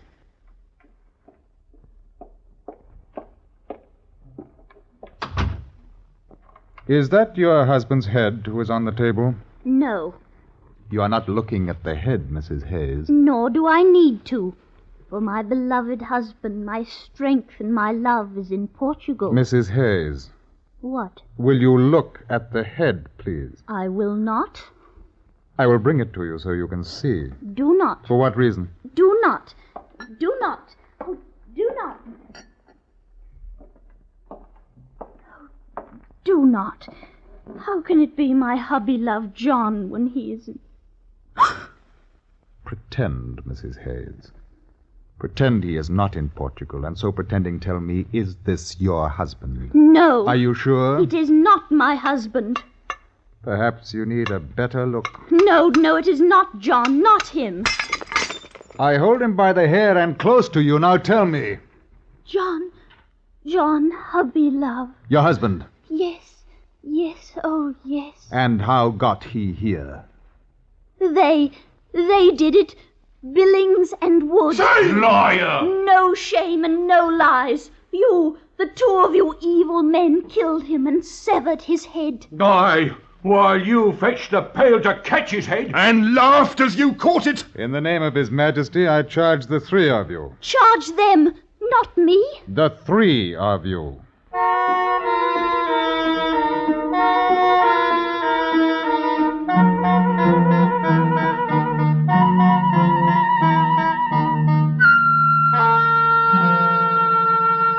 And the three of them were tried. Billings and Wood on the charge of murder. Catherine on the charge of petty treason, which was 18th century talk for killing one's husband. All were found guilty. Wood died in jail. Billings was hung in chains. And Catherine... Let me read to you from a journal of the times concerning Catherine. An iron chain was placed about her body and fixed to a stake. On these occasions, when women were burned for petty treason, it was customary to strangle them by means of a rope passed round the neck and pulled by the executioner, so that they were dead before the flames reached the body. But the flames leaped so high that the executioner burned his hands, so that he could not strangle, so that Catherine Hayes was burned alive. It is interesting to note that a graph of petty treason in England for a whole year after that shows a decided drop before it picks up again.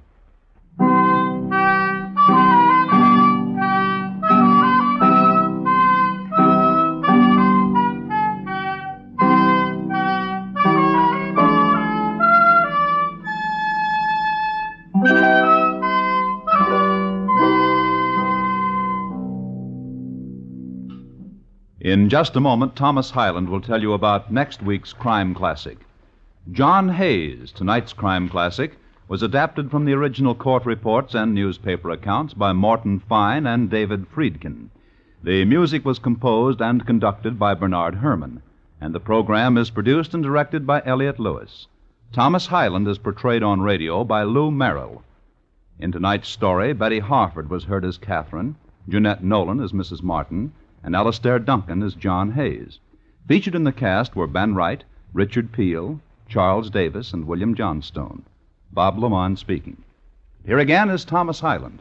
Next week, Mahadwat, India, in the year 1894.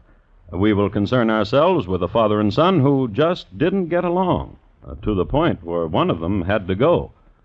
My report to you will be on Rashi among the crocodiles and the prank he played.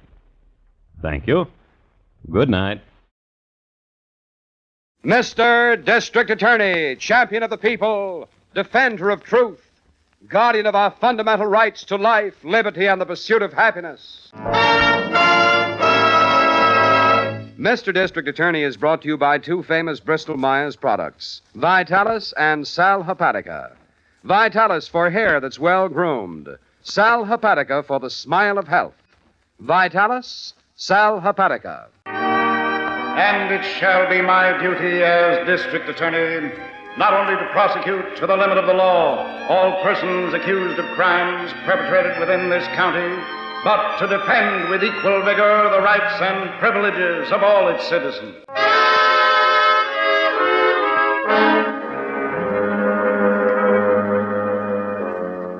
The case of the deadly train.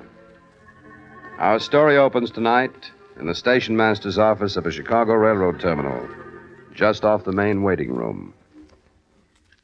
I think you know the members of my party, Mr. Billings. This is Miss Miller, my secretary. Mr. Billings? How do you do? And this is my chief special investigator, Mr. Harrington. How are you? Mr. Harrington? And this is Tom Niles. Mr. Billings is the conductor of the train we're taking back home, Niles. Go ahead, Niles. You can talk in here. Look, can't we get going? I mean, isn't it time to get on the train? He's handcuffed to you, Mr. Harrington? Yeah, that's right. Just a precaution, conductor. This is one trip we're going to be sure to make, huh, Chief? I've told Mr. Billings the importance we attach to getting Niles back home with us, Harrington. I might say again, while we're all here, however, that we'll stop at nothing to make sure of it. I read in the papers how important he is. Going to identify that killer for you in your trial, isn't that it? Yes, Niles has agreed to make the identification. Unfortunately, the newspapers have also printed the fact that he's the only witness I have against Johnny Galena. That sort of publicity isn't helpful at all. The Journal gave it the front page this morning, Chief. Did you see it, Harrington? Yeah, I'll say I did. They hit it right on the nose, too. Said the district attorney considered Niles so important, he came out here personally to extradite him. Hey, look, can't we... Yeah, okay, Niles, calm down. Calm down. There's nothing to worry about. Nothing to worry about. Are you crazy? Johnny Galena's got friends, ain't he? You think they're going to let me identify him if they can stop me? Oh, they'll do nothing, Niles. You're in my protection now, and I'll keep my promise to you. Is the train ready, Mr. Billings? I've got everything arranged. Sure, you keep your promise. They let me out of jail here to go back with you, sure, and all I get out of it is to be a target. Don't you see, You Harry? better get going, Harrington. Yeah, right, Chief. Come on, Niles, and remember, when we go out that door, don't look to the right or the left, see? Just follow the conductor here. I'll take them directly to drawing room B. Is that right? Fine. You have your ticket, Miss Miller? Right, Chief. Bedroom H. I'll get on last, the way you said it. Call me, Mr. Harrington. Let's go, Niles. I'll check with you later, Harrington, as soon as I get to my own bedroom.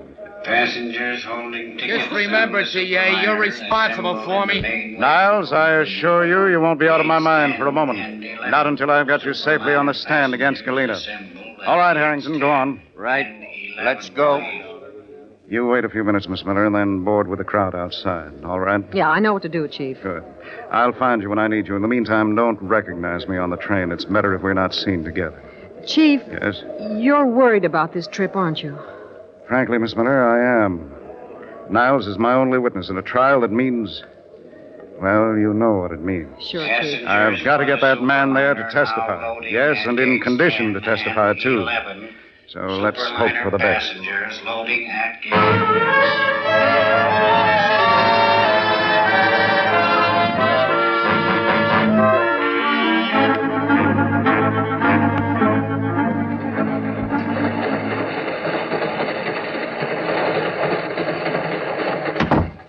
Well? They're on the train, all right. The DA's assistant has Niles in drawing room B. Harrington? Is that the name on the orders? Yeah. There's pictures in the folder. Never mind, Elsie. It's him, all right. Niles was handcuffed to him. They're in B, right in this car. The DA's with him? He's in bedroom alone. This car, too. The boy sure worked that all right. We're right between them. Oh. Johnny's got money, you know. Why shouldn't he get things worked right? He will. Getting me to pull this job for him was the smartest thing he ever did. Getting us, Ben. I come in on that fee. Don't forget. Don't you always come in on what I do, baby? Oh, sure. Like that washed-out blonde in the lobby last night. Huh? Oh, I was just a kid, Elsie. Forget it. Forget it? Sure. You leave me sitting in that lousy hotel room for 2 solid hours, and when I come down, Okay. Forget it, will you? We got work to do. One of these days, so help me. Will you shut up? You've been harping about that dame all day. Well, why not? If I hadn't come down for that movie magazine when I did, you'd probably be with her yet. Just a kid. Will you pipe down? We got plans to make. Sure. You want the ticket stubs? Huh? The guy collected while you were out. No, keep them. I got plans to make, I said. Let's have it. Now, look. The way I figure it, Well? You stop glaring at me. How can I work with you shooting off your face all the time? All right, go on. What's the plan? All right. Well, they're all three on this car, see? Harrington, Niles, and the DA himself. Yeah. The best thing is to get over with it fast, Elsie. That way we can get off at Toledo, be back in Chicago before they know what hit them. Back to the blonde, I suppose. Will you listen, Elsie, and get this straight? I got a job to do now, a big job. For Johnny Galena, too, the biggest guy in the racket. I know that. So I don't fool around, get it? Now you shut up and listen to your orders, baby. Because this is one show I'm going to run right.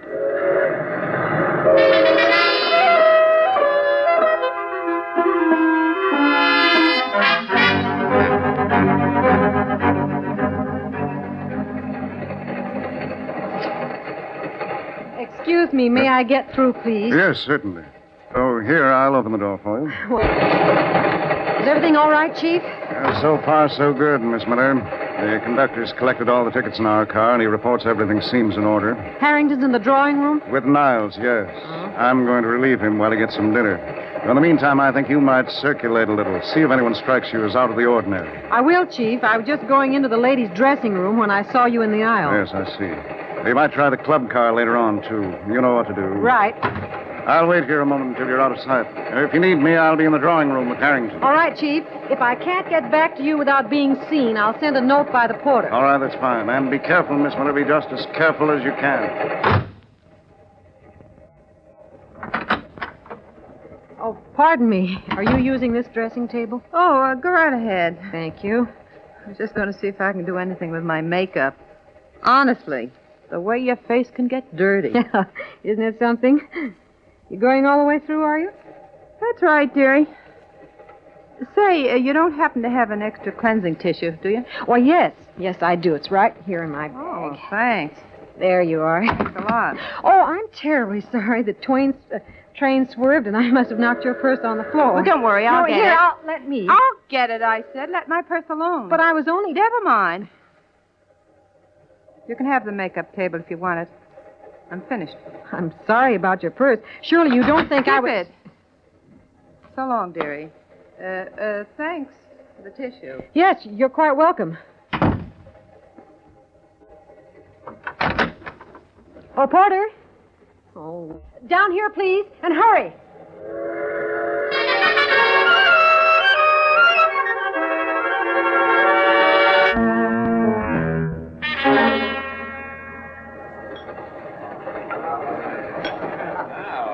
Here's a seat, young lady. Right here. Oh, thanks. You sure it ain't taken? Not if you wanted it, ain't?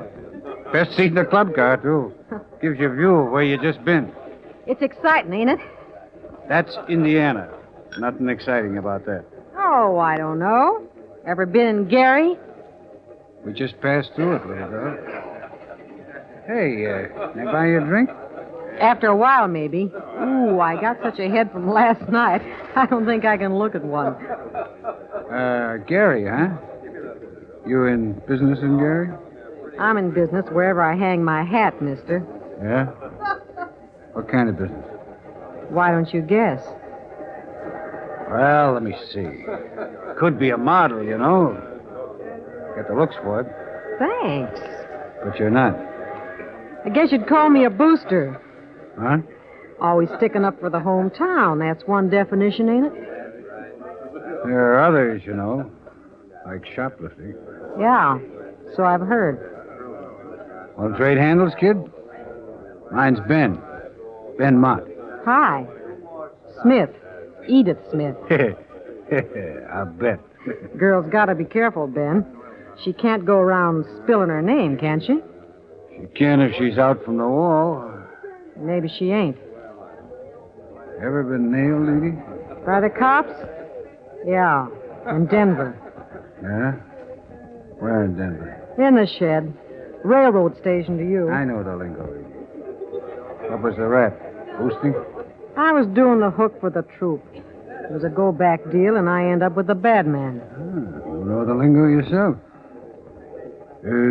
St. Paul, you said? What are you doing, kidding me, Ben? Nobody but a lamster gives St. Paul a play. This was Denver. The fix was in, so here I am. You know, Edie... Yeah? You're okay. Really okay. Oh, sure. I'm in great shape, I am. What's the matter, you broke? I said the fix was in, didn't I? What do you think happened to my fall dough? You, Got any plans, Edie? Oh, the big city. I thought maybe if I spend my last buck on a train like this, I could line up a mark. Who for?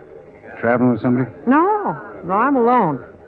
I just thought I'd get in a new troupe faster if I arrived with a sucker all set. Yeah, you would at that. You're smart, Edie. You don't sound so dumb yourself, Ben. Hey, I'll take that drink now. Sure thing. I'll ring the... Oh, wait a minute. Maybe we can go back to my compartment and have a real drink. You got a view of Indiana back there? I got a plan, Edie. I think maybe you're just the kid would go for it, too. How's the score? Plenty. Matter of fact, this is a business trip. Big business. Oh? I got a partner already, but, you know how it is. The way my business runs, I need new blood. You know, Ben, Yeah? I got plenty of blood. Let's go back to your trap and, have that drink.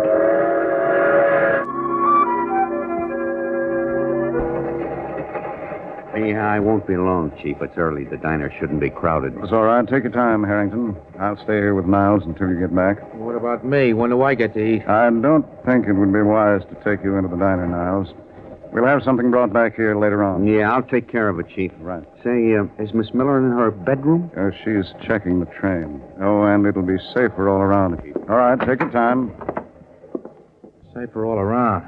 And you do think somebody might... Now, take it easy, Niles. Take it easy. Nothing's going to happen to you. I'm scared, I tell you. I was a fool to tell the warden I'd do Now, it. relax, I said. There's nothing to worry about. Sure, that's easy for you to say. I'm the guy they want to shut up. They won't. I've told you the trial in which you're going to testify means just about everything to me. So help me, I'm going to see that you do. Back? I sent her in to get some food. She? Oh, I see. Do you? What's the matter, Ben? She cramp your style? You wouldn't. Would you, Edie? What do you think? What's the job, Ben? Not so fast, lady. Let's see who you know first. Well, let's see. Did you ever hear of Swede Larson out of Cincinnati? Point out man, yeah. Kugler? Runs a cannon mob in Shy. Well? How about a big boy, Edie? Say, like Johnny Galena. He's standing a rap, ain't he? Won't be a rap if Tom Miles doesn't identify him at the trial, you know. Yeah, that's what I heard. What would you say if I told you Niles is on this train? And that's the job, Tom Niles? Maybe. You must be big yourself, Ben, doing a job for Johnny Galena. I'm big enough to take care of you, Edie. The two of us for a long, long time. Ben, Why, you louse. Elsie, I thought you were in the diner. Yeah, I bet you did. Well, that ties it. It's her. Look, Why, Elsie, you I... poor fool. That's the dame I was telling you about. Huh? She's the one gave my purse the once-over in the ladies' room. What? Why, that's true, but I told you you'd make a false move, Ben. Now you've blown it for good. Sit down, Elsie. Let's straighten this out. Yeah? You think I'm nuts? She's probably got the train swarming with cops. I'm getting out of here. Sit down, I said. And stay for the rap? What kind of a fool do you think I am? Now, wait a minute. There's been a mistake. I'll say there's been a mistake, dearie. Him. I should have pulled out long ago. I warned you, Elsie. Sit down. You let go of me, you two-timing bum! I'm going to see to it that you get yours once and for all. Elsie, put that gun down. I knew she had a gun in that bag. That's right, dearie. Now, here's where you get off the joyride, Ben, and right into the arms of the law. Look, honey, calm down a minute. The minute my back is turned. You know that ain't true, Elsie. I've always come back to you, haven't I? Yeah, you've always come back, but that's not good enough. Look, Elsie, this dame don't mean a thing to me, and she's not hooked up with a cop. She's a booster out of Denver. That's right, Elsie. I'm not after your guy. You keep out of this. Elsie, look at me, baby. I love you, honey. You know that, don't you? Don't you? Oh, Ben, if I could only believe You you. know me, baby. Why, I'm all for you. Always have been. Come on. Come on. Let me have that heat. Oh, Ben, if you'd only play square with me. I get all riled up like this, and I don't know what I'm doing. That's my girl. Now let me have the gun, Elsie. Here, take it. That's right, Elsie. Thanks. You see, Ben, Oh, don't. Don't. I haven't even started on her. Pull a gun on me, will you? Ben, no. So you're going to let me have it, won't you, Elsie, huh? And with a rod, too. Nice and noisy, so the whole train could hear. I didn't mean it, Ben. It was just my temper. Yeah, well, I do mean it, kid. I'm through with that loudmouth of yours once and for all. Ben, no. Look out, Elsie. He's got a You knife. keep out of this. Come on, Elsie. Here's where we say goodbye. Ben!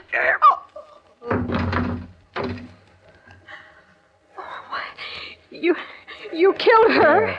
You... It's like we said, Edie. You blood for old. Now, come on.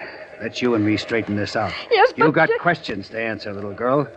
And while you're talking, just keep your eyes on this knife.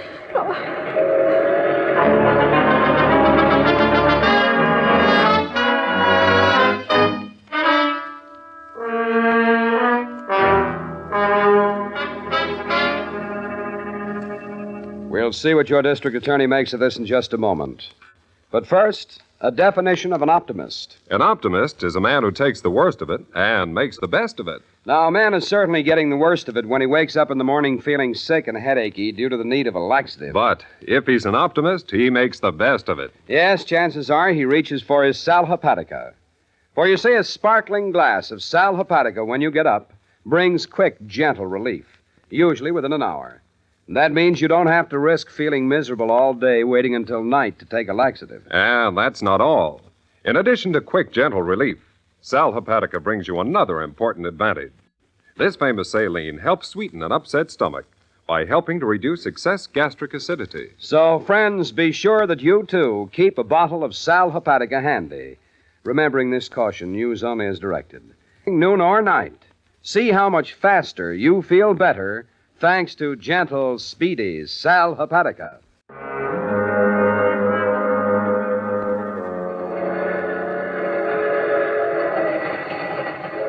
I'll take another look through the train, Mr. District Attorney, if you think that'll help. Well, yes, I wish you would, Mr. Billings. I can't understand where she is. I told you something would happen. I knew it. Pipe down, Niles. Hey, Chief, you sure Miss Miller ain't in her bedroom? I'm positive. Suppose I have that look at the other cars. Will you be here? Well, no, I think I'll go back to my bedroom, Mr. Billings. You'll find me there. She'll turn up, I'm sure. One thing, she can't get off the train. Yeah, Chief, I don't like this at all.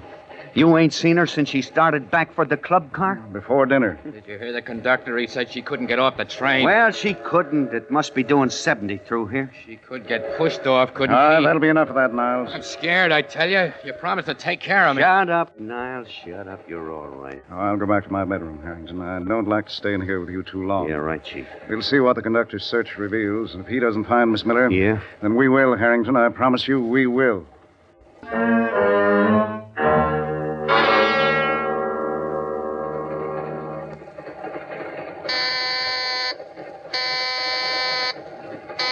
Yes, come in.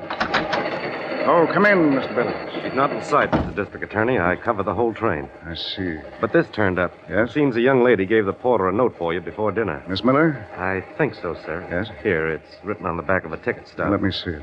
The porter had been warned about this car, you see. I told him myself to be careful. See. You say she gave him this note before dinner? He held it, sir. He was afraid to deliver anything without checking with me. I've got to get out of here, conductor. Which way is compartment G? To your left, 4 down. Wait for me. I may need your help. Now, excuse me, will you please? May I get through? Take it easy, Bud. Just let me get out of your way. I'm sorry, but I'm in a hurry. You sure are. Thank you. Excuse me, please. I've got to get through.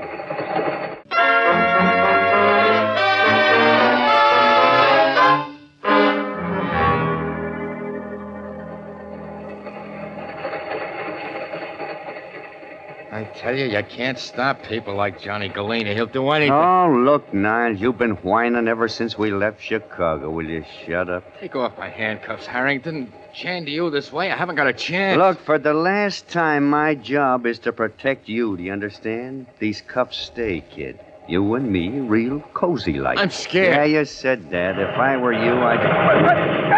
Hey, look, we're... Hey, it's a wreck. Hang on, Niles. Hang on. Let go. We're turning. The car's turning over. Look out. Look out for the window.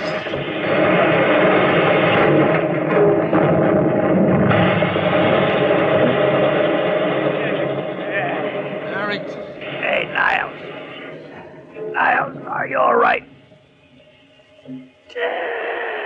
pinned, Harrington. I can't move. It's this beam. It's on my chest. Can't move, I tell you, Harrington. Shut up. There's no need to get in a panic. Get me out of here. Get me out. I can't move either, I tell you. If you ain't hurt, just shut up. Hey, listen. Hey, they're coming in for us already. Do you hear them? They must be using the axe. Yeah, we're all right. Just get this beam off it. You in there, Niles? I'm pinned. I can't move. Just keep coming. I can see the light where you broke the side. Keep coming. You, Harrington? Yeah. Keep coming. Through the side, see? Through the side of the car. Don't worry. I'll get there. Just take it easy. Yeah. Hey, wait a minute. Who are you? You'll find out, Harrington. So you're pinned, are you, Niles? Harrington. Don't get panicky, Niles. Wait till I reach for my gun. Just stay where you are, Niles. I'll take care of you. Harrington, it's Ben Mott. He's gonna kill me. I remember him from Chicago. I can't reach my gun. Oh, this beam, if I could only push this beam up. Harrington, you said you'd protect me. There you are. Just a minute now, and I'll be there. Harrington, look, he's got a knife. Hey, drop that knife. Drop it, do you hear me? Sure, I've got it covered. Right in your little pal here. No, Mott, don't. So you thought you'd turn Harrington. rat on Johnny Galena, huh? Harrington. I warned you. I'll do nothing, copper. You just lie there till I finish with him. No, Ben, please, One Ben. more push, Niles, and I got you, you dirty rat. Harrington, help me! Help me! I can't. Wheel on Johnny, would you? Here's where you... No. Harrington, Oh, Chief. you all right in there? I can't see over this body. Yeah, you got him, Chief. It's okay now. Well, just lie quietly, Harrington. We'll be through to you in a minute. Right. Hey, Niles. Niles, are you all right? I'm all right. He's dead. All right, men. Let's cut away this beam. Oh, Chief. Chief, that was close. We'll get some water, Miss Miller. Right. There's a doctor out on the tracks. Well, I'm okay, Chief. There's no one dead or hurt, Chief. This is the only car that went over. The train hit an empty truck on the road. Oh, good. Miss Miller, where does she... Well, it's quite a story, Harrington. But first, let's get you and Niles outside. We've got a trip to finish, you know. All right, men, let's go.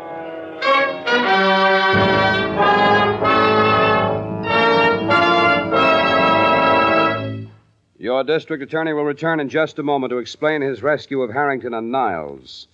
But first, here's a young lady who seems to be very happy indeed. Hallelujah, my guy's come back. Well, glad to hear he's back, young lady.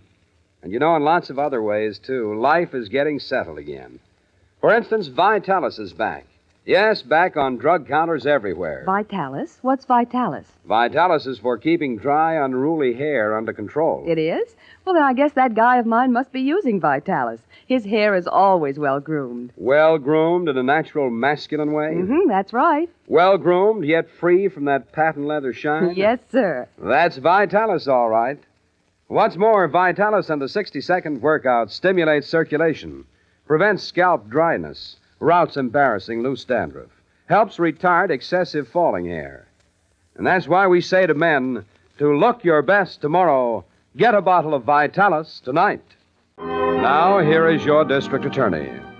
Well, I want to say first, ladies and gentlemen, that Tom Niles went on the stand in my prosecution of Johnny Galena, and because of his testimony, we were able to secure another very important conviction in our war against crime. Yeah, I still say that was close, Chief. If you hadn't been right behind Ben in that wreckage, he'd have killed Niles, sure. Chief, I think you'd better explain just how you knew Ben was making his way through the wreck to Harrington and Niles. But it was your note that did it, Miss Miller. The note the porter delayed delivering until just before the wreck. When you were in the ladies' dressing room with Elsie, that started the whole thing. When her purse fell, Harrington, I noticed it was heavy. Too heavy for an ordinary lady's handbag. Oh, she was carrying a gun, huh? I'll say she was. Fortunately, when I picked up the bag, her compartment receipt fell out. I wrote the note to the chief on the back of it. Yes, and as soon as I got the note, I went immediately to that compartment. As Miss Miller had written, the occupant seemed suspicious. That's a mild word for Ben, Chief.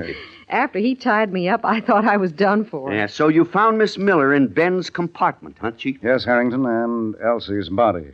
Miss Miller told me Ben had started for you, and so I followed him. Fortunately, neither of us was hurt in the wreck. Ben managed to get out of the car first, but I wasn't far behind him. Boy, am I glad you stayed on his tail. Oh, hey, Chief, what about next week? Well, next week, ladies and gentlemen, our story concerns one of the most unusual and interesting criminals in our files. It's the case of the dangerous clown, and I invite you to join us for it. And until then, thank you, and good night. The names of all characters in tonight's dramatization are fictitious, and any resemblance to names of living persons or actual places is purely coincidental. Our stars were Jay Justin in the title role, Len Doyle as Harrington, and Vicky Vola as Miss Miller. The music was under the direction of Peter Van Steeden, and the authors were Edward Byron and Robert Shaw. And remember, Vitalis for hair that's well-groomed, Sal Hepatica for the smile of health. Vitalis and Sal Hepatica, two famous Bristol Myers products, which each week bring you Mr. District Attorney. Up for parole.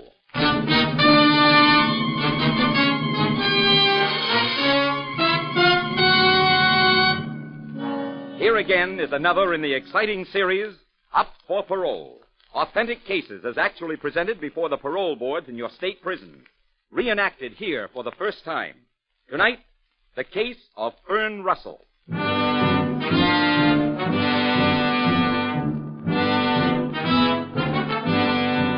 Ladies and gentlemen, you are about to sit in judgment on another human being, to decide whether she shall become your neighbor, your employee, or perhaps your friend, or remain where you, society, have put her, behind prison bars. Therefore, listen carefully and consider seriously the story you are about to hear, told from the official records of Fern Russell, prison case number SP-048, now pleading before the parole board and before you for her freedom. Please tell the board your name. Fern Russell. You're 23, aren't you, Fern? I look 28. I know it. You don't have to say it. I've been through enough. My impression was you looked 23. What sentence were you convicted? Forgery. Attempted robbery. I got 1 to 10 years. What kind of work did you do, Fern, before you came to this institution?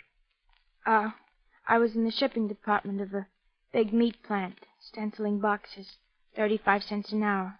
You want that, too, the wages? Yes, if you want to. And, then I was on the weighing of cans for the processed meat. Got paid 50 cents an hour. And then the sliced meat department, the big cutters. And, I waitressed a while. Supported your family? If you call 25 a week supporting when you got 2 sisters and a brother, and an old man like mine. What was the trouble, Fern? What started you on the road to crime? Men. Just what do you mean? I mean men. Men. That covers a lot of ground. I met a lot of them. And they all had one thing in common. They were louses. Suppose we begin at the beginning. Well, in my house there was me and Marie and Dickie and Ramona and Ma. I was the oldest kid. Ma never complained about anything. She was an ignorant woman. She didn't know any better. Otherwise, why would she have married Pa? Since I can remember, Pa spent most of his life in and out of the state penitentiaries. He went up 3 times for larceny or something. The one thing about my father, if you saw him on the street, you'd think he was kind of an executive of a big company or something, you know? And walking down on his arm, you know, it didn't even matter that it wasn't true. You felt like a lady, you know, like somebody. Maybe he was getting puffy in the middle, and if you look close, you see that his teeth were false, but he was a terrific dancer, you know. Anybody he ever asked for a dance, they always danced with him. And the last time he got out, I don't know, I was only a kid, I guess 16. He took Ma and me over to the Royal Garden. It was a pretty good place to eat and dance. I don't even know where he got the money. May I have the pleasure of this dance, madam? Oh, boy. You're an old dog. Hey, the music's waiting. The man's fickle. Okay, Pa, let's dance.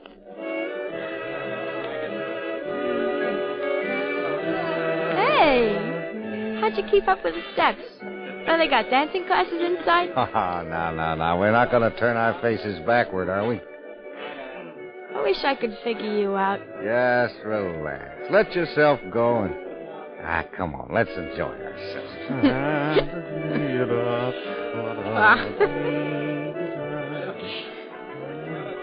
Hey, What? you know, Fern, I was thinking... What? Your mother. She's been having a tough life. I'd like to give her a present. So would I. With what? Fernie, how do you feel about the people who come to a place like this? What do you mean? I mean every night. People with money. People with them shiny cars outside and so forth. You know how I feel about not having things.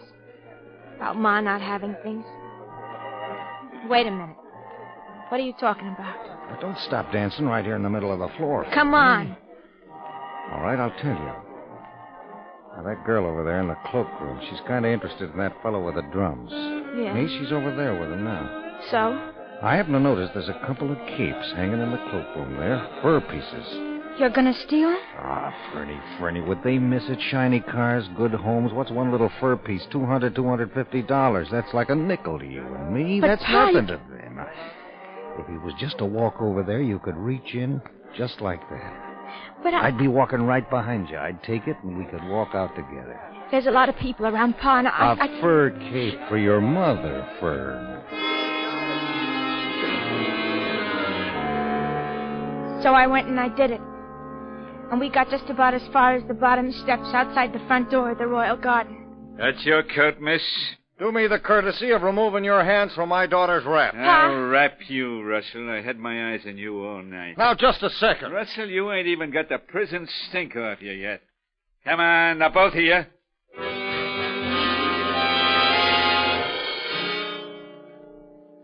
James Russell, I have nothing whatever to say to you or to men of your ilk. Unregenerate criminals who continue on the path of their insane attempts are beyond the sympathy of this court.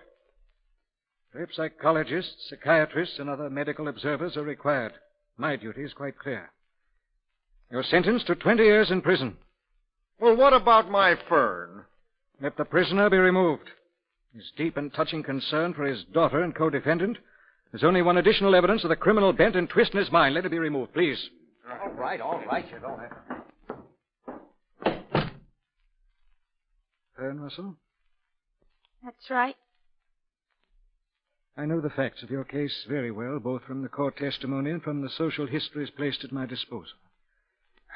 You pleaded guilty to this crime, and although you were undoubtedly under your father's influence, so far as this court knows, you made no attempt not to participate in this crime.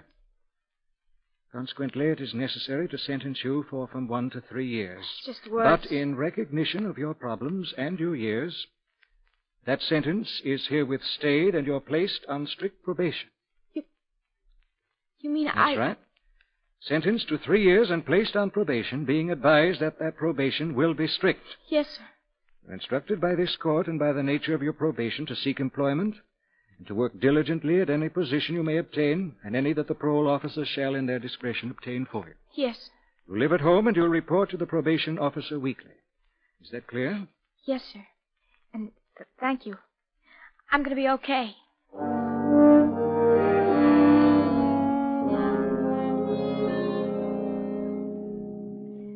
The first month wasn't bad. Even the second. That's when I got the job in the meat factory, see. And they had me weighing cans. You see, a can would come in and be filled with meat, and you had to weigh it. And each can had to weigh a certain amount before it could be labeled and so forth, see. And who should make a play for me? White shirt and sleeves rolled up real neat, you know. Freddie Nolan, the section supervisor. Hi. Hi. Knocking off soon? Should be any minute. Boy, they're right on the clock, huh? They always are. That's what I figured. So, what do you say? What do you mean, what do I say about what? Don't make a production. Lunch, kiddo. Lunch on me.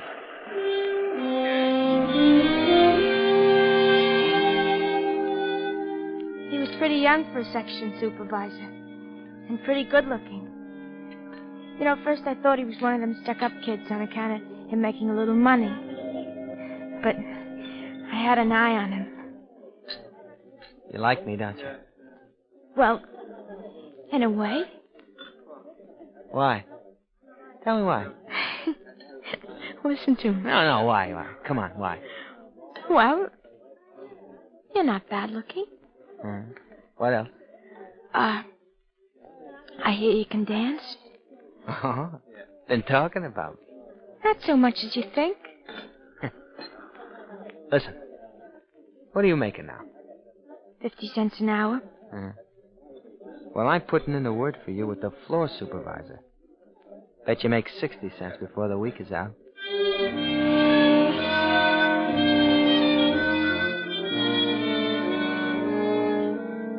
And that's all there was to it. We started going out. And then he told me he was going west on a job with a big canning company, and would I go? He even asked me to marry him. Boy, I jumped at it. And it was great. It was a great honeymoon. No clock to punch. Hanging around in pajamas. Going back to bed after breakfast. And then Freddie, that stupid... No, he was all right. He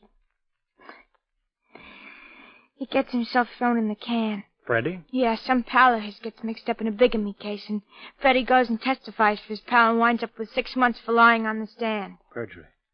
Yeah, I think that's what it was. So there I was. I was 400 miles from home with him in jail. And a baby coming. You said, Fern, when you first started talking, your trouble was men. That men were lice. What about Freddie? Oh, I wasn't talking about Freddie. He was okay. Then Freddie wasn't one of the causes of your crime. No. Marriage, the baby, that was your own doing. Yes, sir. All right, now suppose you go on. Well, when I come back home, there was more trouble waiting for me.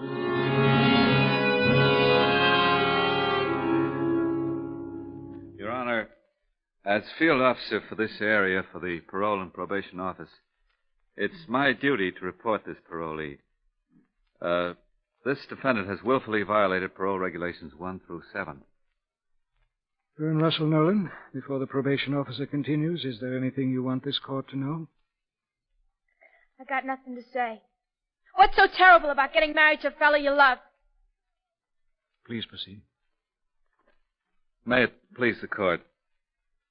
The probationer, Fern Russell Nolan, is charged with violation of probation in that she has failed to maintain contact with the probation office, has moved without advising the probation office, has married without permission, and has been unemployed. And I understand, Your Honor, that she is pregnant. Thank you, officer. Fern, this court is not a body who sits with a series of rules and regulations before it. This court is mindful of human frailties and concerned with that. This court is distressed because it cannot seriously regard you as really prepared for marriage. That was why the restriction of permission was placed within your probation. I love Freddie. I love him. The desire of all human beings for what you call love is fine, desirable, if based upon reality. Such youthful romance alone cannot be the basis for real marriage. Marriage must be based upon mutual respect, upon a desire to grow, and upon an ability to give and to take. A desire to be useful to oneself and one's community. Just what is it you find funny in these remarks? Words. The words, that's what's so funny. I was quite serious. That's what my father used to tell me. Just like that marriage, and then he'd go on for 45 minutes. I don't quite understand. Just wanting someone, Fern, that's not enough. You gotta build a marriage, like a building is built with a foundation and all that block. What's the laughter for, then? I'm laughing because my father's in jail and you're a judge. Stay of sentence against the defendant, Fern Russell Nolan, is vacated and her commitment herewith issued. Fern Russell Nolan, you're sentenced to a period of 18 months in the women's prison. Send me to jail all you want. But when I get out, I'll still do just what I wanted. And no one will stop me, you'll see.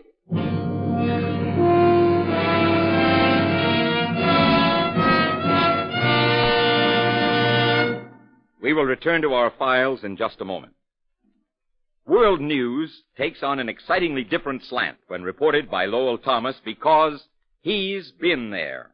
Yes, this famous traveler, explorer, and author is heard giving his views of today's news 5 evenings a week over many of these same CBS stations. Just recently, Lowell Thomas thrilled America with his colorful, authentic accounts of his trip to the forbidden country of Tibet. This year, Lowell Thomas celebrates his 20th year on the air. 20 years of reporting the news to America as he sees it. Don't miss Lowell Thomas 5 evenings a week over many of these same CBS stations. Now back to the true story of Fern Russell, prison case number SP-048, the woman who is up for parole. So, Fern, because you violated the terms of your probation, you had to face that sentence of 1 to 3 years. That's right. And again, it was a man, to follow the thread that runs through your story, a man who put you there, in your opinion. Sure it was a man. That judge and all those fancy words and all that talk. Why couldn't he have just said 3 years and not made those big speeches? Well, we won't go into that right now. Well, But go on with your story now. Tell the board what happened after that. my baby was born. And right after that, my mother had the marriage annulled. You didn't object to the annulment? No. As a matter of fact, I never heard from Freddie again.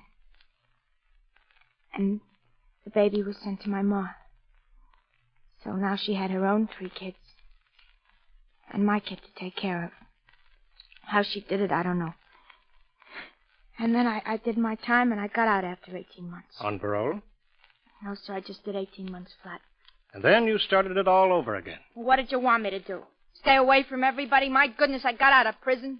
I come out of a life where maybe, except for a couple of weeks with Freddie, nothing was ever any good. Oh, please try to control yourself. But Then, after Freddie, Henry Langer walked into your life. Yeah, Hank. Call me Hank. Hank Langer. Baby, maybe I ain't the best-looking guy you ever met, but I got what you want. Big car and everything. Yeah, look at this upholstery. This stuff set me back $65. Yeah? Just rub your hand over. Go ahead. Hey, it's nice. You're not saying what you're thinking. Hey, look, baby, if you say Lake Placid, that's what it is. You say Florida, Florida. You say 2 weeks in the swankiest hotel in Saratoga Springs. I said yes. And I kept my eyes shut tight as long as I could for 3.5 weeks. And riding in that car to Saratoga Springs and betting on the horses. And, you know, even getting pushed in a chair on the boardwalk. And then we stopped off one night in a motel. And when I woke up in the morning, there was a note on the pillow. I left some money for you on the dresser. It'll take you back home. Anybody wants to know what happened? I deserted you.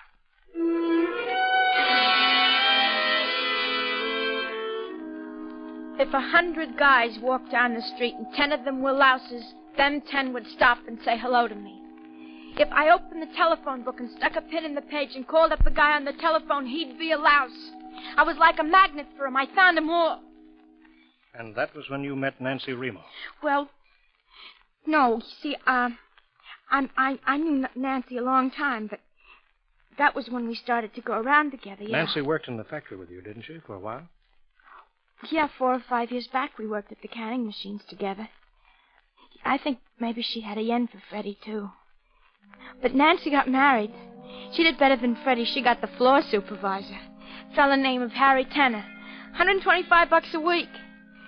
And when I saw her, she was like tearing her hair out. Boy, was I burned. Oh, am I burned? I've never been burned like this in my life. What'd he do? Huh?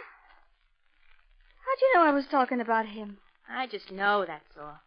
I like you, kid. Just on account of I stayed out one night. Yeah? Remember that tall guy used to work on the other side of the canning machine? Big blonde like, Bert Lancaster? Yeah. So because we went out on a party one night, I had a little too much, you know, and I rode in about 6, 7. He gets up on his high horse and says, "This is the end, ta-ra, he's going to get rid of me." A louse. Boy, would I like to get out of this burg. Would I like to get dolled up and let myself go. Yeah, you and me both. Hey, what a dope. What? Did you ever see one of these? You sure that's the charge card at Zane's department store? Right. So tomorrow he's going to publish in the paper. You know, my wife having left my bed and board and so on, and he's not responsible for my debts. Only today's today and tomorrow's tomorrow. So let's you and me go to Zane's and make that louse pay. You mean buy things on charge? Why not? You and me. All you got to do is sign Mrs. Nancy Remo Tenor. They give it to you. Anything? Everything. I'll take a pair of blue ones and a pair of the black ones. And those net? I want the net ones, too. How much are they? $1.75 a pair. Well, I'll take them all. That cardigan, miss, is that wool? 100% wool. You got it in lavender? No, ma'am, just these colors. Oh, I don't like those. This yellow one is lovely, miss. Yeah, it's pretty. How much is it? $8.98. Okay, wrap it up.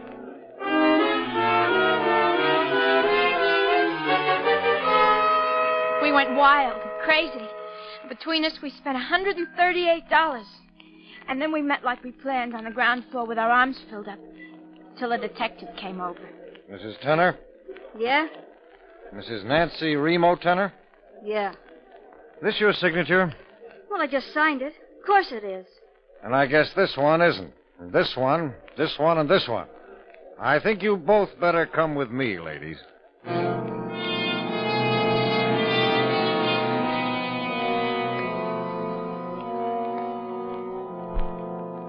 And so, for the crime of impersonation, forgery, and attempted theft... I got up to 10 years on account of being a second offender. And a probation violator. Yeah.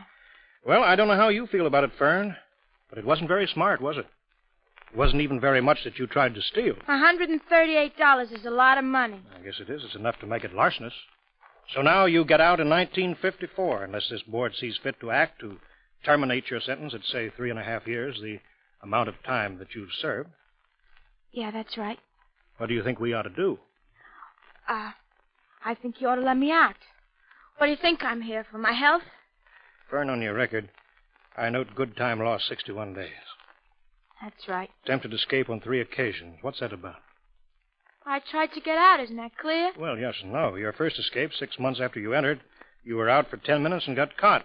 Second escape for 5 minutes and you were apprehended. Your third escape, you hid in the barn and missed bed check. Why was that? Because I wanted to get out. That's all? No other reason?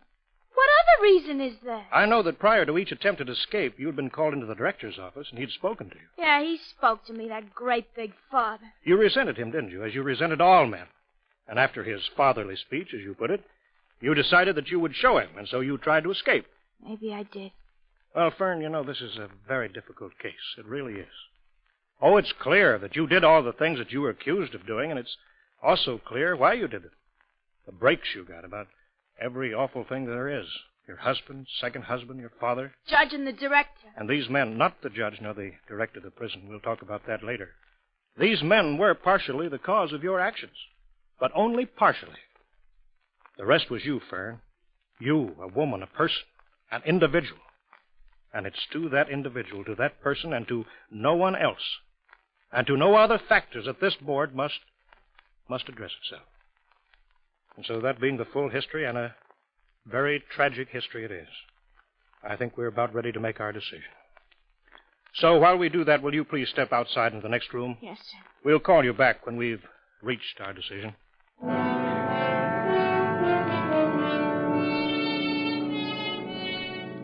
While Fern Russell waits and the parole board reviews her case, you too have a decision to make. In a moment, you can compare your decision with that of the actual parole board before which she appeared.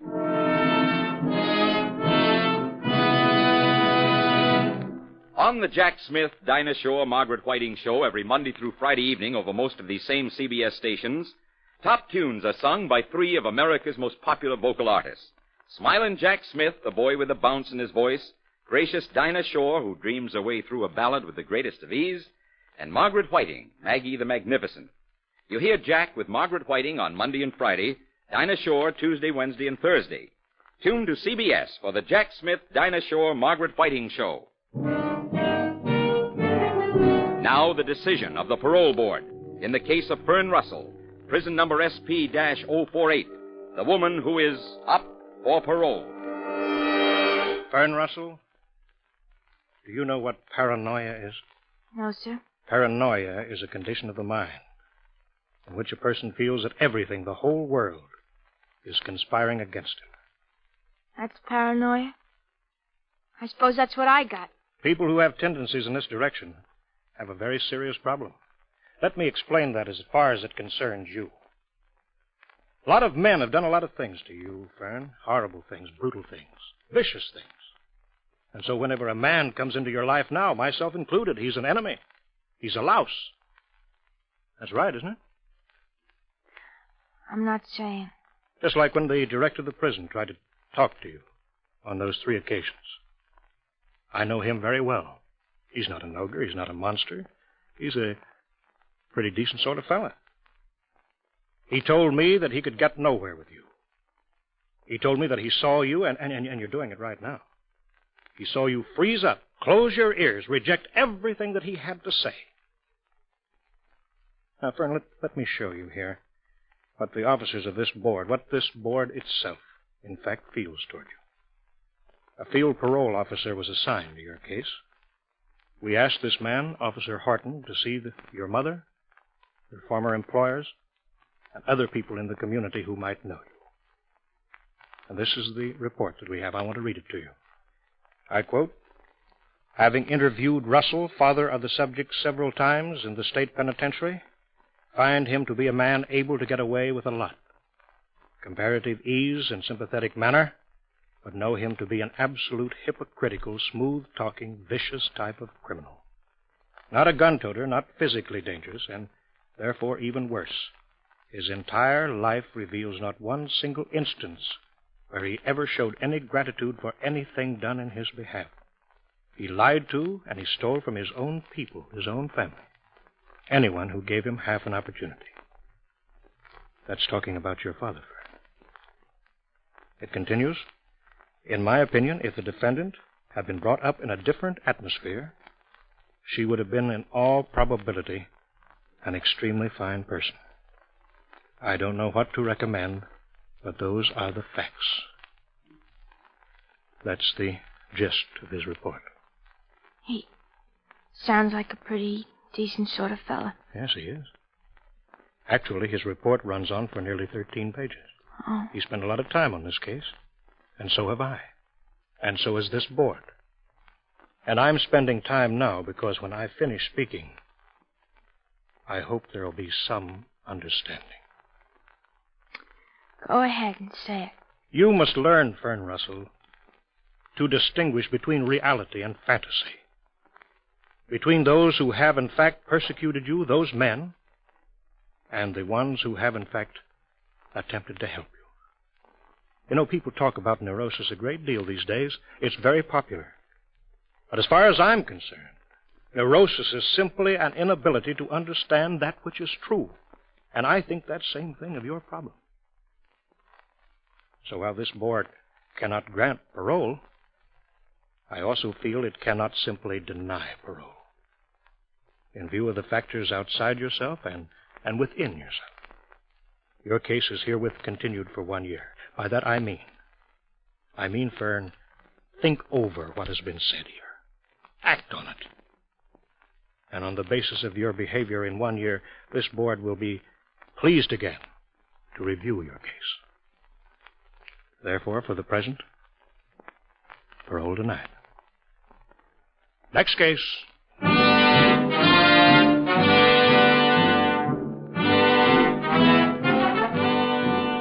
The 1-year continued sentence of Fern Russell has still not been completed. And as of tonight, we have no way of knowing what will be the final decision of the parole board in her case. But we are confident that if she has fulfilled the difficult assignment given to her by the board's chairman, she will take her place again in her community.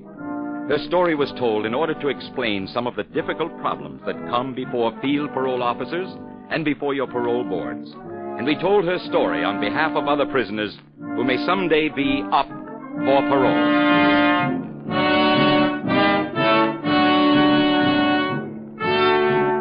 You have been listening to Up for Parole with Deli Ellis as Fern Russell, written by Arnold Pearl and produced and directed by Mitchell Grayson. Music was under the direction of Harry Salter. The authentic material for this broadcast was supplied by the National Probation and Parole Association, the nationwide non-profit agency working to protect the public through effective probation and parole. Listen again at the same time next week when CBS will bring you the actual story of prison case number B15-42, Up for Parole.